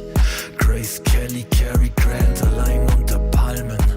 Und dazu kalter Cider, Sommerwind, Küstenstraße, Sonnenbrille, Alpha Spider, Hors d'oeuvre, schwerer Wein und klarer Kopf, Zigarren aus dem Humidor, Cohiba und Davidoff, Candlelight, sanftes Licht, Candelabra, deine Haut, China White, Seidenkleid, Balenciaga. Was die Leute denken, wenn sie uns reden hören, Open Water, Seychellen, Hochseeangeln, Segeltörn, du bist meine Nummer 1 und nicht nur diese Nacht. Ich nehm dich zur Frau, trag dich die Marmortreppen zum Palast. Blaue Stunde, Promenade, Lippenstift an deinem Glas, Soda, Zitrone, Haut glänzt, Haare nass. Ich schenk dir nach, du sagst, wie schön ich bin.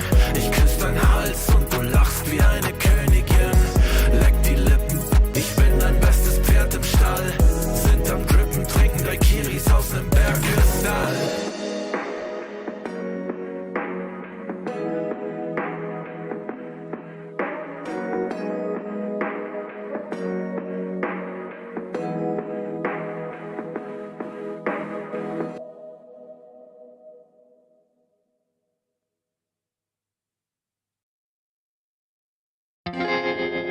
The voices in my head, they say I'm lost, but I found myself in the dark.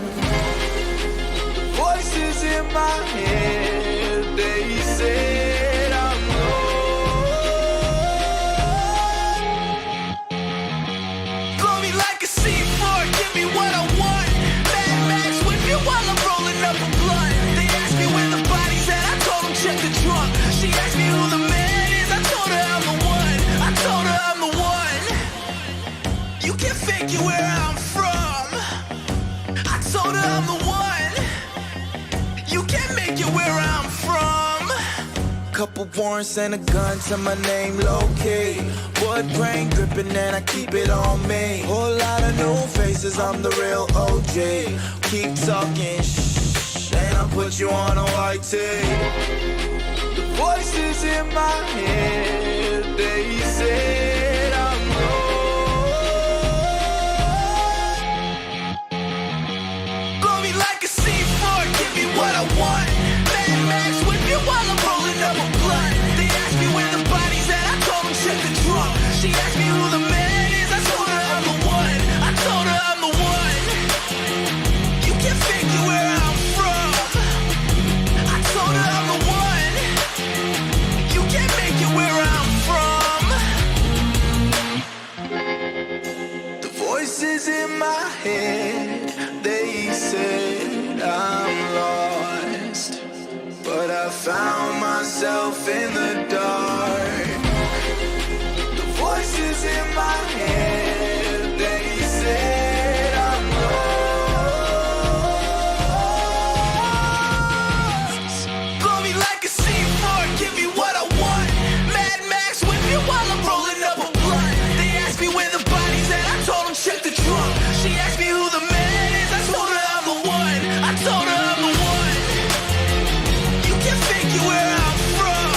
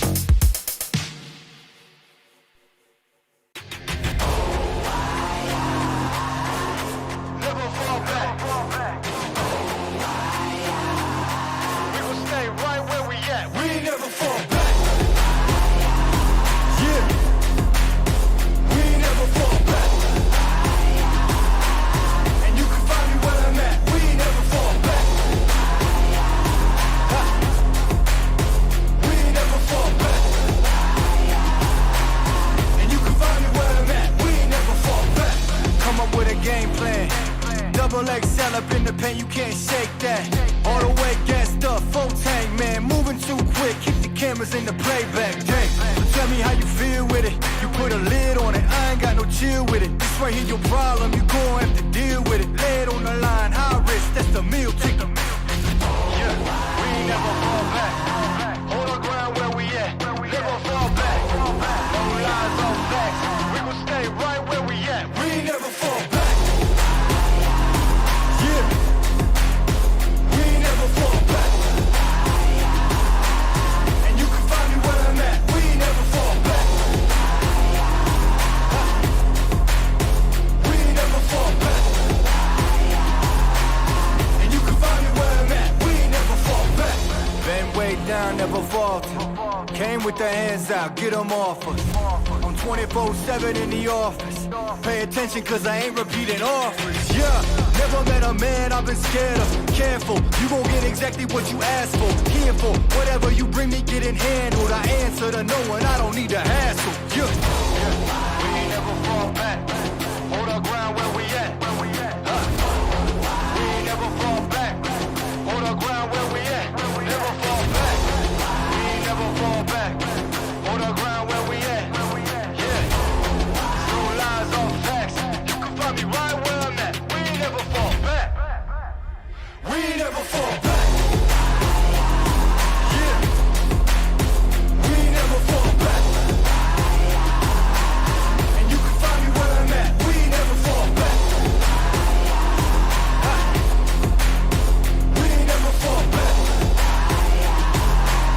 And you can find me where I'm at. We ain't never fall back.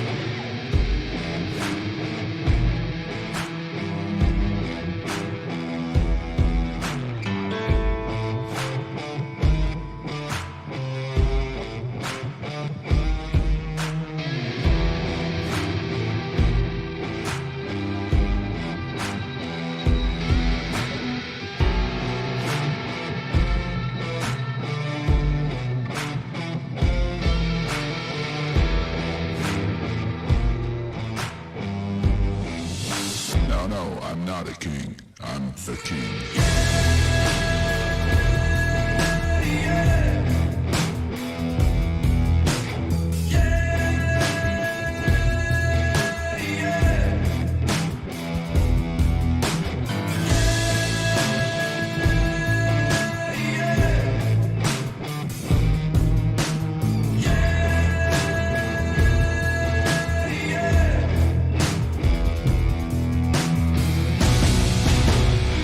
Oh, just wait a minute.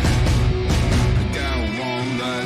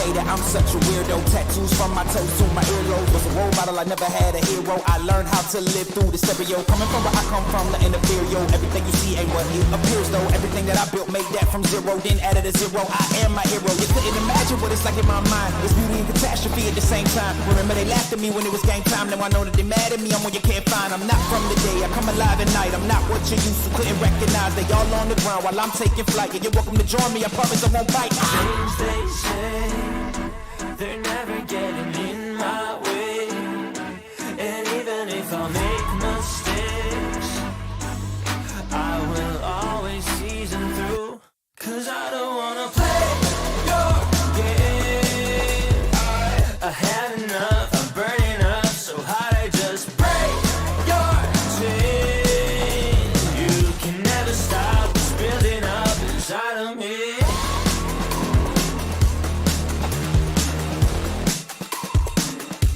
Inside of me.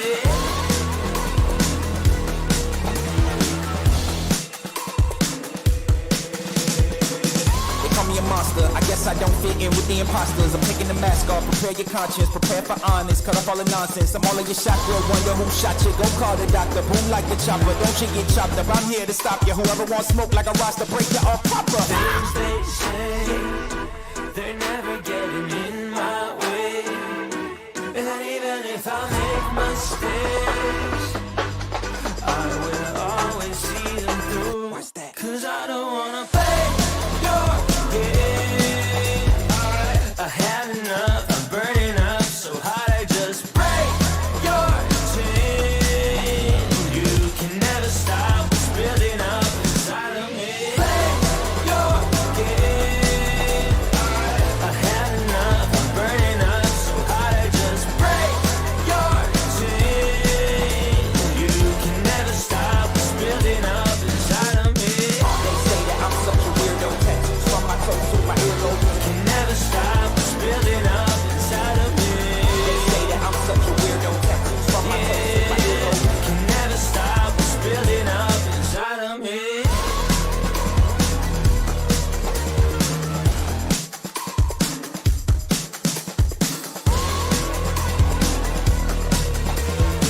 Can never stop what's building up inside of me. You're so cool, cool. So stick around. You're so cool, cool.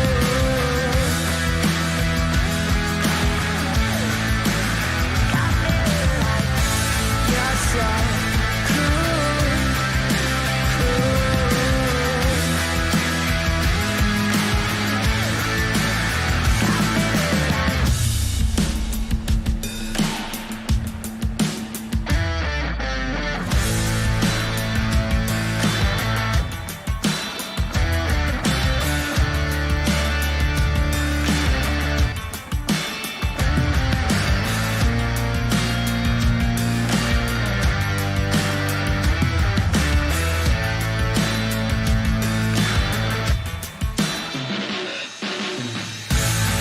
so cool, cool.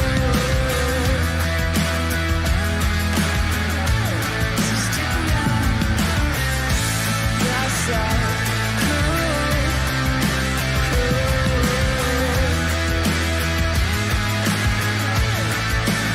Got me like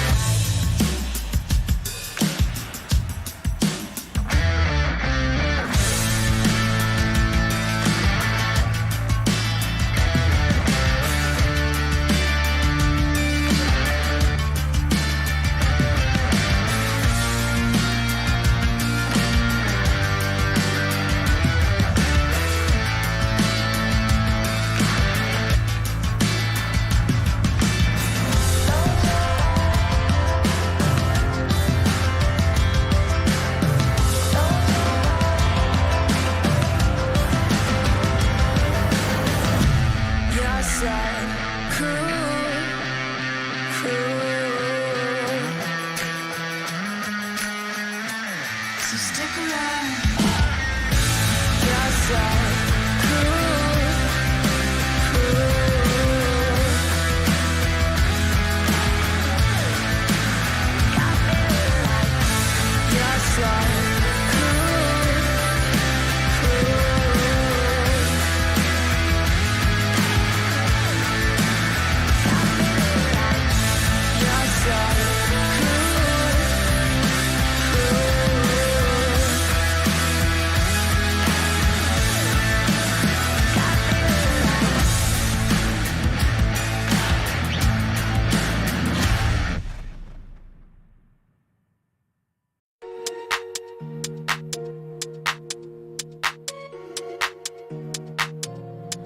Ich sitz auf meiner Fensterbank, die Nacht zieht vorbei.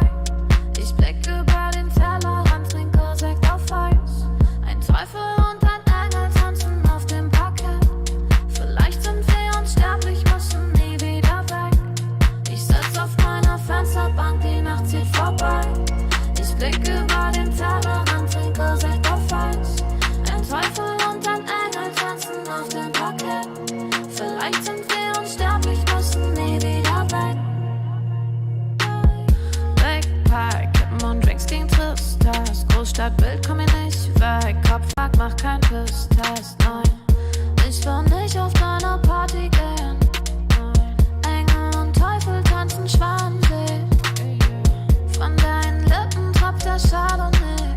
Ich küss ihn weg, bevor du schlafen gehst. Auf meiner Fensterbank, die Nacht zieht vorbei. Ich blick über den Tellerrand, trinke Sekt auf Eis. Ein Teufel und ein Engel tanzen auf dem Parkett. Vielleicht sind wir unsterblich, müssen nie wieder weg. Ich sitz auf meiner Fensterbank, die Nacht zieht vorbei. Ich blick über den Tellerrand, trinke Sekt auf Eis. Ein Teufel und ein Engel tanzen auf dem Parkett. Vielleicht sind wir unsterblich, müssen nie wieder weg. Faded auf den Wohnzimmerdielen. Baby, sag, wieso sind wir hier? Kann sein, dass wir den Boden verlieren. Wir heben ab morgens um 4. Ich sitz auf meiner Fensterbank, die Nacht zieht vorbei. Ich blick über den Tellerrand, trinke Sekt auf Eis.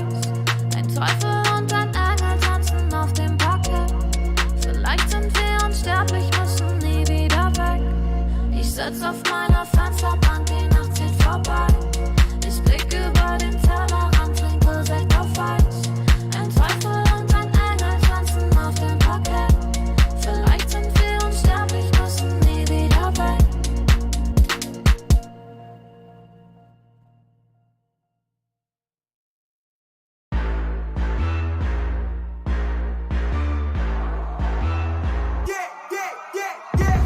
I'm the main event, ain't no back and forth, let's get it. Heartless energy, yeah, better get lost, don't get with it. Ain't nobody in front of me, ain't nobody in front of me, ain't nobody in front of me, ain't nobody in front of me. You can try to prove me wrong and try to give respect, but who we looking for if there was no one left?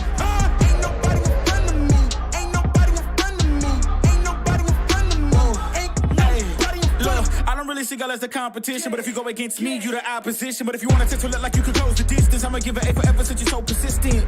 With you, I'm just practicing, cause I'm back to back, let's get back to winning. As a matter of fact, I'm not that forgiving, cause you did this to yourself, that's a bad decision. I don't see no one in front of me, you is a ghost, you ain't got a soul. Whoa, always say that they gon' come for me, knowing they won't, they doing the most. Whoa, chasing my, gotta get already, not selling my, you on the, y'all moving, ready to, whoa. I'm the main event, ain't no back and forth, let's get it. Heartless energy, yeah, better get lost, don't get with it. Ain't nobody in front of me, ain't nobody in front of me, ain't nobody in front of me, ain't nobody in front of me. You can try to prove me wrong and try to give respect, but who we looking for if there was no one left? Ain't nobody in front of me, ain't nobody in front of me, ain't nobody in front of me, ain't nobody in front of me. This my game won't stop, no, I can't fit in your box, whoa, that's demolish shots, froze, set the scene, no plot, hoes, whoa, please don't play me, cause when I let the beat sound, you think I'm crazy, but none of you critics gon' faze me, so when I talk like this, don't blame me, I know I'm bad with it, go against a goat, that's bad business, all of y'all are jokes so sad with it, to me, you just a ghost, don't get mad with me, just, it's a my, gotta get, already, not selling my, you on the, y'all moving, ready to, whoa. I'm the main event, ain't no back and forth, let's get it. Heartless energy, yeah, better get lost, don't get with it. Ain't nobody in front of me, ain't nobody in front of me, ain't nobody in front of me, ain't nobody in front of me. You can try to prove me wrong and try to give respect, but who we looking for if there was no one left? Ain't nobody in front of me, ain't nobody in front of me, ain't nobody in front of me, ain't nobody in front of me.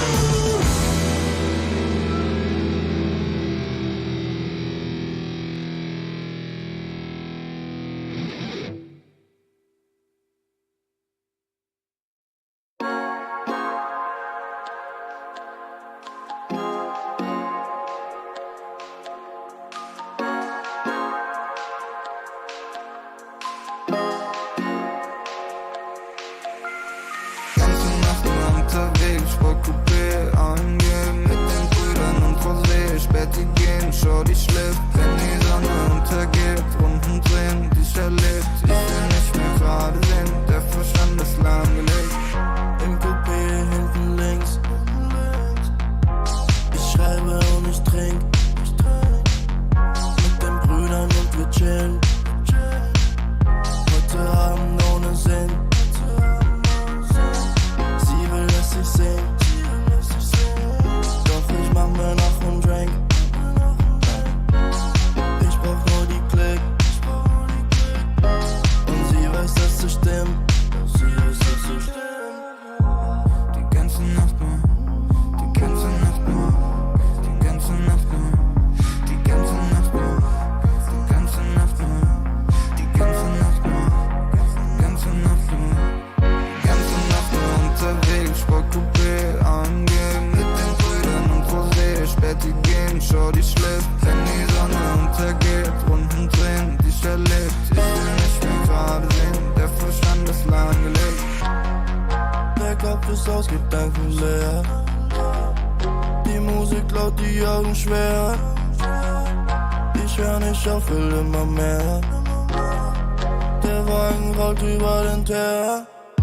Und wir fahren, cruisen langsam durch die Stadt, ohne Plan, aber Kippe aus dem Fenster, ich erschaff, wie gehabt, holen für den Body anerkannte Saft, 8 und 8, das ist so laut, dass du in der ganzen Stadt. Die ganze Nacht nur, die ganze Nacht nur, die ganze Nacht nur, die ganze Nacht nur, die ganze Nacht nur, die ganze Nacht nur, die ganze Nacht nur, die ganze Nacht nur unterwegs, Sportcoupé angehen, mit den Brüdern und Rosé, Späti gehen, Shorty schläft, wenn die Sonne untergeht, Runden drehen, die ich erlebt, ich will nicht mehr gerade sehen, der Verstand ist lahmgelegt.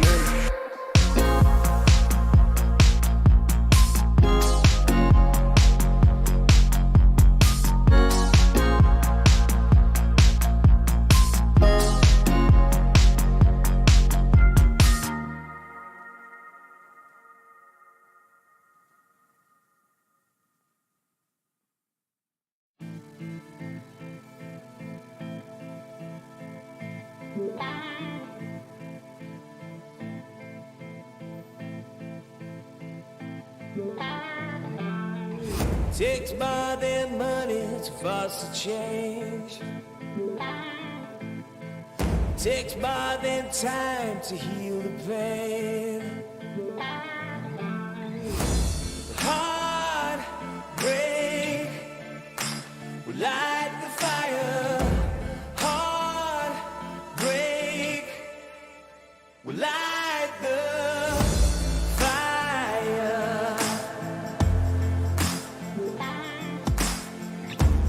Fire will light the fire.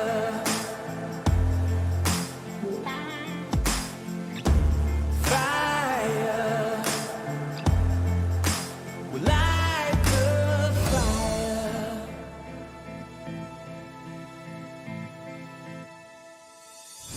Takes more than money to cause a change. Takes more than time to heal pain.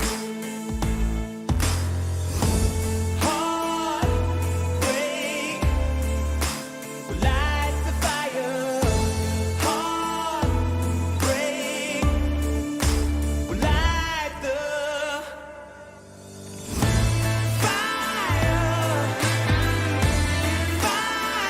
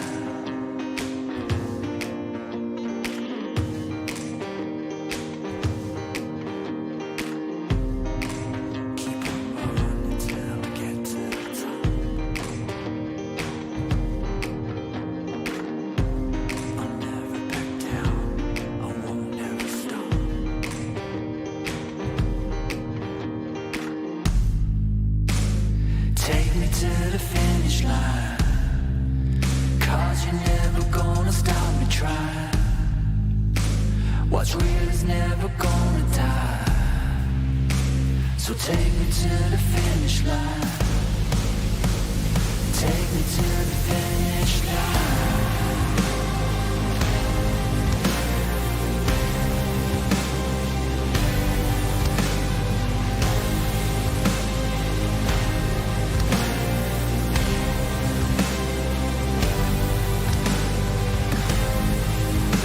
So take me to the finish line, 'cause what's real is never gonna die. Yeah, you're never gonna stop me trying. So take me to the finish line.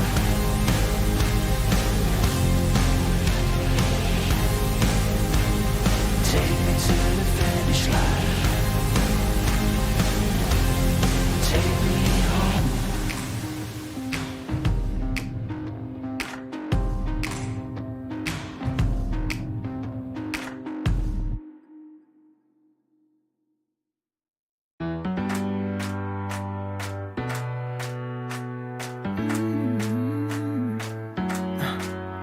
Am I wasting time? 'Cause I'm already gone. So long.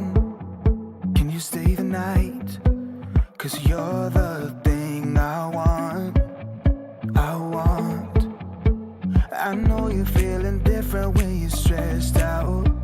But even with no makeup, you still stand out. 'Cause no one makes me feel the way you do now. Like you do now. The way that you move your body, you make it look like a hobby.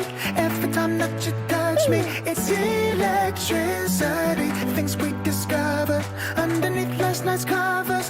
Everything came so easy. It's electricity. Electricity. Whoa. It's electricity. Electricity. It's electricity. When it's late at night, I feel you on my skin. My skin. You're all that's on my mind. It's finally sinking in. You're it. I know you're feeling different when you're stressed out. But even with no makeup, you still stand out. 'Cause no one makes me feel the way you do now. Like you do now. The way that you move your body, you make it look like a hobby. Every time that you touch me, it's electricity. Things we discovered underneath last night's covers. Everything came so easy. It's electricity. Electricity. Oh, it's electricity. Electricity. It's electricity.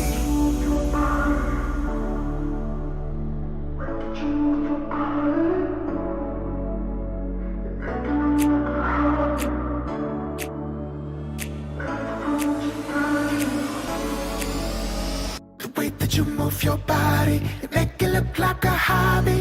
Every time that you touch me, it's electricity. Things we discovered underneath last night's covers. Everything came so easy. It's electricity.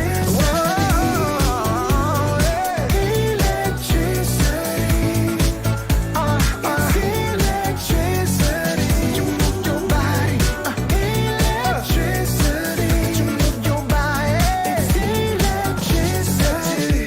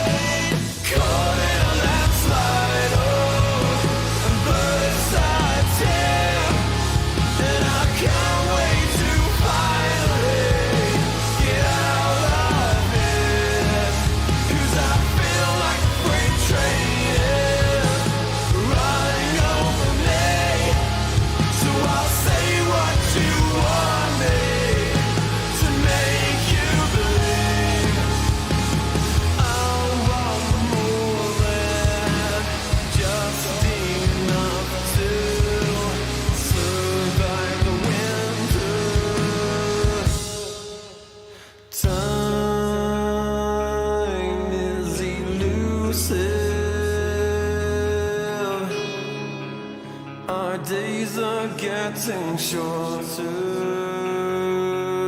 It's now or no way, 'cause life flows like white water. Take a moment to breathe, hold it in, stay a while, forget all that you know, and forgive everyone. It's all in your power to turn away.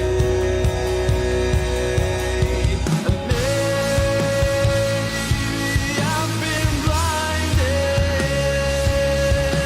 'cause all I see now is a fairy tale ending. It's not in our course at all. Make a change, forget wait for nothing, to death do I, 'cause I feel like a freight train is running over me. So I'll say what you want me to make you believe. Mortify and complicate. I'll wait by until it's too late.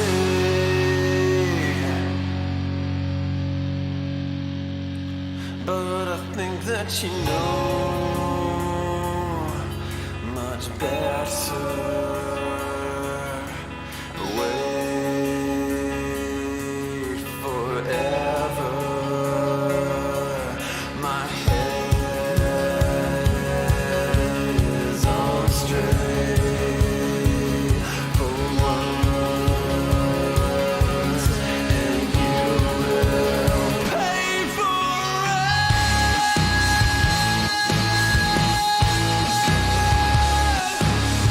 Yeah.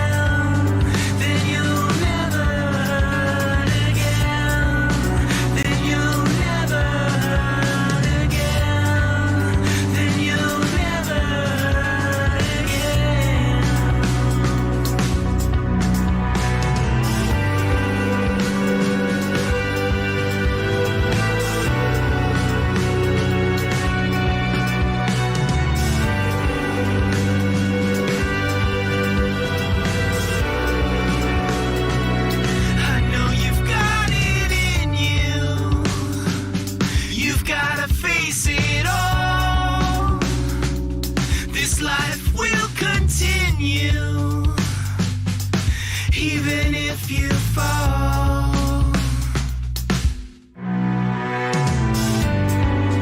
And your ghost wife with a head full of pain. But if this goes right, then you'll never hurt again. And your ghost wife with a head full of pain. But if this goes right, then you'll never hurt again. Then you'll never hurt again. Then you'll never hurt again. Then you'll never hurt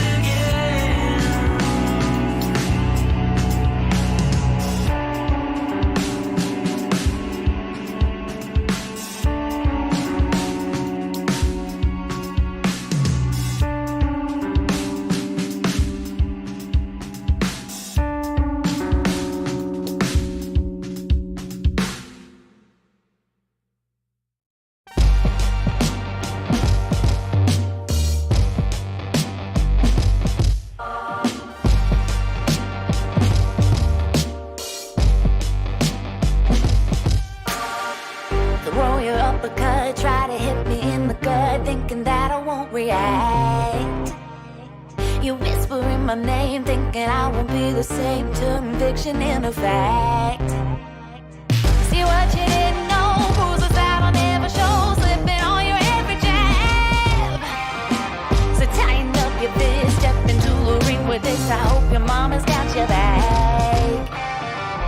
First round, you thought you would've knocked me down. Fifth round, bleeding out the side of your mouth. Final round, pulling the sound of my name in the crowd. You hit a bus. Oh, oh, oh, oh. You hit a bus. Oh, oh, oh, oh, oh. Just 'cause I took a break, you're making a huge mistake, thinking you can take the throne. Look at you trembling, step into the lion's den. Bet you wish you stayed at home. Begging for mercy underneath your breath when I ain't even sweating yet. My legend's written in the stone, yeah. You're crying, Adrian, defeat is now your only friend. Even your mama's gotta know. First round, you thought you would've knocked me down. Fifth round, bleeding out the side of your mouth. Final round, pulling the sound of my name in the crowd. You hit a bus. Oh, oh, oh, oh. You hit a bus. Oh, oh, oh, oh, oh,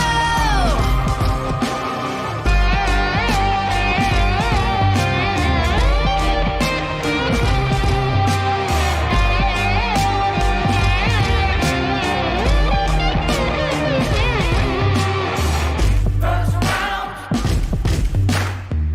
fifth round, final round. Oh, oh, oh, yeah. First round, fifth round, final round. No, no, no, no, no, no. First round, you thought you would've knocked me down. Fifth round, bleeding out the side of your mouth. Final round, only the sound of my name in the crowd. You hit a bus. Oh, oh, oh, oh. You hit a bus. Oh, oh, oh,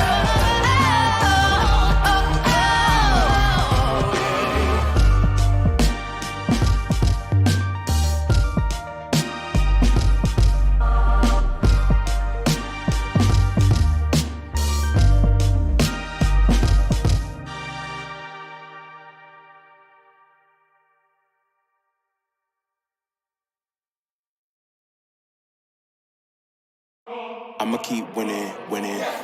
I'ma keep winning, winning. Ooh. I'ma keep winning, winning. You can try to save yourself, but you only gon' play yourself. You can try to save yourself, but you only gon' play yourself. You can try to save yourself, but you only gon' play yourself. You can try to save yourself, but you only gon' play yourself. Yeah, you gon' need 100 men, 100 scopes, 100 cans just for you to watch what I'm doing under the sun again. God-given gift, them seeds to win the running man. If you want me to get it poppin', may cost 100 pence. Yeah, what I supply is always in the man. The throne is mine, take that. It ain't a high five, got the upper hand. I'm too real, can't fake. Good evening, ladies and gentlemen. Welcome on into the stream for the final series of the day, where it's going to be Winter Bears going up against Enigma Galaxy. It's a very, very important series. It is the lower bracket, so whichever team does lose, they're out of the run-ins to get themselves through to the mainland for ESL 1 Birmingham. So it's extremely important. Yeah, I mean, we have always been talking about the MENA region. It's generally been the top three are Enigma, PSG, Quest, as well as Falcons. Does feel like Falcons a little bit ahead than PSG, then Enigma, but this is Enigma's chance to sort of come back. However, even against Winter Bears, they have struggled. Winter Bears beat them twice. Once it was in Bedboom Dasha, and again for Dream League Season 22. The first time that Enigma beat them was in this particular tournament, and it was a 2-1. And we can also say the Winter Bears, they didn't play with Mikey, who was, you know, the most notable player, not the best. Yeah, I agree. So, you know, we'll see if maybe that will mean they'll get another 2-0, but I don't want to see it, Tomo. We've been sick and tired of 2-0s today. Like, the first two games were over way too early, and I'm done. I'm just done. I want 3 full games, endless action. That's exactly what we're waiting for. And I'm sure that's what a lot of the Enigma fans are after as well. They don't want to see this team get knocked out either, so it's very, very important. Another thing to note, as I say, the other thing to note is the Enigma Galaxy. This is their 3rd series of the day as well. They've played every single time slot, and they've just been constantly having to go again and again. So we'll see if maybe they're also suffering from a bit of fatigue. Yeah, that is always a fact to go with. And yeah, but for us, we had like a 12-minute game, a 14-minute game, a 24-minute game. So we would love a game that actually went to tier 3 items. That's good enough for us. I'd like to see a Cloak of Flames or an Ogre Seal Toe. That's good enough. But for now, let's start with the draft here as Winter Bears immediately get rid of the Timbersaw. Enigma Galaxy removing the Meepo, which Winter Bears looked really good with the other day. It's actually, they used the Meepo and the Arc Warren to beat Enigma Galaxy. Yeah, so I wouldn't be too surprised if they also do take away the Arc Warden on this second ban as well, 3rd ban. As yeah, if those were the key tools about why they did manage to take that game, just makes sense to strip it away from them and maybe put them into a more difficult spot. I mean, they did also get the win with the Sand King, but it's very, very rare to see a team ban Sand King, though. I think he's still going to make it through no matter what. Yeah. For Winter Bears, they get rid of Timbersaw, which is one of NBC's heroes. He's also really good with the Mars, as well as the Chen. I didn't see the game that Chen was picked by Enigma earlier, but based on the community's response, there was a lot of enthusiasm and feelings towards Kuroki's Chen. But so Winter Bears, they're like, nah. We're going to spare you guys and ulcers and just take him out. Yeah, I mean, I don't know if enthusiasm is the correct word to use it to, you know, because quite a lot of mixed emotions going on there. But it looks like Vengeful Spirit will be the first pickup for Winter Bears. Very standard, very meta, very stable, so you can't really follow it at all. Wouldn't be surprised then if Enigma Galaxy just want to respond with the Lion or something like that. Yeah, Lion, Hoodwink. I think they gave Matthew a Snapfire, and he looked also pretty solid with it. And we'll see what they want to start with here for Enigma Galaxy. FBZ, his hero pools tend to be those very burly frontline offlaners. You know, Tide Hunter, Centaur, Timbersaw, as well as Mars. So I'm excited to see him. I like the fact we have Southeast Asia talent going overseas and joining one of the best teams in the MENA region. Yeah, we'll see what he's going to be able to do on this roster. As, you know, it was recently sort of shuffled around, so they're still kind of testing the waters. And, you know, so far now that they are in the lower brackets, this is the time where they've really got to start bringing their A game to the table and try and get themselves in the grand finals. But we'll just have to wait and see. Obviously, taking quite a lot of time on the reserve time here for this pick. And looks like Tiny's actually going to be the opener. Yeah, decent hero for Matthew here. Can make some solid plays. One thing when I'm looking at the Vengeful Spirit, I'm thinking, is Monkey King an option here? for Winter Bears. They did do that in the previous series. It's a nice combination of, control in the laning phase where you have like the stun, a couple of Jingu hits, then you got the Boundless, and the Wave of Tear is also fantastic, reducing armor so the Jingu just does so much damage. I'd like to see it again. It looked pretty good for Winter Bears the previous series. Mm-hmm. Yeah, that's definitely, it's going to be on the cards for sure. We'll see if they do end up getting that one at all. As on the second phase bans, they've taken away the Queen of Pain, so it looks like they're just going to start focusing on towards Sumail, start removing his hero pool as much as possible. Depends if they want to take away his classic Storm Spirit or anything like that. Maybe his Kunkka. Very successful Storm, heroes lately. I'd like to see Storm get removed, honestly. I'd like them to pick it. If it doesn't get, I'd like it to be banned, just because Sumail Storm seems such an iconic thing. We haven't seen it in a very long time, and yet they just picked it in the previous series. So maybe it's coming back here. Instead, they go for another Kuroki hero, which is the Enigma. I believe that was another hero that Enigma Galaxy used against Winter Bear. It was in the first game of the series where they picked it for him. Went for like a bunch of auras, threatening them the whole time. It's very annoying when the position 5 of the enemy team is something that you can never ignore. It's not like an Ogre or Crystal Maiden where you're like, who cares? If it's Enigma, it's very scary. It's true. It's one of those situations where the threat of the black hole is worse than the actual black hole itself, and like you're spending the entire time making sure that you're never clumped up together, just in case the position 5 walks out the trees and lands a black hole on everybody. So they're just going to make sure they're not going to be playing that one. Meanwhile, Enigma Galaxy themselves, they do decide to ban out the Magnus, and we'll see what they're going to decide to pick up themselves. Whether they're going to try and secure FBC's hero nice and early, or go for a very safe bench. This Enchantress. Oh, by the way, for some reason, I think you cut a little bit on the Discord. I'm not sure why, but the Enchantress pick is interesting because in the previous series we saw Winter Bears take the Pudge. And it's like Pudge not so bad against Enchantress in the offlane, just because any creep she brings in you can hook for extra gold. So will Winter Bears think about in this game as well? Pugna and Pudge, not so bad. Yeah, we'll see if that's going to be their sort of route. Oh, you sound a lot better now. What's up? I just swapped some options around, make things easy on you, Tomo. Don't want to keep you on your toes for too long. Because I was like, he sounds very different than what when we were talking in the break. So okay, I'm glad to hear it. And Winter Bears, they do pick up the Tidehunter here. So nice front line for them. They are a bit squishy in the back line with the Pugna and the Vengeful Spirit. And you do have good heals though, right? If you jump on the Tidehunter, you can decrepify him from physical damage. You can heal him up. The Vengeful Spirit with the swap giving him a shield. Like there's a lot to keep this Tidehunter durable. And we have seen this Mage Slayer build being picked up by the Tidehunter, by Catchell. And it looks really good, especially with the Vlad. You lifesteal, you do this damage over time. It's very nice. Yeah, you just end up doing more damage than you carry in a lot of different situations. As long as if you can land those like multi-hero anchor smashes, it is very, very impactful. But we'll see what Enigma Galaxy are going to pick up in response to seeing this right now. What sort of hero would you like to see them put into the hands of FBZ, considering how there is a Pugna and Tidehunter now picked up? I'm not sure if I want to see the Centaur anymore. Just feels like, oftentimes Ravage is a great counter, right? You Stampede, he jumps in, ravages you, and it's like most of your Stampede time is already wasted. It's not long, it's only, 3.5, 4 seconds? So it feels kind of wasted. Do you want to go for a Primal Beast? I wouldn't mind the Primal Beast as much. Should they go with the Wind Ranger here? Interesting. Wind Ranger into Tidehunter. This is not... obviously, they might not be in the same lane, but you don't often see this because Wind Ranger, when you use your Focus Fire, you do reduce damage. Kraken Shell feels even more effective in that situation. It's interesting. It is interesting. Pretty solid if you just go for the Diffusal Blade, though. And, if the Tidehunter can't anchor smash anybody, then it doesn't matter. Who cares if he has the Mage Slayer? Can't use any damn abilities. But we'll see what they're going to grab up fourth right now. There is the chance that this Tiny could go into the mid, I guess, for the hands of Sumail. That's true. Hey, there you go. Mars comes out. There's going to be the FBZ hero, so you can expect miracles. Very likely to take the Wind Ranger. It could go to Sumail.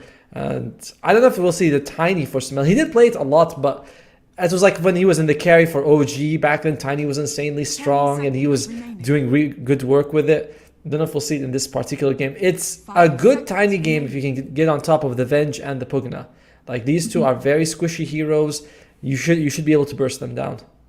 Yeah, without a doubt. We'll see if he does get that option or not. We'll see what Winter Bears are now going to grab. They're pretty... I mean, you can assume that it is going to be this sort of Mars Tiny in the off lane. So what sort of carry they're going to be looking to go for. There is still the Monkey King in the pool, which, to be honest, wouldn't mind. The only real threat is like getting speared or tossed out of your own Wukong's command. But apart from that, feels like it should still pretty safe in the laning phase of all things. So, yeah, I wouldn't be too surprised they do decide to grab that for reality. I feel like it comes very mixed if you go for the Monkey King. On one side, it's really good because you're up against 2 melee.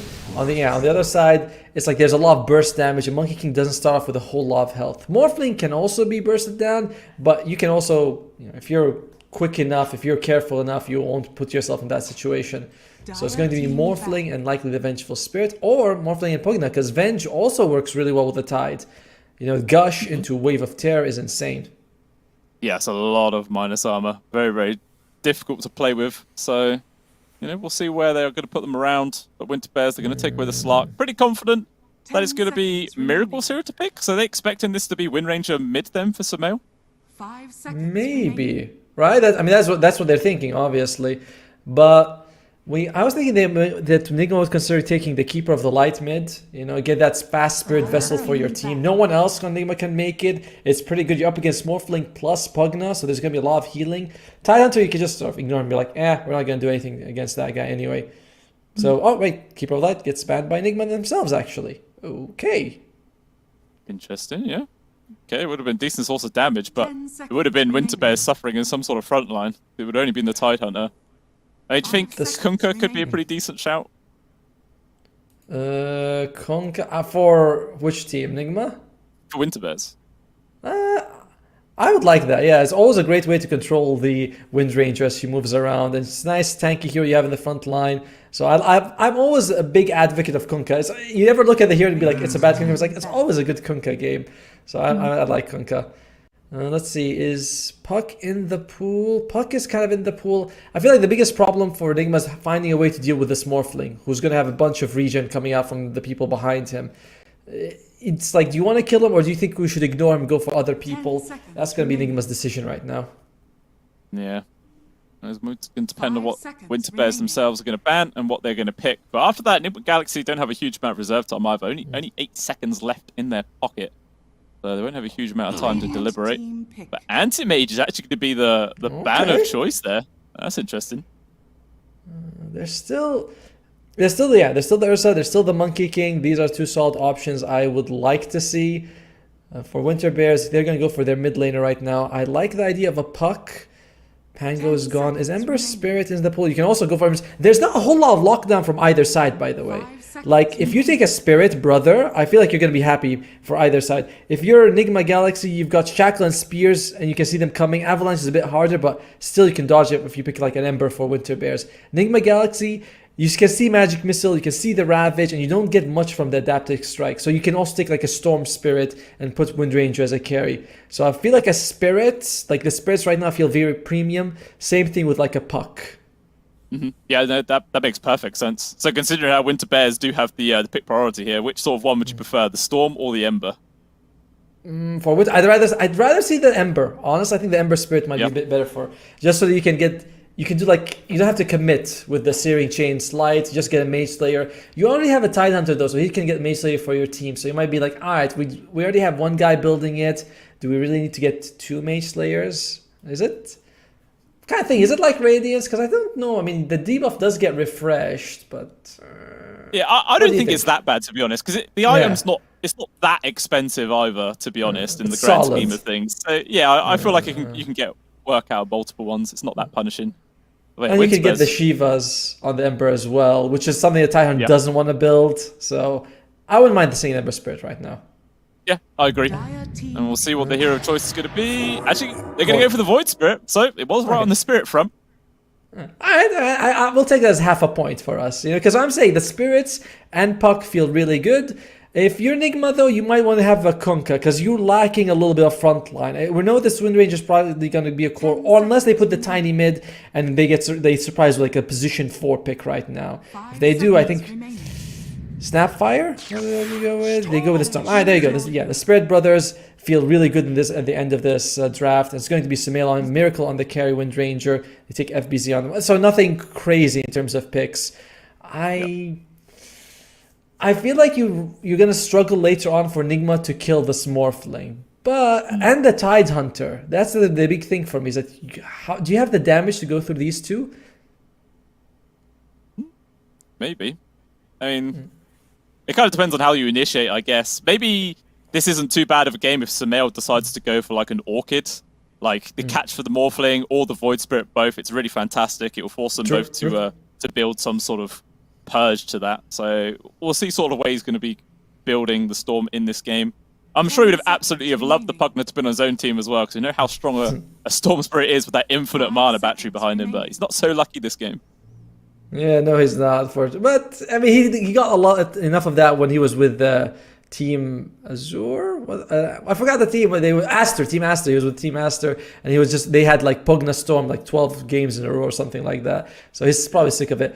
It's a great Storm. It's a great Spirit game in general. Both teams, they do have stuns, but you can see them coming from a mile away. I feel like a lot of this game is going to go down to Pastel and Sumail, who is going to be able to make more moves. My money is on Sumail. You know, I just feel like him on his signature hero. I'm all in on Nigma Galaxy on this one. Scary last words to say. It is a signature hero for him, but I still remember that interview where he says he doesn't actually like playing Storm Spirit that much. Like he doesn't really find it fun. It's sort of like, okay, yeah, I'll play it if you want, if we really need a win or whatever. So I feel like Croaky's like, you're playing Storm, right? Right? Yeah, right? And then he's like, okay, fine, I'll play it, sure. It's like, it's why we hired you. You know, that's why you're here.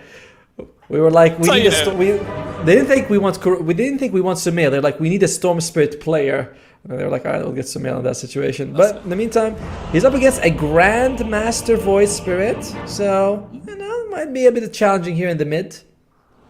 Yeah, for sure. It's not going to be as easy as you might think. It will come down to quite a skill-based matchup, I feel, which is always fun to see.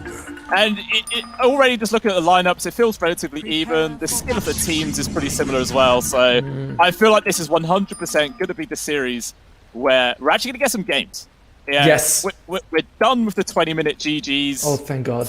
14-minute GG or whatever the hell it was earlier on as well. Like, good lord, it was funny to watch for a while, but not entertaining Dotes. But we're going to get a very exciting first fight here. Both teams smoking into each other. FBZ leading the charge. Who initiates onto who? Everybody craps themselves and runs away. Never mind, no fight. I like how he shows up with like the big shield. They're like, all right, he's gonna jump on somebody. He's like, no. Everyone goes back. Sumail drops the remnant there. Everyone's like, nope, not me. I would think Enigma Galaxy might have the advantage if they send the Tiny and the Mars 4 just because they're so damn durable. And at the same time, you have Tide Hunter. Both teams just feeling very careful here. Although with this high ground wards, they do spot out Matthew, but at the same time an Observer ward was actually placed there in the mid, so Enigma Galaxy have all this information as well. And is anyone going to fight? Okay, they get the D wards. That's a pretty good start. Well done by them, by the way. Make sure that they time it so that there's no denies coming from the enemy side. It does cost Pastel about half his life, though. So, and the Tango. Not the best start, but you do get the Observer.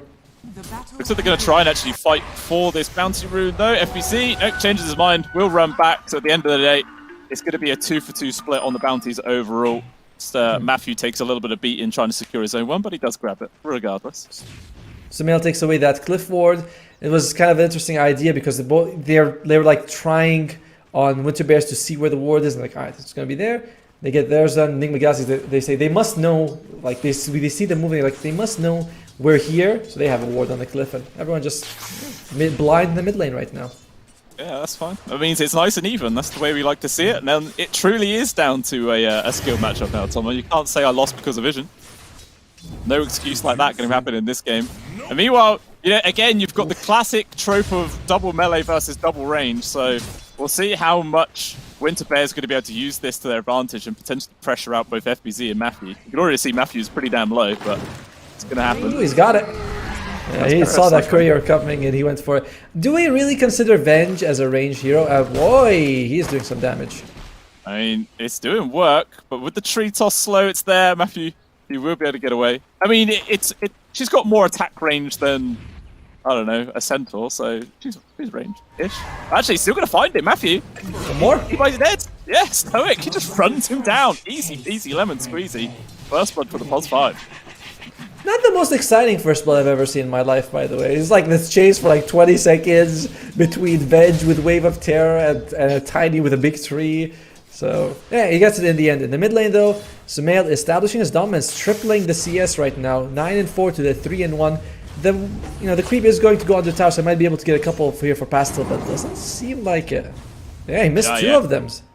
Yeah, Sumail hitting the creep early, so he knew he wasn't going to get the deny, but he at least made sure that Pastel wasn't going to get the last hit, so that is nice. Still just denying right in front of his face, man. He's really punched him hard so far in this lane. Devastating for Pastel, although Jeezy in danger, going to get ran down, slow to a crawl, and they also make sure Miracle gets the last hit as well, so a freebie there for the carry. Always a little bonus. Yeah, 2 lanes going very nicely for Nigma. When we talk about the top lane, we've said double range. Double range is for Enigma as well. The top, as like Pugna, he can go close, but he's very fragile. He has to be careful. And just Tidehunter should be able to maybe just solo the lane at some point. I don't know if keeping the Pugna is going to help. As mid lane, skin of his teeth. He doesn't even have ball. I think the ball is actually being delivered right now. Yeah, it's going to be very helpful to help him recover, but still, if we're looking at CS, it's 15-7 to 4-1. I mean, we're saying this is potentially just a skill matchup. Unfortunately, showing Sumail maybe has a little bit better skill, which he continues to harass Pastel onto this tower. Meanwhile, down to the bot lane, it looks like Stoic does actually get caught out of position, so they're able to net a freebie on towards the Venge. And yeah, we're trying to keep we're trying to keep our eyes in the mid lane here as Sumail is giving a master class on how to triple the enemy's performance in the mid lane. Yeah, I want to go back about the Venge. Even though she is a ranged-ish hero, it's very scary just to go close to these guys. You don't have a whole lot of health. They have 2 stuns, 2 displacement abilities. It's a lot of damage, and it's very scary for the Venge right now in the bottom lane. I think Stoic getting that first blood helps, but it's still might be in favor of Nigma actually. Yeah, I think I agree. You can see FPZ is still doing fine in terms of CS, pretty much equal to that reality. So they're both kind of getting what they want out of this lane. We're going to continue to harass each other. Another thing to note as well, that in the mid, Pastel was actually forced to run all the way back to base and TP back on him without boot. So it gave Sumail more free farm, which means he's going to hit his level 5 much sooner. Although, down to the bot lane again, Stoic gets tossed out with a spear. Oh, actually misses him. That grazed him barely, but very fortunate there for Stoic. That would have been a kill for sure. Oh man, uncharacteristic. FBZ, when he was playing for like Boom Esports, they often picked like 2 heroes for him, and his Mars was considered the best hero. Like it was like the best Mars in Southeast Asia. Still, misses happen. It's okay. It's not a big deal. Enigma Galaxy is still leading 1,000 gold 4 minutes, so feeling very nice so right now. This net worth of the mid lane scares me when I see Storm has more denies than the enemy has last hits. Yeah, that is really brutal. I mean, when we actually look at net worth value, he has 900 more gold than Pastel already, which is extremely good. Meanwhile, Catchall just getting a free little acorn creep. We're gonna try there by Miracle, but a little off the mark and isn't able to get to the point. Like, still, they zone him out of the lane, and we're not like the Pugna is just having no impact top. There's not much he can do because if he gets close, he gets shredded by the Wind Ranger as well as the Enchantress. Kuroki should be playing more of these heroes. Who would have thought Kuroki playing like creep-based heroes? That's rare, isn't it?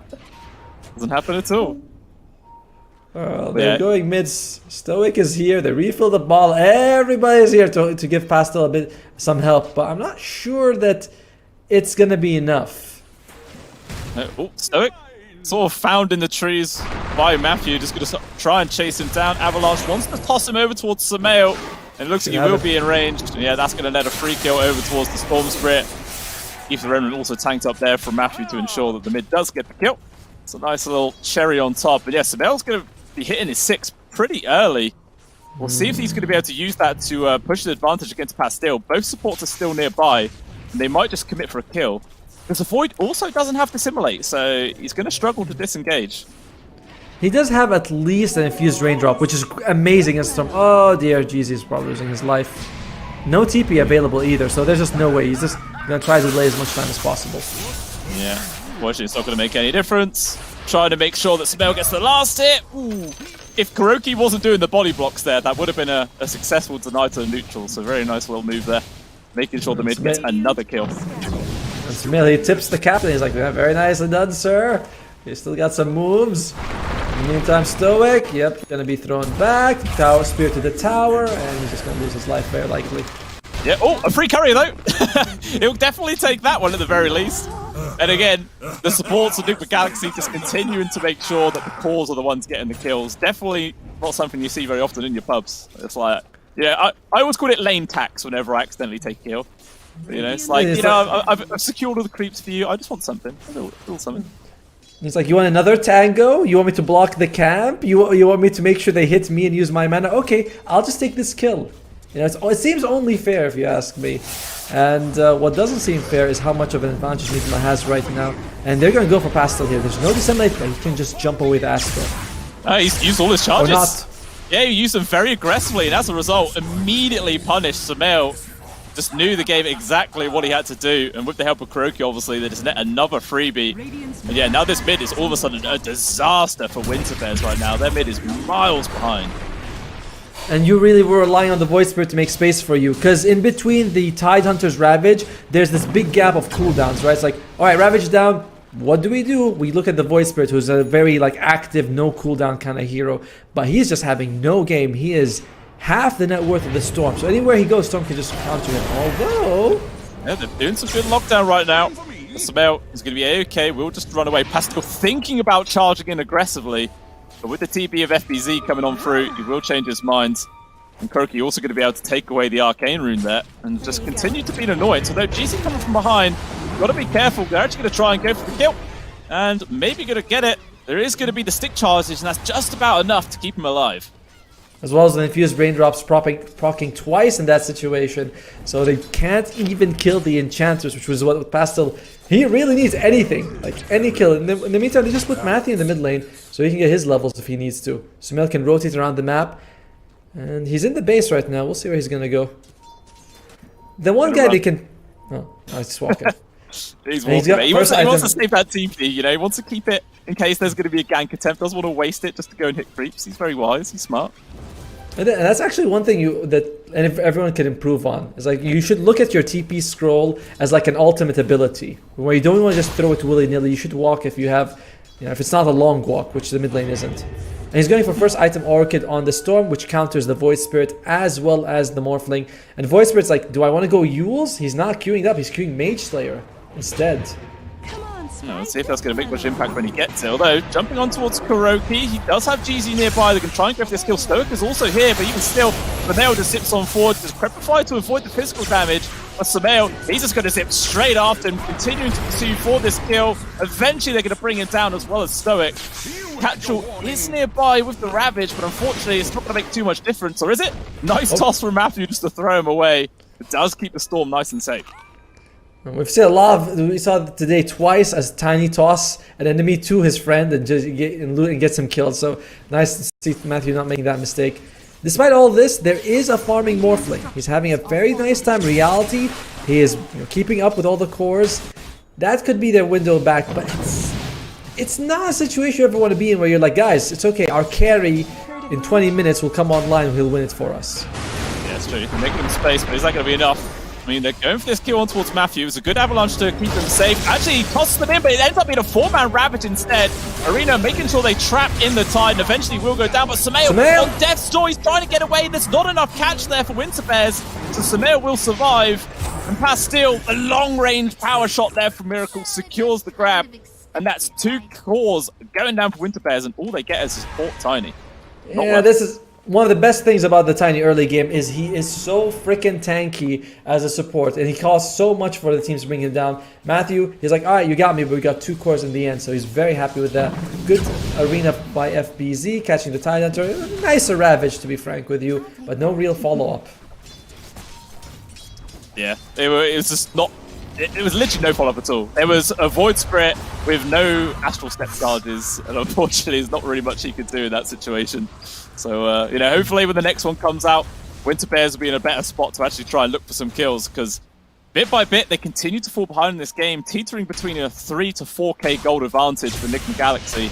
But like you were saying, the one saving grace is Reality on that Morphling. You're just getting all the space in the world.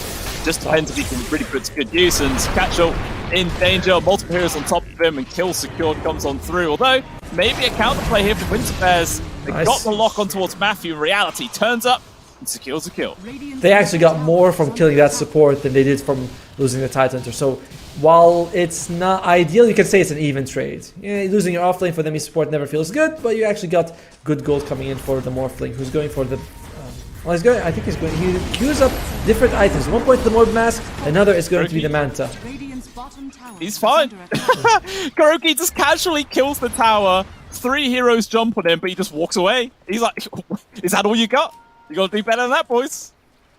Also a shield room. Why not? Just grab it. Well, actually, he wants to try and save it for Samael, but Pastil was here, so yeah, he's forced to take it. Can't risk that getting taken away. Sorry about that. I was watching it from in-game and missed that. Feels bad. But in the meantime, I wonder if Pastil's going to take any points in Dissimulate. It does feel like it would give you that 1 second of like invulnerability. You can also move out, because when Storm's jumping on him, if you don't have it, it feels tough. The Astral Sub just doesn't seem like it's enough to get him out of there. Catchall going to be recovering with this triple stack. Very nice. He'll gladly pick that one up, and I think that is... did he go Vlad's first or did he go mid? I think he went for Vlad's, didn't he? Yes, I think he's going for Vlad's as well. And I like what Morphling is going for Reality. He's like, let me go Manta style. He was queuing up the Morbid Mask, changes his mind, goes for the Manta style, knowing that Surveil's going to get this fast Orchid. It's a good idea, and I do hope that Pastil also adjusts, because I don't want... I feel like if you go Mage Slayer early right now, it's not going to help you. Yes, going for Yules won't feel great, but it will keep you alive, and you just can't afford to die anymore.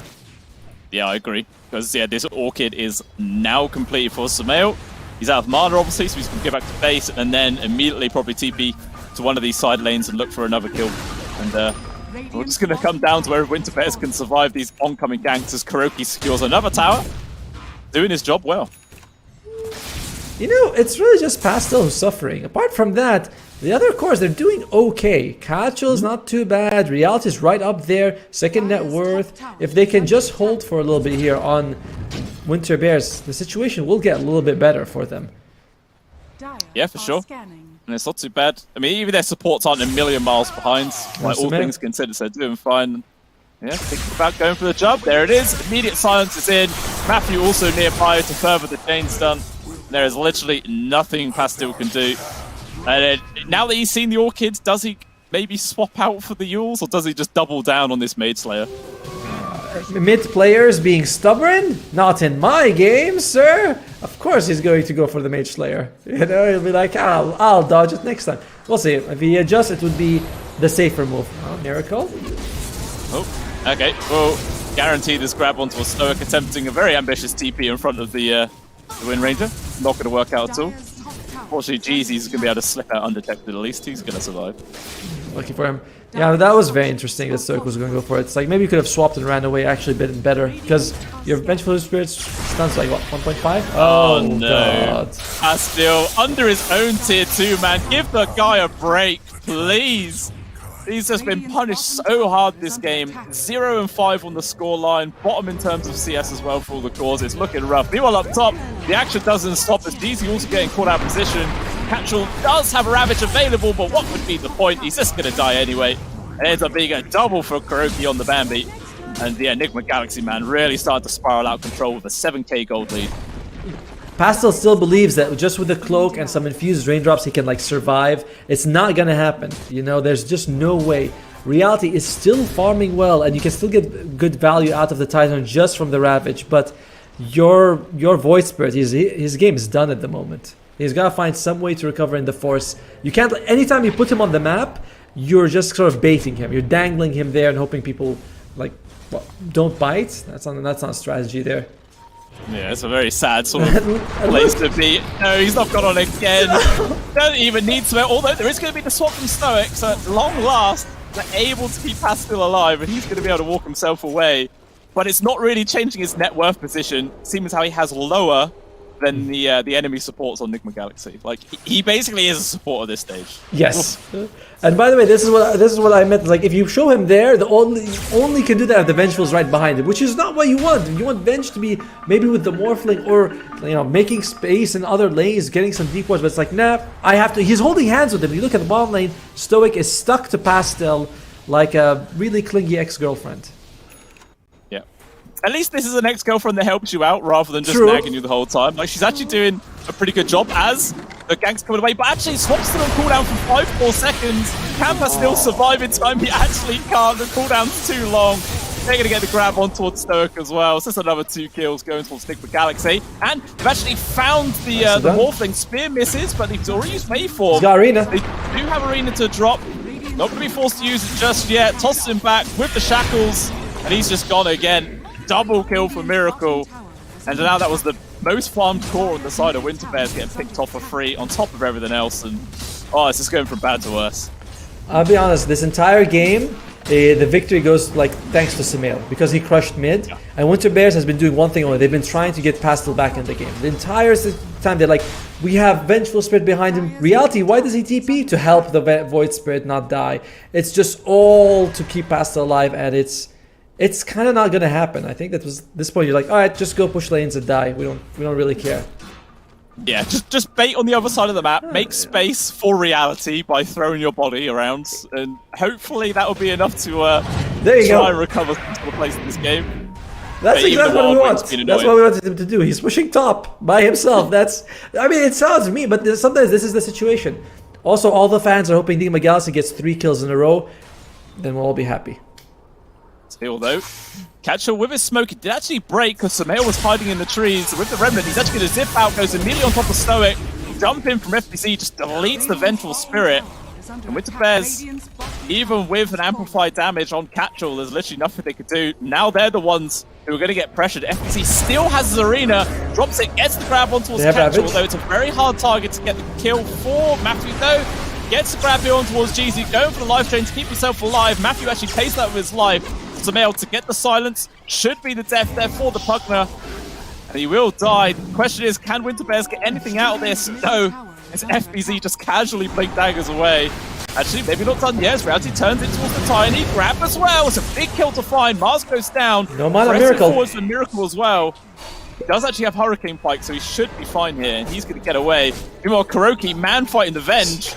Maybe overstayed his welcome, as there's going to be the anchor core on top, but he's still going to get the kill first. It's going to be a free kill to Reality at the end of the day. And actually, that's a dominating kill streak, so extra money there for the Morphling. Like, pretty convincing victory from Winter Bears, but that was without Ravage being used. They were also caught in the arena, so it's very nice for them. Catchall is in front, he's tanky. Does he still want to be there? He's up against Miracle. Focus Fire comes out. He's in danger. Yeah, he's a goner for sure. Again, had Ravage available, but wouldn't be any point in trying to use it to run away. He's dead no matter what. And yeah, we'll see if Nigma Galaxy want to continue applying pressure. I imagine they would. There's literally no reason not to at this stage. Just keep on running at Winter Bears. Alright, I believe Pastel has his item now, ladies and gentlemen. It is the Mage Slayer! Woohoo! We put a lot of effort to get this. I hope it pays off for him. Yeah, I mean, is this even enough for him now to try and get active? Or really is this an item he should have had like 10 minutes ago, and now it's maybe kind of underwhelming at this stage? Needs something else. It'll still be helpful. It's just that it's your defensive aspect that you're scared about. But when we saw him fight just now with his team, he looked okay, just sort of going in last. And I like what he's doing. Just going out the lane, pushing in it, let people come to you. You don't really care at this point. It looks like Nigma Galaxy, though, they're going to go for the Roshan. And it doesn't look like there's going to be any reach for this. Actually, there is. They do drop a scan. It does connect there for Winter Bears. They know it's happening. They have Ravage available, but it doesn't look like they're going to be able to get here in time. No one's even mobilizing to go for it either, so they're just going to happily sacrifice this. So it will be an ages into the hands of Sumail on top of everything else. That's not too bad. I mean, if you feel like that's too risky and you're getting some farm in the meantime, it's not the worst case scenario for you. Plus, going high ground against Vengeful Spirit is not the easiest thing in the world. Matthew, would love to catch him, but yeah, Nigma Galaxy, they're showing up here. Yeah, Sumail smoked up. He's going to see the immediate jump, gets the grab on towards the Void Spirit. There is a swap still there from Stoic, as well as the Prepify. Spear comes on through, locks down on the puck there. He's dead. Both supports gone from Winter Bears, but at least the cores are going to be able to walk away, or are they? Kuroki being a bit of a nuisance, but not enough of a grab, so everyone's going to be able to get out of there, but it's another 2 free kills. Kuroki's got the Mage Slayer with the Power Trez. He's going to go for the Hurricane Pike. Like, he intends to kill people in this game. And he's having a fantastic performance. 5-1-7. That's really cool to see. That feels like standard Enchantress stats nowadays. Like, they're never supports. They always just try and turn into little pseudo carries, dealing all the damage.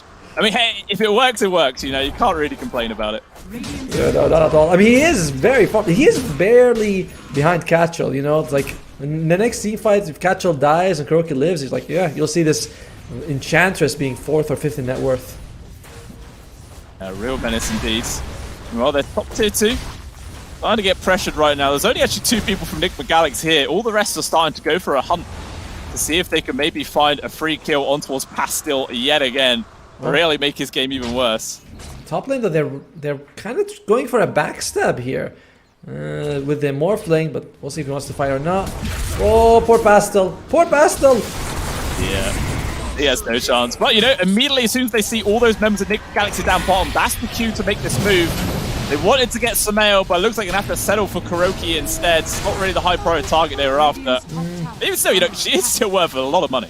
Yeah, so like almost 1,000 gold for your team. And this death means that, you know, you're still taking some time away from the Aegis. Anytime you trade 1-for-1, it's not a big deal when you're behind. As we mentioned, Pastel is a support. You don't look at him as a mid anymore. If you do that and you start treating it like a mid, it's kind of a losing situation. So let him go, let him feed, let him die. It's okay as long as he's making space for the team.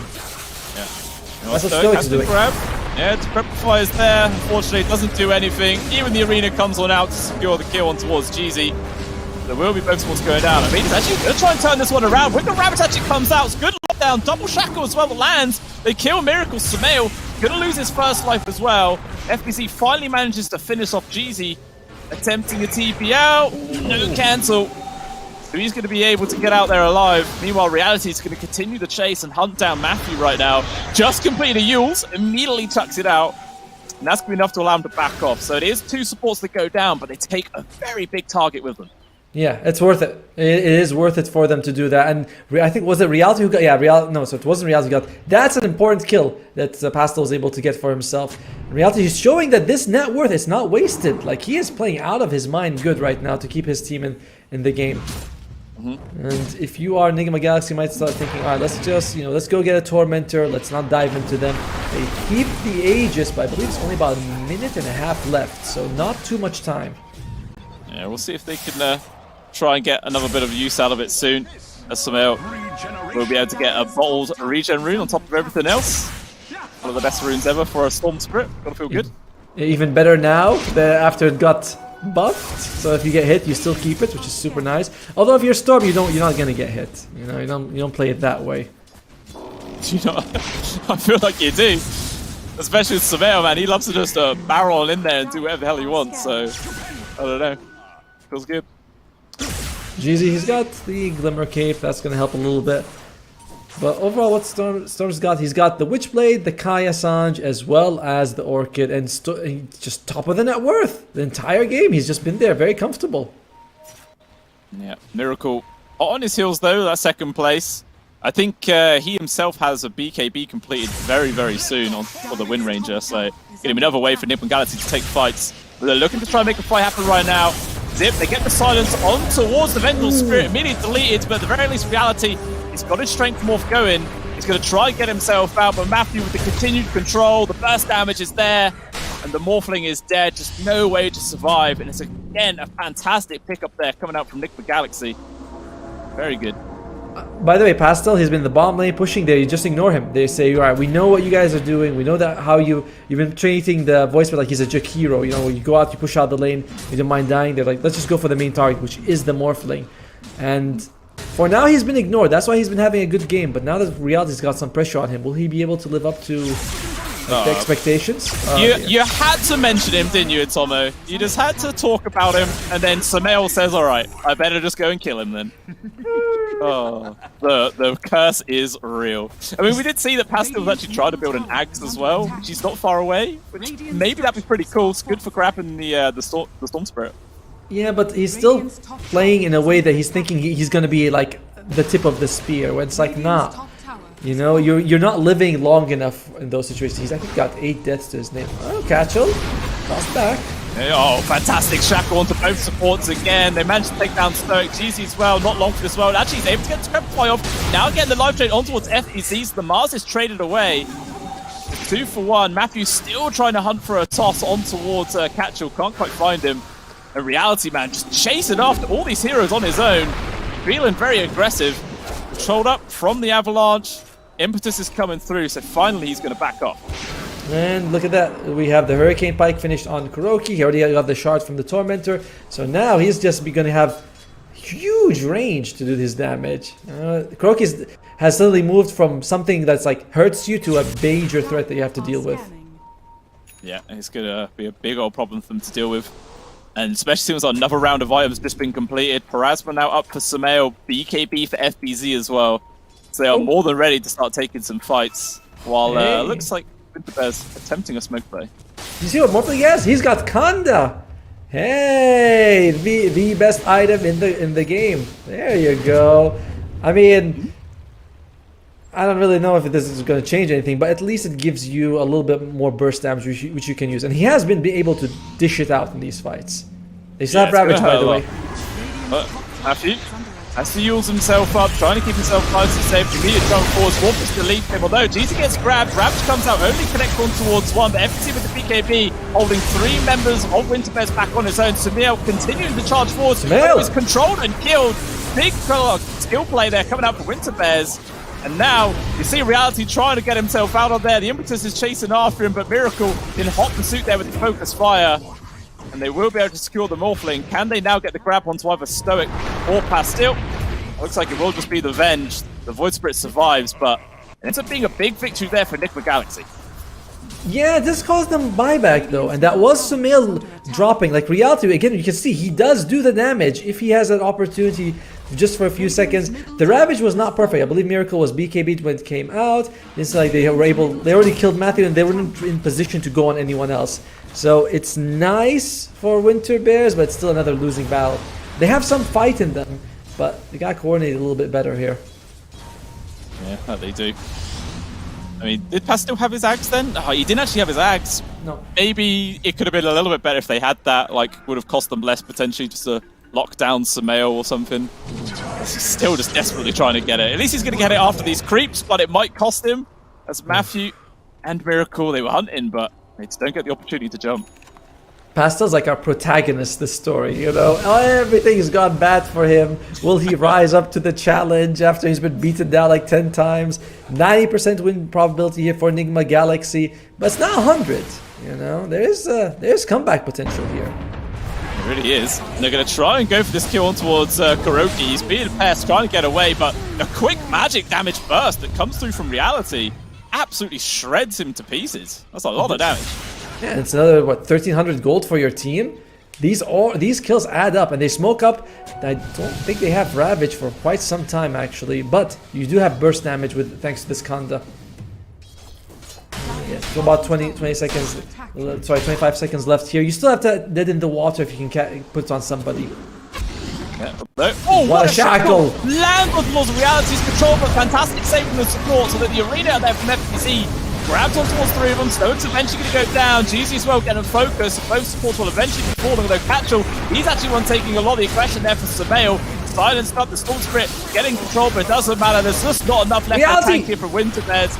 As a Reality, he's going to be able to dodge there from Miracle, but it's just him on his own against 5. And he can't do anything at all. It's a team wipe coming out from Enigma Galaxy. Oh, it started off just that. It was such a good shackle, using the creep to reach him and almost bring down Stoic. Does his best to save him, but it's not enough. And Ravage comes out just as the Tidehunter loses his life. And it's everything for Enigma. 10,000 experience, of about 4,500 gold going in their favor. and everyone's dead. So you can also go high ground if you want to, and that is exactly what they're going to do. Yeah, there's going to be creeps on every single high ground as well. Well, so far it's only FBZ who's really hitting the tier 3 mid. Everybody else is off Kuren's farm. I mean, actually, Sumail, he wants to get that next Roche, which is up now, but he'll be able to grab that at the very least. Radiant are It's hard to look at this and think that there's what they can do on Winter Bears to come back. I do like it. I would like it if they to see them push out the lanes, but that's very risky. You have Sumail jumping in from all over the map. You see Matthew also being on top of people along with FBZ. But top lane, we might get a rumble here. Oh, it's a very good opportunity. He's barely able to survive. Kuroki's actually the one who gets focused. He just gets shredded. The untouchable are unfortunately not making too much difference in that situation. I mean, I think the only reason that GZ actually lived there is because FBZ was a little bit off the mark again with one of his spears, which is a bit unfortunate, but you know, very lucky if you're a Winter Bears fan, that's for sure. And we'll see what Enigma Galaxy going to be able to do with this second Aegis and Roche Baron. And that kill though does give you like a minute of breathing room, because if you're Enigma Galaxy, you're not going to charge up hill 4 versus 5. At the same time, the creeps weren't even near the tower, so it's not like it wastes too much time. It's just like, all right, a little bit of a little bit of love going to Winter Bears, but nothing that changes the stage of the game. As Pastel, he's very brave to stand there, I must say. Brave man. He loves to play as dangerous as possible. You know, he's probably thinking, I've already died 9 times. It doesn't really matter if I die again, let's be honest. It's just try and play as aggressively as possible. The game ends, he pings Stoic 0-11. He's like, nope, it's your fault. Actually, wow, Stoic's died 14 times. Poor guy. A lot of it has been to save other people. Yeah. But the aggression from Nigma's a lot. Pos 5 Venge life, you know, it's got to be done. There's nothing you can do about it. Well, high ground push coming out here on the bottom tier 3. We'll see if Winter Bears are going to start bringing people over to defend it. They do at the very least have Glyph available. They also have a fresh Shiva's Guard completed for Catchall, but at the same time, FBZ's just picked up his own. With a similar sort of power spike there for both teams. Looks like Morphling is just going to be able to pick up a shard for his team. He gets it for himself. I believe that allows him to swap stats while he's disabled, which is nice.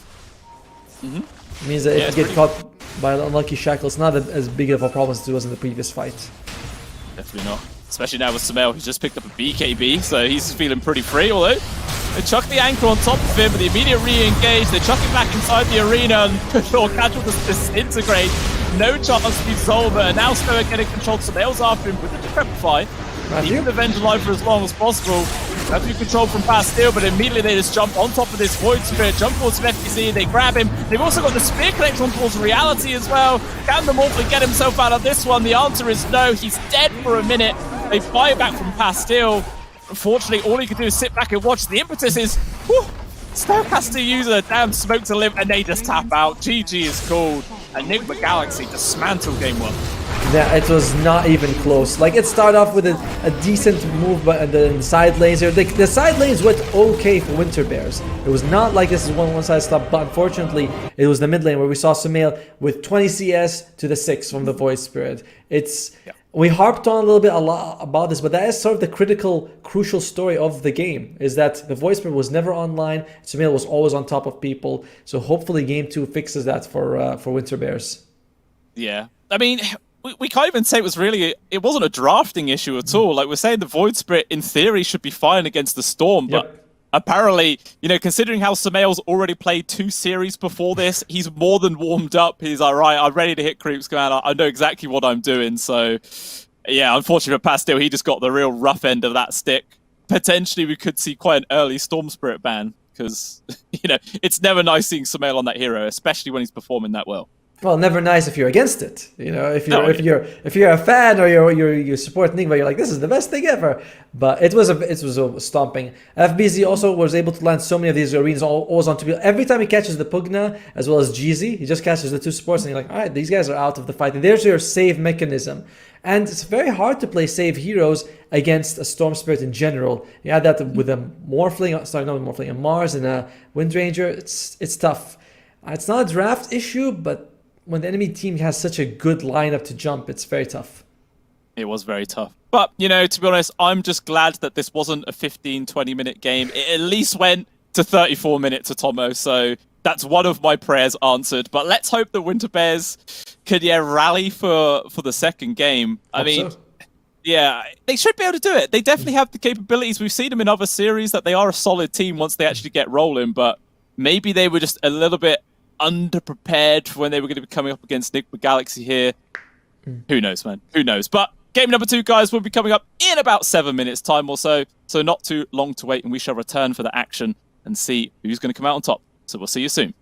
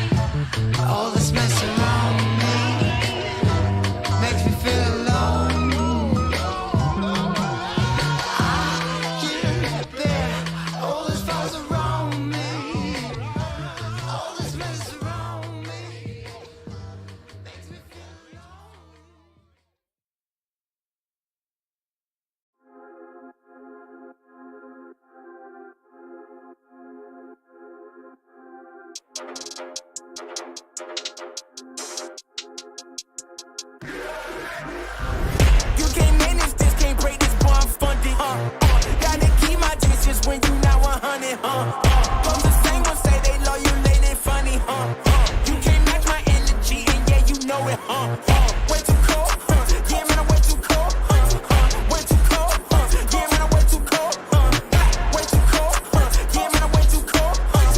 Yes, I meant it, yeah, man, I'm way too cold. Hey, I'm a problem when I'm on top like this. This my designer flow. Hey, gotta keep my fur coat close, cause I'm a boss and I'm way too cold. I don't really wanna come ask me why I gotta act like this. Tell them that my pockets too swollen, they already know I'm a flex with a bag like this. Like, I'm at the top and that's literal. I'm making money, it's digital. They watch how I step in this pivotal. They wanna be me and it's pitiful.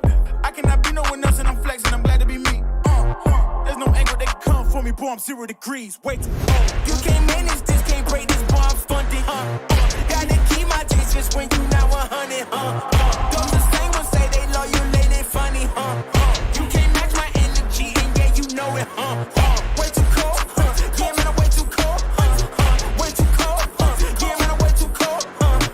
Way too cold, yeah, man, I'm way too cold. Yes, I meant it. Yeah, man, I'm way too cold. Yeah, I'm killing it, I'm the realest. Ain't gotta say, gotta know you feel it. My flow got a code, sick as the illest. I know that I'm great and they about to witness me going in. I went way up, about to go again. You see me on the telly, then you tell a friend. Cause you know I'm about to rain, it'll never end. Cause I got big dreams, big goals, never settle, gotta keep on going now. You say you got it, and I Red Bull, I got the wings and I ain't coming down. No. I keep it straight, every line is so intentional. This is your moment to let it go. You know that I'm into them way too cold. Too cold. You can't manage this, can't break this, boy, I'm funded. Gotta keep my distance when you not 100, Don't the same ones say they love you, lady, funny, You can't match my energy, and yeah, you know it, Way too cold, yeah, man, I'm way too cold, Way too cold, yeah, man, I'm way too cold, Way too cold, yeah, man, I'm way too cold, Yes, I meant it, yeah, man, I'm way too cold,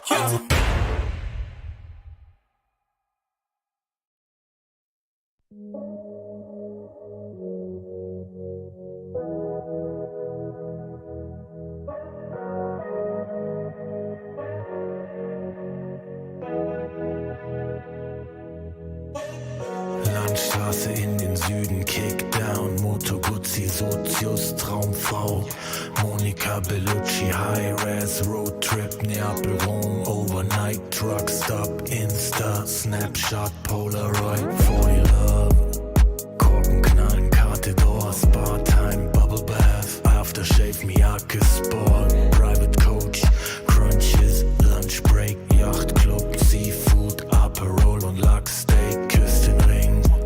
Wir haben Erfolg, Millionen Dinge und dein Lächeln spiegelte meiner Persol, Pilotenbrille, Holz knackt im Kamin.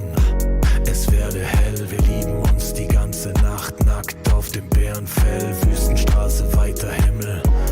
Kawasaki, Speedboat, Karawane, F1, Abu Dhabi, bist meine Nummer 1 und nicht nur diese Nacht. Ich nehm dich zur Frau, trag dich die Marmortreppen zum Palast. Blaue Stunde, Promenade, Lippenstift an deinem Glas, Soda, Zitrone, Haut glänzt, Haare nass. Ich schenk dir nach, du sagst, wie schön ich bin. Ich küss deinen Hals und du lachst wie eine Königin. Leck die Lippen, ich bin dein bestes Pferd im Stall. Sind am Drippen, trinken Daiquiris aus nem Bergkristall. Schrimps und Limette, Monaco, Saint-Tropez, Dachterrasse, Whirlpool, Eiswürfel, Corbusier, Casino, Hopping. Die ganze Welt ist hier, trinkst für zwei. Champagner, Elixier, Traumpaar, Undercover. Americans, unsterblich. Grace Kelly, Cary Grant, allein unter Palmen. Und dazu kalter Cider, Sommerwind, Küstenstraße, Sonnenbrille, Alpha Spider. Hors d'oeuvre, schwerer Wein und klarer Kopf, Zigarren aus dem Humidor, Cohiba und Davidoff, Candlelight, sanftes Licht, Candelabra, deine Haut, China White, Seidenkleid, Balenciaga. Was die Leute denken, wenn sie uns reden hören, Open Water, Seychellen, Hochseeangeln, Segeltörn, du bist meine Nummer 1 und nicht nur diese Nacht. Ich nehm dich zur Frau, trag dich die Marmortreppen zum Palast. Blaue Stunde, Promenade, Lippenstift an deinem Glas, Soda, Zitrone, Haut glänzt, Haare nass. Ich schenk dir nach, du sagst, wie schön ich bin. Ich küss deinen Hals und du lachst wie eine Königin. Leck die Lippen, ich bin dein bestes Pferd im Stall. Sind am Drippen, trinken Daiquiris aus nem Bergkristall.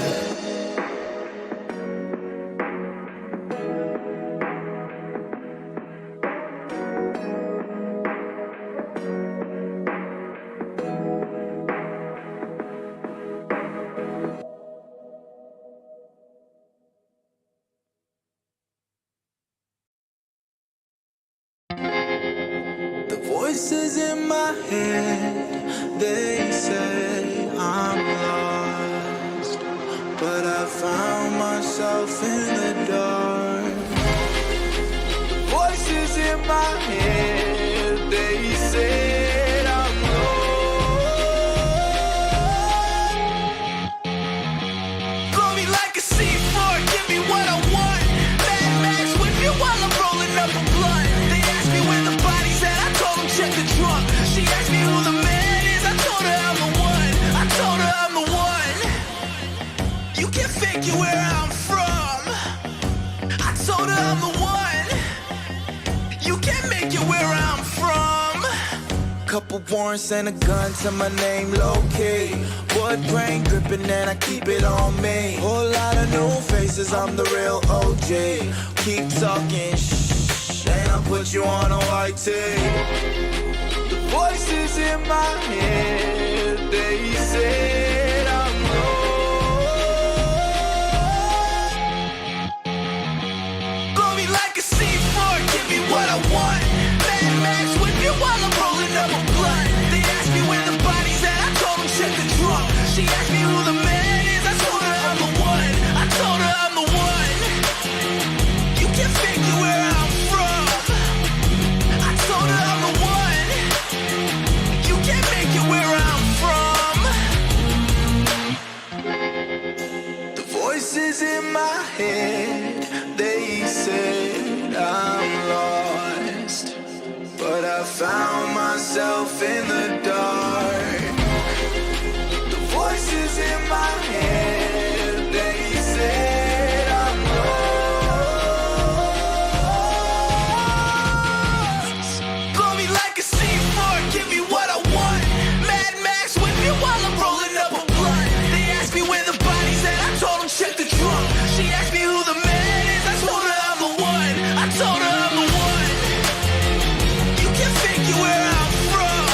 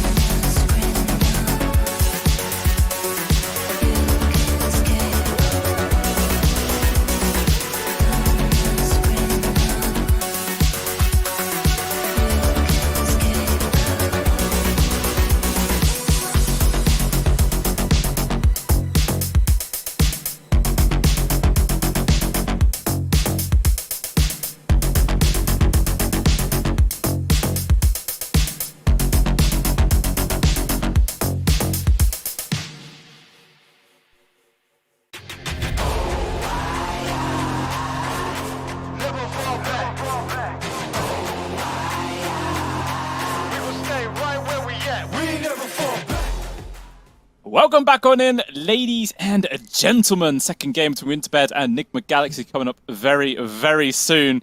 And it's going to be pretty fun. You know, that was the longest game we have seen all day. And I can only assume that the second is going to be just as long and hopefully just a little bit closer as well. I hope so too. I mean, Winter Bears, hopefully they look at game one, they're like, all right, we should make some adjustments. Hopefully we can get better with that. Like, we know Pastel, he's great on the Meepo and the Arc Warden. It's been banned, but maybe there's something else they can pull out. I also kind of felt like they were playing very careful or maybe a bit too passive. Like Stoic and Jeezy both on 2 save heroes with the Venge and the Pugna was a bit much. So hopefully Winter Bears like, all right, guys, this could be our elimination game. Let's just go as aggressive as we can. Hope we can do something with that rather than playing too careful and too passive. Yeah, I agree. Like, they definitely need to be able to step up the gas a little bit. But like we were saying, that first game, their draft wasn't that bad. It maybe was just down to a little outplaying potential from the laning phase. So, you know, we'll see if maybe they can pull out some little pocket strats potentially. Just have some overwhelming advantage for the laning phase and try and spiral out of control from that. But it's not going to be easy, man. Enigma Galaxy, they're no slouches. No, they're not. And Winter Bears, they do remove instantly the Chen. They do not want to go up against Kuroki's, you know, animal menagerie. They're like, let's get rid of that. We'll see if they want to get rid of the Enchantress as well. He was able to do quite a bit of work with it in the previous game. Enigma Galaxy's turn. Will they remove the Arc Warden +1 here? Yeah, it was I believe the Doom Arc Warden, exact same bans as the previous series. Yeah, literally, it was the. Both of those heroes were the only way that they managed to get that win against them in the upper bracket, and they just want to make sure that they do not make an appearance, so why not? Just ban them. Even though it's very, very unlikely you're going to see an Arc Warden first phase, but they just really do not want to run that risk at all. Yeah, it's like if you've lost to it, you be like, listen guys, he's just too good, let's remove it. I wonder if Winter Bears will go for something a little more active. I don't mind the Tide Hunter, but he's not quite the same as something like a Sand King, where, yeah, you Epicenter helps, but you don't really need it. And they do remove Matthew's Tiny, which I feel like is well-deserved. While Sumail got a lot of credit, and rightfully so, Matthew on Tiny's secondary MVP, at least. Yeah, 100%. Like, he was in so many decent positions to, like, deny any sort of kill potentials for Winter Bear and get tons of good tosses off at the same time. Like, really stellar performance there from the Tiny, but not going to be able to get it 2 games in a row. We'll see what else Winter Bear or Enigma Galaxy, sorry, are going to be able to pick up for him. Only time will tell. But what is their opening hero going to be this time, Otomo, I wonder? It's going to be Mars for Mr. FBZ again. They feel like they were able to do a lot with it. Plus, if you swap someone out, sometimes you're actually in the arena. It's not the easiest thing. We've seen they get caught multiple times anyway. We've seen like the spear hit multiple people thanks to the shard. I don't feel like the Vengeful Spirit is going to have a very nice time with the Mars, and it does mean that a hero like Monkey King is less likely to pick. In the lane, he's not as amazing, and secondly, that when you do the arena, all the trees around you get cut, so it's an easy way to catch Mr. Monkey. Yeah, that is very true. So we'll probably not see that get picked up for reality this game. I mean, he did a pretty decent job on his Morphling, to be fair. Like, he had decent farm. He was keeping pace of all of the cores of Enigma Galaxy. And he was doing a hell of a lot of work. Like, he went for the Kanda as a relatively early item. And it really was chucking out the damage. But unfortunately, he didn't really have enough of a team around him to be able to spiral out of control. Just everyone was dying way too quickly in that game. Yeah, I mean, when you look at reality, you performed 10 out of 10. You did as the best as you can humanly possibly do. So it's more on other people to sort of bring it up a notch. I do think this is going to be like a position 5 Wind Ranger. Jeezy might take something a bit more active. We've seen him on the Phoenix. I won't say he looked amazing, but it was more active than what they have in the previous game, Vengeful Spirit and Pugna. Just you're not getting anything there. Enigma, hey? Yeah, well, you know, the Chen had been banned, the Enchantress has just been banned, so it's like Croaky's okay, but the process of elimination, the only one that's left is my Enigma, so why the hell not? Well, he's just going to be rolling with that one in this game. We'll see if Winter Bears were ready for that. I mean, already I'm kind of liking Rubik. I'm not going to lie. I like Rubik. I also think, do you want to take something like a Silencer? But picking Silencer against Enigma, a lot of times one, Silencer can just be killed before Enigma. Secondly, Enigma doesn't have to use his black hole. And third, sometimes big ultimates come out and you're holding the global silencer. You're like, well, I don't want to waste it because of the black hole. Instead, they go with the Tidehunter. All right, so it could be Tidehunter Venge. Solid, if with that minus armor. It's very similar to what we said in the previous game, really. It was. Yeah, they didn't go for the lane yet. Obviously, they did put the Pugner as their pos for, but you never know. Maybe this time round they might have a different opinion and strategy on how to take this game. Snapfire picked up. Okay, I like it. It's good. I like it quite a bit. You know, the Ravage comes out, you just throw the kisses. This means that maybe we could see something like a Faceless Void, one of the best combinations with the Snapfire. I wouldn't mind seeing that. He's also kind of decent against the Mars, who tends to do a lot of like decent burst damage, so you can time walk a lot of it there. So that's what I'm feeling like for Winter Bears. Yeah, let's see if that is going to be the hero of choice. Maybe Enigma Galaxy might see that coming and decide to do like a sort of pick ban themselves and just snap it up, put it into the hands of Miracle. I mean, it's not like a huge amount of synergy with Mars or Enigma. Actually, Enigma's not too bad, to be honest. Midnight Pulse, right? It's like that's percentage damage. It's pretty decent enough. It is, yeah. And then you could like sort of pre-cast the black hole as well. So as soon as the chrono runs out, everyone's just immediately sucked into the black hole regardless, and it's just further control. So yeah, I wouldn't be too surprised if they do decide to go down that route, but tune into their reserve time, so they're not quite sure of it just yet themselves. And reminder, this is an elimination match. Winner here is guaranteed a top 3, which it doesn't really matter. You only won't care about if you're top first because you go to ESL Birmingham. If you're top 2, top 3, doesn't make a difference. But you lose, you're out. So Winter Bears, everything on the line this series. As Enigma Galaxy, they go for the Wind Ranger and the Pugna. Interesting group of heroes, I must say. Pugna's Decrepify doesn't seem like it'll do too much and feels like it will sort of prevent a lot of damage as well. But okay, I guess that's interesting here for Matthew. It's true. A very interesting choice. We'll see how it ends, you know, where it actually ends up going. I'm sure they'd absolutely love to get the Storm Spirit for Samael, but there is zero chance that gets let through. 100% Winter Bears are either going to be banning it or picking it themselves, but I'm assuming it's just going to be a solid ban, because why the hell not? Okay, they go for the Ember. I like it. I like Ember. I want to see Ember Spirit in game 1 rather than the Void Spirit, so I'm glad they took the Ember. I mean, if you Winter Bears, maybe Pasta's like, guys, let me have another crack at him. You know, let me try. Let me go round 2. My Ember versus his Storm. We'll see. It would be a better Storm game though. Similar to the same problem, your lockdown's not amazing. It's good. It's good lockdown, but you can see it coming. Except maybe the Searing Chains. That's the one that's kind of hard to dodge. Everything else, Cookie, Ravage, Magic Missile, it's too easy to see. So I think they should remove the Puck, and they should probably remove the Storm as well. Yeah, I feel that's a wise course of action for Winter Bears to go. We'll see what Enigma Galaxy are going to start banning out, though, as it is the carry left for Winter Bears. As you were saying, the Monkey King maybe not the best pick, especially seems how there's also Midnight Pulse to cut down trees. So it's going to be very annoying for him to try and hide in those sort of treetop areas. Yeah. Very unlikely to see him. Let's see. For Winter Bears, I wouldn't mind seeing the Faceless. Oh, I was going to say Faceless Voice. See, there you go. Winter Bears, that's gone. That leaves something like...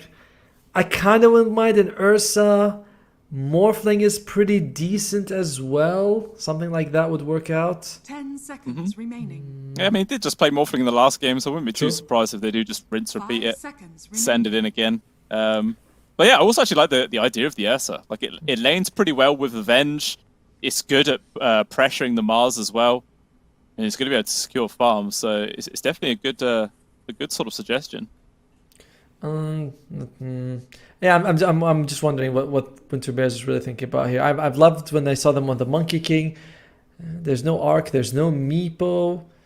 There's a bunch of heroes. You just have to think what's going to be very solid. I think I like the Ursa. Slark is an idea, but he's much more fragile. I feel like the damage in the early game is going to hurt him quite a bit. And it doesn't feel... If you have the Ursa, if you get an Aghanim's, you can just use your ultimate during Black Hole. It's completely negligible. It doesn't matter to you. It's an expensive item, but it's an idea at least. It's true. Yeah, you will have that sort of later game counter to it if it is to come out. We'll see. Still just thinking about what they want to ban last here from Enigma. Only 23 seconds of reserve time left.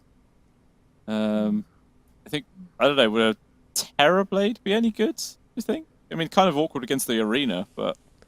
I don't know. I feel it's the same problem. A very low health hero. High armor, low health. I won't like it. What if, all right, here's what you do. You take Alchemist, you put him in the off lane, like he's the safe lane, you know, position 1 by the off lane, so he can farm Enigma Eidolons.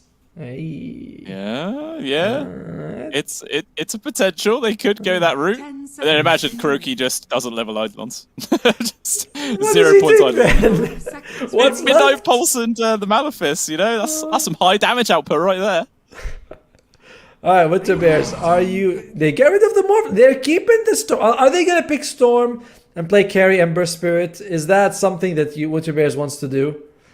Come on. I mean, leaving Storm Spirit after you got trashed by it with a Pugna by Sumail, this seems like you're courting disaster. Yeah, like, I think just the added fact that the Pugna is there is just... Surely that should have been a 100% guaranteed ban, but Winter Bears, they like to live life dangerously, Atomo. They don't really care on what's sensible, what's potentially smart. They just want to play their own game right now. And we'll see what they're going to pick up instead.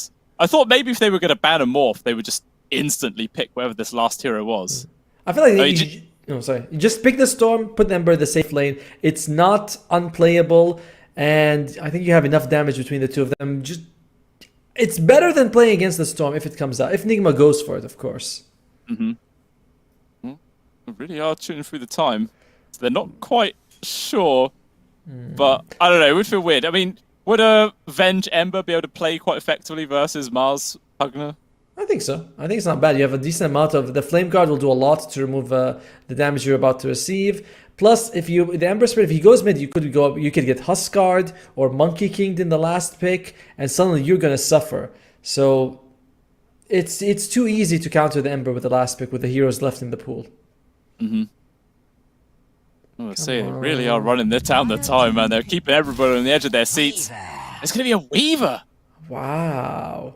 All right. I mean, you were saying you wanted to see someone that had a high HP pool. That is definitely not it. No, He's a squishy old bug. And, who could have seen that coming? What a surprise. Not us. I don't like this. I mean, okay. I like that Pastel, that man has confidence. You know, it takes a mid laner to lose that game one like that and be like, let me do it again against him. I like that. But you pick a Weaver last pick. Weaver is going to go against Orchid. This is worse than the Morphling in some situations. And you're going to go up against a Mars Pugna, a huge amount of burst damage that can bring down the Weaver. I don't like this draft, and it feels like Nigma Galaxy, they're coming in the third game strong. Yeah, I agree as well. Like, it feels much more fragile here from the side of Winter Bears. But I don't know, maybe they're just banking everything on Pastel having his redemption story coming up against Sumail. I imagine in the entire draft he was saying, guys, just let Sumail have Storm. I don't care. I want to prove that I can actually beat him on this hero. And you know, that's the whole reason it's here. Ballsy, but it's potentially true. It is ballsy. And it is better catch, to be fair with you, than the previous game, with thanks to the Searing Chains. I feel like he's going to go do a little bit better. He's probably going to itemize for earlier items. Maybe he's... the thing is, you don't want to get Yule Scepter on Ember. I think Yule Scepter on Ember is actually worse than it is for the Void Spirit. So do you want to go fast BKB, fast Manta? He's going to get something defensive to stay alive. He's Grandmaster. I got faith in Pastel, which is why I'm going to bet on Nigma Galaxy. But you do know that he also had Grandmaster on his Void Spirit as well. Oh, that's true. Yeah. So clearly he knows, he loves to play these Spirit Bros, but unfortunately when you're coming against the King Storm Spirit, it's just not that easy. I still find it funny how Sumail is bronze on his Storm. Like, he just doesn't care about having Dota Plus. He doesn't need these levels. He only won a TI with that hero. You know, he's like, I'll put that bronze next to my Aegis. And, well, we'll see what Nigma Galaxy. Their burst damage is not amazing for Nigma. That's something nice because Weaver might be able to time lapse. You might be able to get those swaps off, which isn't helpful. But the team fight of the Mars Arena with the Black Hole, even the Nether Ward from the Pugna can do a lot. So it's going to be hard to go 5-on-5. It definitely is. And both teams as well, making pretty much the exact move as each other, taking control of the enemy triangle areas. So 30 seconds. not really going to be too much action happening here at the start of the game. Probably will just be the standard 2 for 2 on the bounties, and everyone just ploddle on down to their lanes as normal. I mean, so we were saying how game number 1, the mid was, it was going to be a skill matchup, so it should have really been 50-50, but he got smashed. If Pastille just gets crushed in this laning phase as well, will he be able to come back from the tilt, Atomo, or will he just basically mentally check out the thing?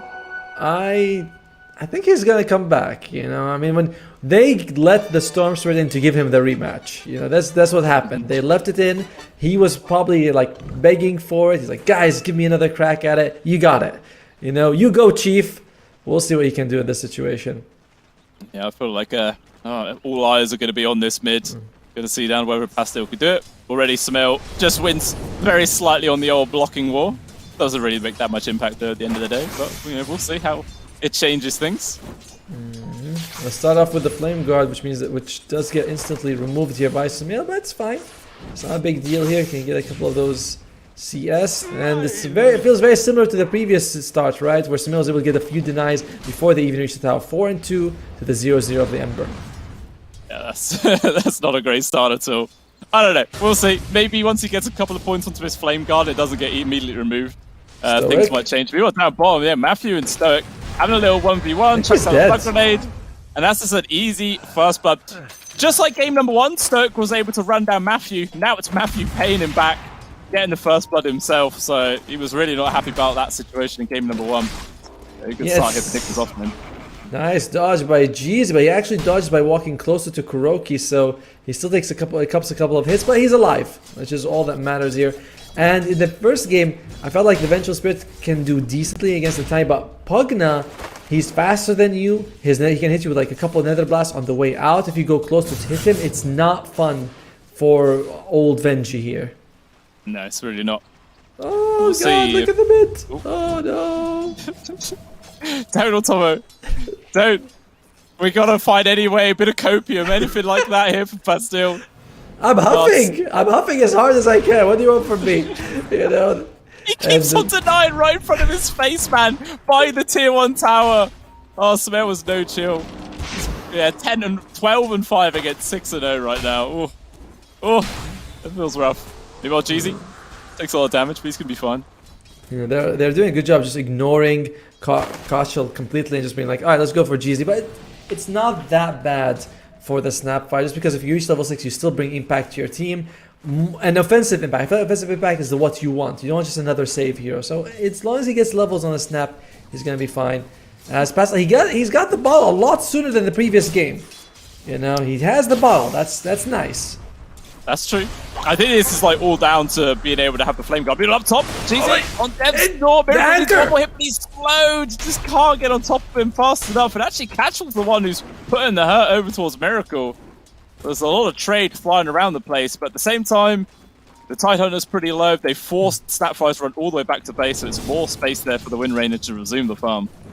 Yeah, that was all thanks to the anchor. He was able to get the anchor on Miracle, which means that those attacks did very little damage. Snapfire is able to stay alive, and Miracle's CS is actually pretty bad. 7 and 2 to the 13 and 5. He has been focusing a lot on killing the Snapfire, and so Jeezy is just having the impact you want, which is that he's distracting the enemy carry and preventing him from getting farm. And actually, down bottom, just a little bit of pressure onto Matthew. He's gonna be fine. We were saying about if they go for the Alchemist off lane, and then maybe Kuroki just completely skips Eidolons. Well, he's skipping Eidolons anyway. Yeah. He doesn't want them. I'm a little surprised by that, to be honest with you. But you do get decent damage coming out from the other 2 spells. But no, Eidolons is... I mean, to be fair, their biggest value of the laning stage was denying creeps. And they don't do that anymore. Yeah, that is very true. It looks like Pastille will be able to go and grab the Dire Bounty Rune at least, but Smel's going to make sure he does not get the Water Rune up top. He does manage to snatch that one away at the very least. Actually, Pastille just TPs to his tower, wants to try and duck around, but Matthew's also here. Guarantees the refill Smale, so good movements there from the Pugna. FBZ and Sumail leading in terms of CS, but from Winter Bears, they're not having that big deficiency that they had the previous game. Yes, it's bad, but it could have been a lot worse. As top lane Kuroki, can they get the skill? He's going to be able to get himself away. The damage applied to there from Winter Bears. Seems he will survive. FBZ as well at the bot lane. Whew. He better get out. Oh, no, never mind. There's going to be a wave of terror from afar. Secures the kill. Matthew, at the very least, gets a bit of retaliation. But regardless, that's a pretty nice little pick-off there for Winter Bears for sure. I'm happy about that one. They are. Things are going pretty well for them in this bottom lane. It's the classic thing that we see. The double range, pretty good. It's a lot minus armor with the bugs as well as the Wave of Terror. It's, you know, there's still a Kraken Shell to remove, but I don't think he has that even leveled up right now. Ball refill mid, so that death very kind of beneficial overall for the team. Yeah, it definitely is. It's exactly what Pasto needed, because again, falling behind in that CSPR. Whilst the Venge is gone, makes it a lot more difficult for Reality to stick around and farm up right now. He's going to run back in. Scoochie's still on cooldown for 2 seconds. Oh, the Spear was still on cooldown for a little bit too long. The Reality will be able to get himself away, unless Matthew does drop a high ground ward, sees where the bug's going. He's still going to chase this one. Reality, he kind of knows. Oh, they dropped a scan. Very high Q sort of little play there for Winter Bears. Well played by them staying alive. Alright, the Ember Spirit is level 5 and Sumail's level 6. This is one of the most dangerous times for the Embers. Like when you are very close to getting your remnants, but you don't have them just yet. A lot of times teams will rotate to prevent that level 6 from coming out on time. But for Nigma, they're focusing more on Reality here. He's not going to get killed on Stoic, but that's about it. Oh no, Kuroki, he chops the trees. The spear doesn't connect onto anything. So now Stoic, he's trying to run himself away. Eventually, he's going to go down for sure. One more right click does get the finishing touch. But that looked a little bit awkward there from Nigma Galaxy. Maybe not quite on the same page. It's fine. They still get the kill. It's still worth it. It's not like if there were rotations coming up from Winter Bears, that would have been actually dangerous for them. Oh dear, that's a little bit of damage. They actually put a sentry right next to the tower to find him. Yeah, wanted to try and dive for that one, but Reality hides himself in the trees in a good spot. He's going to be fine. Free little sentry D-ward. This is honestly fine for Winter Bears because their Weaver, like they're spending a lot of efforts to shut down the Weaver, and he is still getting decent-ish farm. But Nigma, they're starting to come out a little bit ahead. FBZ. Yeah, he's in danger right now. The minus armor really does add up as Stoic. He's just going to keep on right-clicking him down. He's got FBZ, he's just dead. The power of the bugs plus the Wave of Terror, man, that is devastating. And the slow coming out from the Blood Grenade as well. Meanwhile, it's Wisdom Rune is going to go 1 for 1. So Winter Bears, I don't know what the win percentage is, but it's looking fairly even in this game too. So some very nice adjustments. Even the Ember Spirit's he's not as far behind. No, he's still behind. He's still behind by like 20 odd CS, but it doesn't matter. We're on top of all the cookie. Jumps over Kuroki, but it doesn't even matter. They're still able to find the kill. Miracle, even the power shot a little off the mark there to hit Catchall, but regardless, it's going to be enough to kill Jeezy. And Sumail, he just zips on in to secure the kill. He's like, that is mine. Thank you very much. He's going for the Orchid. Missing the cookie may not, they still got the kill, but also wastes more time. So you're further away from your tower for a couple of seconds. Like these are all these things do add up. And Matthew, please don't tell me he's gonna get this. And he's gonna find Mace Slayer first item for the Ember Spirit again. He's thinking that the item build should work. It's better than the previous game. You know, it's solid, but at some point he's gonna have to think about defensive items. Yep. Oh, Matthew, he's got a lot of people around him, although still Pastil's going to be able to grab up this haste rune, and that's just no way to survive from Matthew. Not expecting pretty much the entire gang of Winter Bears to show up for this water rune. Actually, thinking about diving underneath the tower for this one. Kuroki in danger as Rally's just going to just Coochie through. Still enough damage. Enigma's been able to survive the time lapse there for Reality just to get back onto the other side of the tower. And he's going to run himself back down to that bot lane. Enigma, not bad at holding hands. This is the second time we see them when like Sumail gets dove on. Miracle just runs from the top lane all the way there. It's like, alright, I gotta protect my friends here. In the end, they only get the poke enough for their efforts, so it's not a big deal. Catchall, he's got the Ravage. Will they play it with him? Just the stat fire that's coming up here for now. We'll see if maybe they also want to bring in Stoic, and with all that control, that should 100% be enough to get a kill onto somebody like Miracle. We'll see if they are going to commit for that or not. The focus has to be on getting Jeezy to that level 6 for the Snapfire, because Ravage is good, but it's the kisses that actually do the damage. So you've got to find some way to give him some sort of solo lane or a kill or anything. Wisdomers have already been picked up as Kuroki. They've got vision of him. He's next to the ward. Can they actually catch him? And they got smoked as well with Pastil and Stoic. But Kuroki, oh no, he's hung around a little bit too long. And that will definitely guarantee the kill. Chucks out the Midnight Pulse. Miracle actually maybe going to be the person they're going to go for instead. Cookie not quite landing. Nice, and with the Decrepify, even Kuroki's going to be able to survive this. Not quite the way Winterbears wanted this 5-man gank to turn out right now. That's pretty much everybody is up here. The only person who isn't is just the Mars. He's chilling. Amazing juke by Kuroki. He ran a straight line and they couldn't catch him. You know, it's like how did he get away? It's like, I just ran. I didn't really do anything.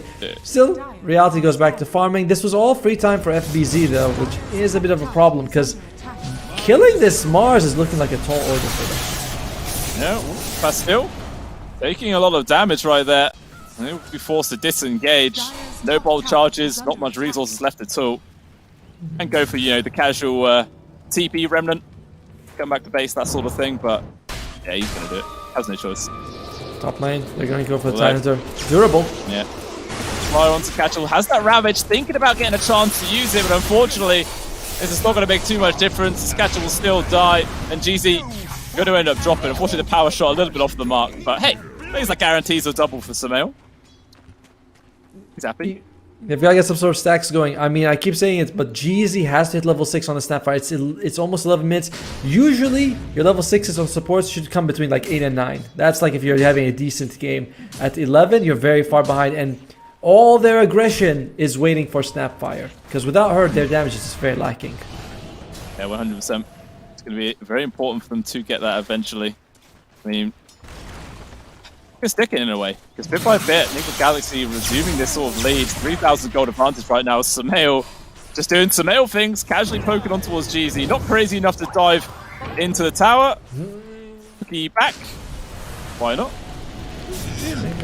It's fun for the team, and the thing is, I'm not seeing anyone going for any counter to the Orchid. You know, we were saying Weaver was he once Maelstrom mid lane.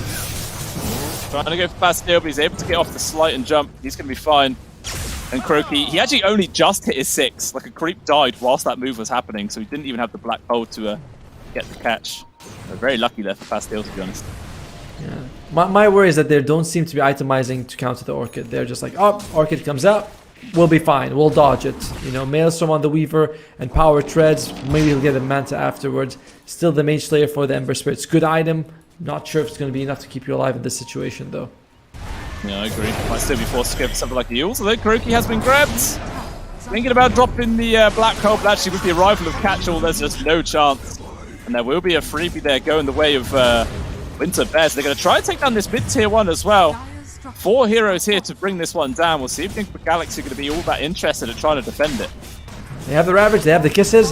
This is a nice push by Winter Bears, and this is what you want to do. You want to make sure you're playing on the enemy side, so you are using your abilities, you are being aggressive. You don't want to just wait for them to come at you. We still don't have the Orchid on the Storm Supply. I think he's actually very close to it. Maybe he sells an item.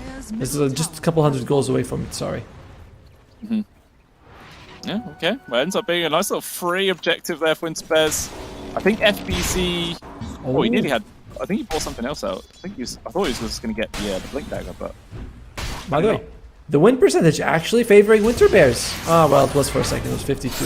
But that's, even though they were behind, not bad. Now they just need to actually use this these kisses on someone. Well, you'll have to wait a little bit longer as GZ does end up losing his life.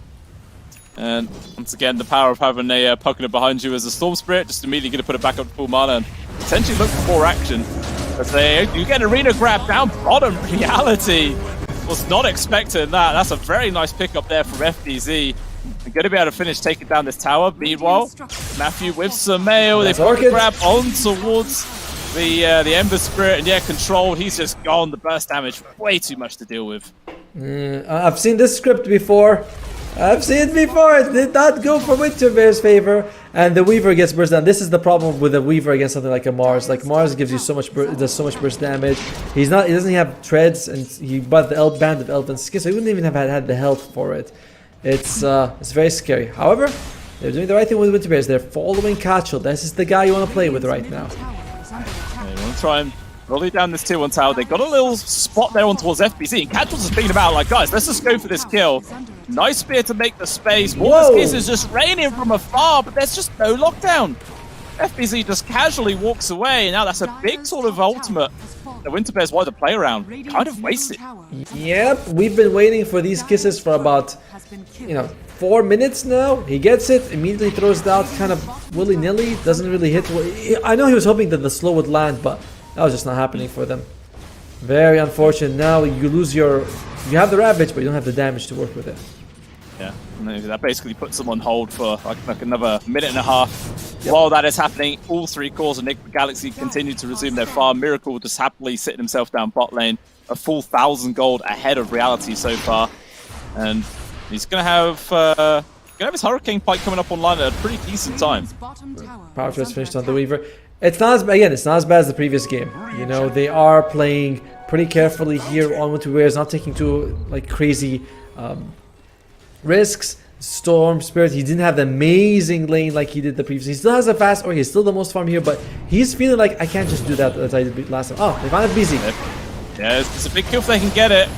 We'll pop the stick, wants to maybe try and get off the arenas. There's Mass TP's coming invested Nick with Galaxy, connects onto all 4 of them with the heals left from Matthew. He's pretty fine. The aggressive swap, guaranteed the kill towards the puzzle. There's Samael. These are zipping on through. They've got the silence on towards Bastille. The Ember Spirit is gone. Can they try and find anybody else's? Miracle's also turned up this one. Samael cliffing himself just to get the D-ward. And they're trying to pursue off towards Stoic. Is there enough catch? Power Shot puts him to 10 HP. They just need to tickle him and Stoic will die. And it ends up being a double kill there for Samael. But all they lose for it is this Matthew. Yeah, the rough tickling at the end is what was able to get the Vengeful Spirit, as that was a lot. Like, they wanted to go kill FBZ. He saves the Ravage, then they get caught by their 4 mana. I feel like that in situations like this, you should just use your ultimate. Even, I know it's a long cooldown, but it's worth it to get these kills. Alright, Reality steals a DD Ruin. He needs to be careful. There's no counter to the Orchid right now. Excuse me, sir. It's called Amplify Damage. Oh, alright. Here we go. Yeah, you called me out on that a few games ago, That's so I'm true. doing it back to you. Base damage by 80%. Alright, it's amplified damage. It was never double damage, to be fair. It was always base damage amplification. You know, it wasn't exactly double damage. No, I suppose not. It would have been busted if it was, but you know, game's not that silly. Dota is somewhat sensible. So now we have to call it what? It was so much better as amplified. Alright, still amplified damage in my heart. Yeah, it is amplified damage. That is what it's called. Oh, sorry, double damage. Yeah, I mean, yeah. You could used to be able to just say he's got DD, but now he's got AD. Like, I don't know. It's something that's completely different. He's got ADHD, people. This is what this guy has. Yeah. Well, they're just going to continue to shove this tier 1 tower. It's only Stoic here, so this is going to be a free objective. Going over towards Nick Galaxy. While the rest of Winter Bears, maybe they're trying to hunt for someone past this tier 2, but never mind. FPCs drop the arena. Casual just goes for the immediate TP out. Nothing to stop him. But at the same time, Smail, he's managed to find the Weaver. There's just no save for Reality. And that is a big target to get taken down. GZ eventually is going to die as he runs into Miracle. And again, 2 more kills there going towards Nick Galaxy. The big one being the Weaver. Again, this last pick Weaver was so ballsy. You know that Samael's gonna, well, you don't know, but you have very strongly assumed that he's gonna take the Storm Spirit. You pick a very squishy hero that doesn't do well against the Orchid when... I don't know, I'm just very surprised to see Winter Bears going for that risky pick, and Nigma, they're like, here, we'll just play safe. We'll take a Roshan now.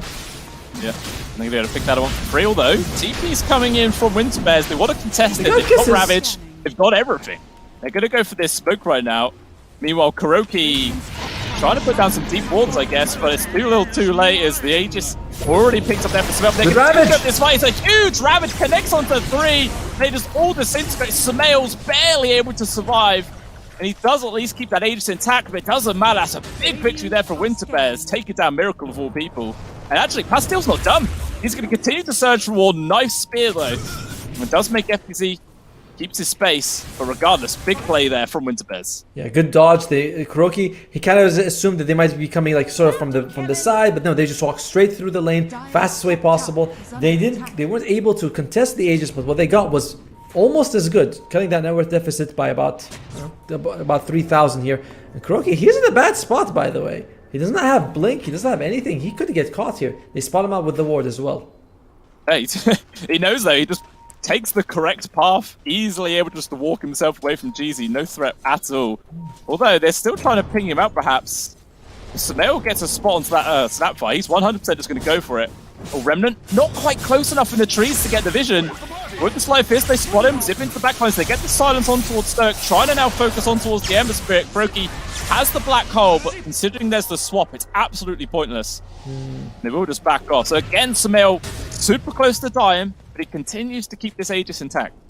FBZ shows up, he's got Arena, let's be careful. As Ember Spirit, is he... Wow, he's going for Maelstrom. Dude, I gotta... Like, the size of that man's intellect is always surprising to me, because he's just like, nope, I do not want to go defensive items in this game. No BKB, no Manta. This could be a nice kill. And Matthew does go down, which is something. Actually, two supports that maybe going to think about going towards Sumail. The jump in as well from Catchel. Black hole? Obviously, it looks like Sumail's going to commit. Black hole is there. Connects on Stu as well as the Arena, getting the grab on towards Jeezy. Going to be able to take down 2 right now. Sumail just going to walk himself away. Pastil, though, is going to continue to chase. Might get this kill on towards Kuroki. Sumail kind of wants to die. I guess he wants some extra mana. It's going to be the Slight. Zips on through, but actually runs straight to the waiting arms of Miracle right now. One more Remnant to try and run away, but now he's out of resources. Reality is also here. Gonna check out what the bugs, but FBZ just jumps straight past it. Wow. Miracle, he's taking so much damage. He gets melted right now. And FBZ is the one who has to try and get himself out. Very big turnaround, although Sumail is getting topped up here from Matthew, so maybe might try and go for some sort of jump again, but probably not. A couple of kind of unfortunate mistakes by Miracle, being caught first in the top lane when he was leaving. I'm like, all right, everyone got caught. But this one, in this situation as well, the Gleipnir comes out, catches him, they just bring him down. They also have the Dead in the Water ability for Catchel, which means that it's not as good as it used to be. Oh, Black Hole. Yeah, he's just completely destroyed that. All right, free beef there for Winterbears. Does get a D-Ward though, but I think losing Kuroki when he doesn't have his Black Hole available doesn't really make too much difference for Enigma Galaxy, I think. It's like, oh well, he's dead. It's true. In terms of what they can actually do in team fights, I agree, but you are giving, like, you had a 6,000 gold advantage. You're down to 1. And Sumail! That was extremely close. He nearly died there. Also, Miracle just grabbed 2 Wisdom Runes. That's how long it's been since Enigma Galaxy have been back over to this side of the map. They missed up on the 14-minute one. There's one on the Radiant side as well if they want to go for it here. And they're up to back to 3,000 gold advantage thanks to that shard. Do they get FBZ? Possibly. No, he's just going to turn around here with the Arena, with the Mormon's Kisses coming through. They take him down with the Ravage. They secure the kill towards Matthew as well. Just turning into a good fight here from Winterbears. Sumail has to go for the retreat. And the Radiant squad get a pretty easy victory. And they might even try and push the tower with this, considering how it's a catapult wave. Quick item roundup here. We saw Reality. He's got the Atos, which he's going for after this. He wants to go for the Hurricane Pike. Not interested in the Manta style on the grid. Winterbears, they go balls in. They're like, we do not go for any defensive items. We are just going completely aggressive, and we hope for the best. Yeah, well, it seems to be working out so far. I mean, they had a rough start for sure, but since then they've been able to cut down the net worth lead to basically nothing. Top lane? Even the Winterbears 50-50, yeah, up top. Ooh, barely is able to survive there. Reality manages to back on out. And Sumail, he's going to continue the chase. Still has Aegis for 20 seconds. But Winterbears, they're just going to use the opportunity to run away. Not interested in overstaying the welcome, though. Down bottom, they found Miracle as well. He's going to try and stand his ground there with the focus fire, but the damage just coming in way too quick. He needs some help from the rest of his team. There's a TP coming in. Fantastic shackles. And now here is the Mars trying to keep him out. Miracle's TP barely completes. He will be able to evade death. Damn, that was close. Although, Sumail, long zip in. He's managed to find this grab on towards Stoic. Actually goes with the Vortex grab on towards Pastil. Instead, he can't quite make his mind up on who to kill. And as a result, he gets nothing. That was a bit of a mistake by Stoic, that swap. He wanted to do the extra damage, but the Shackle followed me, making him right next to the Ember Spirit, and that's why it lands on both of them. So it was like, nice intentions, but did not go out well for them at all. And by the way, he actually went for the Magic Missile cast range at level 10 rather than another swap enemy damage. That would have killed him. That's why Miracle lived. He didn't have that talent. That's true. That is actually very true. There's these small little things that can make all the difference in this game, and yeah, very, very impactful indeed. Dota's never one mistake that you make or one decision. It's like cumulative of, I hope that I pronounced that word correctly, it's of like 7 different decisions that you make every minute that it's like, alright, I made a lot of bad ones. Just like FBZ. Yeah, getting dived under his tier 2 again. He's going to be able to survive this time round though. as Sumail zips in to make sure he can silence up and cancel out the Mortimer's kisses. Although Pastille, okay, he was thinking about it, but does decide just to back out instead. But even still, man, like, it's now Winter Bears who are putting the pressure on towards Nick the Galaxy, and all they've been able to do for the last few minutes is try and dodge around it. Yes. Bit by bit, Winter Bears are just taking more and more control of this map, taking away plenty of objectives, so Nick the Galaxy are going to have to start feeling pretty uneasy soon.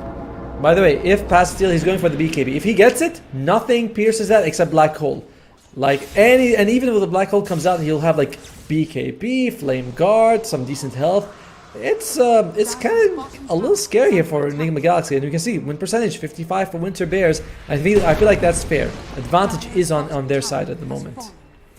For sure, and they're just going to keep claiming more space to take down the bottom tier 1. Maybe thinking about going for the tier 2 as well. Still huddling 4 people nearby. The only person who left was Pastille, but he does have a remnant, I believe, so he can always rejoin at a moment's notice. We have GZ is very. I think he's got Guardian Greaves coming up for him, so using the Orchid on the Snapfire is kind of pointless. Maybe just to stop him while he's kissing, but other than that, the Orchid's very nice for him. You know, sorry, not that. The Greaves are very nice for him. Just to remove the silence, so you can save someone with a cookie. See how quickly it's going to be before he can get it. Miracle's going to take down the top tier 1. And another 25 seconds before Roshan could potentially be up. I'm sure that is probably what Nick the Galaxy are going to have their eyes on, because, you know, I think without it, if they let that slip into the hands of Winter Bears, they're going to be in a very awkward spot coming into these next few team fights. Yeah, Porter Gabe at 50-50 bang on. Damn. Finally, a good game. You know, after 5 stops, we have a good one. By the way, there's BKB, fresh BKBs on Miracle and Sumail. So Ravage, not a scary factor that it used to be. At least if they are able to use it in time. That is true. Yeah, Roshan, it's going to be a minute. Got a bit of time. But here comes it with Galaxy. If you think about trying to take control of their own triangle area, but actually FBC just makes a decision to use his blink to run away. And that's just going to be an opportunity there for Winter Bears to take down that bottom tier 2. Really are opening up so many parts of the map. And probably going to have to start seeing people head up towards that top Roshan area, as it could already be respawning. Obviously, both teams don't know that, and there's not really much vision. Stoicky actually puts a circle around. He's like, guys, Roshan is coming up. And you can see everyone's going top right now. Kuroki does not have BKB, neither does FBZ. These are the 2 kind of biggest team fighters that you want to get rid of if you can.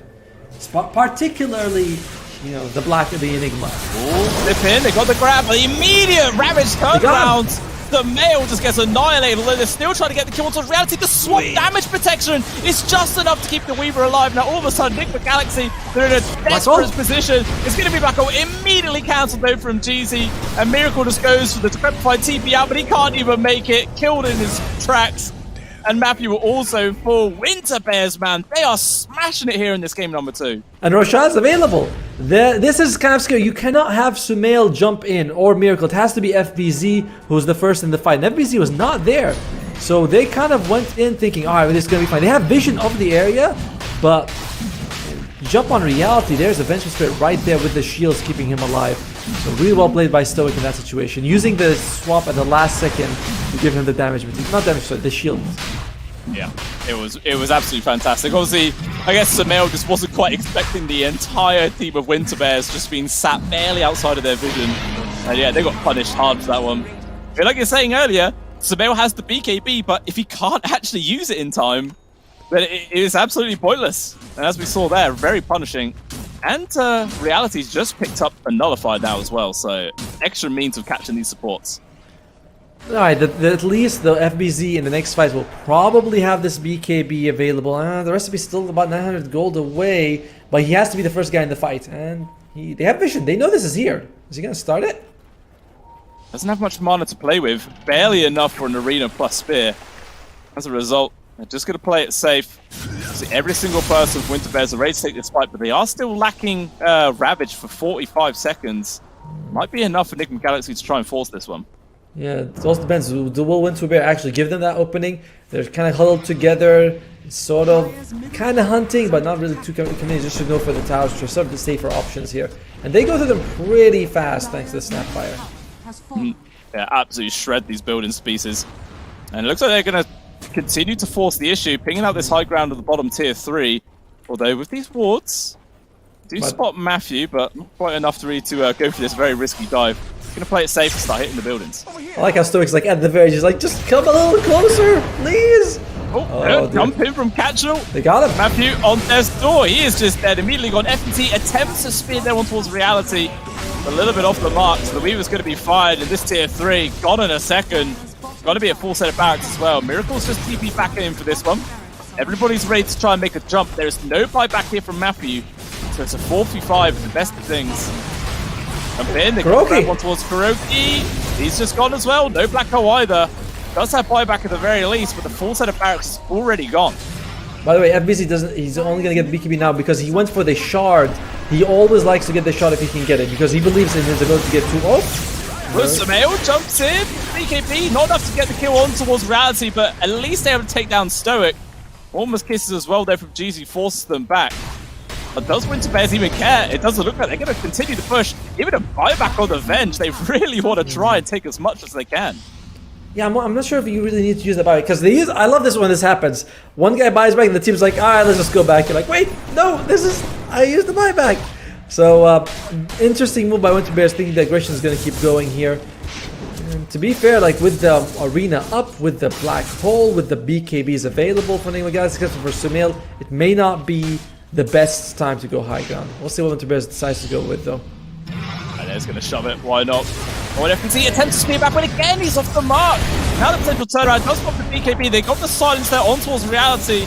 Electric Vortex, but immediately Sumail just backs on out. They have Ravage. With the time lapse, reality's going to be A-OK. Catcher, yeah, he's just waiting for the opportunity to jump on in and just cause so much havoc. Although Liquid Galaxy, they've gone for this smoke, but the Slight Fist actually cancels a lot of it. All this information is there for Winterbears. Liv trying to force them back, but even still, the tower's going to go down. What Liquid Galaxy wait for? What can they actually do to try and turn this fight? They need a big black hole if Kuroki can get it, but it's not easy at all. Now, once again, jumps in, but can't get the lockdown. Has to retreat immediately. No arena, you know, that's the problem. It's like FBC's trying to jump and spear someone up. It's not enough. He just can't land it. So many times in a row now, he's spun a couple of pixels off, and as a result, it's a 2 full set of barrack advantage here for Winterbears. They smoke back. They're going to try and just end this game right here and now, it feels. If they can get a good jump. And everyone's quite clumped up right now for Liquid Galaxy. Everybody's just BFBZ, Ravage all onto him, flips on towards Kuroki.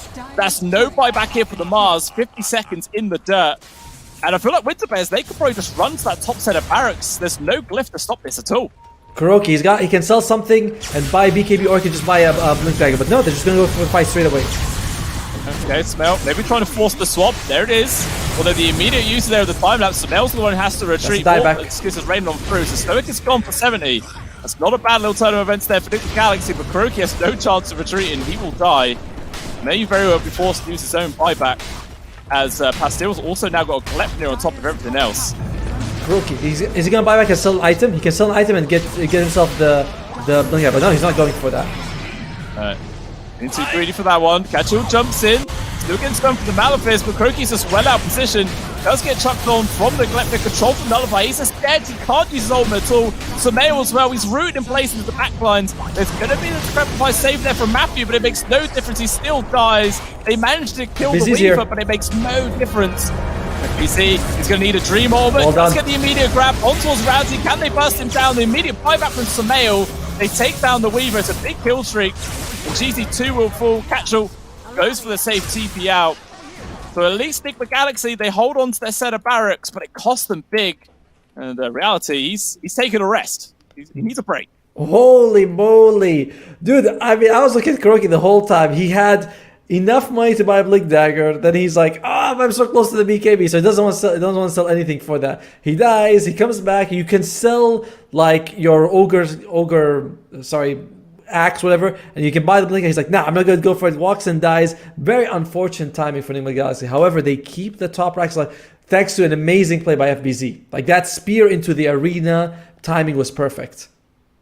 Literally was. Without that, this 100% would have been game over already, but as a result, Enigma Galaxy keep their feet in this game. It is only a 3% probability according to Gabum, which isn't much at all. It's going to be extremely hard to come back on this one. It feels like Nigma Galaxy cannot afford to make any more mistakes. They've got to perform flawlessly from now on. Yeah, if you can get Sumail his Aghanim Scepter, suddenly you can do something with that. They do have a whole minute without the Weaver. They have 45 seconds without a Snapfire. So if Nigma, this could be a chance for them to sort of get out of the map and do something. Roshan's also down. I think it dropped just a few seconds ago anyway. It's a tough situation for Nigma Galaxy, but it's not impossible. We've seen big black holes turn the game around. I don't think this is one of those games, though. No. It's if somehow this game turns around from Kuroki landing a 5-man ult, then it's going to be the best damn outplay in a long time for him to be able to get into a position, because it's just so difficult, man. It really, really is hard. I mean, how far is he from this BKB now? Still like 1100 gold, which is going to take him a fair amount of time, considering how it is just a support Enigma. And even if you do get a good black hole, if you don't catch Vengeful Spirit, it's all useless. Like, Venge has to die, then you can BKB and black hole whoever you want. Like, if you can do that, then it's fine. Tidal's got the Shiva's Guard. What's Ember Spirit have? Can we look at that? Because usually we see the Ember Spirit. No, he's going for the Glyph here. He's going, and Shiva's Guard is queued up as well for him with the BKB. I gotta say, Pastel, like, he went through the Shonen training arc and he is crazy good in this game. Yeah. 100%. Like, he has shown that the redemption is there. Like, sure, game number 1 was absolutely abysmal, but he doesn't care about that. He was able to take the mental reset, and he's going to be fine. I like what performing really well. I like what Stoic's going for with the Aghanim Scepter. You know, usually I feel like it's a little bit greedy to see some Avengers like rush, but in this particular game, you need Venge to have the double life so you can get that swap. If not from your first life, then your Ghost can do it for you. So. Prioritizing his farm, not going high ground until he has it, is very clever by Winter Bears. Yeah, and he's not going to be too far away from it at all. Only about 200 gold. They also get a free shard into the hands of Jeezy as well, so that's a nice little bonus for the snap. Also pretty close to having a blink as well, so just been able to get into a better position for those kisses or an extra grab cookie, something like that. So it's going to make things a lot easier here for the side of Winter Bears. I think that's always been one of the biggest problems about Snapfire, is that you want to be far away for the kisses, but you want to be close by for Scatter Blast and Fire Snap.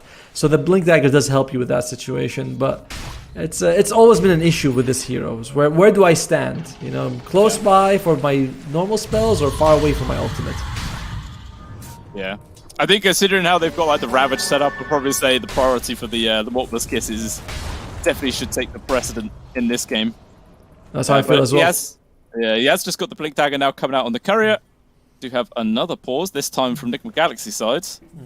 And we'll see. You know, it looks like Winter Bears, they're already thinking about trying to go for high ground again, considering just how aggressively they're positioning themselves at this top lane. Still at least 45 seconds though for the next road. Like, Kuroki needs to sell his smoke and magic wand and finish that BKB. You know, that's because it's not, these two things aren't, well, maybe not the smoke. The smoke is pretty valuable, but at least sell the wand or find somewhere you can get a bounty rune. There's a bounty rune on the radiant. There's 3 bounty runes on the radiant side. Wow, they haven't been there for a while. All the action has just been in Nigma Galaxy's base. No one's had the opportunity to go down there. Can you imagine? Kuroki's like, Sumail, jump there, get me some gold. Like, how the times, well, gold's delivered right there in front of him. He should have enough after this. Yeah. Oh, no. Close sell enough. the smoke. Sell the wand. No, sell the wand. Keep the smoke. Sell the wand. Anything. Imagine if you could sell neutral items. Wouldn't that be something? Oh, man. How much would Philosopher's Stone be? Hey, he's going to have it, though. Philosopher's Stone working overtime for him. Sumail, go to the west, buddy. Go to the west. Pick up those 3 bounties. Yeah. You know, I feel like if they actually had vision on all those bounty runes, I wouldn't be surprised if Kuroki actually does call for that play. Like, just do it.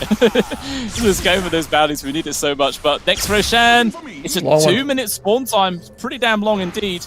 So not going to see that anytime soon. As Sumail, sorry, is still trying to build in towards his axe. He's pretty close, only 300 gold away. So with that and the BKB here from Kuroki, it could be a big old power spike for them, but unfortunately for Galaxy, they feel like they can't wait that long, as Roshan could already be up. They can head on over here. Oh, this could be a nice grab if they can get a freebie on towards the side hunter or not. Oh, the immediate Blink Dagger away! Miracle's already used his ultimate as well. It's a big old mistake. He will get the immediate D-ward at the very least, but in comes Winter Bears. They want to try and force this fight. FPC has to go for the Blink Dagger back. Matthew there with the 4-stuff and Ogre Seal. He's going to be able to retreat. Oh, They do drop the arena, but doesn't land onto anybody. Like, What is this? Bears just back on out, duking around all the ultimates, and now, like, Nigma just flee back to their base as fast as possible. What is the symphony of fails? You know, every spell that Nigma's going is not working. Alright, that's a good start. That is a perfect Shackle that's come for that with the BKB, but the swap is there immediately, so the Black Hole does absolutely nothing. They get the spear back onto the Ventus Spirit at the very least, but he does now have the Axe, so it doesn't even matter all too much. FPC's still getting control. He's trying to run away, but good swap there from Stoic yet again, drags it back on through. But Miracle, he's got the Shackles on towards the Weaver, but there's enough save and control to keep them alive. Now Miracle's the one who has to run away, but the barracks are falling. This might just be Megas coming through, but it's nice catch! He's got enough AoE control, more damage coming through. The Midnight Pulse is actually going to be doing a lot of work right now, but Surveyor will still die. He's gone for 100 seconds. No buyback available with him, but it's a full team wipe. They're all dead, and that very well is just the game here for Winter Bears. I cannot believe he walked in through just a black hole in front of two people, and just you can see Stoic. He's like, really? We just instant swap, gets it cancelled. Nigma Galaxy kind of a mistake after mistake in that last situation. They jump on Kachel. That was unfortunate. That happens. But FBC throwing the arena, that they got punished for it immediately. Like, all right, there's no arena. Black hole right in front of people is wishful thinking. Let's go with that. And yeah, really well played by Winter Bears to come back in that situation, though. Yeah, 100%. It was looking bleak for, you know, a large portion of that game. I think they were like 5,000 or 6,000 gold behind about 40 minutes in, but they just started taking win after win. They just smashed Nigma Galaxy in every single 5v5 that they came into, and they just clawed their way back into this game. Really fantastic stuff. And at long last, Atomo, this the series we've been waiting for all damn day. I'm glad it's here. It is. It all comes down to that Roshan fight, right? The Ravage catching 2, they were able to get 2 kills. Miracle was one of them. And from there on, it just felt like Winter Bears, they had this good combination of just Ravage, we throw the kisses, and Weaver does the damage. Really well, good like teamwork. I felt like the synergy was really there in this particular game. Yeah, it really was. I mean, we weren't too hopeful after the draft. You know, they let the Storm Spirit slip through with a Pugler next to him. They went for the Weaver last pick, which maybe felt a bit too glass cannony, but it shows what we know, mate. We know absolutely nothing. These guys are the pros for the reason, and they really did show up here. Super, super good stuff. And, well, I'm already ready for game number 3, but that, guys, will be coming up in about 7 or so minutes' time. Just a short break, and we shall return the madness. And game number 3, at long last, it's here. Woohoo! So we'll see you soon, guys. See ya.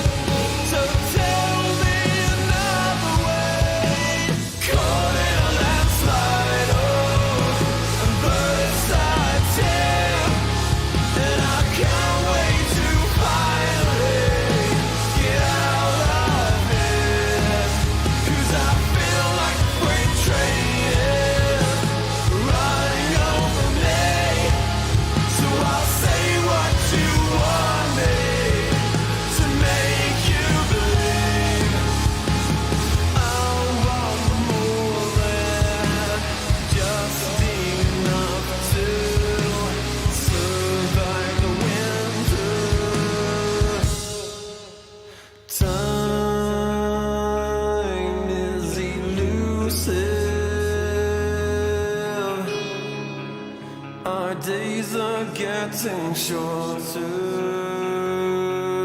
It's now or no way, 'cause life flows like white water. Take a moment to breathe, hold it in, stay a while, forget all that you know, and forgive everyone. It's all in your power to turn away. And maybe I've been blinded, 'cause all I see now is a fairy tale ending. It's not in our course at all.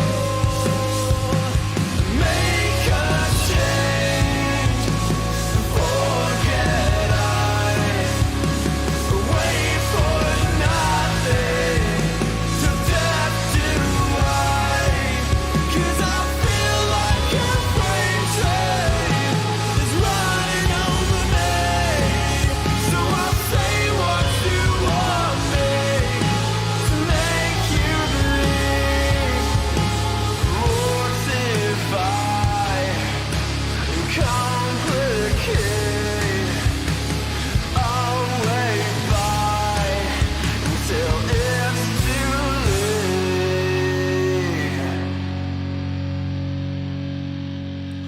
But I think that you know much better. Wait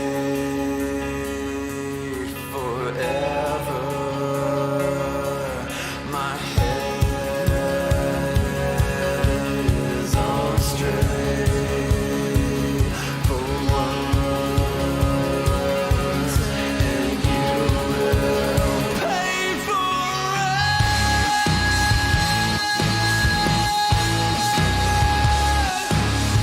Yeah.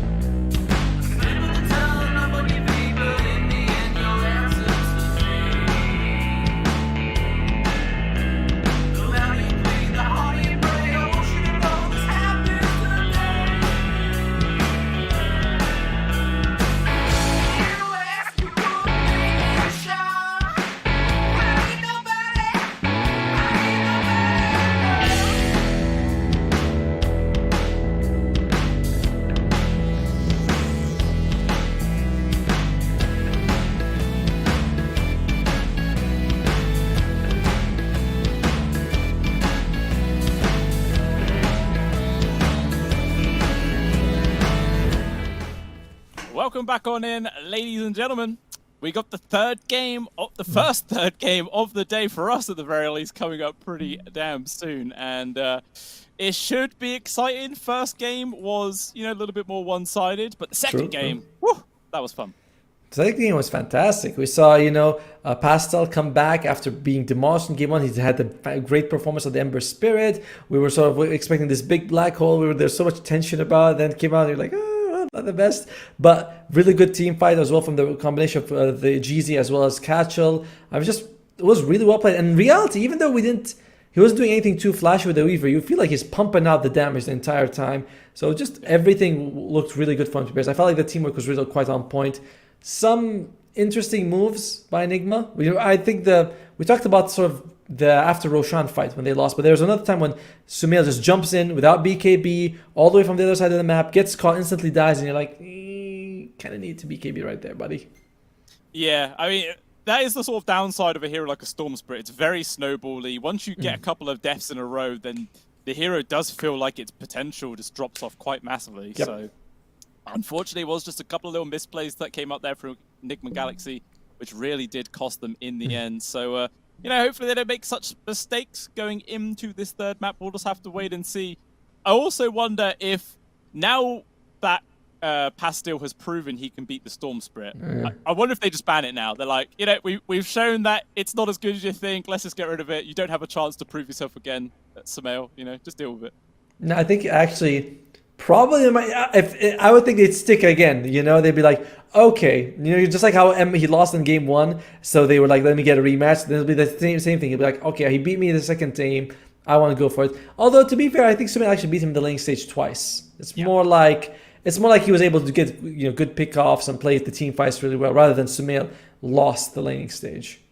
Yeah, I think by like 10 minutes in or something, the CS was 52 to 26 or something like that. Like Sumail was effectively doubling him up in terms of CS and how much pressure he was able to apply in the lane, but it was just how well Pastil was able to respond with that. And he was just, played the map fantastically well.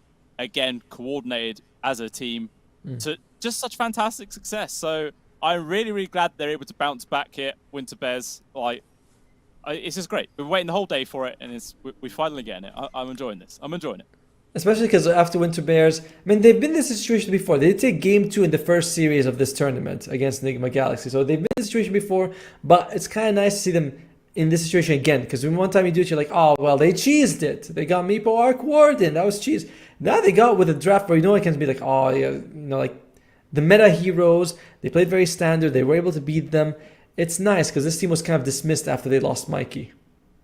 Yeah, I agree. So it is nice they can still win something normal. I feel like Stoic on the Venge was a big reason for that. True. Like he was always in the right position. He got like a good couple of crucial saves on the Weaver in many different situations, which really did just turn the whole tide of the battles around. So I wouldn't be too surprised if Enigma Galaxy do actually ban that out this time round rather than let it slip through. But at the same time, we'll see what hero they might potentially leave unbanned instead. We'll just have to wait and see. Yeah, it was good in the laning stage because of the Mice armor. With the Weaver, like we're saying, he just jumps on FBZ multiple times. And FBZ also, it's not that he struggled, but there's a bunch of times where he jumps in, he throws the spear, doesn't catch anyone. And he kind of committed to that play because he also got the shard. So he's expecting to come, not just jump and catch one, he's expecting to jump and catch 2 at least sometimes. Yeah. And with a kind of he couldn't jump in because he didn't have BKB. So I don't think it was wrong. I just think that's a way you play that kind of cost you. Yeah, I agree. Like that's not wrong. If it worked, it would have been fantastic. Yeah. But unfortunately, like his spears were just pixels off every time for being able to get grabbed. So it was just kind of unfortunate at the end of the day that it happened too many times in a row before they could actually bounce back. But the draft for game number 3 is now underway. So let's jump on in and see if there are going to be any adjustments here from Enigma Galaxy, or whether they're going to let this Venge through. We'll just have to wait and see, but I think they shouldn't. No, we'll see about that Enigma Galaxy. But then remember, you also want to get rid of the Doom, the Arc Warden, and the Meepo. So, and it's like, Nature's Prophet, they feel like is a bigger problem than the Vengeful Spirit. Even though his the save for the Weaver that kept him alive when Sumail jumped was also huge. Like that shield that came out last second. Yeah, he survived by like 50 HP, or not even that, I think. It was super close to him going down, but yeah, that did just help to really spiral control, because that was also the fight when they went and got their own Roshan afterwards, and then they just took down 2 full sets of barracks, so it was extremely pivotal. So we'll see if they are going to adjust any of these bans. Still is. Okay, no Arc Warden is gone, and the Doom. Alright, they're just rinse repeating. Why not? I like what Winterbear is doing with the ban of the Tiny. I do feel like you're limiting Matthew if you put him on like a save hero like the Pugna. Because it's not that the hero doesn't require skill, he does. Every hero is, there's a lot you can do to it, but Tiny can make plays and Pugna can't. So, and Matthew is a playmaker. So taking away that Tiny, forcing him to play on the Pugna is a really nice thing. Winterbears, they immediately go for Stoic's Venge, who was insane in the previous game. Yeah, why not? If it works, it works. Just keep on playing it. They do actually decide to ban out FBZ's Timbersaw, so still not paying any sort of attention to his Mars. We'll see if they're going to first phase it like they did in that second game, because even though it was picked early, it wasn't like there were any Mars counters or anything like that came out, but it still worked out nicely. Instead, they're going to grab Kuro's very powerful Ench. Yeah, the previous one when they were they couldn't get it because it was banned in the second phase. This time they're like, all right, we want it. They get rid of Miracle's Wind Ranger. All right, I mean, I didn't think that Miracle's Wind Ranger has been a huge factor this series in general. Miracle has been having a quiet series, to be completely fair. It's like the star of the show has been Sumail. We've seen a lot of FBZ, and Matthew in game 1 was amazing. Kuroki had a lot of eyes on him in game 2, but it's been kind of a quiet series for Miracle. So we'll see if he can play something a little bit more active here, or at least bring in the late game impact that we expect. Yeah, that is what I'm looking forward to seeing. Like, because as you're mentioning, he's been on the Wind Ranger twice. I think the first game he still had a good time. He was like 12-1 and 15, but that was kind of off of the amount of space Sumail was able to make him, which was why he was able to spiral out of control. So it'll be nice to see him become that big playmaker, big scary carry, which we all know him to be in all the past games and everything. So, we'll see what event he's going to get, as FBZ's Mars has actually been taken away this time. All right, so that leaves him with the Primal Beast, as well as the Centaur. These are sort of the heroes that he's been playing. It's like Centaur, Mars, and Primal Beast when he can get his hands on them. Primal Beast not as amazing as Mars when it comes against the Vengeful Spirit, because you can arena usually catch like a couple of people. So you swap one out, you're like, that's fine. But Primal Beast you usually grab just one guy, and if you swap him out, that's it. Although it's a bit harder to swap him out because it's hard to click when they move up and down, but you can use the portrait. Have you ever had that where you try to click on someone, you're like, why are you moving him? Just hold him still. Yeah, that's happened way too many times. I can't tell you the amount of times as Lion I've accidentally fingered a creep for that exact reason. Yes. Or something like that. Like, it just gets in the way, like, oh, for crying out loud. I'm not gonna hear the end of this, and then you start getting pinged, and it's like, all right, whatever. These things happen, guys. I was playing Zeus, and he's pulverizing. I'm like, I can't arc him. It's like I can't arc. I'm sorry, I can't do it. Enigma Galaxy, they do take the Centaur because, as we mentioned, the Primal Beast not great against the Venge, but Centaur's still pretty good. Yeah, they will grab that one from sure. So I'm sure he's going to have a pretty decent lane regardless of what comes his way. But we'll see what Winter Bears are now going to pick up second. They do go for the Monkey King. You were talking about it earlier on, that it's a hero Reality really loves to play, and at long last he gets it. Yeah, although it's against a Centaur, right? I mean, this game there's no Tiny, there's no Mars, so your ability to move him out of it is very limited of the Wukong. But you are against Centaur, who usually can just press R, everyone jumps out of the Wukong. It's not as good when you are playing offensive, though. If you are Winter Bears and you reach the enemy towers, you drop the Wukong, it's like, okay, we don't care if you run away, we're just going to hit your barracks instead. So, it's fine. You want to pair it up with something... The Venge is fine, actually. You don't need to pair it. You can pair it up with the Venge or the CM, and both are really good options for the Monkey King. They are. Well, both of these two are, traditionally position 5s. Which one would you rather be seen put into that greedier role? I think I prefer... Venge, when she gets the Aghanim upgrades, really gets a power boost. But earlier on, I kind of like the Crystal Maiden to get a bit more gold. I think now it depends on who's going to be their offlane. Maybe whoever's more mana hungry, the Monkey King or the offlane, that one's going to get the Crystal Maiden. Yeah, we'll see where it does end up going down. Still, Galaxy thinking about their 3rd and 4th pick right now. Any sort of the previous heroes in the last games? Like there is still something like Oh, the oh. Pugner in the pool. Oh, sorry, I think it's Crystal Maiden 4 because you want it against the Enchantress so you can kill the creeps she makes. Ah, yeah, that's true. Huh? Yeah. That makes a lot of sense. So yeah, we'll probably see it in that role. Dire Kind of annoying to deal with, but hey, there's the downside of the heroes. And Liquid Galaxy actually going to go for the Shadow Demon this time round. Okay. Okay. That's a bit of save. I like it too. It's also not bad against the Monkey King, just so you can make sure you lock him down. Good setup with the Centaur as well. Oftentimes you want to get next to someone, you aren't able to get the hoof sometimes. The Shadow Demon sets you up very nicely, but you are going to be up against a Vengeful Spirit Monkey King. This is a lot of sorry, it's minus armor from the Venge, but it's a lot of physical damage from the Monkey King, so it's a great synergy. And yeah, I'm hoping GZ goes on the Crystal Mage just so you can counter Kuroki's Enchantress. I mean, I hope, and not that I hope one team wins, but that's the matchup I assume would happen. Yeah, no, that definitely makes a lot of sense. So I'd be kind of surprised if they don't put it that way round. And looks like Samael's going to be on a different hero for the first time this series. Actually going now in for the Puck, so completely disregarding that Storm Spirit. I don't know, do you think that was because of the last game, or it just feels like the Puck fits in a bit better? Probably because of the last game. Because if you're Storm, you also can hunt Vengeful and Crystal Maiden very easily. Even the Monkey King. So it's like, I want something different. If I'm Winter Bears, I might stick to the Ember Spirit though. Like you with the Shiva's Guard, you're good against the Centaur to reduce his heal. You can remove the illusions from the Shadow Demon. The Enchantress heal as well becomes a less of a problem. Mace Slayer is pretty good. Ember Spirit not traditionally great against the Puck, but still very solid. They go for the Dragon Knight instead. I don't think there's any problem with that. You can always just get 2 Dragon Blood points, 2 Bracers, and Puck can't do anything to you. Yeah, literally. You'd just be this sort of unmovable object sat in the lane, slowly chipping away at the tower, and the Puck will basically have to sit back and watch you do it all from afar. As, yeah, should be a pretty safe lane at the very least for Pastille. But, you know, this is Samael at the end of the day. He could still pull out some magic and somehow shut down this DK and just win the lane single-handedly. We'll just have to wait and see. There's always the chance of those little magical plays or something.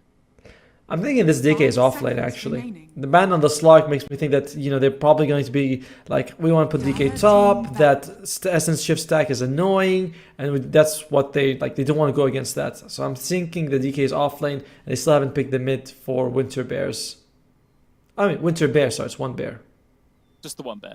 But yeah, no, shouldn't it be Winter Bears? I mean, there's a group of them. I don't know. 10 seconds. Maybe they're like the Power Rangers and they all morph into one bear, you know? They're a very scary grizzly in that regard. It's a great logo, by the way. Like, yeah, that's a fantastic logo for Winter Bear. It is quite cool. It's like it's like a star chart kind of thing morphed into the bears. Looks nice. That is very cool. And in the meantime, Enigma Galaxy, they do believe the DK is mid, so they get rid of the Tidehunter. Kachel has been pretty phenomenal with this hero in game 2, so like, yeah, let's get rid of it. Miracles even in here game 1, he was a big old problem for them, but fortunately enough, just Pastille had that bad of a game that there's not really too much the Tidehunter could have done. So yeah, it is one of his favorites for sure. If I was Enigma Galaxy, I wonder if they're considering the Morphling. Like, Miracle has been spamming this year in pubs. He's been going for that Conda build himself. It's been looking, he's like pretty impressive win rate with it overall. So, is that something he wants to put in this game? You do want, or they could go for something like Sven. Yeah, Morphling gets banned. Yeah, it's gone. No chance of it coming out in this game, so we'll see. What do Winter Bear want to now pick up? As there are tons of reserve time to work with. And yeah, maybe tossing up the idea of whether they do want to put this Dragon Knight as their off lane or mid. I mean, considering how the DK will have a decent time mid against the Puck, I feel like that's probably just a safer option just to put him in that lane, you know, rather than try and do some risky play and swap it all around. I'm not sure. Yeah, I mean, whoever you put him up will probably get like Crystal Maiden or Revenge support, which is usually, you know, it's like a 7 out of 10 support for killing people. You know, you get a pretty decent partner. And Dragon Knight, I don't think he has the damage. You want something a little bit more damaging for your side, but offlaners that do damage, Timbersaw Mars already gone, Centaur already picked on the other side, no Doom, no Magnus, no Tide. Brewmaster's kind of in the pool. I actually wouldn't mind the Brewmaster. I think Brewmaster is something that Enigma Galaxy will struggle greatly to deal with. Yeah, for sure. You can see if they might go for that. I'm pretty sure that we've seen it get picked up in the past for Winter Bear as well, so it's going to be in their wheelhouse for sure. But see if they want to go that route. But I did say DK is probably going to go off. Oh, wait, so mid, yes, just go Ember. Just go Ember for Winter Bears. Because I remember I was like saying, oh yeah, DK is going to go off because there's a slug. You go mid, you take the Ember Spirit, Pastel, you prove yourself. You beat Sumail twice in a row, kinda. I mean, you beat his team, and you just establish yourself as the best mid in MENA after Malrine and Kaori. So third best is how you Third best. Actually, Kaori is not mid for PSG Quest. It's Noob. Noob is their mid for PSG Quest. My bad. Well, it's still good, you know. But it's nice to be in that top little grouping for sure. But the hero choice, it's going to be the Sand King. So definitely the DK going into the mid lane then. And Catchel going to be rolling with the Sand King. And maybe that's going to bring a bit of PTSD here for Enigma Galaxy, considering how that was the offlaner that they used to beat them in that one upper bracket game. Enigma Galaxy, this is going to be a bit tough. You don't want to really pick a melee core now up against Sand King Crystal Maiden. So like the Sven that we saw Miracle in the other day may not be a good option. Who do you want? Drow Ranger is actually not bad. There's a lot of extra armor from the Dragonite and the Monkey King that you pierce through. But the problem is there's also decent catch with the swap and the Sand King jump. Dragonite usually gets blink. Monkey King can jump on you. So Drow is like pretty good, but also kind of risky. Or you can go for something like an Ursa who just doesn't mind these long extended fights. Wait, I've got an idea, right? What about carry Husker? Like, I like it. I think Husker would work. I think it's actually pretty solid. Like, there's a lot of magic damage you get rid of. You've got a built-in disarm for the Monkey King. The DK doesn't really threaten you too much. I don't know. It sounds crazy, but I think it'd actually work. It's probably not going to happen, but I can dream. I would like to see it. What they go with? They go with the Luna. All right. So they go back to one of their classic heroes.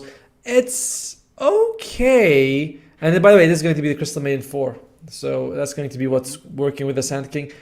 I mean, the Luna's fine. But I don't really think that this is a kind of a Luna game. Honestly, based on draft, I really like what Winter Bears has. Yeah. Like a lot more. Yeah. They've got decent frontline, they've got decent damage. It's a good mix between everybody. It does look pretty damn scary, and considering how they're able to play in that second game, they've 100% got the ability to get the win here up against Enigma Galaxy. We'll just have to see how it goes down. And yeah, the Luna pick, it feels safe. It's not too bad. It's not jumping out at me, but I don't know, man. I feel like that Husker. I'm going to ride that home. Oh, that would have been so good. They would have won already. Winter Bears, they were like, let's keep it close, you know. Let's not win the series straight up with our Huskar pick. You know, they heard you. They're like, it's brilliant. They know, but they want to give Enigma Galaxy a chance here. Winter Bears, very durable draft. The enemy team's burst damage is pretty solid thanks to the Centaur and the Puck, but it's not something that scales great. Like Dragonite, at some point, you can't burst him down. Monkey King, the same thing. Even the Sand King. And plus, they have Eventual Spirits. So, yeah, I think it's Winter Bears on this one. Sorry, Winter Bear on this one. Winter Bear. The sneaky bear. The one bear. Yeah.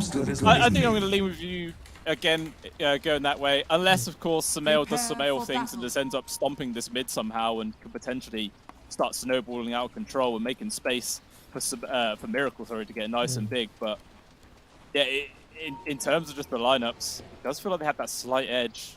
We might even get a little clash here in this mid. Both obs being placed down, but smoked up, so the information is not there.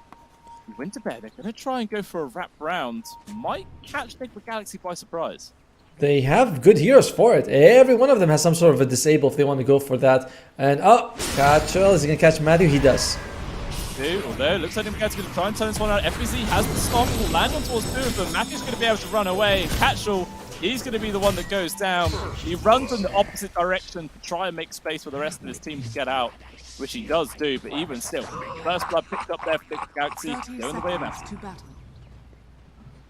Good stuff for Enigma. The disruption was able to sort of delay the death of Matthew by the time his team was ready, and they're like, crap, well, you know, Winter Bear's like, we can't do it. They already used a bunch of our spells for that. And Boundless Strike being the first pickup for the Monkey King, not usually what you'd want. You prefer to have the Jingo, but he committed and they don't get the first blood. So it's not just the first blood, it's the fact that everyone's sort of skilled themselves for it, and that's a problem. Maybe a little problem. Spend time, Winter Bear. They do actually pick up 3 of the bounties as well, so that's a nice little bonus. which they'll gladly pick up. And we'll see if this level 1 boundless is going to impact Reality's lane at all. I don't know. I think it'd be okay. I mean, Yeah. it's not that Matthew and FBZ is really going to be able to chuck too much aggression at level 1. And plus, you can use it to like secure the range creep if you're far away. It's not that bad. Have you ever played Phoenix and you take Icarus dive level 1 and to escape and you're like, oh god, the lane's ruined now. That's it. I'm useless until level 2. Yeah, it can feel pretty damn bad. Unless you're a god and you use the dive to secure range creeps again, like you're saying. It's possible. With that, what, 15 damage a second? Yeah, good luck with that. In the meantime, though, it does mean that FBC is going to have a fairly solid start because he doesn't have to worry about any hits and providing Jingu for the other side. He's going to have a safe start to his laning phase. Meanwhile, once again, Matthew Third and time. Stoic just endlessly trading blows right now. It looks Lock like him? maybe Stoic is... Oh, perfect position there from Matthew, but Stoic still with the stick charges. He's going to be able to get away. No first blood found this time. Well done by Matthew to block it like that. And these two guys, they go to the jungle. One of them starts bleeding, and it happens every game. One of them kills the other one. So we'll see if that's going to continue that trend in this game. What happened? You know, they've just set the trend already. They've got to do it. I'm sure that they'll start brawling soon. But so far, Matthew's kind of hiding behind FPC. Or actually, they got the disruption grab down bottom. Looks like Stoic. Yeah, Stoic will go down. FPC does secure that kill. Then Matthew's in danger right now. Reality's stuck on top of him. Actually, still no Jingus because he went for the tree dance instead. Ooh. So, yeah, Matthew's going to be able to survive. That first level boundless, man, it came back to bite him in the blubber. Like we said, when you committed for this first blood, you don't get it, and now you don't have it, Jinko at level 3 against a melee hero. You want this against FBZ. You can see the Monkey King, usually a hero that's playing at max health, 80% health. He can't do that because no Jinko, no lifesteal. Yeah, it's very awkward now for him. How's this top lane going down? Looks like Miracle's having a really nice time. 11 and 7 on the CS compared to the 3-1 of Catchall. They could continuously hitting him, pushing him further and further away from this lane, making it very difficult. Meanwhile, a little bit of revenge is achieved there for Winter Bears. They do manage to take down Matthew. And FBZ, he's just charged at this monkey right now. Actually, he still hasn't got Jingu. He put 2 points into Tree Dance. I'm very confused by that, but he knows the matchup better. Like, we know Reality is a great Monkey King player. He's played this a million times. This is the way I want to do it. And a lot of times you want to get those Jingu hits, you get a couple, disruption comes out, it's very annoying. So it makes sense that he feels like I just want to get more burst damage. Mid lane is going in Pastel's favor. 15 and 6 to the 15 and 0. And this is one of the benefits of having picking a Dragon Knight. You don't lose the lane. Yeah, you really don't. He's having a fantastic time. 86-50. He's sitting pretty. This probably feels a million times different compared to those previous 2 games. Like, he's like, wow, I can actually buy some items. This is great. I feel like a hero. He went for the exact items we said, right? Double Bracer, 2 points in the Dragon Blood, 16 health regeneration, 3 of it's from the Flag Bear. But still, he is very hard to harass. And Puck, you're very cooldown dependent. You know, he's like, alright, I throw out my spells, now I have to wait 10 seconds to throw them out again. And early levels, they don't even do that much damage. They really don't. So we'll see if Samael might try and set up some sort of early gank into the side lanes once he hits his 6 or not. But obviously the downside of that against the Dragon Knight is as soon as you move away, it probably means your tower's going to be taking a lot of damage. But Catchall is suffering, dude. Catchall's got nothing. 6 and 1 to the 25 and 13. Miracle has twice as many denies as the other guy has last hits. That's terrible right now. Hopefully a few creeps here will solve that issue. Yeah, we'll start to slowly mend this damage, but even still, it's not going to be easy at all. We'll see if maybe he can get some love and help from the rest of his team. Reality, he's got Jingu, baby. Now the laning stage begins. 4.5 minutes into the game. We'll see if it's a tool punching, because he just casually jumps into the trees. Just wants to score those 2 range keys. Will get it, but the immediate stomp comes on now. The FBZ, maybe he's the one who's going to take the majority of this damage with the disruption. Can't get any more of the stacks online. Actually getting quite a lot of shadow poison on top of him as well. 4 right now. This is 2 points into the skill. Needs to land the 5th to make it worthwhile, but can't quite get it. Only 4 points. Still a lot of damage. Yeah, again, unfortunately he wasn't able to get that fourth hit, which is what we expect Matthew to do. He sees a couple hits, immediately disruption comes out, you walk away, and you're gonna suffer. But maybe the tree dance is off the mark. FPC should be fine, although he's not, because Stoic just continues to run him down. And now Matthew's the one in danger. There's another Mac pistol up in a second, stunned, controlled, and eventually will go down. Can he at least take Stoic with him? He will successfully get that kill, but at the same time, it means Reality gets solo experience. Now he's already level 5. Finally, the lane goes in their favor. I expected this lane to be in Monkey King's favor from the start, but took them a while here just because of that early starting skill build. In the end, though, it starts going for them. And yeah, there you go. The Crystal Maiden, following the Centaur, and just gets a kill on him. Kind of nullifying the impact that Kuroki wants to have. That's 6-minute response. Invis will get picked up there for Sumail. Mapper's also here, but due to the DK, you're not going to touch him, but actually it comes to Reality, trying to set up for a play with the rest of his team.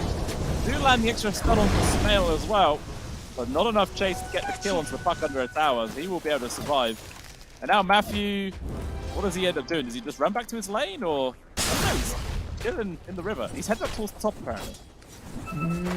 All this is pretty good for Catchell, who has suffered. And now you see the Monkey King rotate, they're like, oh, this is a problem. And he wants Reality, he wants Miracle's head at the moment. Dude, gotta be careful. They know. Boundless. It will land. Not quite. It doesn't have the mana actually for the tree dance. He didn't eat his mango. So, Tino Kuroki's here as well as Sumail. They're going to be able to get this grab on towards Catchell, so the Sand King will die. And yeah, the Monkey King just immediately TP'd out. He's like, I do not want to be here anymore. But he needs to be careful. He's in that sort of kill range against FBZ, where he's kind of like, I need to get those Jingu hits off, but if I'm careless, I get stunned and double edge, I will lose my life. Actually, this FBG, can we look at his skill build? I want to see if what he decided to max out in this game. Doesn't seem like it's oh, okay, he's moving max stun.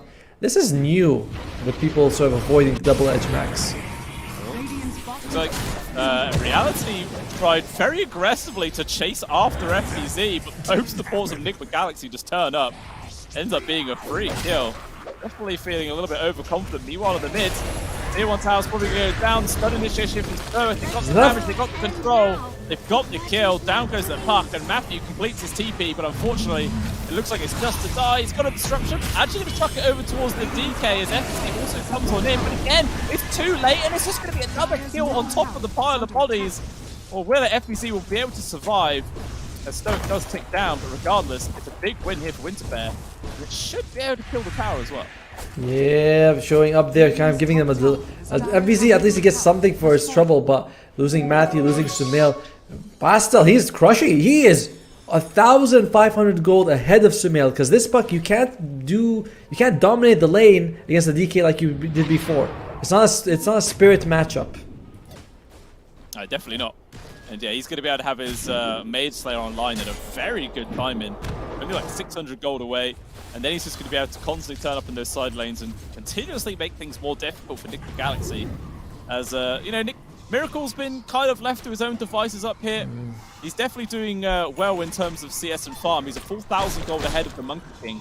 So he's doing A-okay, but definitely going to see Winterbear start putting a bit of emphasis onto him. FBZ at the bot, he's got the monkey on him. But it's just a bit of harassment. He's going to run away.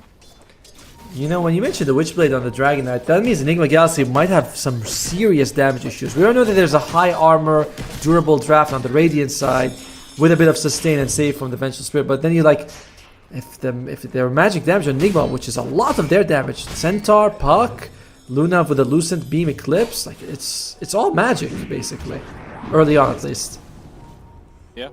Hey, the one nice thing, I guess, with the side of Enigma is the fact that it's not like a DK hits multiple people at once. You know, he does have to get one person at a time, so it's not as impactful as if it was on like an Ember Spirit or something. But it is still definitely going to be frustrating to play with. Yeah, at the same time, but the Dragon Knight also gets that passive magic resistance from the cloak built into the Mage Slayer, so it does add up as well. It's worrisome. We'll see how Enigma Galaxy is able to adjust to that. As despite Pastel having a good game, his other two cores, they're not leading in any way. No, definitely not. They are lagging behind by a few hundred right now, and poor old Catchell, he's finally able to start getting some CS on the go, because he desperately needed that after the terrible start he did have. And, you know, finally got his level 6, but actually he didn't skill Epicenter. Radiant are scanning. So maybe that's going to punish him if they try and go for a kill on towards Miracle. Actually, looking for Matthew instead. Right, will land, immediate DK form, and he is just gone. And there's probably going to be the tower to go down as well, considering how this is a catapult wave, and nobody from Enigma Galaxy wants to come up here to defend. Well played by them. With just using the Dragon Knight, taking tower after tower here. They know that he's very farmed. They know that he's hard to bring down. And I'm liking what Winter Bears is doing. Catcho, like you mentioned, he did not take the Epicenter, going for 3-3 and 1 build. He's probably going to take it the next level though. You have the Veil, and boosts up the Epicenter damage significantly. Yeah. It's quite interesting. I guess, I don't know. Well, I was going to say maybe it's more for like farming, but if you was doing this for skill, like farming wise, you probably just level more Caustic Finale, right? More than anything else. Yeah, but he needs Sandstorm for the lane. Like 1 point Caustic is good enough when you're up against 2 range heroes. Mage Slayer, by the way, is finished up on the Dragon Knight with the Power Treads, with double bracers. He is very hard to bring down. Meanwhile, I think the Monkey King might be considering going for Mage Slayer himself as well. He's already got the cloak and the robe of Magi queued up. Yeah. No, I mean, more the merrier, to be honest, when it comes to this game, because like you were saying, so much of Enigma Galaxy relies on magic damage in this early part. So if you could just put that effect onto everybody, what are they really going to be able to do in these fights? It's going to be so difficult to kill anybody, especially considering how majority of Winter Bears are actually quite tanky. Apart from the supports, of course. They're glass. I mean, hey, Venge has got that, the swap. That's always a nice shield. And he's got infused raindrop. He's going for drums, so decent amount of stats. And like even the Crystalline, is she going for drums as well? Yeah, double drums for your supports. That does add up. It does. As long as if you don't use them at the same time, that feels kind of awkward. But you know, you can synergize quite nicely if you communicate it, and it's going to be good. See how quickly they're able to get that, but still, I feel like this is the first game we've seen the entire day where there's not been a large net worth advantage being built up. It is still less than 1,000 gold at 12.5 minutes in, and the win probability is pretty much 50-50 as well. Like, this could go either way. I think though that this is going very much Winter Bears way. You know, the slower paced, your draft is better late game, your core-to-core matchup is amazing. You know, with the Monkey King shreds Luna, Dragon Knight's super tanky, which you have damage for him. Monkey King brings you a lot of team fight. I don't think that this is the Enigma Galaxy sitting on their laurels is the plan right now. So what you're telling me is that it's an even game or something. It could go either way. I'm saying that if it continues on the current pace, it favors Winter Bear. All right. Well, meanwhile, FPC. He's going to get called out. It's going to be the double issues. They're showing off that fresh Blink Dagger. As a result, let's do a very important kill on towards the Centaur. And might even try and bully down this bottom 2. Well, actually, no, they can't be bothered for that. Astil's going to go somewhere else. Wants to continue to resume his farm. Well, that's... And Epicenter was finally skilled up as well. That was very low commitment. You know, yeah, sure, Dragon Form was used, but that's not like the longest cooldown spell where you're gonna turn Dragon. You're gonna be in the Dragon Form for a while. Like nothing else was just used. Just Dragon Form, jump in, Sandstorm, stun. Lots of stuns, lots of single target stuns on the Radiant side, which is fantastic for them. An insane amount. Literally everybody has some form of control, which is extremely nice to see. Meanwhile, on the side of Enigma Galaxy, you know, the Luna doesn't have anything. They've got Dreamcore, I suppose, as well as Disruption. That's about it. In danger, there's going to be the Stampede trying to get on top of this Monkey King right now. Miracle hunting him in the trees. The Cirque actually going to go for the TP. Can you do it? Won't be able to make it. But he's just distracting everybody, and it allows Reality to get himself away. Although Matthew, he finds him and he cuts the tree. Perfect position here for the Shadow Demon. And there is no chance in hell this Monkey King's surviving. That's a big old kill for Enigma Galaxy. I don't care how much they're paying Matthew, he deserves a raise. Because Reality, he jukes 2 people, he's able to just walk around them, jumps into the trees, almost makes the way. Matthew's like, I know he's in this specific tree, and he cuts it down for him. Like, holy crap, is Matthew doing so much heavy lifting for Enigma Galaxy just then. Yeah, it was perfect. Exactly what they needed. Now finally we do see the actual solid 1k gold DPR. Meanwhile though, Epicenter used Miracle stuck inside the little frozen square and he is just gone. Bastille as well with the DK form. Wants to maybe try and find another grab, but can't quite get on top of anybody. Although, Galaxy Okay, just poke him. Get the DK illusions. The free Mage Slayer is good. The Mage Slayer doesn't pass on, does it? I don't think I've ever seen it work on illusion, so I'm going to assume no. Yeah, I don't think it does. Matthew just that's a free pick-off, and now this tier 1 tower is probably going to be going down right now. There's a lot of space across the map here for Winterfest to use. At the top, it's just Reality and Sumail having a little fun with each other, doing a little dance, no one dying. Reality is dead with the bomb. It really wasn't that bad because you trade him for Miracle, the most farmed core for the least farmed core. You're very fine with that. You get the +1 and the tower. And that tower is an important tower to get rid of because it opens up Roshan when it comes back to your side. Dragon form is about to end, so they decide not to push their luck and they go back in time. Smart move by Winter Bears here. They're actually going to go aggressive either way, maybe faking it out. They got the control to FPC. They tried to get the shot there from Matthew. You could have found this whole team back, but still ain't getting it off. Doesn't manage to use the Stampede, trying to run himself away. North the Dragon Knight caught way too deep. That's a big target to find there for Nick Galaxy, and they're going to hunt for more. Reality though, he's going to be able to hop himself into the trees. They got the initial stun and control on towards Miracle. They got the grab. He trucks out the ultimate right now. With Limicate plus the disruption, keep him alive for as long as they possibly can. He still does go down despite Boundless miss him. It costs him Catchel. Probably the 2 support as well will get ran down. Stoic to go down first, and DZ only a matter of time. Actually going to turn things around with the freezing build.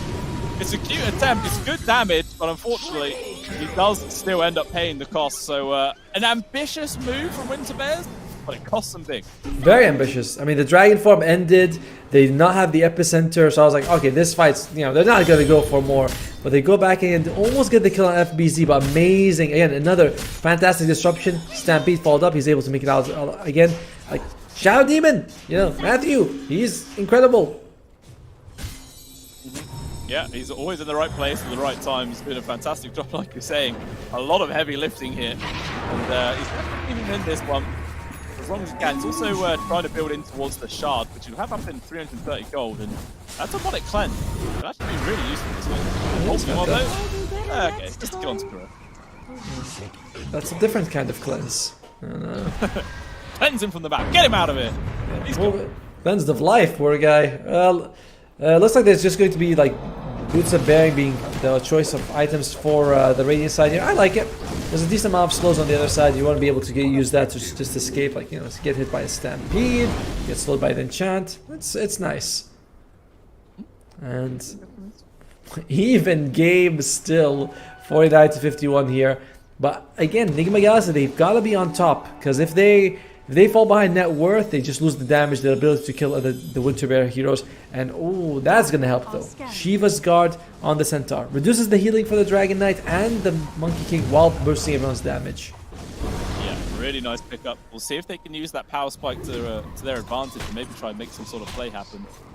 They, yeah, like you're saying, they need to start pushing their advantage while they have it. They do have this, you know, 2,000-3,000 gold lead.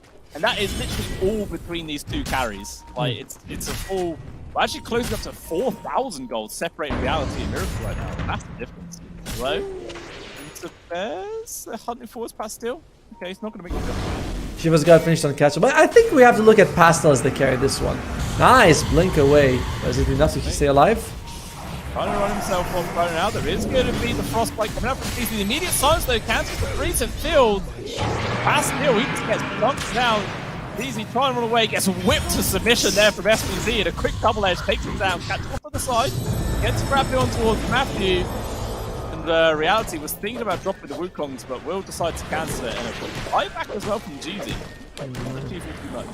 Catchel did not have enough money, enough mana to use the epicenter, and they were hoping to sort of combo them together. They do smoke up, but again, Catchel's low mana, so he's not going to be able to throw out this full combination of spells. It's a bit risky here. Hey, you know, get a free kill onto Matthew either way. They'll take that. He does bring out the fact there is a high ground ward, which, you know, will eventually get taken away. But again, it's a nice little free pick. But the net worth lead continuing to grow here for Different Galaxy.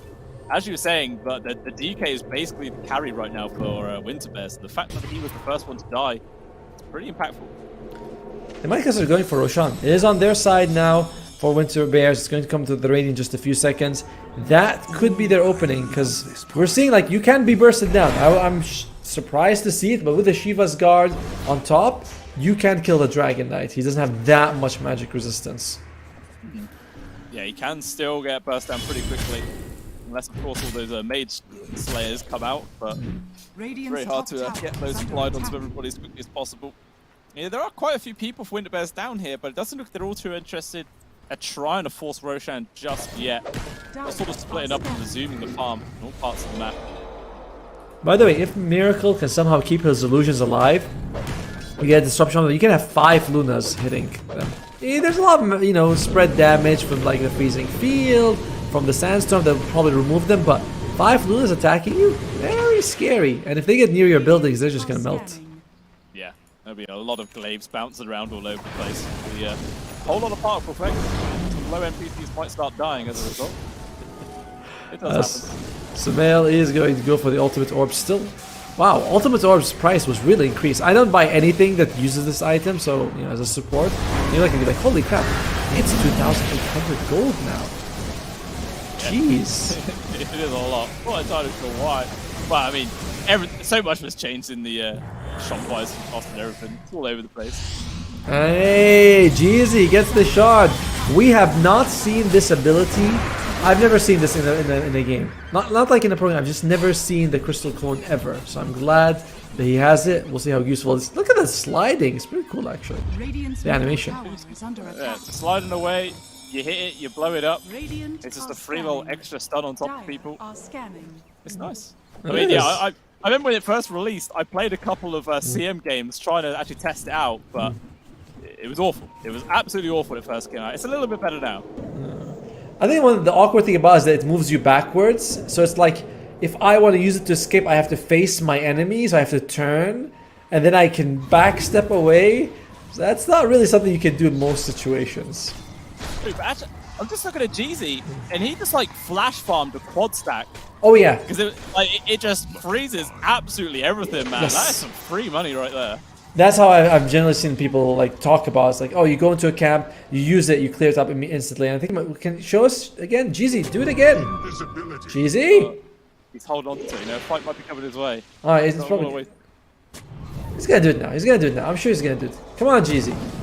Give another... There you go. Yeah, pop, bang.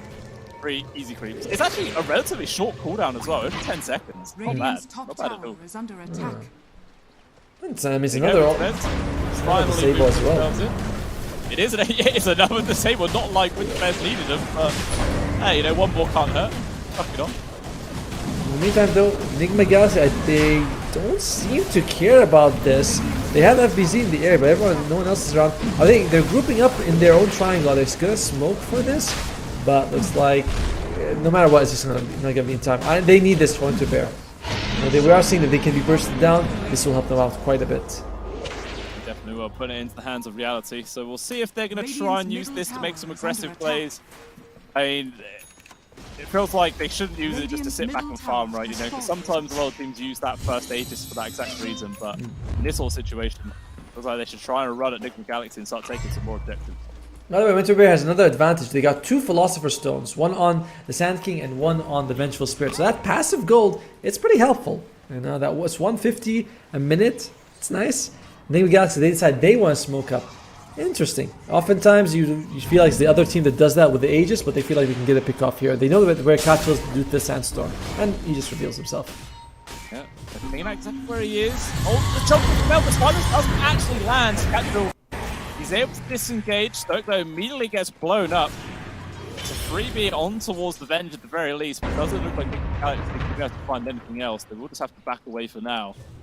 Actually, maybe you're thinking about going over towards reality. He's going to show himself in the creep wave. Come towards the trees. FBC finds him. They need someone to cut him down, though. They know the detection there from the old shadow poison. That's a big old target. And they get the kill the second time. There's not a single member of Winter Bears nearby. This is going to be 2 deaths in quick succession. Unfortunately here, that Aegis just gets put to an immediate waste. You still have the benefit of killing Roshan, but yeah, we've seen reality fall to this trick several times right now. He's playing overly aggressive when it's like, you need to stick to your team. You're lucky though, because Pastel, as we said, is the real carry in this game. He's got the Manta, he's got the Blink, the Mage. I think he's going to go for the Agam Scepter afterwards. Then we can get it. Well, control on towards the centaur. DZ Man using that clone to good use.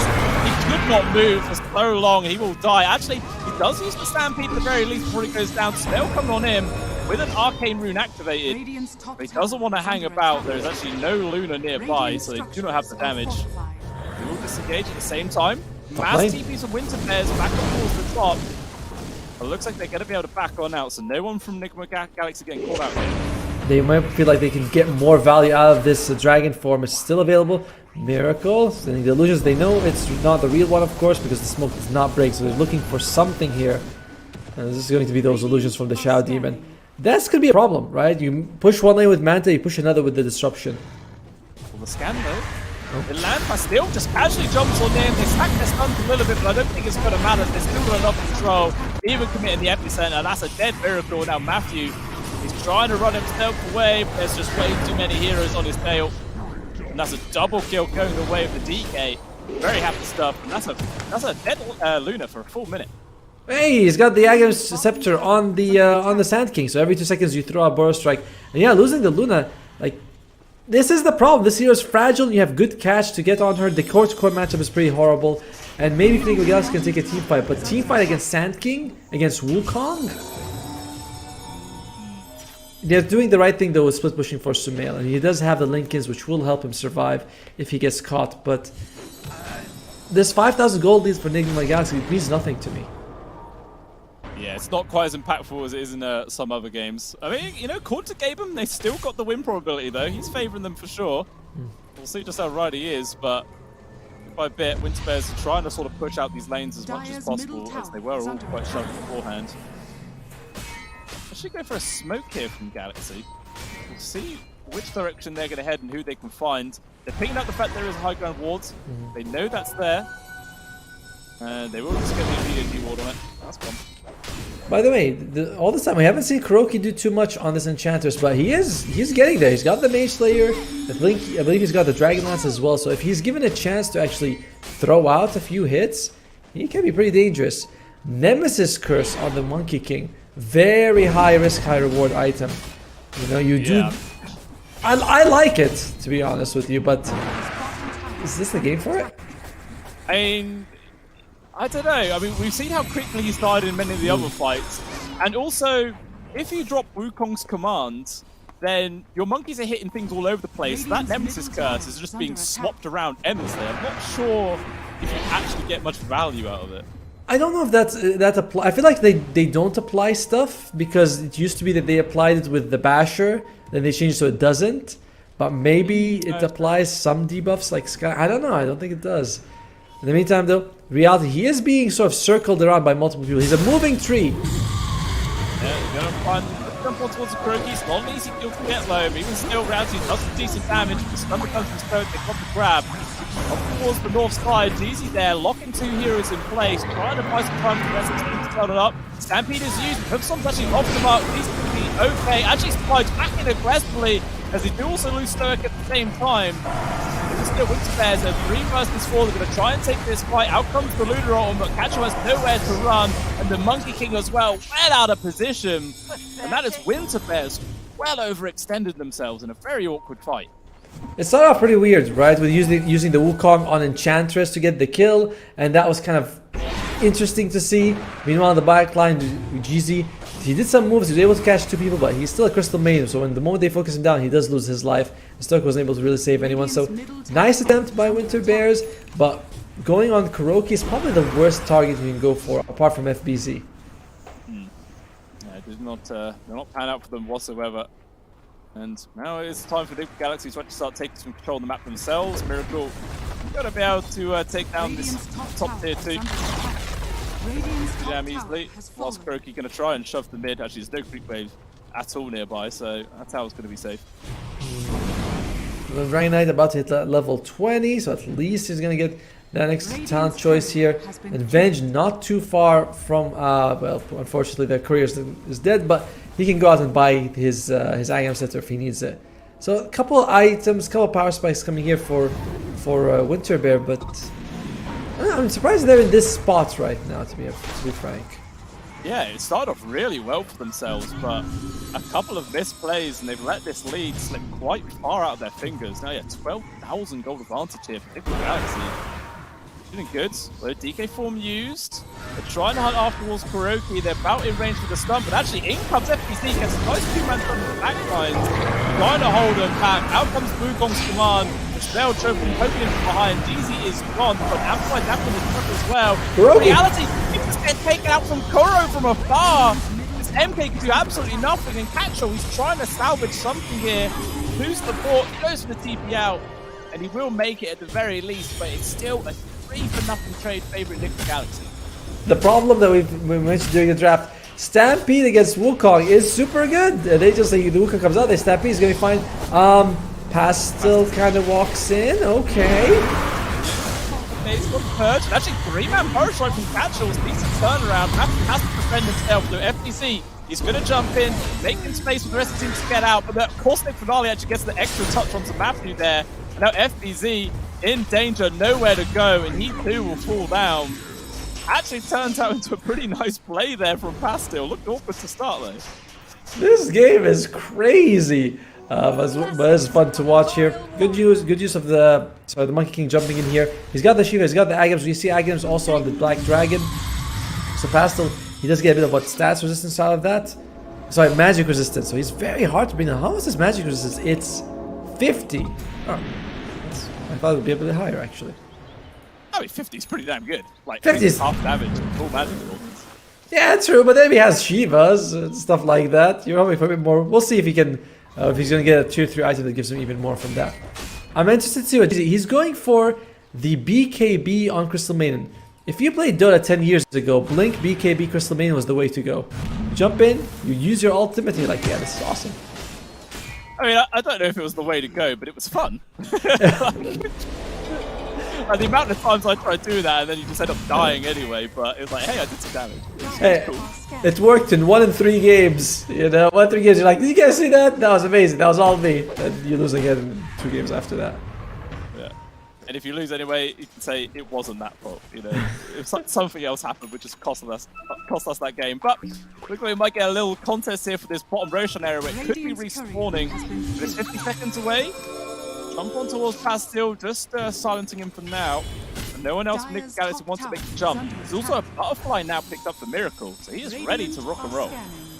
There's no MKB on the enemy on the Radiant side. It's not an item you really want to be building this situation. By the way, you know, what's it got? He's got Dessa, no BKB on the Monkey. I feel like he's been very controlled in a lot of these situations. Might need that BKB to just stand there, but he feels like he doesn't.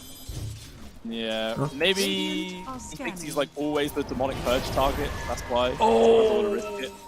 They kind of revealed it. They smoked up when the Lunar Illusion came up and they used the Way of Terror. But they're going for FBZ and they found Kuro. Yeah, it's not that fine. 3-man stop though comes up with FBZ, immediately stoking his step. He does have the action at the very least. Has to go on the back line. Trying to build damage onto this Baruch. Family will go down. Both support on the side of Winterfest are already gone. Catchell trying to retreat, but unfortunately doesn't burst like very far. He will still die. It looks like everybody's just in mass retreat. DKTP's out, but reality not so lucky. And it's a big old victory there for Liquid Galaxy, and Roshan will be theirs. The worst person you can go on is Kuroki. They're trying to bring him down, but it's like, this is not the guy you want to catch. You want to catch Sumail, you want to catch Miracle. There is saves on the other side, which is very annoying, and we're seeing this Winter Bears, they're struggling. Like, all this mass AoE damage is not coming out. We never see the epicenter with the Wukong like land together. It's also been a little bit too staggered to really get that full power potential. So I don't know. It felt like maybe the big window of opportunity for Winter Bears. I don't know if it's already passed, but it's definitely getting to that point where this game is looking a lot more difficult than it needed to be. I don't know.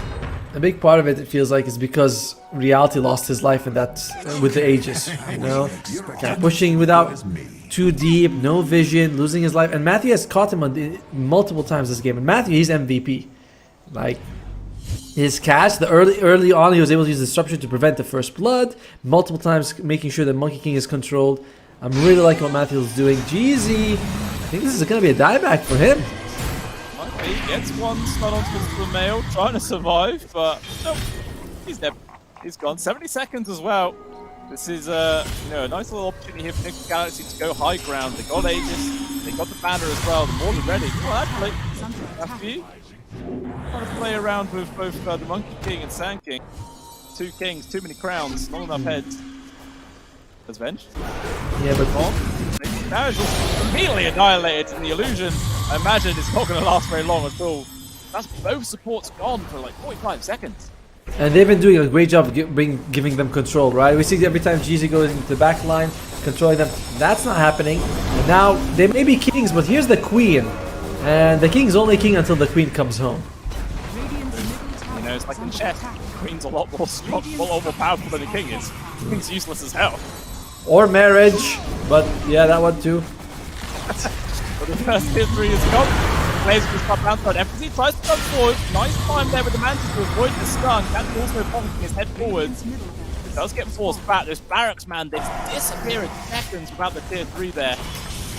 The second one's not going to last long at all, but both supports are going to be respawning soon. And Winter Bears are trying to set up for them. Things want to counterplay. He's poking on towards Miracle. With a Glimmer, he's just going to walk himself away. Yeah, okay. We obviously still have Aegis for a lot more time here. Yeah, they're just poking. Grab jumps immediately. They got grab there. Force to save his life. Has a playback available. Maybe force to use it. As we continue in aggression, comes one out with Nick McAllister. They're taken down for another playback extended. I don't know if it's going to make too much difference though.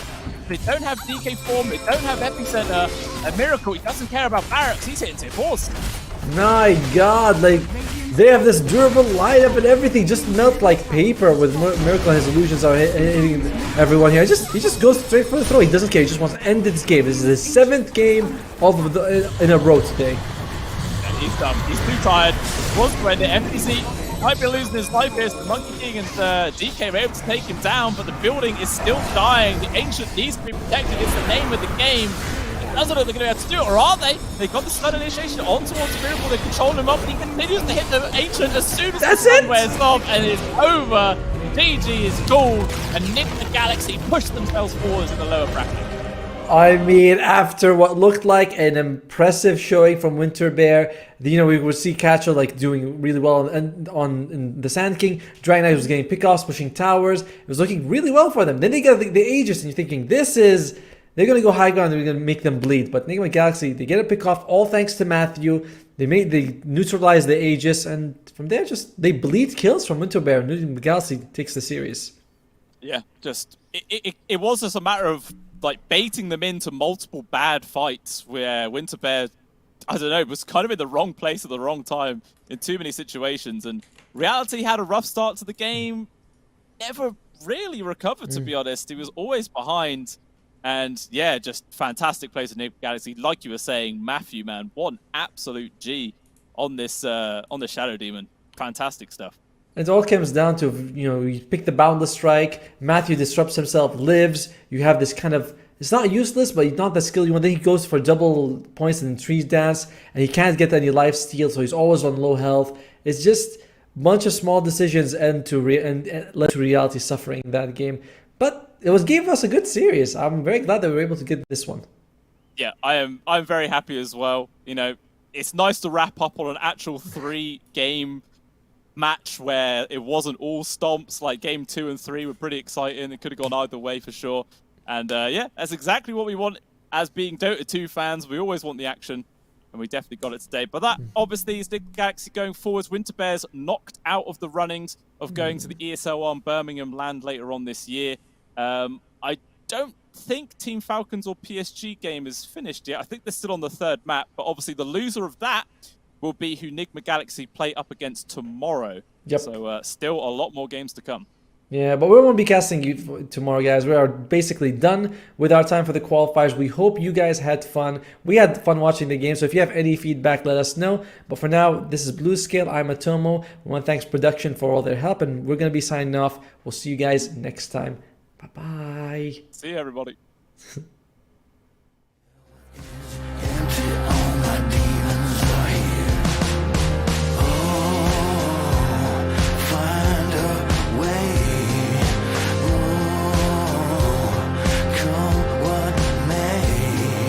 Cast out of heaven, fall from grace.